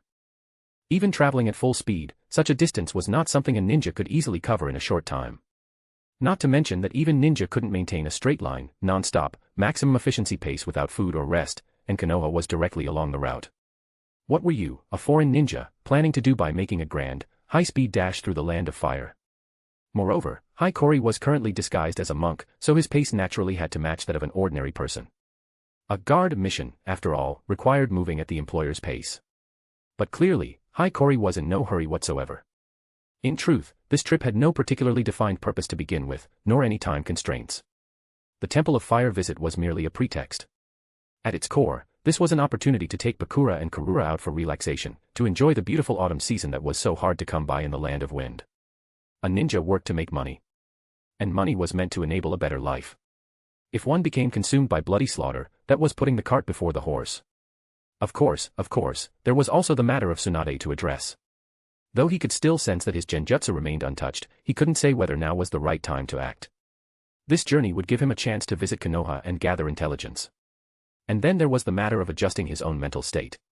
In the final moments of his battle against Hiiragi, his son from the future, he had forcibly expanded his domain using the barrier created by the boy's Hirako Kage Myojin device. Though the barrier had collapsed instantly under the weight of his inner world, as the master of that innate domain, Hiiragi had been able to confirm, even in that fleeting moment, that his inner world had deviated somewhat from its state in his previous life. Perhaps this was why the jiu-jitsu that should have come to him naturally still showed no sign of manifesting. But this deviation was not necessarily a bad thing. In fact, it was within his expectations. After all, his current mental state, his relationships, even his goals, ideals, and ambitions were vastly different from his previous life. New experiences gave rise to new personality traits, and naturally, the inner world would shift accordingly. Inner world, heart, if one is swayed by such superficial things, one loses sight of the essence. In truth, the inner world was merely a highest-weighted aspect, ultimately providing only a limited perspective. What he needed now was to calm the agitation that had built up from the constant succession of research projects, and re-examine his own heart. During this relatively peaceful journey, he was taking the opportunity to settle his spirit, which had been running at high speed for so long due to the relentless demands of war, research, and planning, and had grown somewhat restless. If he couldn't quiet those noises, he wouldn't be able to accurately examine his own heart. Hiirari's personal cultivation system already incorporated many elements of Shugendo, so it was only natural that during this crisp autumn season, while crossing the Land of Fire, he resumed his old practices. He deliberately took detours to climb and explore several of the Land of Fire's most renowned sacred mountains. As was not widely known, Shugendo was a hybrid, quasi-religious tradition that fused Buddhism, ancient Shinto, and primitive mountain worship. Later, it further absorbed elements of esoteric Buddhism, Zen Buddhism, Confucianism, Taoist yin-yang and five elements theory, traditional Chinese medicine, martial arts, Indian yoga, Korean shamanism, and numerous other traditions. But despite absorbing so many influences, the foundation of Shugendo remained Buddhist doctrine and primitive mountain worship. The latter was intimately connected to the mountain-dwelling Yamabushi's beliefs in mountain deities, while the former leaned more toward applied theory than faith itself. Unlike conventional Buddhist traditions, Shugendo's aim was less about pursuing transcendence or enlightenment, and more about becoming stronger. Spiritual training involved chanting sutras in extreme environments, beneath waterfall cascades, through sleepless nights, in thick smoke mixed with wasabi, before bonfires followed by walking barefoot across the embers. Physical training, meanwhile, was most famously characterized by continuous climbing and living on sacred mountains for a month, during which one would constantly blow an enormous conch horn. It sounded like something out of a demon slayer Hashira training arc, but this was the daily life of Shugendo's Yamabushi. Even in an ordinary world, these ascetics pushed themselves to such extremes. In a world with supernatural powers, the practice was even more intense. It was often said that in the mountains, one could experience a purity distinct from the mundane world. In his previous life's world, this saying had been the opposite. Rather than sacred peaks, the suicide hotspots, known as cursed mountains, tended to breed particularly troublesome cursed spirits. In the world of Naruto, however, this notion did have some theoretical basis. High mountains, especially sacred peaks associated with various legends, were environments rich in natural energy.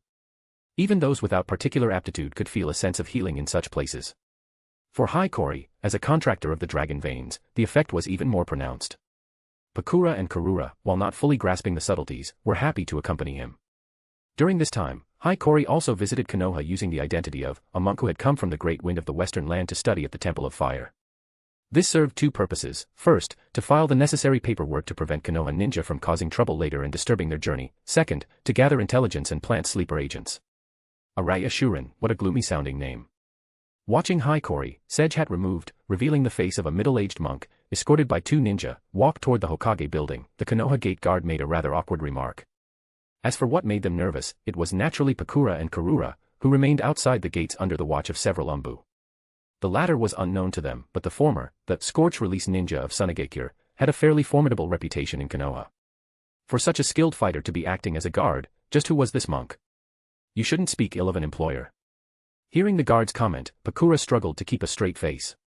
However biased she might be, she couldn't deny that Hikori in his current disguise did indeed exude an extraordinarily gloomy atmosphere. What made it even harder for her to keep her composure, though, was the fact that Hikori had so easily infiltrated Konoha's headquarters using such methods. What the hell? Was Konoha security really this lax? Actually, upon reflection, it made sense. With his Kagura mind's eye sealed away, even a Byakugan or Sharingan would be hard-pressed to detect his true chakra fluctuations. As an essential technique of the Uzumaki clan, this method was not easily countered. If it weren't so effective, how could Uzushiogakure, attacked by 4 ninja villages simultaneously, have produced refugees scattered across the ninja world? Though some, like Hikori's original parents, had left Uzushiogakure long before, such cases were ultimately rare. And the official documents approved by the Land of Wind's daimyo government were the most solid proof possible. No one could claim they were forgeries. After all, these documents had been written using blank forms that the daimyo's office had, accidentally, left unsecured, with officially designated ink. And where had Hikori acquired such things? Sorry, but having money really made you the boss. Even Pakura's presence served as further corroboration, as the gate guard's reactions demonstrated. Moreover, his actions were entirely reasonable and proper. It was perfectly normal for a foreign monk to hire local ninja as guards. Everyone knew about the Land of Wind's environment. The guards weren't necessarily for bandits, they were mainly for the weather. And to avoid misunderstandings and conflict, he had not only come to file paperwork but also planned to hire 2 Konoha ninja as well. What a considerate foreign monk. Hikori had no intention of making any moves at this time. While he did plan to capture some Konoha ninja as experimental subjects, that was a matter for the return trip. After confirming that Tsunade had indeed left Konoha, he performed no further unnecessary operations. More actions, more mistakes; fewer actions, fewer mistakes. Uzumaki Kushina was not yet grown, but Uzumaki Mito was still alive. If anyone, a figure of her caliber, practically a founder of the Uzumaki clan, might sense something when he used chakra. Absolutely possible. Easily possible. So he simply read a wave of memories from Konoha's environment in one go and saved them for later review. Come on. With the advantage of preparation, there was no way Hikori was going to behave himself and do nothing. If you don't lose, that means I've lost. That was the philosophy. Perhaps due to the Temple of Fire's standing in the Land of Fire, the mission request went quite smoothly. Within just over 10 minutes, 2 Chunin, with faces that looked very much of the Land of Fire, accompanied Hikori out of Konoha's gates. After leaving Konoha's territory and traveling several more days, once he confirmed no Umbu were following, Hikori waited no longer. During a rest stop, he inserted spirit thread nerves into the backs of the 2 Konoha Chunin. Their spines and brains were taken over in an instant. A vast surge of released chakra drowned their consciousness like a tidal wave. Their bodies stiffened slightly, their eyes went vacant for a moment, then returned to normal.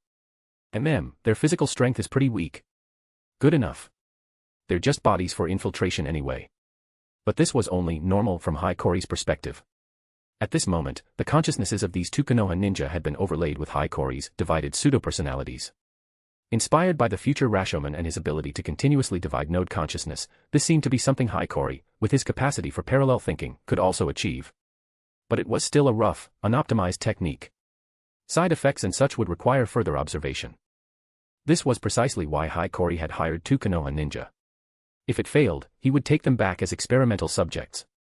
If it succeeded, he would leave them in Konoha as sleepers. Either way, the money wouldn't be wasted. Frugality, a true Tsunade virtue. Time slipped away quietly during their wandering. The brilliant autumn gradually gave way to the chill of early winter. When the first light snowflakes silently fell upon Hikori's sedge hat, their group finally arrived at the region where the Temple of Fire was located. Watching the scattered snowflakes falling from the sky, Hikori suddenly recalled the travel guide Rashomon had given him. Come to think of it, this season is perfect for hot springs. He turned to Pakura and Karura, his voice beneath the hat carrying a lightness that seemed somewhat incongruous with his disguised tone. Should we visit the Land of Hot Water afterward? Their hot springs are world famous. I imagine they live up to the reputation. That sounds wonderful. Though they had lived most of their lives in the dry, scorching desert, the months of travel had given Pukura and Kura ample exposure to customs and scenery beyond the land of wind. Hot springs held a great deal of appeal for them. Then it settled. Seeing his lovers readily agree, Hiiragi nodded. I imagine you two aren't particularly interested in the temple itself. You can rest at the inn. I'll go alone. With the arrangements made, Araya strode forward with steady steps, alone, toward the grand temple. Not that Shugendo itself wasn't off-putting, he wasn't really in a position to judge others. Besides, this was another world. Knocking on the gate and announcing his purpose, Araya was led inside by a guiding monk. Compared to the gate, the interior of the Temple of Fire was much more proper. The air was a mix of faint incense and the crisp mountain cold. The sound of sutra chanting mingled with the daily training noises of warrior monks, or rather, shinobi monks, creating an atmosphere that was both solemn and reverent, different from what he knew yet equally dignified. This should be worth looking forward to. For 100 Power Stones equals 1 extra chapter. If you're enjoying the novel, please consider leaving a review. Your support is crucial and helps the story grow immensely. Thank you. Chapter 141, Consciousness Only. Following the steady footsteps of the guiding monk, Hiiragi wandered through the progressively deeper courtyards of the Temple of Fire. The winter sunlight carried a clear, cold quality, filtering through sparse branches to cast dappled shadows on the bluestone paths, swept clean of fallen leaves. His gaze casually swept across the courtyard, where dozens of shinobi monks in thin robes trained in the slightly chilly air. Shouts rose and fell, the force behind their fists and feet was not to be underestimated. Without needing to actively deploy his Kagura mind's eye for detailed analysis, Hiiragi could clearly sense that these Temple of Fire monks possessed quite substantial chakra reserves. By the standards of the 5 great ninja villages, most were around the mid-chunin level, while the lead instructor was roughly on par with an average jonin. This level of strength was naturally negligible to him now. But what interested him was not the monk's strength itself, but the nature of their chakra. Hiiragi recalled that the Temple of Fire possessed a unique ninjutsu system known as the Gift of the Sage Clan. The name sounded quite impressive, but despite bearing the grandiose Sage Clan title, these techniques were neither Kekkei Genkai requiring hereditary transmission, nor were they related to senjutsu, the use of natural energy. The essence of the Gift of the Sage Clan was closer to a system of chakra manipulation incorporating Buddhist concepts. In his perception, the chakra refined by these shinobi monks using the Gift of the Sage Clan seemed to be a form of yang release chakra with certain yin release properties. Of course, it was still far from true yin-yang release. Based on theoretical inference, this chakra was likely the result of saturating one's chakra with the insights gained from Buddhist practice. Though, regardless, putting Buddhism and Sage Clan together still sounded somewhat off. While it wasn't Kekkei Genkai or Senjutsu, the ability to directly link one's spiritual state to chakra nature, and to form a stable system of transmission, was rather interesting. As Hiiragi pondered whether he might be able to request a basic training manual, the guest-greeting monk guided him to the door of a quiet meditation chamber. The attendant monk quietly informed him that inside resided the esteemed Master Chikaku, then bowed and withdrew. Hiiragi paused before the meditation chamber, adjusted his somewhat worn gray monk's robe, and gently knocked. After a moment of silence, a vigorous voice came from within, "Enter." The somber monk slid open the wooden door. The room was softly lit, the air filled with the calming scent of sandalwood. The furnishings were extremely simple, a few meditation cushions, a low table, and a plain vase with a dried branch in the corner. In the center of the room sat an elderly monk of remarkably small stature, no taller than Nagato. Though his frame was thin and his robes hung loosely, his posture showed no hint of stooping. He seemed full of vitality. When Hiiragi's gaze fell upon him, his heart stirred slightly. Unlike the shinobi monks in the courtyard with their abundant chakra, the Master Chikaku before him had no particularly strong or refined chakra reserves, at best, enough for physical conditioning. But on this elderly monk, Hiiragi sensed a familiar aura. It was remarkably similar to Bunpuku's, a clear, peaceful atmosphere radiating from within. It naturally caused the noise of the outside world, and even inner turbulence, to settle and dissolve into nothingness. With enough polishing over time, even rough shards of glass would become smooth and flawless. If domain expansion was the act of affixing one's inner world to a barrier to construct one's own realm, then perhaps this aura could be called a pure outflow. "Oh, those kids don't have very good eyes." Even as Hiiragi observed quietly, Master Chikaku opened his eyes. Not particularly bright, even somewhat cloudy, they nevertheless looked at him with amusement as he laughed heartily. "From their report, I thought some old bones had grown restless again and wanted to stretch their legs by coming to debate Zen with me. But you're just a young man." He tilted his head, as if encountering an interesting puzzle, studying Hiiragi's disguised, weather-beaten middle-aged face. A note of hesitation entered his voice. No, it seems you actually are around that age. Ah, I suppose I'm getting senile. I can't quite figure out your current state, ha ha ha. Sometimes, one must adopt another identity to set aside all the complexities and act with greater freedom. For now, I am simply Araya Shuren. Nothing more. I hope you'll forgive any impropriety. Simply from sensing the aura surrounding Chikaku, Hikori was certain that this seemingly frail old monk was no mere pretentious blowhard. As expected, the old man's eyes, like Bunpuku's, could see through his disguise on another level. Ha ha ha, no matter, no matter. Since you've come in the guise of a monk, I'll simply treat you as one. Chikaku waved his hand with considerable ease, then his tone shifted to one of gentle inquiry, but the karmic burden of killing on you, and the worldly desires, they're rather thick. With that, you can hardly be called a proper monk. Indeed. Though I have studied scriptures with my teacher, my purpose has been rather utilitarian. I can't claim to be a true monk. Yet even under such criticism, Hikori's breathing did not change. He simply placed his hand on the Tengai hut beside him and responded with his adjusted, somber voice, calmly. I've come merely to visit and exchange knowledge on behalf of my teacher, who cannot travel due to health and other matters. If I might obtain some copies of scriptures not found in our collection, that would be even better. I see. Since you come on behalf of your teacher, there's no need to dwell on it. Chikaku nodded slightly, accepting Hikori's explanation. In this world, karmic burden and desires were not such great issues. Since he had come earnestly on behalf of his teacher, there was no reason to press the matter. The temple's sutra copies are hardly secret or precious items. You may browse the repository later and choose what you like. Chikaku readily set aside the previous topic, then pivoted, but since you're here on behalf of your teacher for exchange, it would be a shame for you to return with only dry copies. How about a simple debate? I could ask for nothing better. Seeing Chikaku's enthusiasm, Hikori pressed his palms together and accepted with pleasure. Then, shall we begin with Vijnaptimitrata? If you're enjoying the novel, please consider leaving a review. Your support is crucial and helps the story grow immensely. Thank you. Chapter 142, Chapter 142, I am my own god. Inside the meditation chamber, sandalwood incense curled upward as time slipped away amid the invisible exchange of words. After a round of debate, Hikori felt a sense of relief. Vijnaptimitrata, meaning consciousness only, was the foundation of Buddhism. Sight, hearing, touch, taste, smell, the five senses allowed one's consciousness to recognize that one existed in this world. The eyes, ears, nose, tongue, body, and mind were called the six roots, the six consciousnesses. The seventh consciousness, manas, was the self itself. And the eighth consciousness, alayvijnana, was the root and origin of all things. Though the doctrine of consciousness only had its limitations, Hikori's adoption of the pseudonym Araya Shuren, a name heavy with symbolic meaning, did not mean he sought to pursue the origin of all things. What he clung to was always the self. For Hikori, who possessed an intensely strong sense of self, the three realms are but mind, all dharmas are but consciousness, was actually the most accurate and practical answer. Then, Master Chikaku, what do you think of the theory of reincarnation? After finishing a cup of coarse tea, Hikori naturally steered the topic toward another area that interested him more. Regarding concepts like the Pure Land, the Shinigami, and the soul in the Naruto world, even having regained his memories of the original manga, and being himself a first-hand experiencer of reincarnation, Hikori found it difficult to form a clear understanding from those scattered descriptions.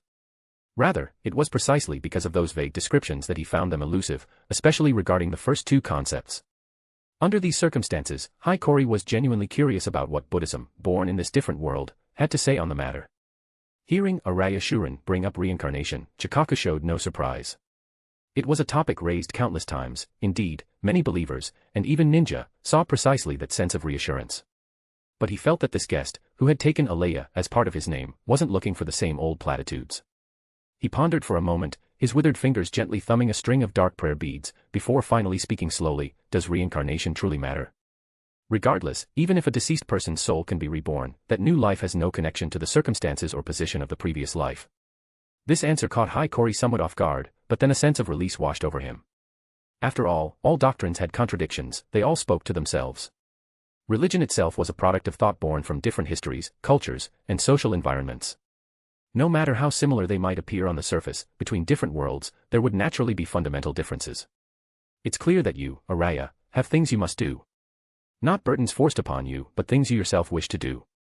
Having said this, Chikaku's gaze fell back upon Araya Shuren with an almost cheerful tone. Someone like you is destined never to attain sudden enlightenment.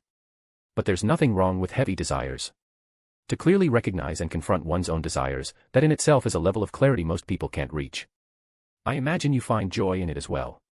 Ha! Araya Shuren let out a somber sigh. His weathered face and voice made it hard to imagine him smiling.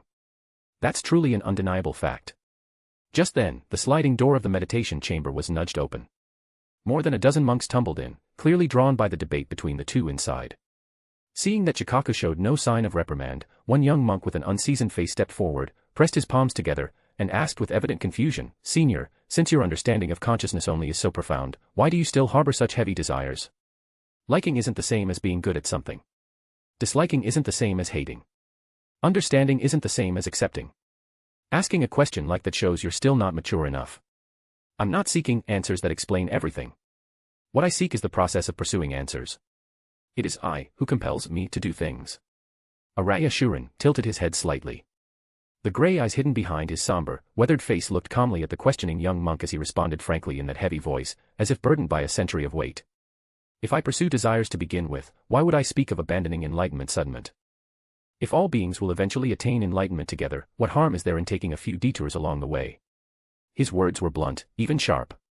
The young monk's face flushed red. He stammered for a moment, then could only lower his head deeply. Chikaku watched from his cushion with an amused smile, neither stopping nor mediating. He wasn't at all worried about anyone being enticed. In his view, if someone could truly carry out their own self to this extent like Araya Shuren, there was nothing wrong with it. Compared to staying in the temple as a monk, perhaps venturing out would lead to greater prospects. But such a path was hardly easy to walk. These students probably didn't even know what they themselves wanted to do yet. He waved his hand, signaling to a middle-aged monk who had been standing quietly outside, listening to the exchange. All right, all right. Haven't you finished your training for today? Go do what you're supposed to do. Kakunin, take the guest to the sutra repository. Let Master Araya browse and select any copies he wishes. Yes, Master Chikaku. The monk named Kakunin responded respectfully, then pressed his palms together in salute to Hiiragi. Please, follow me. Hiiragi stood, and bowed to Chikaku, who had already closed his eyes again to chant, I have benefited greatly from today's debate. Chikaku didn't open his eyes, simply raising a hand to wave in farewell. Without another word, Hiiragi donned his large tingai hat and followed Kakunin out of the meditation chamber. The crisp air, carrying the distinct chill of the winter mountains, enveloped him at once, refreshingly clear. This debate, rather than seeking answers, felt more like wiping the condensation from a winter windowpane. People often said that traveling to high-altitude regions could cleanse the spirit, but that was likely an illusion. Because at high altitudes, oxygen levels dropped, causing mild hypoxia. Attention waned, thinking slowed, and distracting thoughts, along with worldly concerns, naturally diminished. Dharma debate was the opposite, focused on untangling complex principles, there was no mental room left for anything else. Unfortunately for Hiiragi, the latter effect was far less effective than the former. Given his current constitution, hypoxia was hardly a concern. Whether it's the Buddha or some other great existence, this world has all kinds of gods. But no god will save humanity, because the image of gods is forged by humanity itself. Walking through the corridor, he gazed at the pale winter sun, slowly raised his hand as if to grasp it, and spoke softly. I am my own god. I am my own doctrine. If you're enjoying the novel, please consider leaving a review. Your support is crucial and helps the story grow immensely. Thank you. Chapter 143, Chapter 143, Scorched by Longing, Born of Love. Walking slowly out of the Temple of Fire's mountain gate, which should have been ancient and solemn but which Hiiragi, in his current state of mind, found rather difficult to take seriously, Araya Shuren turned and gave a final, formal bow. Regardless of his original intentions for this exchange, he had benefited greatly from this visit. Whether in terms of spiritual and mental liberation, or the quite substantial bundle now in his hands, filled with copies of various scriptures, he had gained much. Somewhat to his surprise, he had also easily obtained a basic training manual for the gift of the Sage clan. But upon reflection, it made sense. The core principle of this technique system was tempering the spirit. For those without the inclination, possessing the manual was useless. 99% of people would be filtered out by the learning conditions alone. Such a thing hardly needed to be kept secret. The setting sun dyed the sky a warm orange red, as if softening the winter chill. Carrying his bundle, Hiiragi returned to the inn with noticeably lighter steps. Pushing open the door, Kura and Kura, who had finished their sightseeing and were resting in the room, both turned their heads. When their eyes fell on him, both women paused briefly. Hiiragi still wore the somber monk's disguise of Araya Shuren, yet the atmosphere surrounding him seemed subtly different from when they had parted. The deliberate gloominess had faded, replaced by an indescribable lightness and liberation. You seem a bit different. Kura, who had been reading a novel at the table, tilted her head, her bright eyes filled with curiosity. With Bunpuku, an old monk himself, as a constant presence in their household, Kura could somewhat understand how one's mindset and demeanor might change after conversing with a revered master. But for Hiiragi, the effect seemed remarkably pronounced. Kura gently added, "You look much more relaxed. Did something good happen at the temple?" Hiiragi casually placed his hat and bundle on a nearby cabinet, and even his disguised, somber face seemed to soften. In response to his lover's questions, he merely shook his head without directly answering. Good. I suppose you could say so." Reverting to his original, calm, clear voice, Hiiragi walked to the window and pushed it open. Cold, fresh air rushed into the room.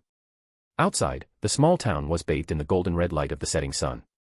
Distant mountains were capped with snow, closer by, rooftops wore a layer of white that reflected the evening glow. Everything was peaceful. His gaze drifted over the snowscape, which seemed to soften his mood. He exhaled a puff of white mist, then leaned down and scooped up a handful of snow from the windowsill. Kura and Kura drew closer, curious about what he intended to do. Achuma. 100 transformation sealed method. Hiiragi clasped his hands together, murmuring the name of the technique. A thread of cursed energy quickly gathered in his palms. The jiu-jitsu from his previous life, which had remained difficult to manifest due to his shifted mindset and different constitution, now reveals itself fully, embodying the essence of Hiiragi's nearly boundless ambition. At this moment, his talent blossomed. He slowly opened his hands. The compressed snowball that should have been in his palms was nowhere to be seen. In its place, several butterflies rose gracefully. They fluttered lightly from Hiiragi's palms, their crystalline wings refracting warm halos in the sunset's glow. With each wing beat, they scattered fine, diamond dust-like ice crystals. The ice butterflies circled before Kura and Kura, whose faces showed astonishment. Then they traced graceful arcs through the air, fluttered out the open window, and flew into the sunset-reddened sky. Their figures grew smaller and smaller until they melted into the twilight and distant mountains, disappearing from view. Time passed in the blink of an eye amid the silence. Is this ice release? Kura was the first to regain her composure. As a scorch release user, she was more sensitive than ordinary ninja to the chakra of other elemental Kekkei Genkai, but she detected no familiar fluctuation. That could be explained by Hiiragi's Kagura mind's eye, but no, even ice release creations couldn't move this fluidly. They're just like real butterflies. Kura more directly grabbed his hand, examining his palm with great interest. How did you do that? Could it be that you've actually created life? Creation of life? Not quite that. Seeing their surprise, Hiiragi's disguised face broke into a simple smile. He gently patted Kura's head and began explaining with relaxed satisfaction. If I had to put a name to it, this is my own unique Kekkei Genkai. Calling it a Kekkei Genkai was a convenient explanation. In truth, the concept of innate technique was quite similar to the physical variation Kekkei Genkai that required hereditary inheritance. It was easy to understand, and at the same time, it conveniently preempted any requests to teach it to me. Anything these hands touch, I can strip away its original properties. Fire no longer burns. Ice no longer chills. Toughness, hardness, length, color, any imaginable property can be erased. Then, after removing its properties, a blank space remains, allowing me to add new ones. Just now, I added the concept of butterfly to the snow. But fundamentally, those butterflies are still just ordinary snow and ice. They'll evaporate, melt, and soon disappear back into ordinary water vapor. Within the jiu-jitsu system of Shugendo, there were 6 ultimate techniques named after the 6 supernatural powers derived from Buddhist foundations. Jinsakutsu, divine foot power, instantly enhances all bodily functions, allowing one to surpass any limit. Tenitsu, divine ear power, hearing the sounds and rhythms of all things. Tenjentsu, divine eye power, gaining distant vision, even seeing through the cycle of life and death. Tashintsu, mind-reading power, essentially telepathy. Shikumiitsu, knowledge of past lives, knowing one's own previous incarnations. Rajintsu, extinction of all defilements, knowing the destinations of oneself and others. That said, among the Yamabushi Hiiragi knew, none had reached these realms. The closest was the elusive Great Tengu. But even that Great Tengu, by his own account, had not fully mastered the divine foot power, he could not yet appear anywhere at will. For these powers that even generations of Yamabushi struggled to grasp, Hiiragi had not forced the issue in the past. But after coming to this world and conversing with 2 esteemed monks, he had gained some unexpected insights. As a reincarnated person, he naturally knew his past life. Wasn't that essentially the knowledge of past lives? Everyone could foresee their own inevitable death, the unchangeable, unstoppable end. Recognizing that one must die was a unique form of future vision unique to humanity. Could that be considered a rudimentary form of extinction of all defilements? The body techniques that allowed freedom of movement could be considered the foundation of divine foot power. And the ability to read memories from nature, gained through his contract with the dragon veins, how was that not a form of divine ear power? Things he had never actively pursued had now naturally fallen into his hands. Such serendipity was truly marvelous. Of course, Hiikori knew there was much forced interpretation in these comparisons. But so what? There were many things in this world that followed their own logic. Sometimes, one didn't need to understand everything perfectly, as long as it worked and one could accept it, that was enough. The lightness of his spirit had allowed Hiikori to let go of some things he had previously clung to. That was why he had chosen this moment to show his technique to his lovers. And, of course, to discuss how to handle Tsunade. A Kekii Genkai. Pakura murmured, unsurprised. Karura, however, smiled gently. Oh, that's wonderful. Since it's your Kekii Genkai, Hiikori, our children might inherit it someday. Words spoken without thought, but heard with meaning. When the word children left Karura's lips, the smile on Hiikori's face froze almost imperceptibly for an instant, and his breath hitched for the briefest moment. Fortunately, he was still wearing Araya Shuren's weathered, middle-aged face, one that naturally appeared stiff and numb, so this tiny lapse went unnoticed by his lovers. Or so he hoped. Hiikori casually rubbed his face, beginning to remove his disguise while deftly changing the subject. Speaking of which, do you two want to stay here a bit longer? Or should we head to the land of hot water tomorrow for the hot springs? As expected, Karura's attention shifted. She nodded happily. Oh, tomorrow. Maybe we should wait one more day. I think there's another site around here we could see. Right, Pakura-chan. But Pakura, standing nearby, narrowed her eyes almost imperceptibly. Unlike Karura, who seemed like a yes-bot where Hiikori was concerned, Pakura, as a combat-oriented ninja active on the battlefield, had keener instincts. She had no proof, but she had definitely sensed a moment of subtle hesitation from Hiikori earlier. She said nothing, however, tucking her suspicion quietly away. Pakura-chan. Huh? Oh, yes. Only when called again did she snap back to attention, allowing Karura to wrap her arms around her waist with a teasing grin. That night, the moon was bright, the stars were sparse. The room's heater radiated a drowsy warmth. Karura had already succumbed to Hiikori's annihilation-level defeat in their earlier battle and drifted into a sweet sleep. On the other side of the bed, Pakura nestled against Hiikori's shoulder, his disguise fully removed, his true face revealed. Her long hair, a blend of dark green and birch brown, spread across the pillow. Kori. In the silence lit only by moonlight, she spoke softly. Hiikori responded, his fingers idly twirling a strand of her hair near her temple. This afternoon, when children came up, you seemed to hesitate. Is it that you don't want children?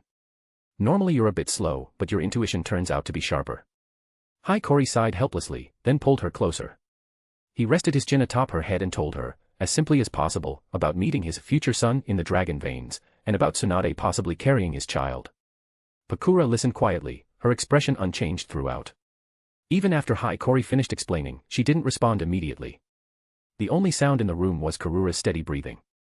After a while, Pakura sat up, straddling him and propping herself up to meet his eyes. In the dim moonlight, the skin of her shoulder seemed almost translucent. And those eyes, the ones Hiikori found so captivating, glowed like flowing magma. So. Her voice was soft, as if afraid to wake the exhausted Karura. What do you plan to do about Tsunade? Leave her be, or deal with her after she gives birth. That wouldn't work, would it? Hiikori wrapped an arm around her slender waist and spoke with a hint of self-deprecation. If I did that, you'd end up hating me, wouldn't you? At this point, I can't just abandon it. Now that I know what kind of future that would lead to, even just for the child's sake, I can't ignore her. His voice paused briefly before continuing. After we come back from the land of hot water, after we capture the Konoha ninja, you and Karura can take the materials and the scriptures back to the village. I need to deal with Tsunade alone. The Red Hot Sand Guild had visibly slowed its expansion in recent months. It seemed Akane had finished her coordination with Ahakuin and was now handling the accumulated workload. But even so, the already established intelligence network could still function. For someone as famous as Tsunade, tracking her whereabouts wouldn't be too difficult. Pakura listened, then simply nodded.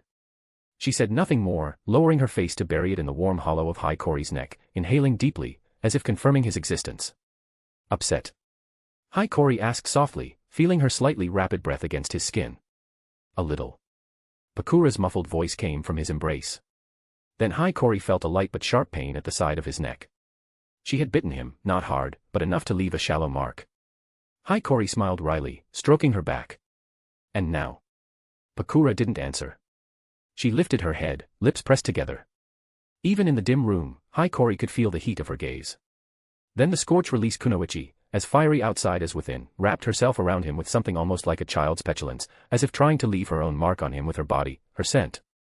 After all these years, she and Kura had been the ones sharing Hikori's bed. And yet, the first to bear his child turned out to be Tsunade, with whom he had only been together twice during her captivity. It was only natural that this reality would stir feelings of frustration. And so, the jealousy she couldn't bring herself to voice could only be channeled into a tighter embrace. Into a single, breathless, fervent request. Hold me. As for what happened the next morning, when Kura, having learned the whole story from Kura, ignored her own lingering fatigue, puffed up her cheeks, and let out a loud wah before unleashing a fierce train fist combo on Hikori, that was another matter entirely.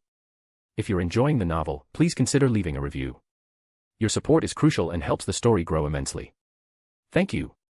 Chapter 144, Chapter 144, The Oil That Burns Itself. Though Kura had initially been upset after learning about Tsunade, to the point of unleashing a fierce train fist combo on Hikori and keeping her face stern in a sulk for a while. She was, after all, still a yespot when it came to Hikori. After a few days of gentle words, tender care, and accompanying her through the land of hot water's distinctive hot spring streets while sampling various delicate teas and sweets, her little tantrum, born from a momentary surge of emotion, completely dissipated. At the end of the day, in this era, polygamy was common among nobles and even well-off landowners. Not to mention Hikori's current wealth and strength, originally, the village's leadership had been pushing for relationships with him precisely for the sake of his bloodline. If Kura had truly been bothered by such matters, she would never have been willing to share Hikori with Kura in the first place, nor would they have established the delicate yet stable relationship they now share. So, while she wasn't entirely without anger, much of it was simply an excuse to be spoiled by Hikori. Compared to Kura, she had always been the more clingy one. And since it was only a temporary resentment, the subsequent anger was merely rootless duckweed, vanishing entirely under Hikori's soft words. By the time they truly began enjoying the land of hot water's hot springs, Kura had already returned to her usual sweet, gentle self, even more clingy than before. A few days later, their hot spring vacation came to an end. They began packing their belongings, preparing for the journey back. The hot springs of the land of hot water truly live up to their reputation. After soaking, it feels like days of exhaustion have all been washed away. Carefully packing the specialty goods and changes of clothes she had purchased, Kura's voice wavered slightly when she mentioned exhaustion. After learning of Tsunade's pregnancy, the little bunny, unwilling to fall behind, had naturally developed a competitive spirit. And then, just as naturally, she had repeatedly lost her armor in disarray, suffering defeat after defeat. One could only say she was terrible at it but loved to play. My skin seems to have become much more moist and supple too. The little bunny's complexion flushed with a pale cherry blossom hue as she touched her smooth cheeks and casually changed the subject. Sitting by the bed with little luggage aside from a few newly purchased books, Kura nodded in agreement. Yes. Even though we just picked an inn at random, the service was very attentive. It was well worth it. Aside from the core hot spring in the land of hot water, all the others are branches. Even if there's some difference, it's not that significant. Hikori, applying makeup in front of the mirror, casually explained, as for special therapeutic effects like healing old wounds, nourishing the body, or enhancing certain functions, well, better than nothing. Not entirely false advertising. At least the comfort of the hot springs themselves is genuine, and that's enough. With his proprietary cosmetics and superhuman speed, he completed his disguise in just a few minutes. Walking to the window, he placed one arm around Kura's shoulder and pushed open the window with the other. Feeling the cool breeze tinged with the hot spring's characteristic sulfur scent, his gaze swept over the bustling pedestrians on the street and the rows of hot spring inn signs. Yet his mind involuntarily recalled the desolate, war-ravaged state of the Land of Rain during the Second Shinobi World War. In terms of national strength, or rather, the strength of Amigakure, the Land of Rain far surpassed the Land of Hot Water. Yet their circumstances seemed almost reversed. It was quite a blackly humorous reality. Thinking about it, this is probably the survival strategy that the Land of Hot Water, and many similar small and medium nations, have found. Araya Shuren's voice had shifted back to the somber, heavy tone characteristic of a wandering ascetic, his words filled with genuine emotion. Oh. What do you mean? Both Kura and Kura paused in their tasks. Kura looked up with interest, asking the question. Though she had stepped back from the front lines nearly half a year ago, she still remembered vividly just how miserable the Land of Rain, turned into a battlefield, had been. Facing the prosperity of the Land of Hot Water, while she felt some surprise, she hadn't given much thought to the reasons behind it. She had always enjoyed listening to Hiiragi explain things she didn't understand. This time was no different. It's simple. For most people who live on the edge, never knowing if they'll see tomorrow, seizing the moment and enjoying life is the most natural mindset. After all, no one knows when they might suddenly die. And those in power, the great figures, also need ample pleasures to flaunt their status, and of course, to relieve the pressures brought on by their overt and covert struggles in other domains. From that perspective, in a certain sense, they're no different from ninja. Except when they fall from power, they might not even die as cleanly as a ninja on the battlefield. Compared to the thriving, cheap, and abundant forms of entertainment in Hiiragi's previous life, the world of Naruto had rather limited options for recreation. Fortunately, Hiiragi was someone who could derive immense joy from all kinds of trivial research. His voice remained steady as he continued, as for pleasures, fine wines and delicacies, the thrill of gambling, expensive luxuries and antiques, famous weapons or works of art, and then there are places like the land of hot waters, hot springs, or certain special pleasure industries, places that provide physical direct comfort and relaxation. If developing military strength is difficult, and the great nations would never permit any meaningful progress in that direction, then why not make good use of one's natural resource advantages and provide the necessary pleasures for those powerful figures and ninja? The land of hot waters, hot springs, the land of alcohol's unique fermentation techniques cultivated in its distinctive environment, the land of silk's golden needle weaving, the land of fire's Tanzaka Street, it's all the same principle. One can't rely on this alone to be completely secure or avoid war entirely. But at the very least, when dragged into the conflicts of great nations, or even turned into a battlefield, the value of these services can mitigate some losses. Perhaps enough to avoid complete annihilation. After all, no matter how badly the ninja fight, the powerful still need their pleasures. Even the ninja themselves are no exception. Kura, who had been quite moved by Hiiragi's words thanks to their vacation experience, nodded. Tanzaka Street, which we passed earlier, is a perfect example. Tanzaka Street, located in the land of fire, was a gambling destination famous throughout the world. Gambling dens, taverns, and brothels stood side by side. Wealthy merchants, nobles, commoners, even ninja from the great villages, were all happy to spend their leisure time there, trying their luck. It was a place that sounded utterly decadent, yet it likely had better order than many small nations. In a nutshell, if you caused trouble and smashed up the place, where would everyone go to play? As for a counterexample, that would probably be the land of whirlpools, Hiiragi. Even with Konoha's backing, they were still an island nation isolated overseas. They possessed that kind of strategic power, yet lacked the strength to protect themselves. When it came to his theoretical family, Hiiragi's feelings were probably limited to these thoughts. The nail that sticks out gets hammered down. That's how it is. If you're enjoying the novel, please consider leaving a review. Your support is crucial and helps the story grow immensely. Thank you. Chapter 145, Chapter 145, Long Time No See, Princess of the Senju. After their vacation in the land of hot water, filled with hot spring steam and leisurely atmosphere, the group did not choose to return by the same route. Hiiragi deliberately selected another path winding through the heart of the land of fire. They had chanted sutras, climbed mountains, soaked in hot springs. Now it was time for some bloody business. Thanks to the intelligence network that the Red Hot Sand Guild had been laying out as it expanded, Hiiragi could easily locate Konoha ninja out on missions or other errands, then capture them one by one. The process went smoothly, as expected. With the identities of the two Konoha Chunin whose minds he had already replaced, combined with the absolute disparity in strength and the element of surprise, these captures, each over in seconds, barely qualified as battles. One Konoha ninja after another, unable to react in time, was brought down by spirit thread nerves, sealed within an amber-like barrier, then stuffed into Hiiragi's shadow. That amber-like barrier was the same technique he had used to pack meals from the cafeteria. It could slow the flow of time within to some degree, making it quite effective for preservation. Naturally, it worked just as well for these experimental materials. This collection process went quite smoothly. By the time they reached the central region of the land of fire, Hiiragi had more or less decided to stop. On one hand, he had almost met his target quota. On the other, continuing to operate in this area was becoming risky. After all, they had been exploiting a time gap. If they lingered too long, Konoha might catch on. Let's end it here. Having shed his Araya Shurin disguise, Hiiragi transferred a portion of his shadow, containing the materials captured during this operation, into Pakura and Karura's shadows. Though Pakura and Karura couldn't control Rashomon, whose consciousness was still nascent, it didn't matter. He had left simple command devices in the workshop. Once they returned, they could use those devices to make Rashomon simply release its contents. Pakura nodded without a word. Karura, however, still lingering, wrapped her arms around his shoulders and gave him a kiss. Take care. We'll be waiting for you to bring them back. I'm really spoiled by you two. With a brief farewell, Kura and Kura set off back to Tsunade. The two Konoha ninja whose personalities had been altered nodded to Hiiragi and headed toward Konoha, ready to fulfill their roles as sleepers. Ah, now it's time to handle personal matters. Watching the two groups depart, Hiiragi didn't linger. With a movement, he merged into the wind, racing southeast. During the return journey, he had already mobilized intelligence gathered by the Red Hot Sand Guild's main branch in the Land of Fire. Still, there wasn't much to go on.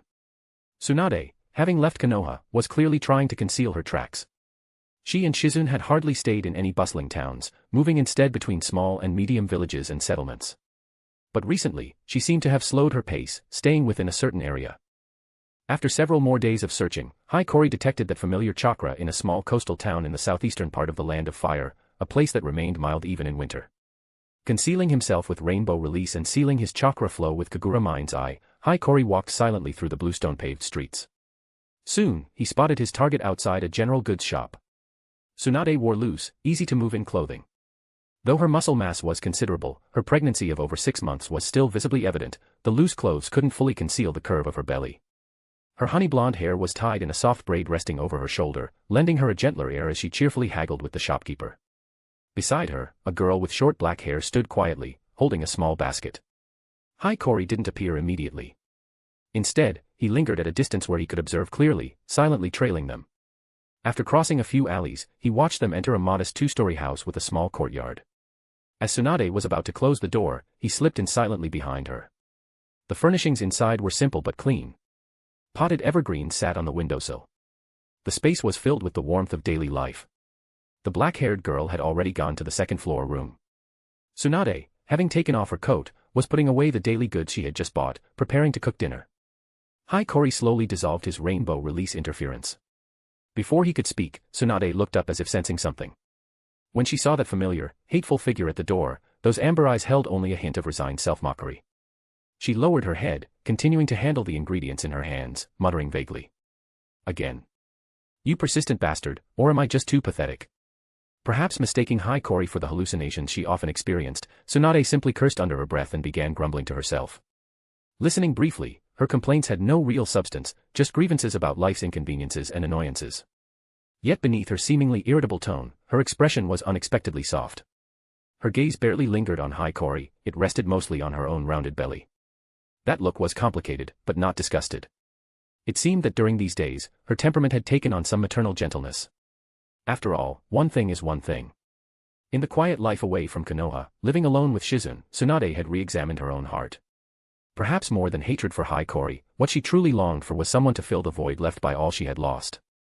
Shizune, for example. Or the child in her womb. Even if that child carried half of Hiiragi's blood. If she was going to seek revenge against him, it would have to wait until after the child was born. Thinking this, even pouring out her hatred at the hallucinations in her vision had become a meaningless act. Hiiragi listened quietly to her endless complaints as he slowly approached. Then Tsunade suddenly realized, the figure drawing close beside her might not be a hallucination.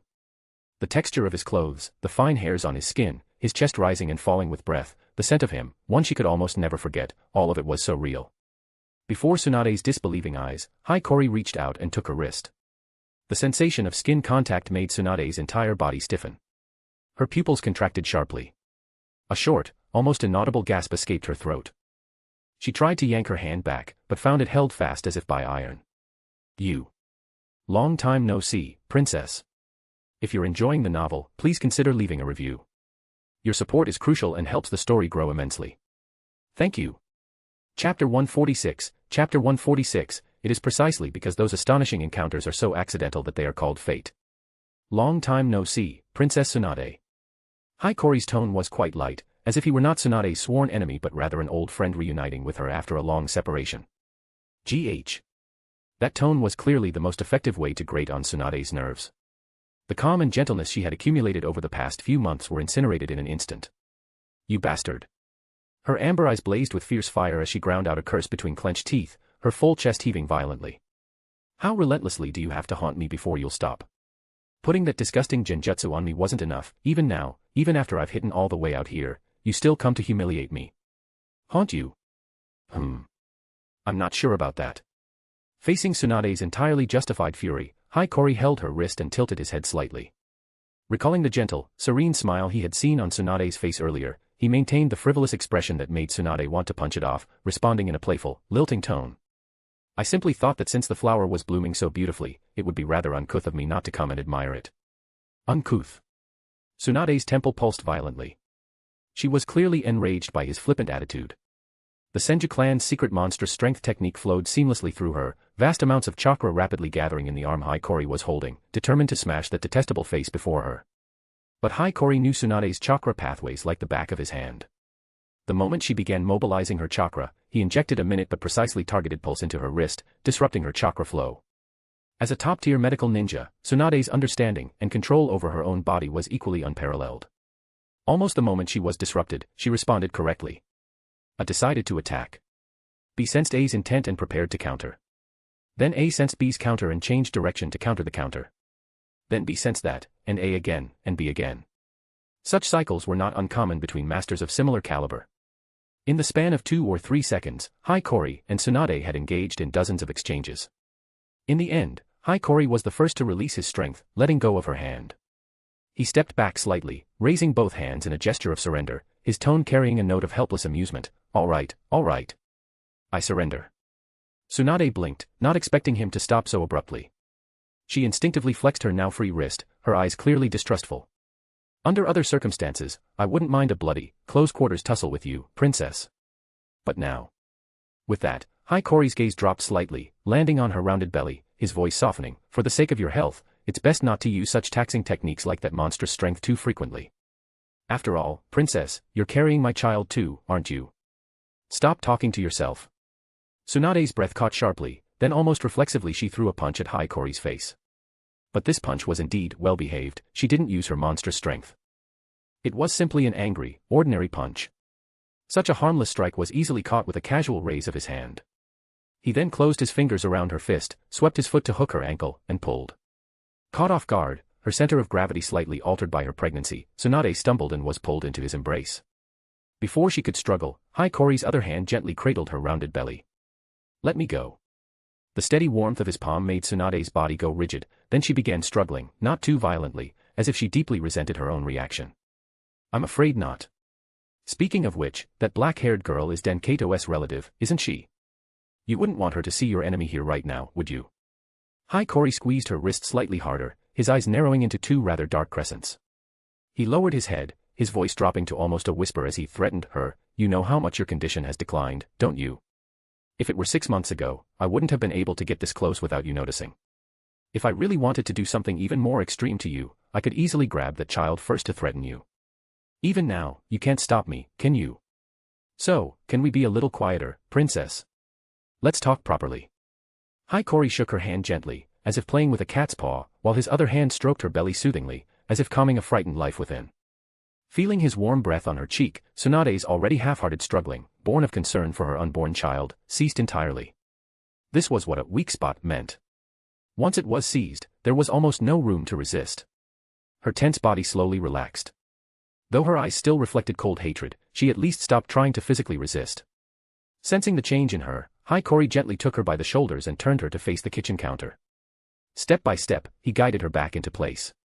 Then, like a couple still in their honeymoon phase, he wrapped his arms around her from behind, covering her hands with his as he picked up the knife and began slicing vegetables. The blade tapped against the cutting board in a steady, rhythmic thud. The absurdity of this dark comedy made Tsunade feel a wave of physical revulsion, yet at the same time, she found it rather ridiculous. Hiiragi's knife skills were actually far better than hers. Keeping her face cold, she felt the warmth of his body against her back, the solid presence of him, and began questioning in a low voice, how did you know Shizen's identity? How did you know I was pregnant, that I left the village? How did you find me here? She thought her efforts to hide had been adequate. There was no way Hiiragi, all the way in Tsunade, should have been able to track her down. Was it that genjutsu you put on me? Still holding her hands, skillfully cutting carrots into nearly identical small pieces, Hiiragi answered with a matter-of-fact tone, through spies, of course. I have people in Konoha. Don't give me that crap. Tsunade's voice rose noticeably. You said you wanted to talk, so stop lying about things a 3-year-old wouldn't believe. Judging by the timing, it's impossible, not just for you, but for any ninja village, to have a spy that deeply embedded in another village. This feeling of being treated like a fool, toys with and deceived, stirred an indescribable sense of grievance in her heart. Her life had already been destroyed to this extent. Did he still have to humiliate her like this? Sensing the shift in the woman in his arms, Hiiragi paused. He gently rested his chin on her soft hair and said softly, in a calm tone, "I'm sorry." This sudden, unserious apology caught Tsunade off guard. Then Hiiragi continued, "You're right. I don't have such capable subordinates at the moment. As for information about you, it came from the future. Our son told me." Ha.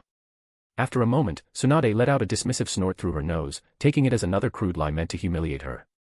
And for just a moment, she had actually entertained some unrealistic fantasy. Hiiragi had expected this reaction. Unfazed, he maintained his embrace from behind, guiding her hands to continue cutting vegetables as he explained in a flat, straightforward manner. "That child, you gave him a rather tacky name. Cow. I assume there's no way you'd let him take my surname." Just mentioning the name made Hiiragi click his tongue in irritation. "In his timeline, I didn't know about your pregnancy, so soon after he was born, you left him in Orochimaru's care and spent your time pursuing revenge against me. Not that Orochimaru did a bad job raising him. He inherited both our talents. It's just, because of family circumstances, his personality is rather twisted. At first, he tried to figure out how to mend things between us, but it didn't get anywhere. Then when he was 12. Hiikori's voice paused along with the knife, picking up another peeled potato and continuing to cut. "You, exhausted and with no hope of revenge, came to me one last time and offered yourself up to die. Though you left a note telling him not to hold it against me, that child ended up with a deep rift between himself and the future me. He went off and learned a bunch of things I wasn't good at or that could counter me: swordsmanship, lightning release. He even had Orochimaru make him a special Kusanagi sword designed to counter barrier techniques. Then he somehow found a way to come back to this era and confronted me. In the end, he couldn't beat me. I sent him back to his original future. That's the gist of it." Listening to Hiikori's brief explanation, Tsunade's expression shifted from disbelief to uncertain astonishment, finally settling into silence. She silently withdrew her hands from him, unconsciously touching her belly, her expression complicated. Outlandish as it sounded, it did seem like something she would do. It was only at this moment that Tsunade realized she had already accepted that she could never defeat Hiikori, that revenge was impossible. After a moment, her gaze lifted slightly, landing on Hiikori's hands with their well-defined knuckles. In a voice as hollow and weary as her lifeless eyes, carrying a hint of resignation, she asked. "So, knowing that future, what are you going to do?" "What to do, to be honest, I did consider whether I should just kill you cleanly after you gave birth. One and done." Hiikori responded quite calmly, as if discussing what to have for dinner. But that would be far too heartless and incompetent. To mix the rarest colors required the most ruthless detachment. But with the overwhelming advantage of intelligence and technology at his disposal, he felt he should have some decency. Otherwise, it would be an insult to his own abilities. "Tsunade, do you believe in fate?" Tsunade was silent, offering no answer. Hiikori didn't mind, continuing on his own. "I don't believe in fate. Because I believe humans are free. Breathing, pulse, consciousness, and thought formed from countless signals in the brain, all of this is free. With even the slightest deviation in the decisions we make, the efforts we put forth, a person could end up on a completely different path. But at the same time, I also believe that fate exists. It is precisely because those astonishing encounters are so accidental that they are called fate. You probably already know, I was an Uzumaki orphan taken in by Tsunade. Back then, the village's leadership was constantly pushing me toward girls my own age, all to preserve the Uzumaki bloodline. I already have 2 lovers in Tsunade. We've shared a bed for years. And yet, the first to bear my child is you, someone I've only been with twice. I suppose that's fate too." Hiikori felt Tsunade's body tremble slightly against him. "I won't deny that what I did to you was terrible. It's only natural for you to resent me. But regardless, there's no need to pass that down to our child." Tsunade frowned, irritation creeping into her voice. "Are you saying I should just pretend nothing happened, go with you, and raise the child together happily? Don't be ridiculous." "Well, one thing is one thing. And you're not the only one who's lost everything, are you?" Hiikori put down the kitchen knife, walking toward the window and looking out at the setting sun. "My birth parents died at the hands of ninja. My adoptive brother and sister-in-law died in the war too. The grudges between ninja are already an unsolvable mess. Even your old teammate Orochimaru, wasn't his family killed by Konoha ninja?" Tsunade fell silent. What brings about these tragedies isn't really enemies. It's this twisted world itself. Hiikori's voice seemed to grow more distant in Tsunade's ears, like whispers from the far end of the horizon. "Unless we shatter this age, one that hasn't progressed in centuries, that only repeats the same spiral of hatred, we won't see a brighter future. So, Tsunade. Mother of my son." He turned around, his back to the sunset outside the window, his front shrouded in the dense backlight. Yet those gray, glass-like eyes, polished to clarity, seemed to Tsunade to shine brightly, as if reflecting the brilliant radiance burning across sky and sea. Would you like to try creating a more peaceful world with me? For Shizun. For our child. When that time comes, I'll be more than happy to let you have your revenge. Heh. Tsunade stared for a moment, then let out a scoff as if hearing the biggest joke in the world. Create a new world. You. Even my grandfather and Madara Uchiha, those titans who dominated their era, couldn't do it. Where do you get such confidence? Wouldn't it be too lacking in ambition? Whether it's possible or not, you have to at least try. If you don't even have the courage to attempt it, the predecessors would only laugh at you. Sauntering back to Tsunade's side, Hikori flashed an easygoing smile as they worked on the ingredients together. Tsunade fell silent again. This silence lasted longer than any before. Even as the sky darkened outside and dinner was served, she did not speak another word to Hikori. If you're enjoying the novel, please consider leaving a review. Your support is crucial and helps the story grow immensely. Thank you. Chapter 147, Chapter 147, Two people smoking at the front door. The atmosphere at dinner was rather tense.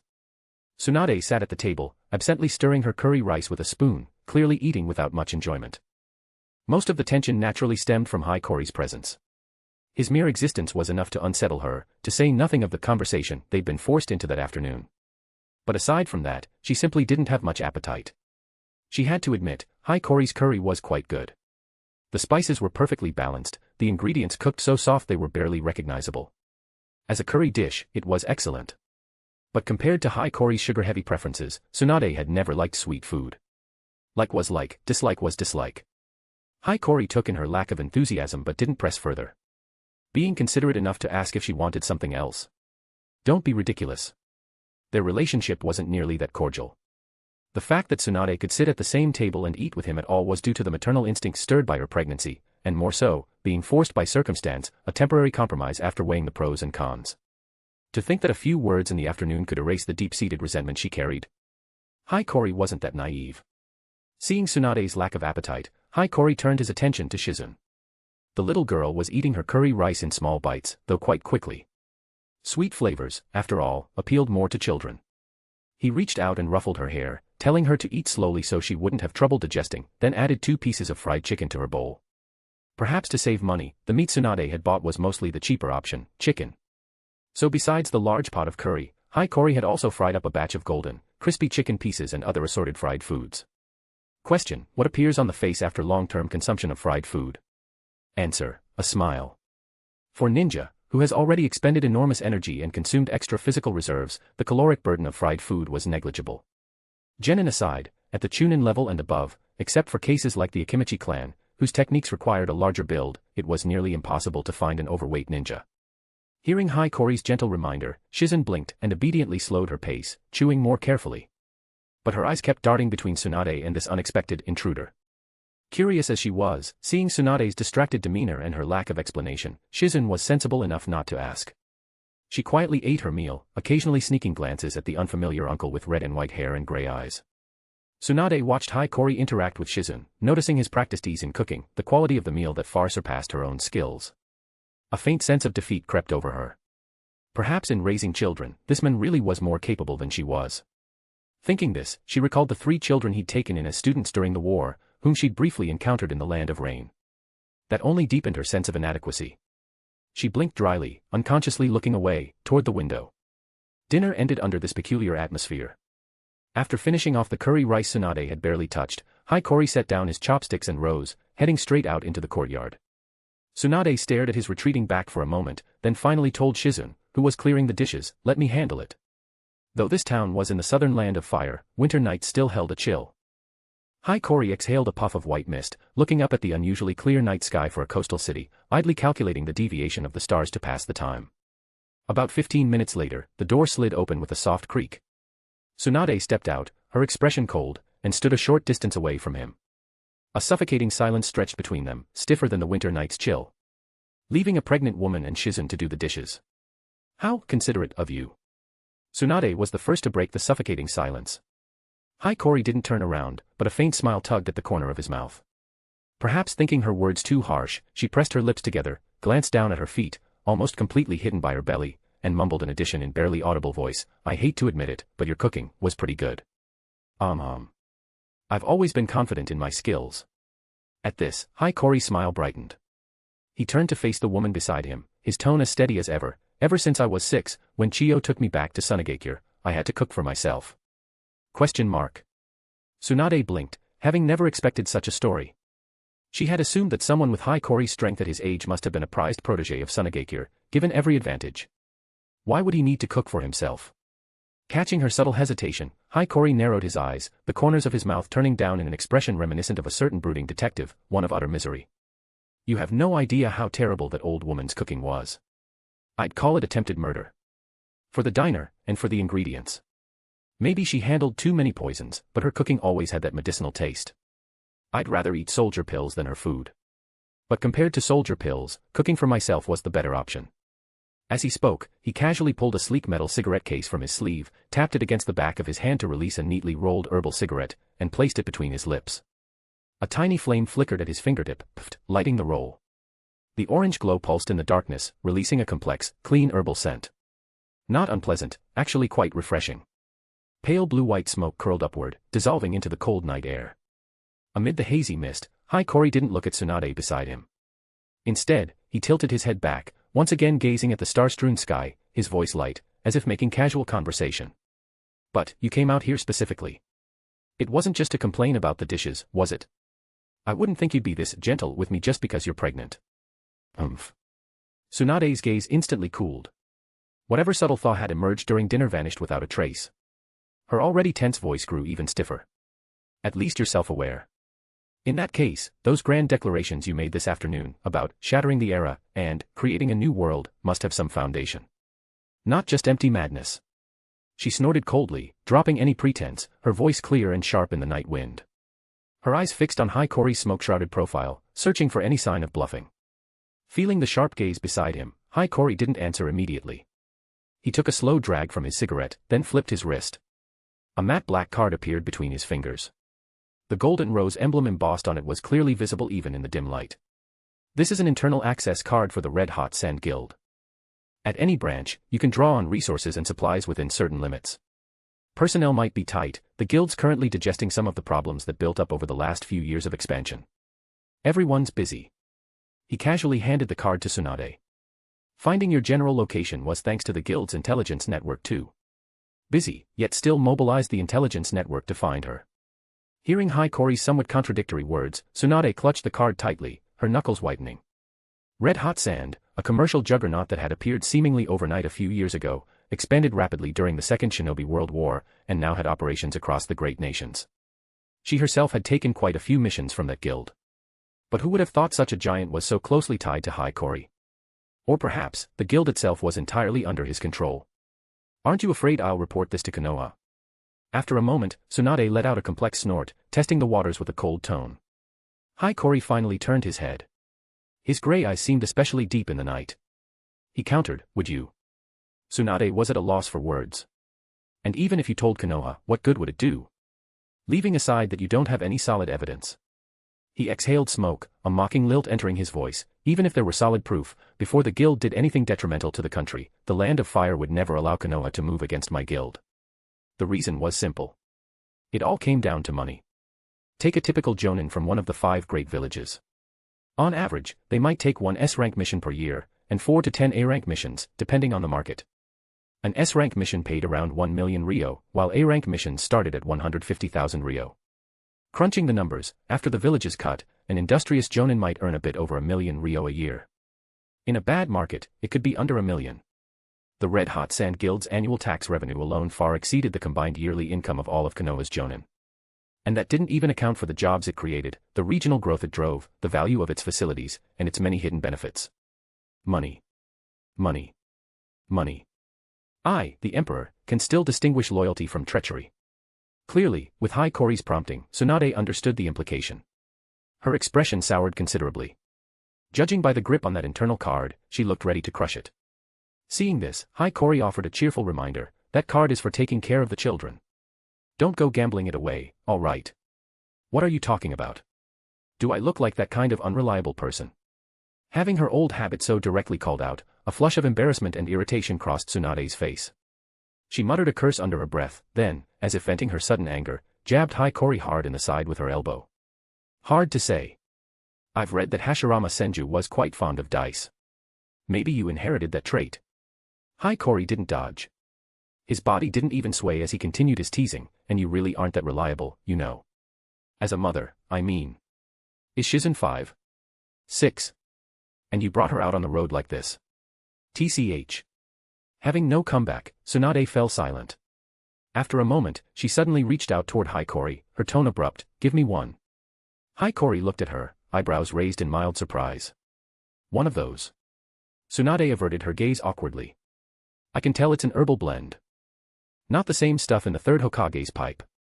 So then it's fine if I try some too, right? Her voice grew less confident, trailing off. Hiikori shrugged, said nothing, and tapped another cigarette from the case, handing it over. She put it between her lips somewhat clumsily.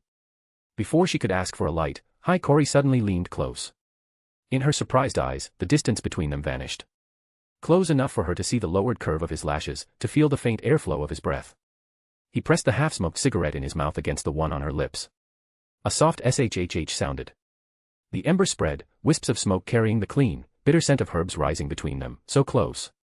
Tsunade's body tensed slightly at the overly intimate gesture, but Hiikori pulled back just as quickly, straightening up as if he'd done the most ordinary thing, tilting his head back again to gaze at the stars. Cough. Cough, cough. Tsunade was caught off guard by the first involuntary inhale, coughing as her eyes watered slightly. Hiikori laughed like a child who'd gotten away with mischief. Back when we were negotiating in Amige Cure, the first time Orochimaru tried one, he had about the same reaction. Tsunade didn't answer. She silently grew accustomed to the smoke, then took another careful drag. She didn't cough this time, but her brows furrowed. This stuff, you're basically smoking stimulants, aren't you? Orochimaru said that too. Are you a little kid? Repeating what the adults say. She shot back instinctively, then realized, Hiikori wasn't exactly old. I'd say, good head is more accurate than repeats things. He took a long final drag, finishing the last stub of his cigarette, and slowly exhaled. Looking up at the night sky, his tone turned almost introspective, and besides, there's never enough time. There's so much I want to research. To make use of the sleep I don't need, I have to resort to unconventional methods. As for the guild, intelligence gathering isn't its main purpose, really. It exists for one reason only, to fund my research. Everything else, the intelligence network included, is just a byproduct serving that core purpose. Lower priority. Tsunade listened in silence. After a while, her voice came flat, unreadable. The things you've developed, they caused no end of trouble for Konoha, for me, during the war. Without the weapons and tools you provided, Tsunade never could have forced Konoha to accept those peace terms. Thanks. Hiikori tilted his head with interest. You're not my wife yet, but you're the mother of my child. For a man, that's about the highest praise. Go to hell. If you're enjoying the novel, please consider leaving a review. Your support is crucial and helps the story grow immensely. Thank you. Chapter 148, Chapter 148, Get the hell out and sleep on the floor. Go to hell. This time, Tsunade was genuinely angry. Thanks for the praise. Who the hell was praising you? While what she'd said earlier wasn't dishonest, she had still forced herself to push aside irrelevant emotions to make that assessment. Truthfully, thinking about the Konoha comrades who had died in agony during the recent war because of the weapons, poisons, and tactics Hiikori had created, thinking about the despair she'd felt when Dan Kato was captured and tortured, powerless to do anything, thinking about her own current humiliating situation. Realizing that all of this was thanks to the men before her, Tsunade felt a churning nausea and fury in her chest.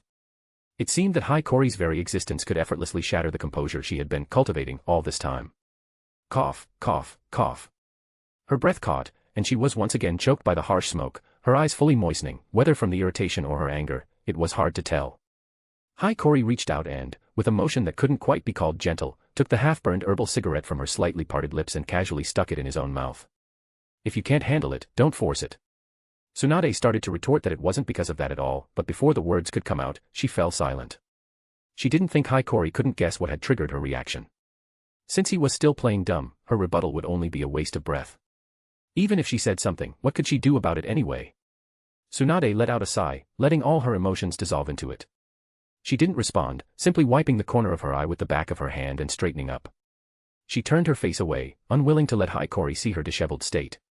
After a long while, Hiiragi seemed to think of something.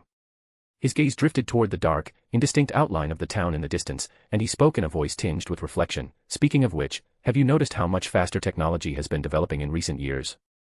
Tsunade frowned slightly, unsure why he was bringing this up. Not just the weapons I've researched, or the development of ninjutsu and kekkai genkai. I mean the things ordinary people can use. Hiiragi, apparently unconcerned whether Tsunade answered or not, crossed his arms and continued as if talking to himself. Better farming tools, large machinery for construction or excavation, new cultivation methods, new types of charcoal, simpler ways to prepare chemical substances. In my view, these are the true cornerstones of advancing the world. He paused, his gray eyes glinting with thought in the night. I have a feeling that maybe soon, maybe just 20 years, no, 10 years might be enough.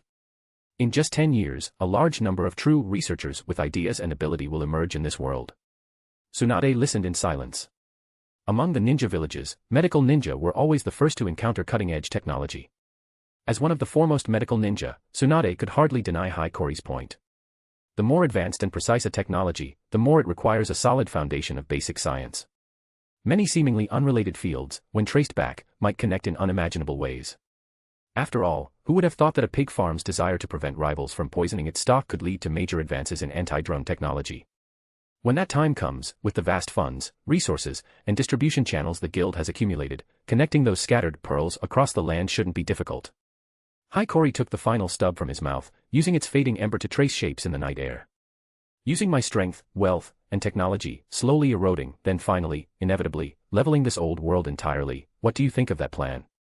The chance that another monster, like your grandfather or Madara Uchiha, capable of taking on the whole world single-handedly, might appear and tear my plans apart. I'd say it's pretty low. More than that, I think Kimogakure might end up being a troublesome competitor. Kimogakure, huh? That's not just about your personal grudge, is it? As Hiiragi had said, if he could truly gather researchers and continuously expand the technological advantage, given the current state of the ninja world, his grand vision wasn't just empty talk. Thinking this, Tsunade still wasn't about to readily admit he had a point. She immediately found a way to needle him. She remembered that Hiiragi's biological parents had died at the hands of Kimogakure ninja. I'd prefer you phrase that as acknowledging a genuine threat. Acting on impulse because of emotion. I've already paid the price. Hiiragi twirled a lock of his whitening hair, showing it to her. Back when I attacked the Konoha camp, I overdrew 7 or 8 years of my lifespan. Only then did Tsunade understand why the red hair the Jonin Sarutobi had first reported seeing had turned into what it was now. Every machine needs energy to run. And when it comes to developing energy industries, Kimogakure has a natural advantage. You mean the lightning strikes in the land of lightning? Sharp. I'm starting to like you, Princess Tsunade. Hearing her immediate response, Hiiragi broke into a surprisingly pure smile. One that held no mockery or derision, just genuine pleasure at her answer. Tsunade found it profoundly unfamiliar. Speaking of energy, besides the chakra ninja use, there's electricity. He snapped his fingers lightly, affirming her answer again, but using energy released from burning materials is currently too inefficient. Hydropower is too dependent on geography. Wind power sounds decent at first, but besides being geographically limited, it's also inconsistent in production timing and output, completely unreliable. The land of lightning, though, they have the immense natural advantage of being able to stick conductors in the ground and continuously store electricity from the lightning strikes. TCH. Just thinking about it gives me a headache. Seeing Hiiragi genuinely vexed, the remnants of resentment and resistance in Tsunade's heart made her unwilling to pass up this opportunity to kick him while he was down. She took a deep breath of cold air and spoke in the most cutting and sarcastic tone she could muster, all that fancy talk. If the foundation of your grand plan is so demanding, and there's a potential rival like Kimogakure, why waste your time on an irrelevant enemy like me? She didn't realize how much emphasis she put on the word irrelevant.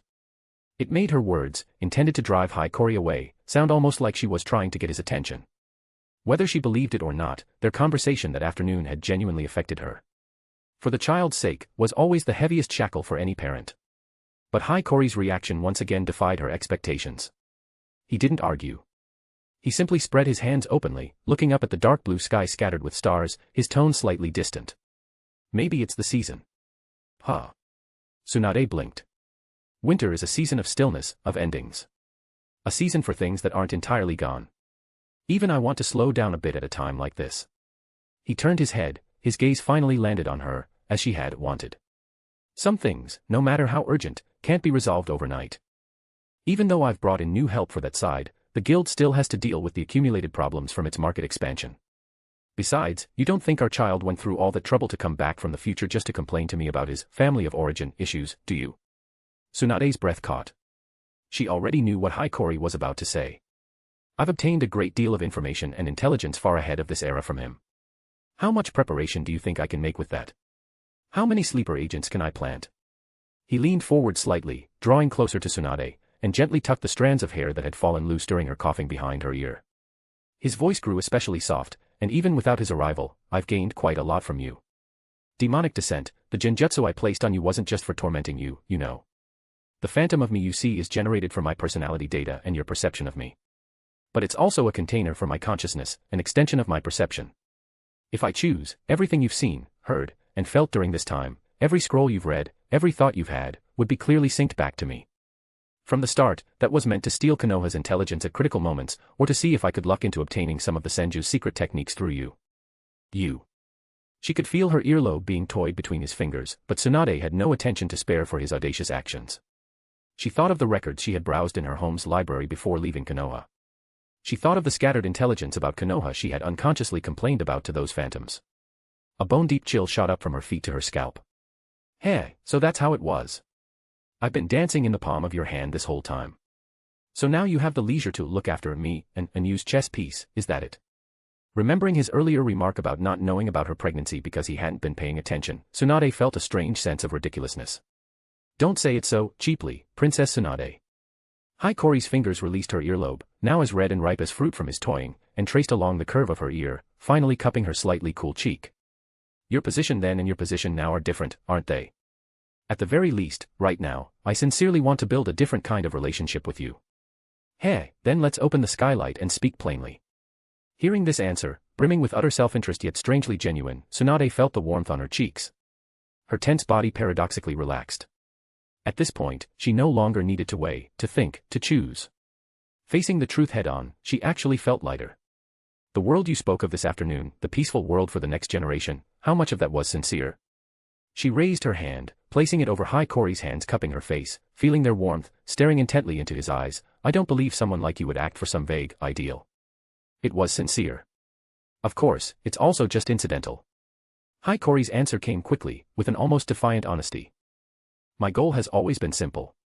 What I've always wanted is a stable life where I can do my research in peace. Compared to simply accumulating vast, useless knowledge I may never use, I prefer the parts that can be practically transformed into techniques I can master. Cooking, painting, preparing medicines, improving ninja tools, exploring the mysteries of life, the nature of energy, to me, these are all the same. They're all techniques. The tangible treasures humanity has accumulated throughout its growth. I truly love technique itself. His murmured words weighed heavier than any vow. I want to learn and master every technique I can imagine, every technique I can reach. And then use them to keep climbing, upward, upward, upward, until one day, I can reach out beyond this world. Until I transcend the boundaries of this world and touch the stars above the heavens with my own hands. Hiiragi withdrew his gaze from the sky and looked down again, meeting Tsunade's eyes. His gray, glass-like eyes held not a trace of wavering, so anything that gets in the way of this goal, people, things, or this outdated era itself, will die. Heh, that expression suits a bastard like you. Tsunade could sense an overwhelming desire in his words. She could almost see a layer of dark, surging energy emanating from the men before her. But facing this tangible ambition, she felt a weight lift from her heart. Have your two lovers ever seen you like this? No. They've always supported me. They're lucky then, to be held like treasures by someone like you. It must make them feel incredibly secure. Don't say that. I'm trying right now to see you as my treasure too.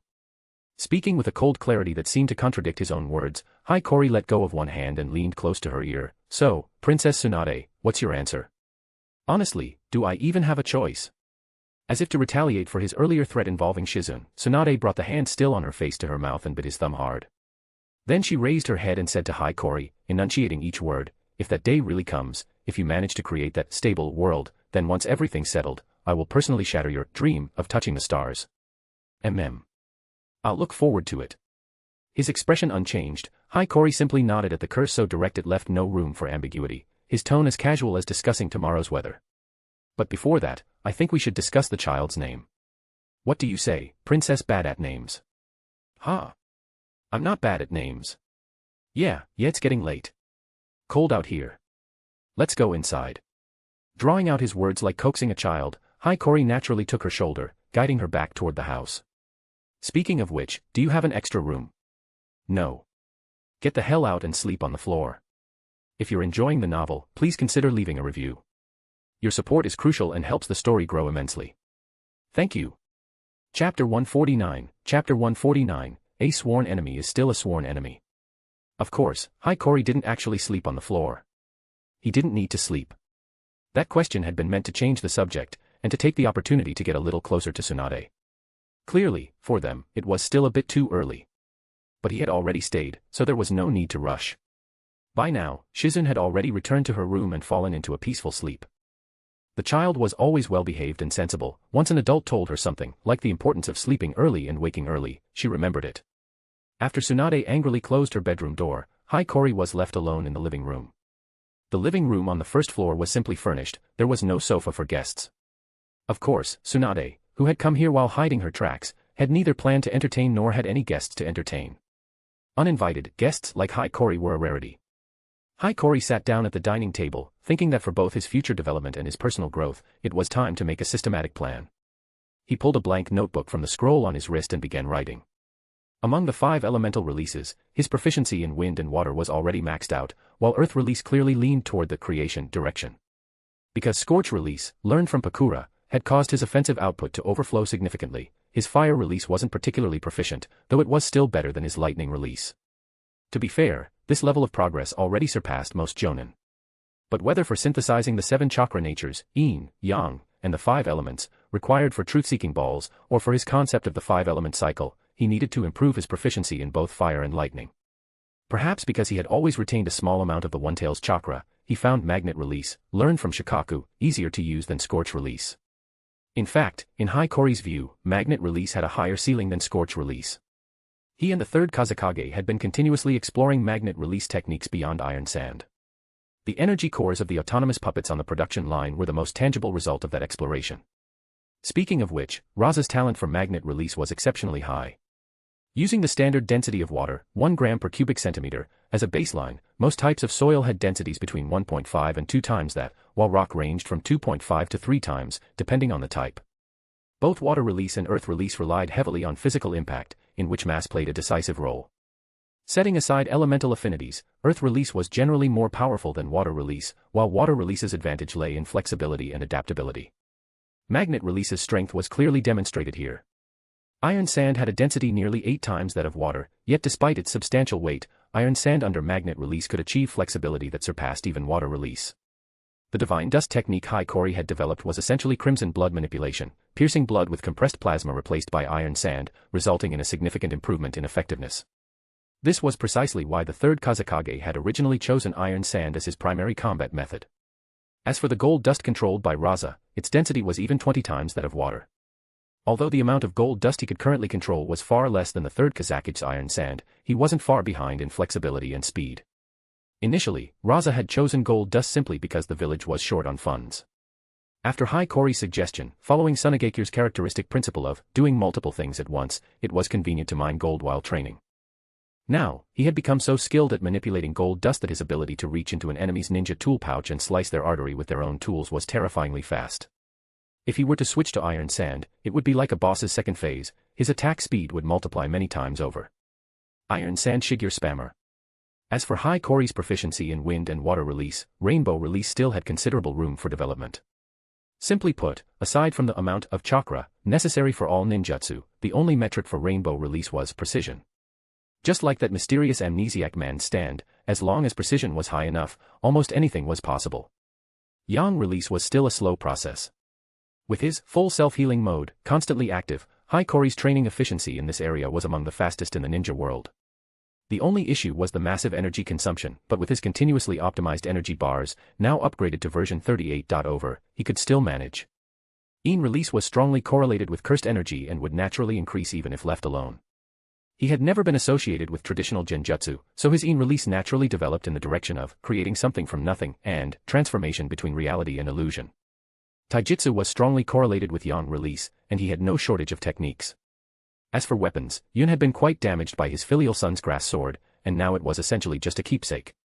He would need to obtain new weapons.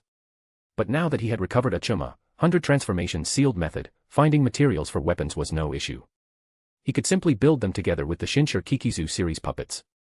Barrier techniques had gained many new inspirations thanks to the existence of Hirako Kage Myojin.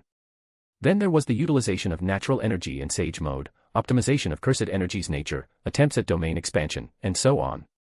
Overall, Hikori's current overall strength could already be considered Kage level. In fact, among the current 5 Kage, given his numerous abilities and informational advantages, there were hardly any situations he couldn't handle. But that said, being able to win is one thing, but there's no qualitative gap yet. Hikori's pen pressed heavily into the paper as he murmured with a furrowed brow.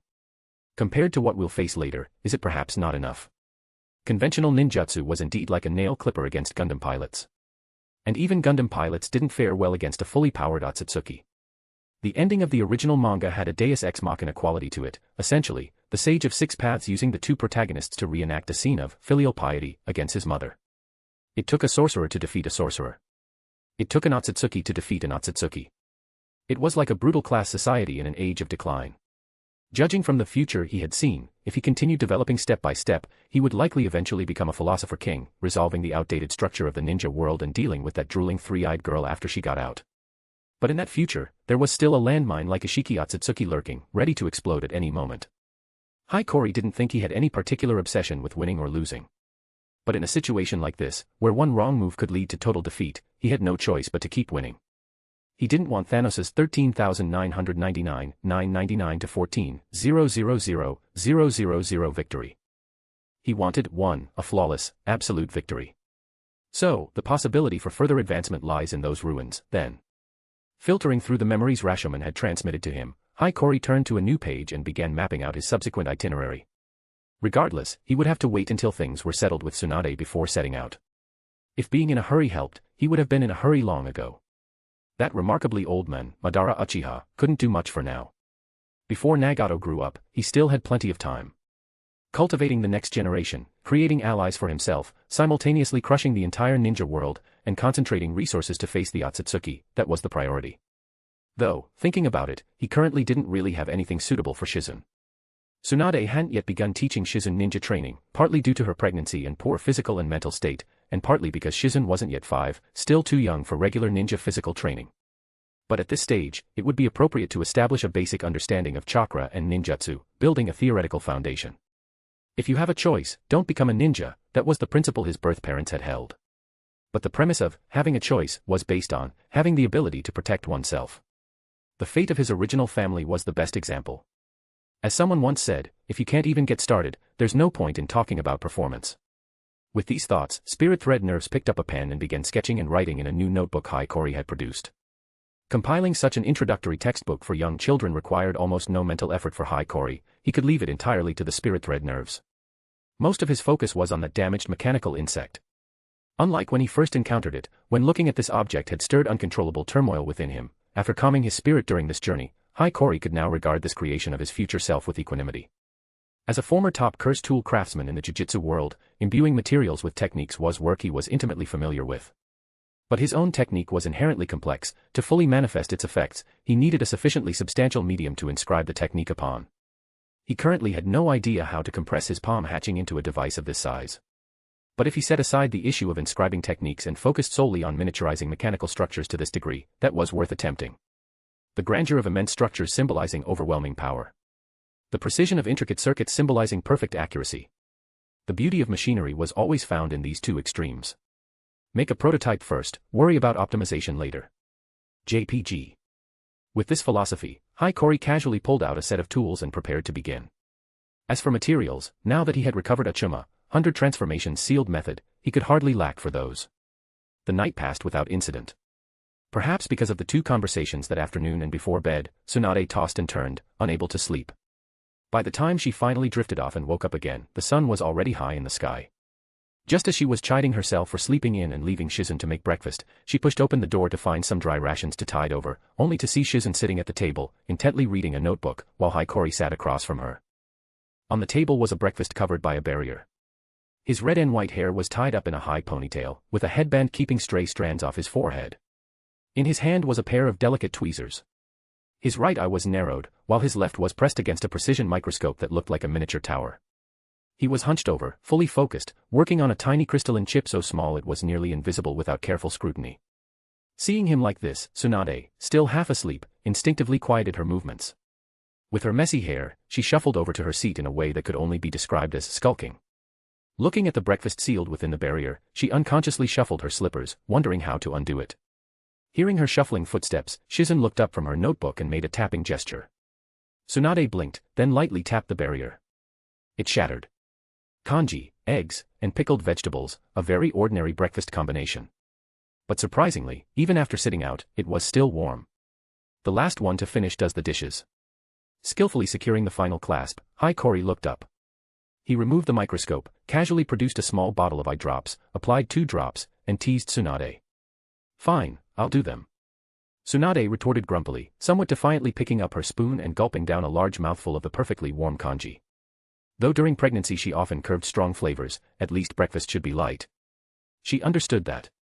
The warm kanji slid into her stomach, bringing a pleasant warmth that revived her spirit somewhat. She ate a bite of pickled vegetables to cut the blandness, and while peeling an egg, she glanced at Hiiragi and asked casually, "What were you making just now?" "Puppet parts." Hiiragi didn't answer immediately. He wiped the excess eye drops from the corner of his eye with his fingertip, then snapped his fingers.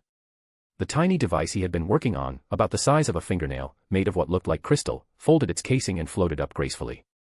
It hovered in the sunlight, its outline faint and hazy, surrounded by a halo of diffuse light. "No. It's a puppet itself." Hiiragi finally spoke, explaining with evident satisfaction, though at this size, it can't carry any other functions. Besides looking nice, it's essentially useless, just a proof of concept. As he spoke, over a dozen crystal devices of varying sizes floated out from the gaps in the bookshelves, from the folds of the curtains, from the shadows under the ceiling, from every corner of the room, and settled on the table alongside the one he had just finished. Butterflies. Tsunade looked at the tiny creations shimmering in the light, somewhat surprised. "You like butterflies?" Hiiragi leaned back in his chair, responding with an upward hum. "In my view, butterflies are the creatures that best represent the concepts of reincarnation and transformation." Then he launched into an uninterrupted exposition of his views and understanding. Tsunade sipped her kanji in small mouthfuls, not responding, silently watching this man whose eyes seemed to light up as he spoke. She hadn't expected him to have such a sentimental side. Only after finishing her last mouthful and setting down her bowl did she suddenly remark, "You and Orochimaru might have a lot in common." "Indeed. At least when we were in the land of rain, we got along famously." Hiiragi raised an eyebrow at this, responding casually as he used spirit thread nerves to deftly pick up the empty dishes and wash them in the kitchen sink from across the room. Tsunade blinked, looking toward the sink. "Hey, didn't you say the last one to finish does the dishes?" "Just joking. Yesterday was one thing, but today's different." Catching Hiiragi's implication, Tsunade scoffed and turned away. Her gaze fell on Shizen, still absorbed in the notebook.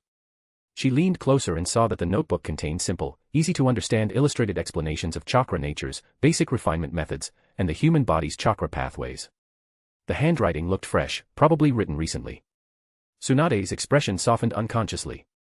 After a moment of silence, without turning around, she spoke to Hiiragi in a tone that, while still awkward, was no longer quite so stiff. "Today, you can rest in my room.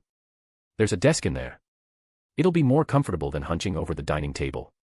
"All right," he answered, his voice as steady as ever. "Then thank you for your hospitality, Princess Tsunade. Stop calling me that. It's weird." Yeah. Hiiragi raised his hands in surrender. "If you're enjoying the novel, please consider leaving a review. Your support is crucial and helps the story grow immensely. Thank you." Chapter 150, Nice to meet you, Jiraiya-san. Even as the words left her mouth, Tsunade felt a twinge of regret. Letting Hiiragi rest in her room felt rather like a lamb entering the tiger's mouth, like walking right into a trap. It made her seem like some cheap, easy woman. She probably knew this man's predatory tendencies better than his two lovers did. But even so, she stubbornly held her ground, pretending not to care, her bravado hiding her unease. Her flustered defiance was so obvious it amused Hiiragi. In the days that followed, however, he didn't do anything as extreme as she subconsciously feared. If Hiiragi had known her concerns, he would have spread his hands and said it was all a stereotype. Leaving aside the fact that she was carrying his child, a shift in their relationship naturally brought a shift in attitude. At this point, he had neither the inclination nor the need to do such things. He wasn't some starving ghost of lust, forced to act despicably at a time when what he needed was to nurture a relationship. Of course, where that stereotype came from, better not to ask. Aside from teaching Shizune and handling daily chores, Hikori spent most of his time holed up in Tsunade's room. The spot by the window had the best light, so he had taken over her desk, spending his days and nights, without rest, sketching design after design, calculating parameters, fine-tuning materials of unknown origin. But because Tsunade was around, his usual strongly stimulating incense was banned, replaced by the more soothing scents of fragrant ink and paper. Back when she had been imprisoned in his basement, Hikori had indeed come to her at all hours to extract information, collect data, or experiment on her body. But even then, she had only noticed that his sleep schedule was abnormal, that he adjusted quickly. Even when he mentioned this time that he utilized unnecessary sleep hours, she hadn't truly grasped that he simply never slept, only occasionally falling into quiet meditation. But for Tsunade, a top-tier medical ninja well aware of the limits of human physiology, the fact that Hikori remained so vigorous despite his severe lack of rest was a shock to her worldview. Time quietly passed in this delicate balance, 2 months. During this period, Tsunade gradually grew accustomed to having another person in her room. His daily, ordinary actions slowly wore down her resistance. It began with him using the excuse of combing her hair to style it in all sorts of ways, making her so annoyed she couldn't help losing her temper. Then, during his rest periods, he stopped meditating and shamelessly edged onto her bed, first the edge, then further in, eventually wrapping his arms around her swollen belly. Even when her pregnancy made movement difficult, he helped her bathe. Looking back now, Hikori's actions had been so aggressive. But the closeness, like a frog being boiled alive, had been impossible for Tsunade to resist. Now in her 3rd trimester, her lethargy had returned. She woke each day in a daze, head spinning, and easily grew drowsy in the afternoons. At such times, Hikori loved to hold her in the rocking chair by the window, now padded with thick blankets and cushions, lazily soaking up the sun. His arms were steady and warm, one hand always resting gently on her belly, feeling the baby's movements within. The winter sunlight streamed through the glass, warm and comforting. The rocking chair swayed gently. In her ears were his steady heartbeat and rhythmic breathing, occasionally interrupted by his sudden, murmured ideas, inspirations that struck without warning. He wanted to build a villa large enough for all those close to him. Better yet, a glass sunroom that could bloom with flowers even in winter. Tsunade often drifted off without realizing it in such moments. She found herself growing less and less resistant to his intimate touches. At first she would struggle or lash out with sharp words, but now she instinctively nestled against him, seeking a more comfortable position. It was dependence. It was hard not to see this as a carefully cultivated effect. This natural, steady, mundane routine was exactly what Tsunade craved most, what she found most irresistible. Harmless, yet utterly toxic. Tsunade suspected as much, but she was too tired to fight it anymore. Exhausted in body and mind, she had no energy left to struggle. For Shizune. For the child.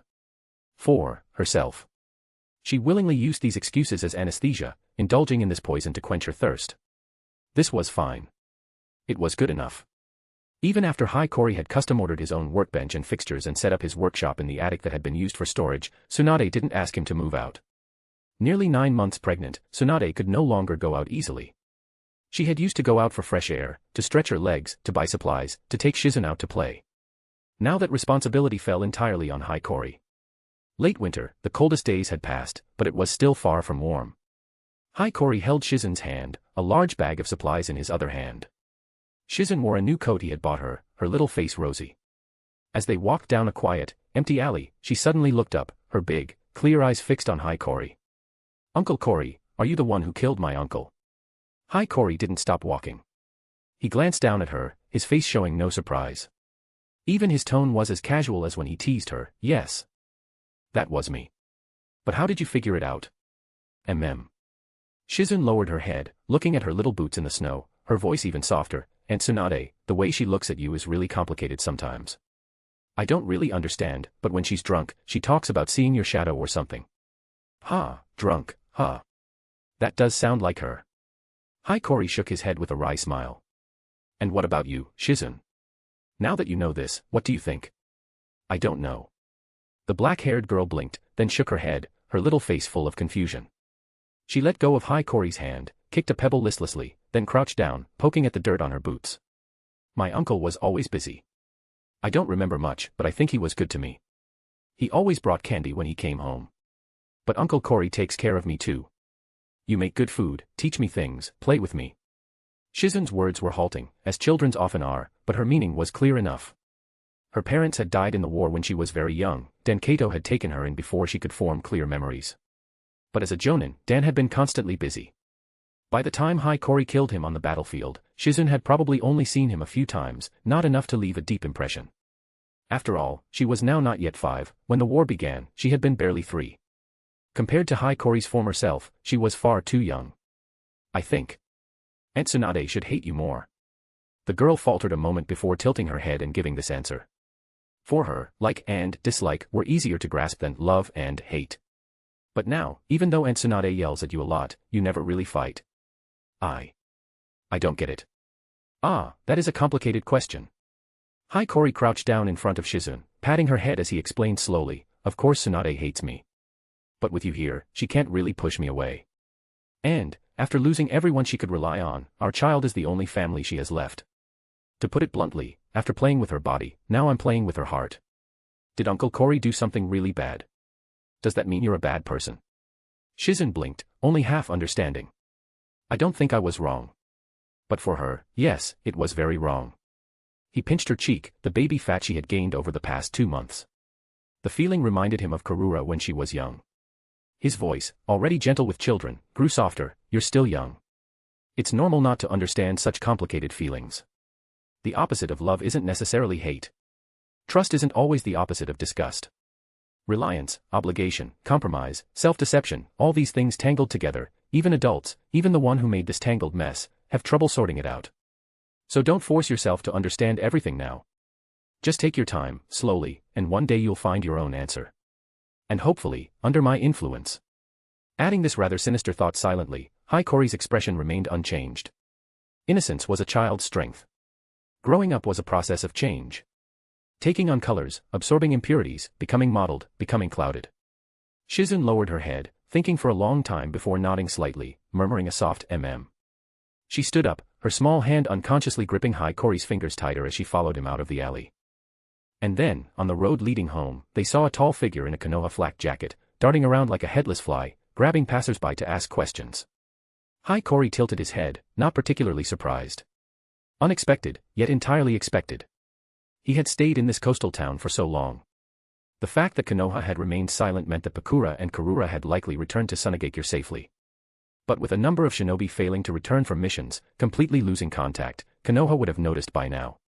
While casualties or disappearances on individual missions weren't uncommon, a sudden spike in frequency with no trace of the missing was a genuine anomaly.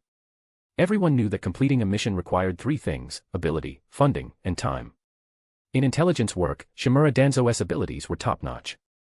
But Konoha was still recovering from the Second Shinobi World War, facing post-war reconstruction and compensation costs. Their finances were stretched thin. Danzo had only formally taken over the intelligence department less than a year ago, many of his plans were still in their early stages. He was short on both personnel and resources. The route he had requested after losing to Hiruzen Sarutobi for the Hokage seat was nowhere in sight yet. And Orochimaru, who was competing with him for funding, was completely unapologetic. The first Hokage cell research project had been approved by Orochimaru and Hiruzen together, it had even driven Tsunade out of the village. They couldn't just abandon it. Go hide in your precious root base whenever you want. My cell cultures don't have that kind of time. Procurement. I told you to get the new lab equipment from Red Hot Sand, are you an idiot or what? To be fair, Danzo probably felt Orochimaru was a bit of a curse to him. Not in terms of ninjutsu or strength but in terms of blood pressure. In any case, with severe shortages of both funds and time, though Danzo had gotten the intelligence network running again after taking over, it was inevitably lagging behind. Moreover, when Hiiragi and his group had acted, their targets were clear and their actions swift. They had left almost no clear clues. Now that the incidents were only being compiled and analyzed after such a delay, finding any valuable leads was like searching for a needle in a haystack. Even if, in theory, the Land of Wind group, still within the Land of Fire at the time, was the most suspicious, Hiiragi's seemingly redundant action of registering at Konoha as Araya Shuren and requesting Konoha shinobi as escorts had, to some extent, muddied the waters and reduced their suspicion. And regardless of whether Danzo currently had the ability to extract memories from Konoha's own shinobi, the two whose personalities had been overwritten were completely safe. When it came to personality, thought, and memory, Hiiragi was the expert. Besides, even in his previous world's Japan, let alone the current ninja world, security cameras were practically non-existent. Add to that the official documents issued by the Land of Wind's government, and Konoha couldn't simply confront them without solid evidence. Information from the Temple of Fire also confirmed that the monk, Araya Shuren, had genuine Buddhist knowledge and was not an impostor. Under these circumstances, even with lingering doubts, Konoha had no choice but to hold back for now. On one hand, they intensified internal investigations. On the other, they resorted to the most basic, most primitive method, sending reliable personnel to conduct a thorough search of the general area where the disappearances had occurred, hoping to find overlooked clues. Usually, such thankless tasks were done half-heartedly at best. But in this case, there was one man in Konoha whose motives were not pure, a man more than happy to take on this time-consuming, nearly hopeless mission. Ah, nice to meet you. One of the legendary Sannin, Jiraiya-san. If you're enjoying the novel, please consider leaving a review. Your support is crucial and helps the story grow immensely. Thank you. Chapter 151, NTR. NTR. Ah, nice to meet you. One of the legendary Sannin, Jiraiya-san.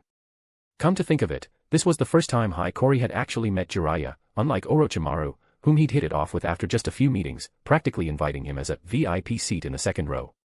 And unlike Tsunade, with whom he now had a rather intimate cohabitation going on. He smiled, greeting Jiraiya, who was still asking passers-by for information. In his mind, he quickly reviewed everything he knew about Jiraiya from the original work, his abilities, his ninjutsu, his personality, along with whatever information he had gathered about him in the current era. Jiraiya's fire and earth release techniques were nothing special. Barrier and sealing techniques, there were better people to learn those from. The Rasengan was something Minato Namikaze would develop as an adult, it had nothing to do with Jiraiya at this point. The Sage mode passed down from Mount Myoboku could serve as a reference for utilizing natural energy. He'd probably get a chance to see it once they started fighting. As for those hair-based techniques, they seemed interesting at first glance, but on second thought, not particularly useful. Compared to his own Rashomon and Spirit Thread nerves, they weren't worth mentioning. In terms of ability, there was little about Jiraiya that Hiiragi found noteworthy. After all, it wasn't like he could ask Jiraiya for the recipe for toad oil. But in another aspect, Jiraiya's life experiences were quite something. In short, this white-haired man had spent his entire life running around. But compared to Hiiragi's foster father, Madazaburo, the wandering ronin who took the wind as his name and the world as his home, Jiraiya was far from free. He was probably like Orochimaru, a war orphan taken in by Konoha. Though he was a disciple of Hiruzen Sarutobi, compared to Orochimaru, who had shown extraordinary talent from childhood, and Tsunade, who inherited her clan's excellent constitution, Jiraiya could hardly be called gifted. But being chosen by Hiruzen Sarutobi was itself proof of some kind of talent. And indeed, that talent had shown itself. When taught the summoning technique, Jiraiya attempted it without having made any contract, an act that should have been utterly ineffective. Instead, he was reverse summoned to Mount Myoboku, one of the three great sacred lands. Under the guidance of the sages of that sacred land, Jiraiya's abilities began to bloom. But at the same time, he was given a mission by the great Toad Sage, to find the child of prophecy, the savior of the world, and become his mentor. The great Toad Sage, Gamamaru, was a toad who had lived for over 1,000 years, surviving since the age of Kaguya. In his youth, he had even assisted Hagoromo and Hamura Otsutsuki in sealing Kaguya away. As the founder of Mount Myoboku, Gamamaru wielded immense senjutsu power. It was natural he could live so long. But beyond that, this sage possessed the ability to dream of the future. Though vague, he had foreseen the coming turmoil hundreds of years earlier and anticipated Jiraiya's arrival. The Toad Sage told Jiraiya that he would one day take on a disciple who would bring great change to the ninja world. From that day forward, that prophecy became Jiraiya's driving force, but it also imprisoned him, trapping him within its bounds until his final death, his soul returning to the sea. It was hard to say whether Jiraiya's entire life had been a scheme orchestrated by that old toad of Mount Myoboku. After all, without a summoning contract, the summoning technique was supposed to fail.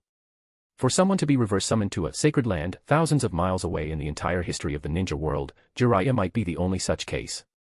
But Jiraiya himself seemed to find meaning in it, so dwelling on whether he'd been schemed was ultimately pointless. Driven by momentary emotion, dying for something was simple. But finding something to fill one's life, realizing what one lived for, that was far more difficult. We need not assume he must have been happy. More than Jiraiya himself, Hiiragi was more concerned with Mount Myoboku, or rather, the great Toad Sage's prophetic dreams. Who knew whether Jiraiya's sudden appearance in this remote coastal town meant the great Toad Sage had called him again, feeding him more vague, cryptic prophecies? It wasn't that Hiiragi's ego was overly inflated. Vague as they might be, and much as it might look like a scheme, the old Toad's prophecies did foresee possible futures.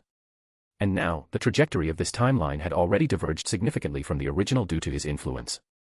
Tsunade was thriving. Konoha had suffered a major loss, delaying both the research into Hashirama's cells and the establishment of Root. Jiraiya had also not yet met Nagato, whom he would first believe to be the child of prophecy. The post-war journey to follow the prophecy after hearing of Nagato's supposed death also seemed not to have begun. Instead, Tsunade had left Konoha much earlier. Large systems were prone to deviation from small errors. With a chain reaction triggered by the deviation in Jiraiya's own actions, the old toad might well have had another prophetic dream, one about Hikori. Or perhaps, my arrival itself was within Gamamaru's prophecy for this timeline. Thinking this, Hikori's thoughts paused for a moment. He glanced subtly at Shizune holding his hand, then at Jiraiya, who had just turned toward them. It suddenly occurred to him, this guy Jiraiya, he had a crush on Tsunade. No, it was basically an open secret. Was he making excuses to come out here because of that? The thought nearly made Hikori lose his composure. An urge rose within him, a grotesque, almost sadistic urge to say something that would easily send Jiraiya spiraling. Was she like that when she was with you? She's completely different when she's with me. Unlike with Dan Kato, who had naturally fallen in love with Tsunade, Dan had been an outstanding jonin, and Jiraiya had no grounds to object. Hikori's methods were far more brutal. He couldn't use vague euphemisms like, by appearances, but actually. No, his methods were a complete package of coercion, imprisonment, humiliation, and mental domination. No. Can't laugh yet, at least wait until things really escalate. Warning himself inwardly, Hikori suppressed the malicious smile tugging at his lips and calmly led Shizune forward. Hearing someone clearly call his name, Jiraiya, who had been urgently questioning a passerby, turned in surprise. Even compared to Hikori's height, this white-haired man was quite tall and robust.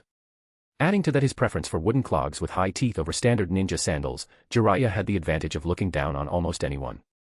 When he saw Hikori and Shizune holding his hand, his pupils contracted sharply. His expression darkened. Forcing down his emotions, Jiraiya apologized to the passerby he'd startled with his gloomy face, then strode rapidly, almost charging, toward Hikori.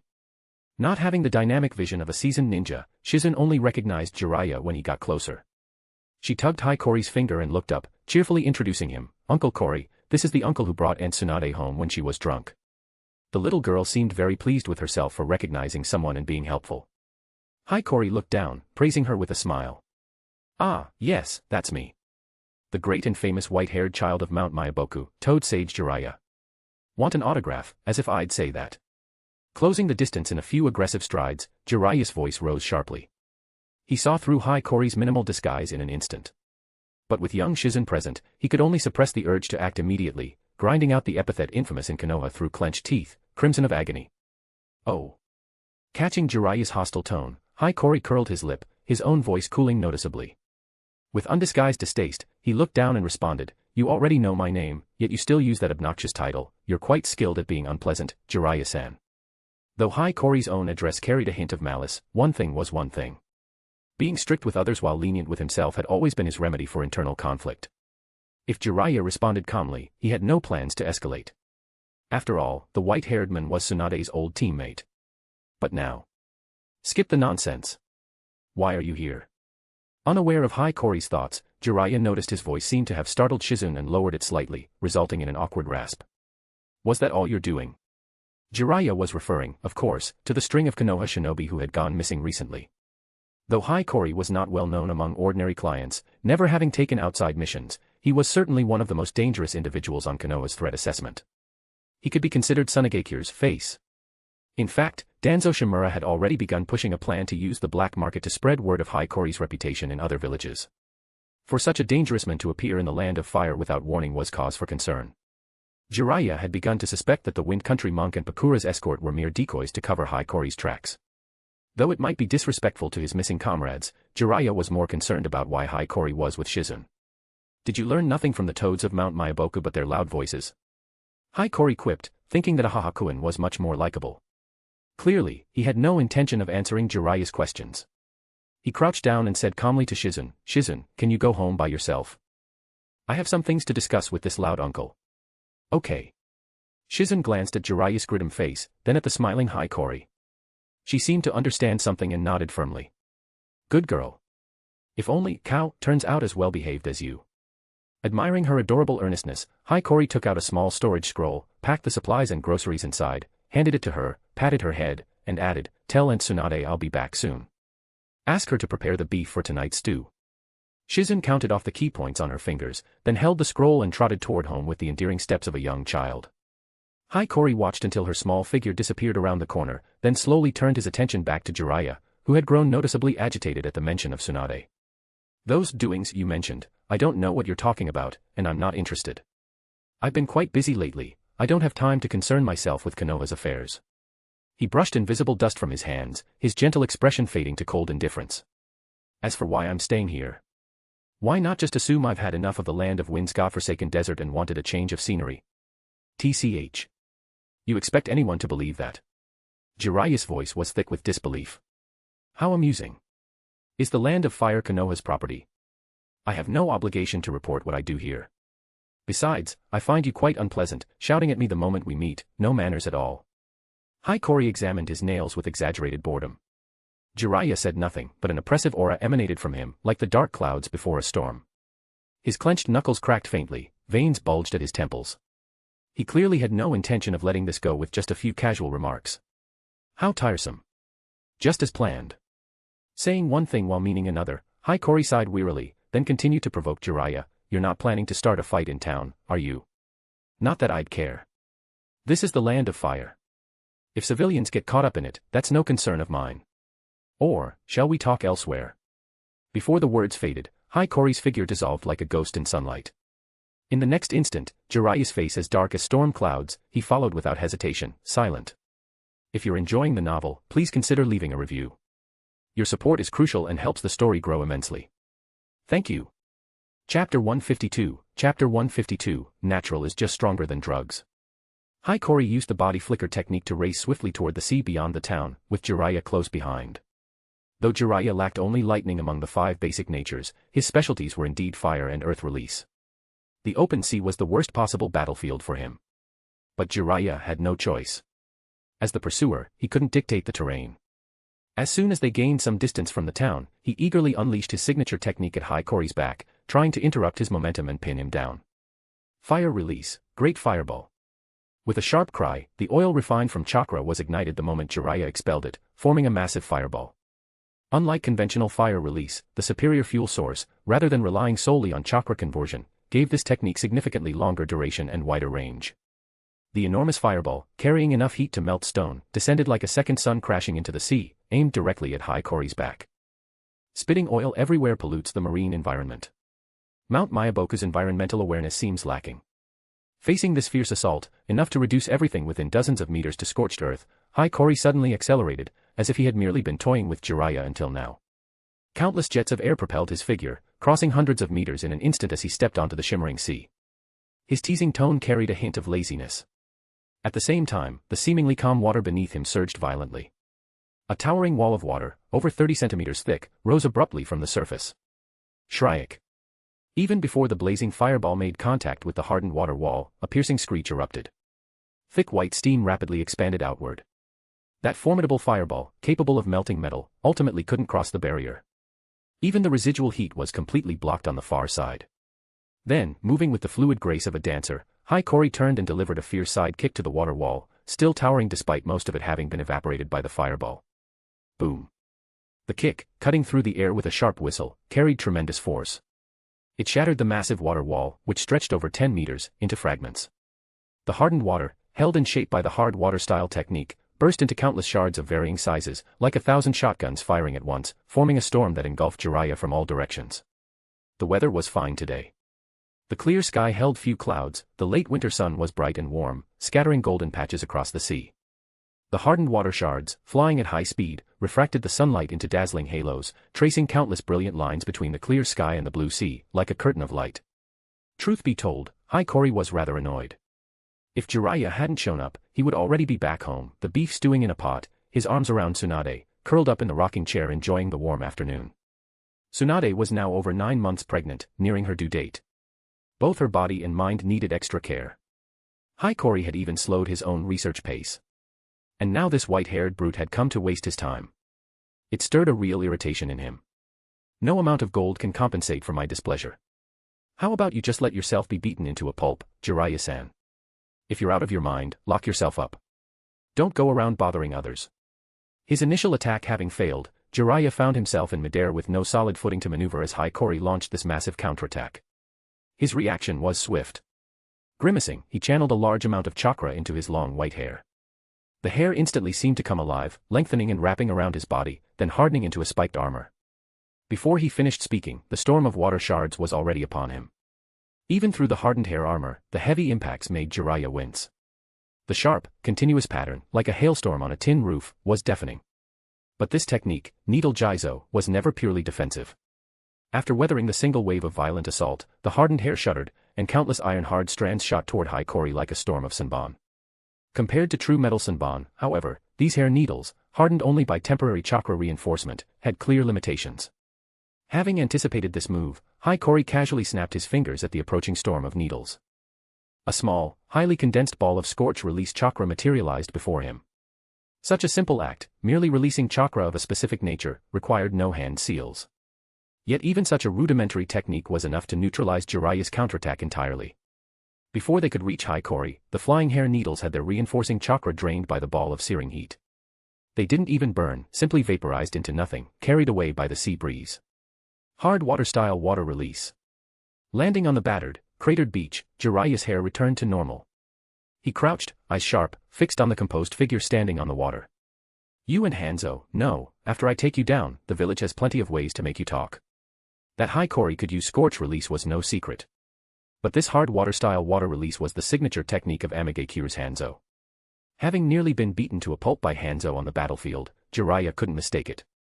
He wanted to demand what kind of secret dealings Hiiragi had with Hanzo, but then thought better of it.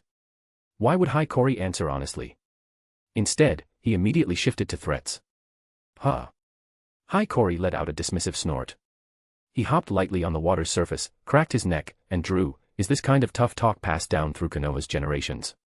I remember Dan Kato said something similar when I came for him. And, you're that confident you can take me? His tone suddenly turned menacing. Flicking his foot through the water, he launched dozens of hardened water spears at Jiraiya. At the same time, he formed hand seals in rapid succession and exhaled a fierce gust of wind. TCH. Hearing him casually mention Dan Kato, whom he had personally killed, Jiraiya's thoughts involuntarily drifted to Tsunade, who had left the village, her whereabouts unknown. Frustration welled up inside him. He grunted, giving up on pointless verbal sparring. Dodging the wave of attacks, he bit his thumb and pressed it against the air. Realizing his usual elemental techniques were at a disadvantage on the open sea, Jiraiya opted to rely on his summon. An intricate summoning array appeared in midair. With a poof and a burst of white smoke, a massive dark-colored toad appeared, over 10 meters tall, smoking a giant pipe, wearing a short coat, with a sword at its waist. Its name was Gamabunta. Among the toads of Mount Myaboku, it was the largest and, aside from the sages themselves, the strongest. Its heavy, massive body crashed onto the beach and shallows, sending up huge waves. Yo, Bunta. Help me take that guy down. Crouched on Gamabunta's broad head, Jiraiya's voice was urgent. Out at sea, your toads should be better adapted than on land, right? However anxious and frustrated he might be, Jiraiya wouldn't take it out on Bunta, his partner of over a decade, who had shared life and death battles with him. But even so, the experienced Gamabunta sensed something unusual in his tone, urgency, gravity. Hey, Jiraiya. Even for toads, we're freshwater creatures. Seawater's salty and bitter. Gamabunta grumbled through his pipe, his voice muffled. But his movements showed no hesitation. His enormous eyes locked onto the small figure on the water, red and white hair, radiating danger. Without a wasted motion, he coiled his powerful legs and leaped high, his thick forelimbs drawing the short sword at his waist, bringing it down on Hiiragi in a savage slash. Given Gamabunta's nearly 20-meter height, the short sword was almost 10 meters long. To maintain such a massive blade's integrity, it was thick and heavy, more a slab of iron than a cutting weapon. Take this. Bunta's deep voice boomed as the enormous blade descended with a terrifying roar, splitting the air like a collapsing mountain. Before the blade reached him, the sheer wind pressure had already depressed the sea surface, sending waves ripping outward. Facing this earth-shattering strike, capable of cleaving a ship in two, Hiiragi didn't dodge. His expression didn't change. With a flick of his wrist, he produced a small, oddly shaped shield, like an abstract, twisted coil representing some kind of creature. Even by ordinary standards, the shield was small. Compared to Gamabunta's giant blade, it was laughably tiny. Yet Hiiragi raised it casually, like a mantis trying to stop a chariot. The expected scene, shield shattered, wielder crushed, never came. Gamabunta's powerful strike was stopped dead by the unremarkable little shield. It didn't even make a sound. The sea beneath Hiiragi's feet didn't ripple from the impact. He himself didn't budge. Only his robes fluttered in the wind. Vibranium, just kidding. Even with the shield blocking his view, Hiiragi could feel the incredulous stares from Gamabunta and Jiraiya above. He snorted, muttering some obscure reference no one would understand. Still holding the shield in an awkward position, he formed hand seals with his free hand. The previously calm sea beneath him surged as if boiling. A dozen highly compressed water jets shot toward Gamabunta's massive body like high-pressure water cutters. Unlike the blood threads that had easily pierced that Akimichi Jonin, these high-pressure jets, powerful enough to punch through steel, struck Gamabunta's warty hide with dull thuds. They barely broke the surface, leaving only shallow wounds and causing no real damage. Heh. Thick hide. Hiiragi wasn't surprised, merely muttering. This toad was native to Mount Mayaboku. Even without using senjutsu, its body naturally contained vast amounts of natural energy, giving it formidable physical defense. And unlike the Akimichi clan's temporary size increase through their expansion technique, Gamabunta had grown to this size naturally. For such a massive creature to move and fight without being crushed by its own weight, its muscles and bones were overwhelmingly stronger and tougher than those of other creatures. This held true for all giant summoning beasts. Natural is just stronger than drugs. The superiority of nature really shows. On another note, while learning Hanzo's hard water style allowed him to mimic the effects of crimson blood manipulation with water release, even surpassing it in breadth of application, and similar liquid manipulation techniques existed in the jiu-jitsu world. The essence of crimson blood manipulation lay in the word blood. Beyond the fact that it was a technique passed down through the Kamo clan, blood carried strong symbolic meaning in all mystical systems. Jiu-jitsu was no exception. Blood could carry far more cursed energy than an equal volume of other liquids. And for chakra, which used life energy as one of its fundamental components, blood, as proof of life, was also an excellent medium. Even mixing a small amount of one's own blood into another's, a jiu-jitsu sorcerer could use the connection and symbolism to manipulate the external blood as if it were part of their own body, with greater freedom and precision. Given all these factors, struggling to pierce Gamabunta's defense was perfectly normal. If you're enjoying the novel, please consider leaving a review. Your support is crucial and helps the story grow immensely. Thank you. Chapter 153, Who travels all that way just to get beaten up. Though Gamabunta's heavy slash hadn't achieved the expected result, on the surface at least, Hiiragi's movements were indeed suppressed. And his water release counterattack had only left insignificant scratches on Bunta's tough hide. Seeing such a rare stalemate, how could Jiraiya let the opportunity slip? Almost as soon as Hiiragi's muttered complaint faded, Jiraiya leaped down from Gamabunta's broad head, found the right angle, and exhaled a torrent of blazing fire release, like a sunset burning across sky and sea. So naive, Jiraiya-san. Facing this pincer attack, Hiiragi showed no fear. Instead, he let out another mocking laugh. Forming hand seals again, still at that awkward angle, the sea behind him swelled, forming 8 massive water serpents that hissed toward Jiraiya. Through the techniques he had forcibly learned from Tsunade, the essence of Tobirama Senju's water release, his mastery of water release had advanced even further. This technique, water release, 8-headed serpent raging waves, was an S-rank secret art. Based on Tobirama's personal 3-seal water dragon bullet, it traded exponentially increased difficulty of control for a proportional increase in attack count, flexibility, and maneuverability. Modeled after the most famous Aragami, the calamity god of Japanese mythology, the 8 water serpents, imbued with similar symbolic meaning, effortlessly extinguished Jiraiya's fire release, then surged toward him with undiminished ferocity. Meanwhile, Hiiragi tapped his heel against the hardened water platform beneath him. His shadow rippled like a living thing, spitting out a blade with an equally strange design, matching the style of the shield he already held. Like the shield Akitsu Kagami which he had crafted to maximize the dissipation of physical impact, this sword was also a unique material created through his jiu-jitsu, Achuma, 100 transformations sealed method. Modeled after the Takusa no Kendakura, the 10 sacred treasures, it was called Yotsuka no Tsurugi. While X-grip sword, generally referred to blade length, like Kusunagi's alternate name, 10-grip sword or 10-fist sword, indicating a blade 10 fists long, Yotsuka no Tsurugi was an exception among the 10 sacred treasures. Its name referred to the 8 decorative elements on its hilt. Just as Akitsu Kagami, regarded as a symbol of the shore, had been granted the ability to dissipate impact, through that symbolic connection, these 8 decorations were imbued by Hiiragi with the symbolic meaning of containers for 8 abilities. The Kusanagi wielded by his future son had left a deep impression on him, but rather than searching the world for legendary blades, Hiiragi, as a blacksmith and cursed tool craftsman, naturally chose to forge his own weapon. After forcing Jiraiya back, Hiiragi released dark iron sand from his sleeve. The black, living wave rapidly coated his shield arm, solidifying into shape. Seizing the moment, Hiiragi slipped away as the iron sand hand that had taken the shield transformed into an iron sand clone, enduring Gamabunta's pressure in his place. Jiraiya's judgment had been sound. Without a puppet of comparable size to match Gamabunta, the techniques Hiiragi currently possessed indeed struggled to inflict meaningful damage on such a massive, thick-skulled creature in a short time. Barring unforeseen circumstances, with this advantage, their combined assault might have been able to suppress Hiiragi's rhythm. Unfortunately, barring unforeseen circumstances did not apply. Every ability, every technique, every habit Jiraiya and Gamabunta possessed was laid bare before Hiiragi like an open book. This absolute informational asymmetry left their tactics with no room to operate. The iron sand clone cancelled the hardened water structure beneath its feet, no longer supporting Bunta's short sword.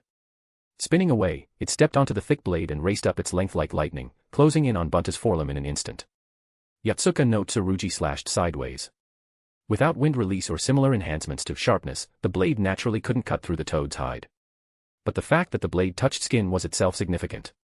Before Bunta could react to the mosquito-like sting, the first of the two abilities currently bestowed upon Yotsuka no Tsurugi activated. Demonic Illusion, myriad blades upon the flesh. GWAH. Agony erupted across Gamabunta's entire body, the sensation of countless blades cutting into him. Despite his battle-hardened experience, the sudden assault of such intense phantom pain made his massive frame convulse violently. His forelimb went limp, the giant short sword nearly slipped from his grasp. This was a variant technique built from Hiirari's only specialty in genjutsu, the mental headbutt, condensing spiritual energy into a lump and slamming it into the target. By attaching spiritual energy to the blade, the technique inflicted phantom pain, the sensation of being torn apart by countless invisible blades upon the struck target. Though not actual damage, it was enough to shatter the will of most living creatures. Against an opponent of normal size, the sword pressure from the swing alone would suffice. But against a monster of Gamabunta's scale, a solid strike was necessary. Yet Gamabunta was, after all, the mightiest toad of Mount Myaboku besides the sages. After only a moment's lapse, he recognized the effect as genjutsu and forcibly crushed the foreign spiritual energy with the vast natural energy within him. The phantom pain dissipated, but the aftertaste lingered. His eyes blazed with ferocity as he marshaled his natural energy, leaving no opening for that vicious genjutsu to take hold again. TCH. So this is the margin for error on an HP sponge. The spiritual energy he had expended would have left an average jonin writhing in pain for 3 days and nights, not merely breaking the genjutsu but likely soiling themselves in the process. Though he had anticipated that this ability wouldn't last long against a creature of Bunta's size, nor work multiple times, having his costly spiritual attack neutralized so quickly still made the iron sand clone click its tongue. But that momentary delay was enough for his main body. Before the unspoken words could finish, the makeshift, chakra-depleted iron sand clone was sent flying. In that instant when Bunta was frozen by the genjutsu, Hiiragi had already disengaged, charging toward Jiraiya instead of retreating.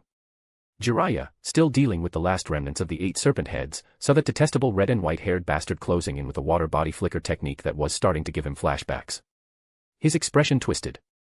The next moment, that mocking face emerged from the jaws of a water serpent, filling his vision. Oh shit. I'm done for.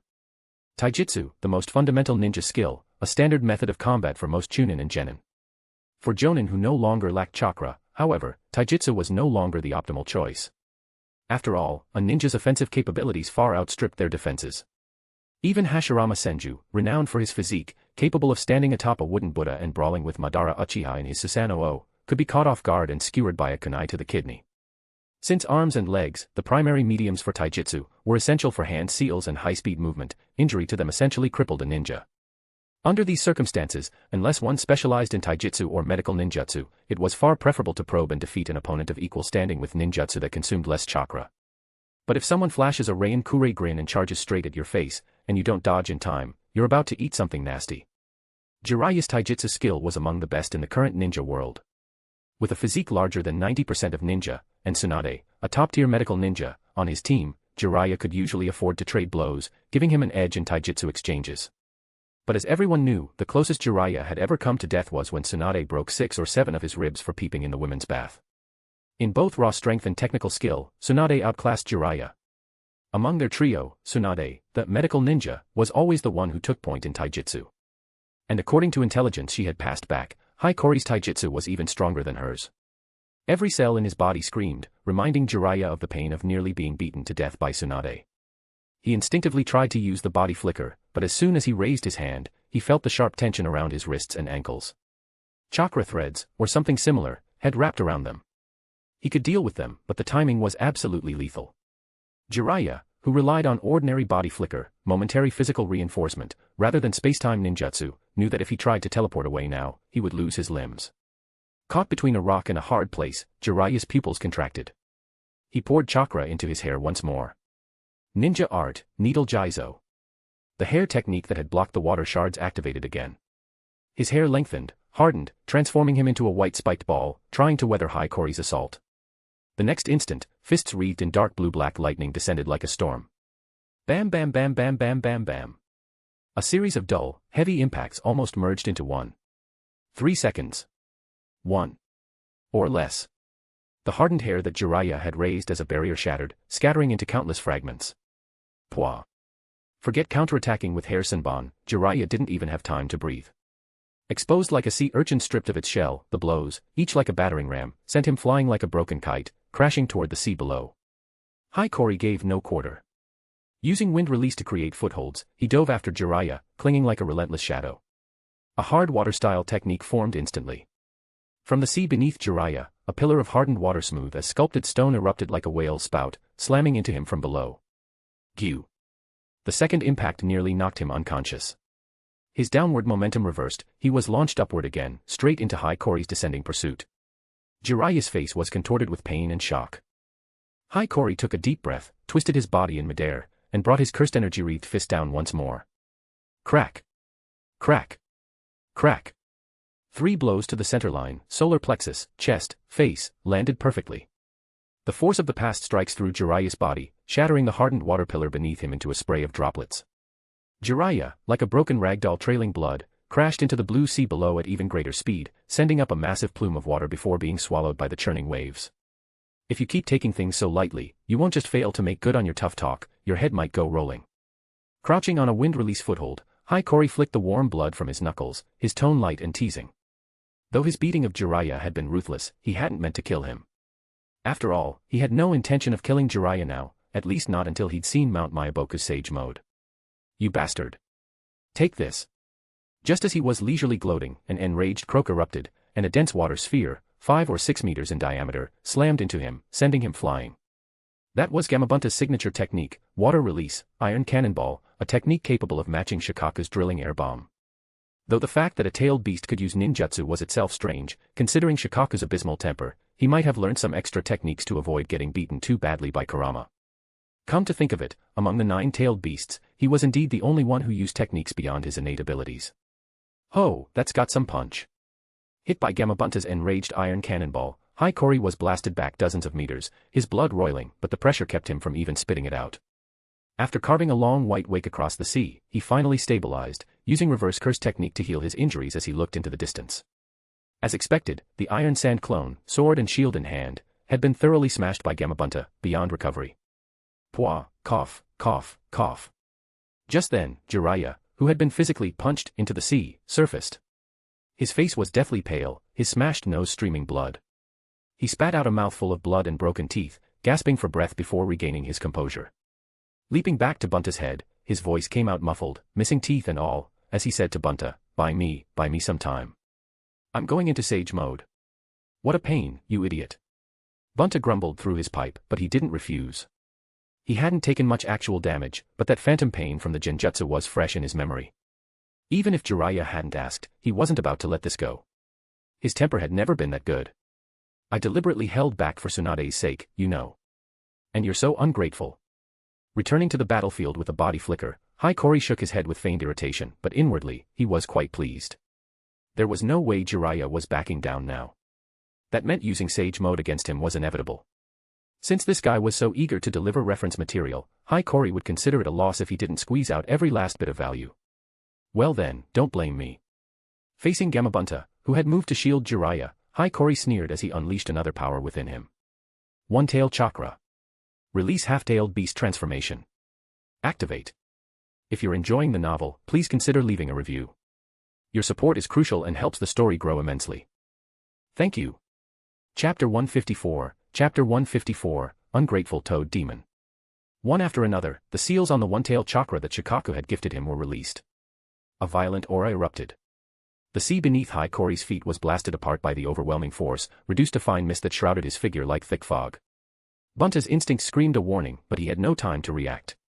In the next instant, dozens of highly compressed air bullets, so dense they seemed to distort the very air, tore through the mist. With a shrill screech that pierced the eardrums, the invisible cannonballs bombarded Bunta's massive frame. He didn't even have time to warn Jiraiya behind him. Frantically, he swung his giant short sword, shattering the first dozen or so air bullets. But now, his enormous size became a liability. The scattered air bullets were too many to intercept in such a rush. Bam. Bam. Bam. Bam. Bam. A series of dull impacts erupted across Bunta's body. Even his hide, reinforced by natural energy, tough enough that Hiiraga's ninjutsu and cursed tools had barely scratched it moments ago, was torn open. His massive form staggered backward under the force of the impacts. Dark red blood sprayed from the 24 or so vicious craters gouged into his flesh, streaming down his similarly dark red skin to pool beneath him in a foul-smelling rivulet. "Hey, Bunta. Are you all right?" Jiraiya, who was in the process of gathering natural energy with the help of the 2 sages he had just summoned, called out anxiously. "TCH. Just a scratch." Bunta tried to respond in his usual brash manner, but his words failed as the mist cleared, revealing what lay beyond. Toad's blood is red too. Crimson chakra bubbles surged across Hiiraga's body, forming a tailed beast chakra cloak. The sea beneath him was flattened by the overwhelming pressure. His voice, amplified by the chakra, had taken on a sharp, distorted quality. He tilted his head, looking at the craters left on Bunta, and spoke in a light, almost lazy tone. "Or is it because your visions turned red?" Before the words faded, the one-tailed chakra condensed further, forming a dark red shell. In his half-tailed beast form, neither fully human nor fully beast, Hiiragi crouched slightly on the sea's surface, his frame noticeably bulkier. His arms, wrapped in the tailed beast cloak, had lengthened. The same cross-shaped pupils as Shikaku appeared in his eyes. A massive tail, marked with violet patterns and nearly matching his new body in length, swayed lazily from the base of his spine. "Whoa, whoa, whoa, what the hell? Jiraiya, you bastard, you didn't say the enemy was a Jinchuriki this advanced. Hell, I don't know a damn thing about this guy." Gamabunta's voice boomed, but it lacked its usual bravado. Yet he made no move to retreat. He lowered his stance, holding his short sword before him, every line of his body screaming wariness. To remain unaffected by the violent nature of tailed beast chakra even in the tailed beast cloak state, to maintain such stability after further transforming into the half-tailed beast form, this was essentially no different from having fully mastered the tailed beast's power. But Jiraiya, who glimpsed the scene through the gap between Bunta's crouched body and the beach, seemed even more shocked. "You've become the new one-tailed Jinchuriki." The implications of a strategic weapon like a Jinchuriki infiltrating the land of fire were too terrible for Jiraiya to even imagine. "Are you trying to start another war?" Having set out on his journey following the great Toad Sage's prophecy, Jiraiya had witnessed the horrors of war in countless small nations and villages. He had spent his life contemplating how to bring peace to the world. Now, his animosity toward Hiiragi hardened even further. "Little Jiraiya, calm down." The Toad Sage Shima, perched on Jiraiya's shoulder, suddenly spoke. Her sensory abilities were the sharper of the two, and she focused on Hiiraga's form before concluding, "This young man doesn't have much tailed beast chakra. That half-tailed beast form is likely just something he's achieving through sheer precision." Even as she said this, the purple Toad Sage felt something was off. Thinking of how Jiraiya's mastery of Sage mode was still incomplete, how he couldn't even use it in battle without their assistance through Sage art, two beings' technique, then looking at this young man achieving half-tailed beast transformation with only a fraction of tailed beast chakra through sheer precision. Shima sighed inwardly. When comparing people, one despairs.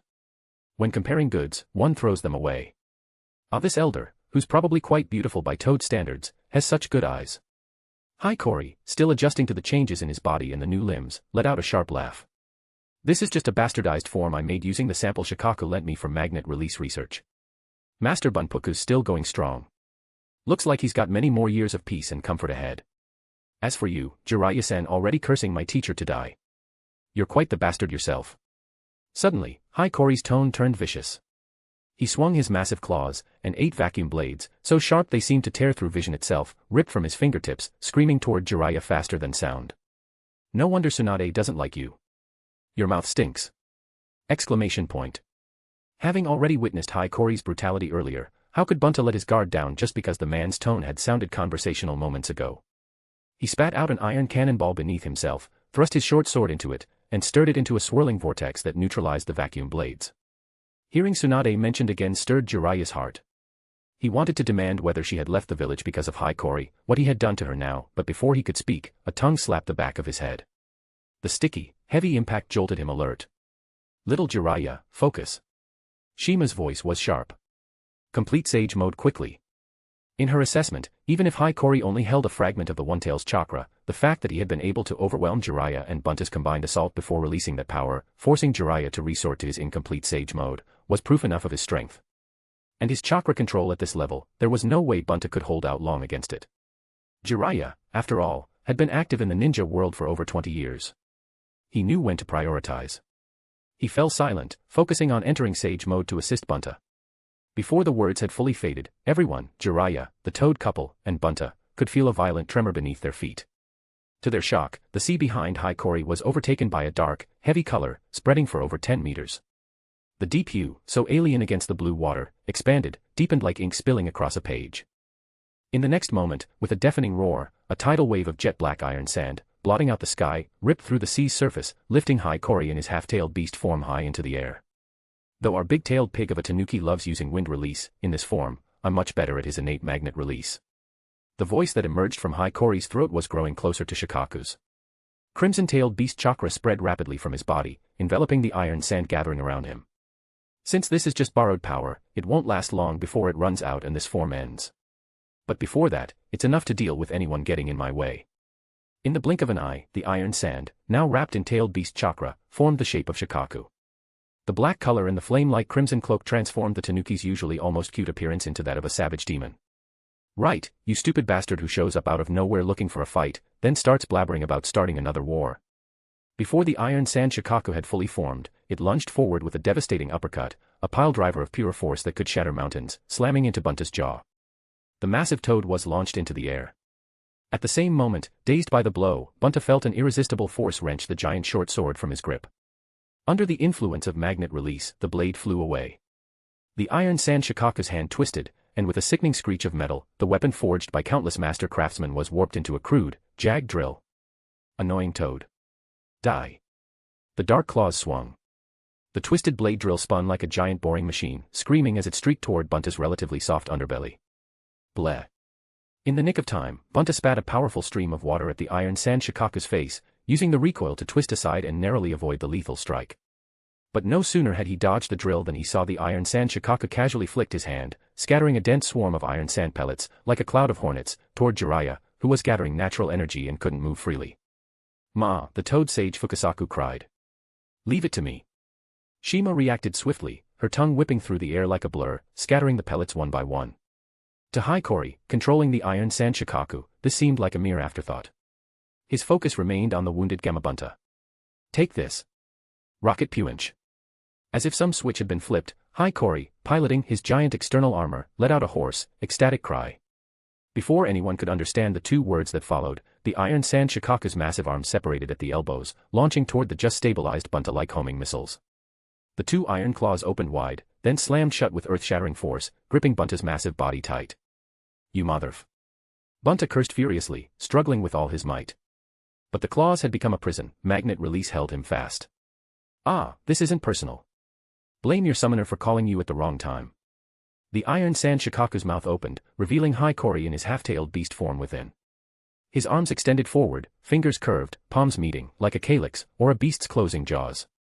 Yang-natured blue chakra and Yin-natured black-purple chakra gathered and fused before his hands, forming a sphere no larger than a soccer ball, pure black. No. That's a tailed beast ball. Fukasaku inhaled sharply, spitting a high-pressure water jet as sharp as a blade to disrupt Hiikori's charge. But most of their focus was on stabilizing Jiraiya's sage mode. The attack was weak. The iron sand Shikaku didn't even turn. Its massive tail swept sideways, forming a wall of black iron sand rippling with crimson chakra that easily blocked Fukasaku's water-cutting technique. Bunta. Even from dozens of meters away, Jiraiya could feel the threat of that tailed beast ball. Yet at this moment, there was nothing he could do. Ha! With a hoarse cry, Hiikori's hands clenched into fists. The iron sand Shikaku's jaws closed. The black sphere shot toward the trapped Bunta like a marble. In the next instant, boom! The explosion tore through the sky, a blinding flash engulfing the coastline. A ring of energy surged outward, carving a massive crater from sea and sand. When the light faded, Gamabunta's right foreleg and hind leg were gone. A third of his body was torn open, innards and bone a charred mess. His massive frame flew backward like a discarded doll, trailing a rain of blood, crashing heavily into the rocky cliffs of the coastline. Whether he was dead or alive, no one could tell. Rocks tumbled down with a dull boom. The iron sand Shikaku turned, its form shrinking slightly to form new arms. Under Hikori's control, it raised a claw toward Jiraiya's face. Next, is you. Then he seemed to think of something, his tone soured.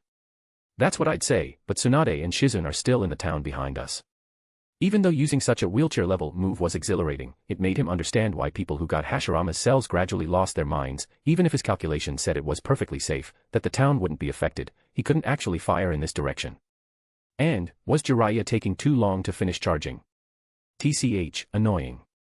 Ignoring the fact that from transformation to Bunta's defeat had taken less than 50 seconds, Hikori clicked his tongue in displeasure and dismissed the Iron Sand Shikaku. His half-tailed beast form reappeared, standing on a cloud of iron sand. He directed the disintegrating iron sand into a black tidal wave, trying to apply some pressure to Jiraiya and the two toad sages on his shoulders. Iron Sand Grand Burial. The black sand surged toward Jiraiya like a wave of death, blotting out the sky. At this critical moment, dark red markings appeared around Jiraiya's eyes, his pupils turning horizontal like a toad's, his battered nose swelling and sprouting warty bumps. Mount Myaboku Sage Mode, complete. HAAA. Freed from his immobile posture, Jiraiya leaped, clearing the wave of cascading iron sand with barely a hair's breadth to spare. Using Shima's extended tongue as a foothold, he vaulted higher, clapped his hands together.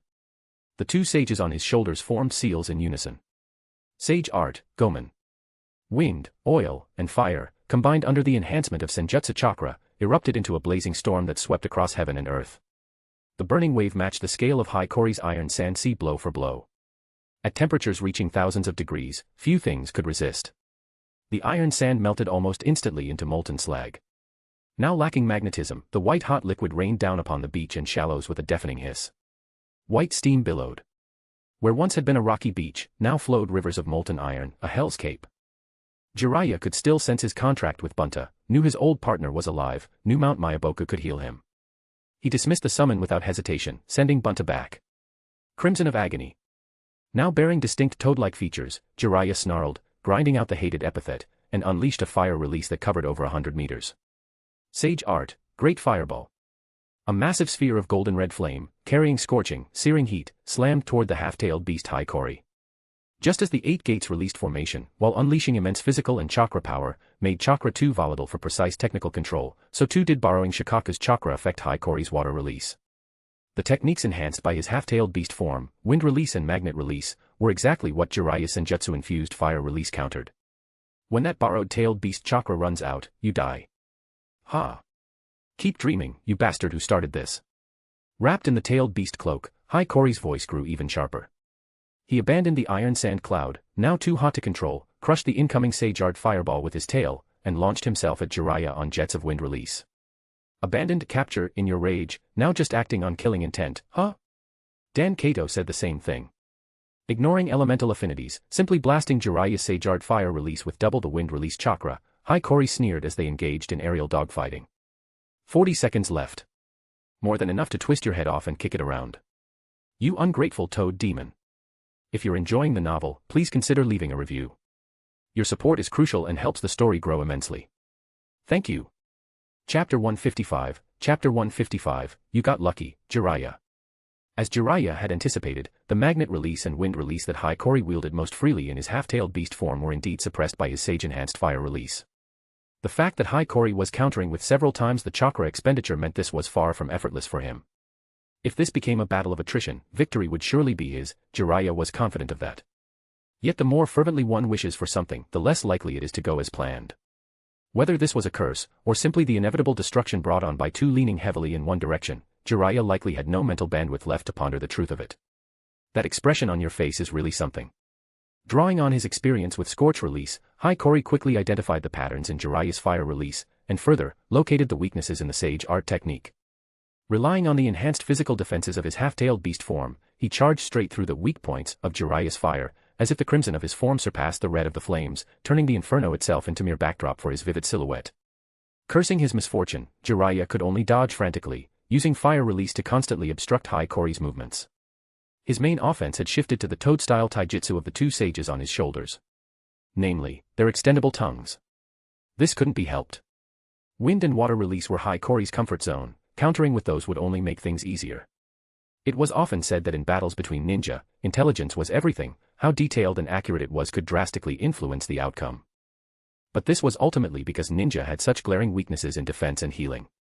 Even in Sage mode, Jiraiya's improvements were primarily in attack power and range. In terms of defense, he hadn't gained anything qualitative. One solid hit, and he would still die. Because you couldn't take a hit, ambushes were highly effective, and information advantages were infinitely magnified. This was why the body flicker technique was considered the dividing line between high-level ninja. But now, Jiraiya felt like he was facing a truck ready to send him to another world. In the past, he had relied on the toad's thick hides to crush his enemies.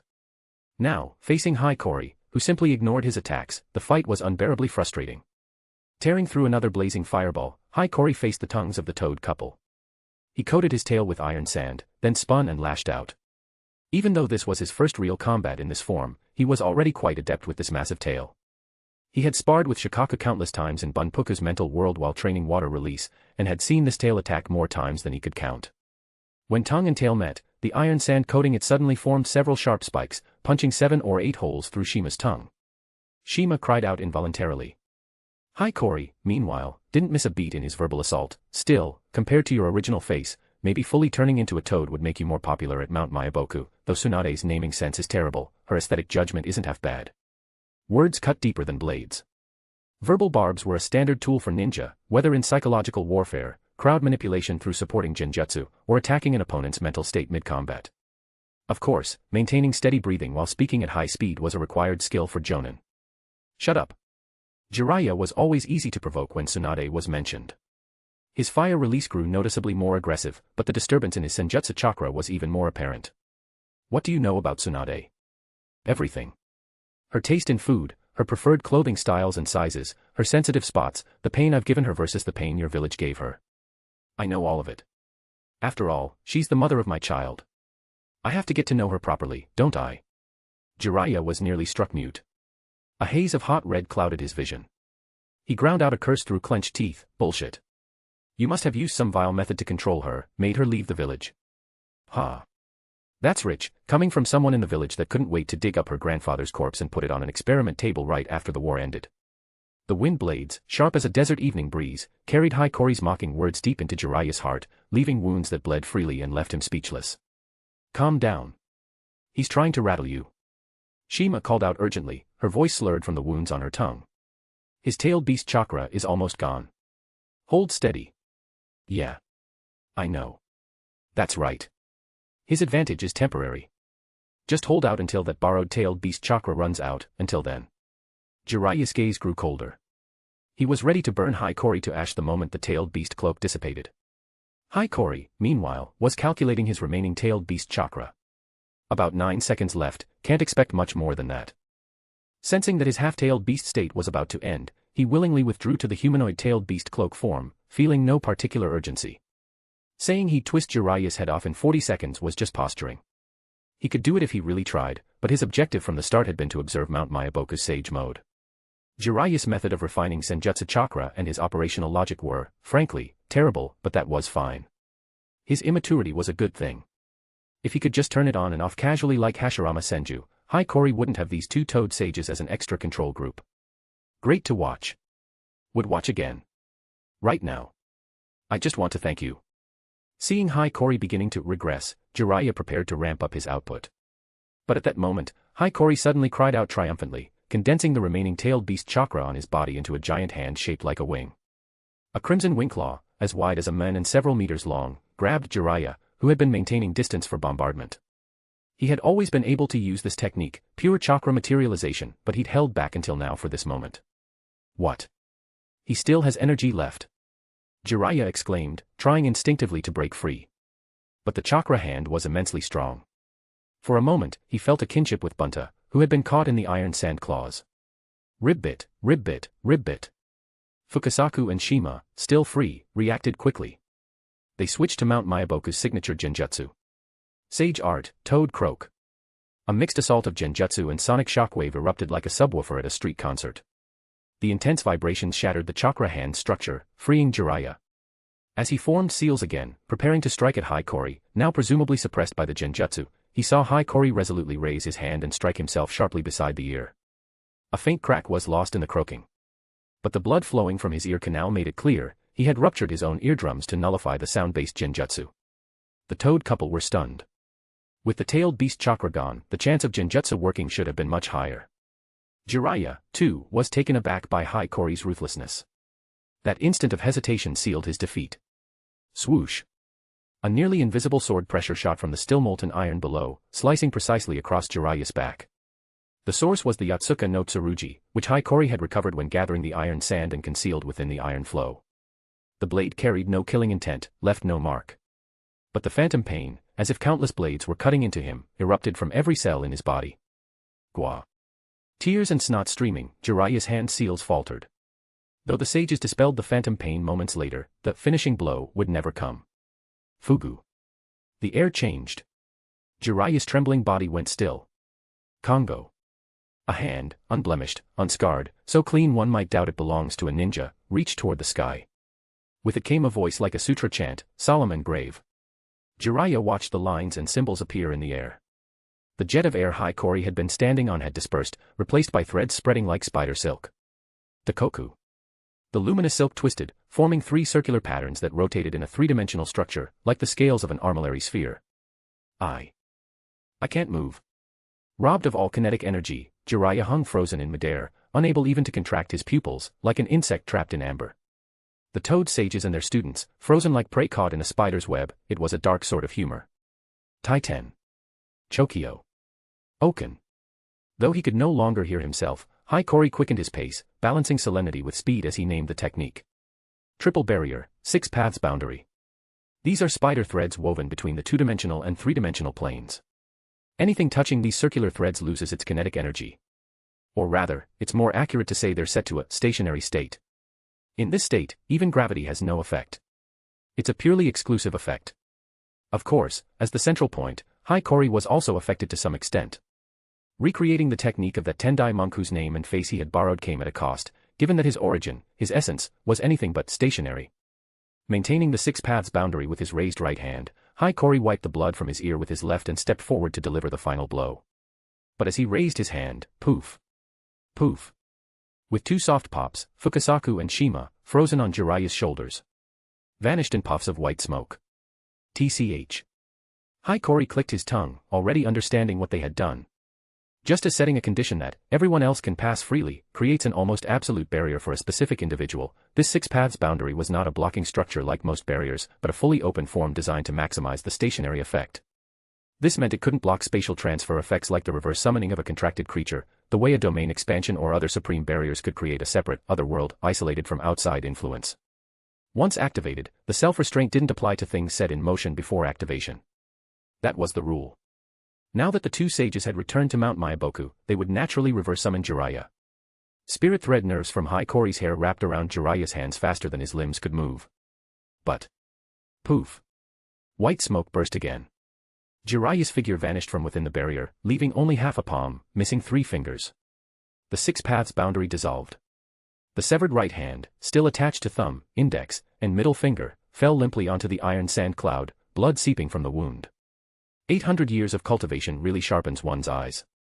You got lucky, Jiraiya. Despite letting them escape, Hikori's tone held little frustration. He lay languidly on the iron sand cloud, using reverse curse technique to heal his ruptured eardrums, musing absently. Should I get a summoning creature too? Summoning is pretty useful. Naturally.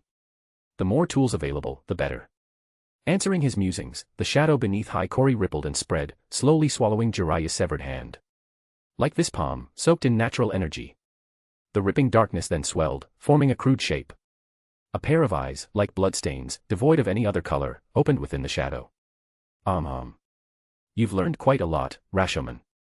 Hikori tilted his head, looking at this product of over 2 years of work and future gain support in release techniques, his tone noticeably pleased. Before its consciousness fully formed, it had been observing and recording Hikori's various actions and research, absorbing his teachings to the younger students. Such insight was only natural. Good morning. And, happy birthday. Birthday. Compared to Cow, who's about to be born, maybe you're my first child. Rashomon fell silent. Then its entire form collapsed like a burst water balloon, flowing back into Hikori's shadow. This entity does not consider itself Hikori's child. This entity is a derivative of Hikori's personality logic, closer to an artificial intelligence tool. No one calls themselves a tool. The facts remain. Even if Hiiragi does not intend to treat this entity as a tool, this entity is still incomplete as an intelligent being, and is not yet capable of bearing the role of Hiiragi's first son. Rashomon responded in the same steady tone as Hiiragi. One thing is one thing. You like that phrase, don't you? Ha. Is that so? Then keep learning. Growing from incomplete to complete, that's quite a romantic thing, you know. This entity does have a question. After a moment, Rashomon spoke frankly, is Hiiragi disappointed? Not really. I wasn't planning to kill him at this stage anyway. Lowering the iron sand cloud, retrieving Yotsuka no Tsurugi and Akitsu Kagami from the still cooling iron, Hiiragi explained frankly. I'm counting on him to spread the word. If you're enjoying the novel, please consider leaving a review. Your support is crucial and helps the story grow immensely. Thank you.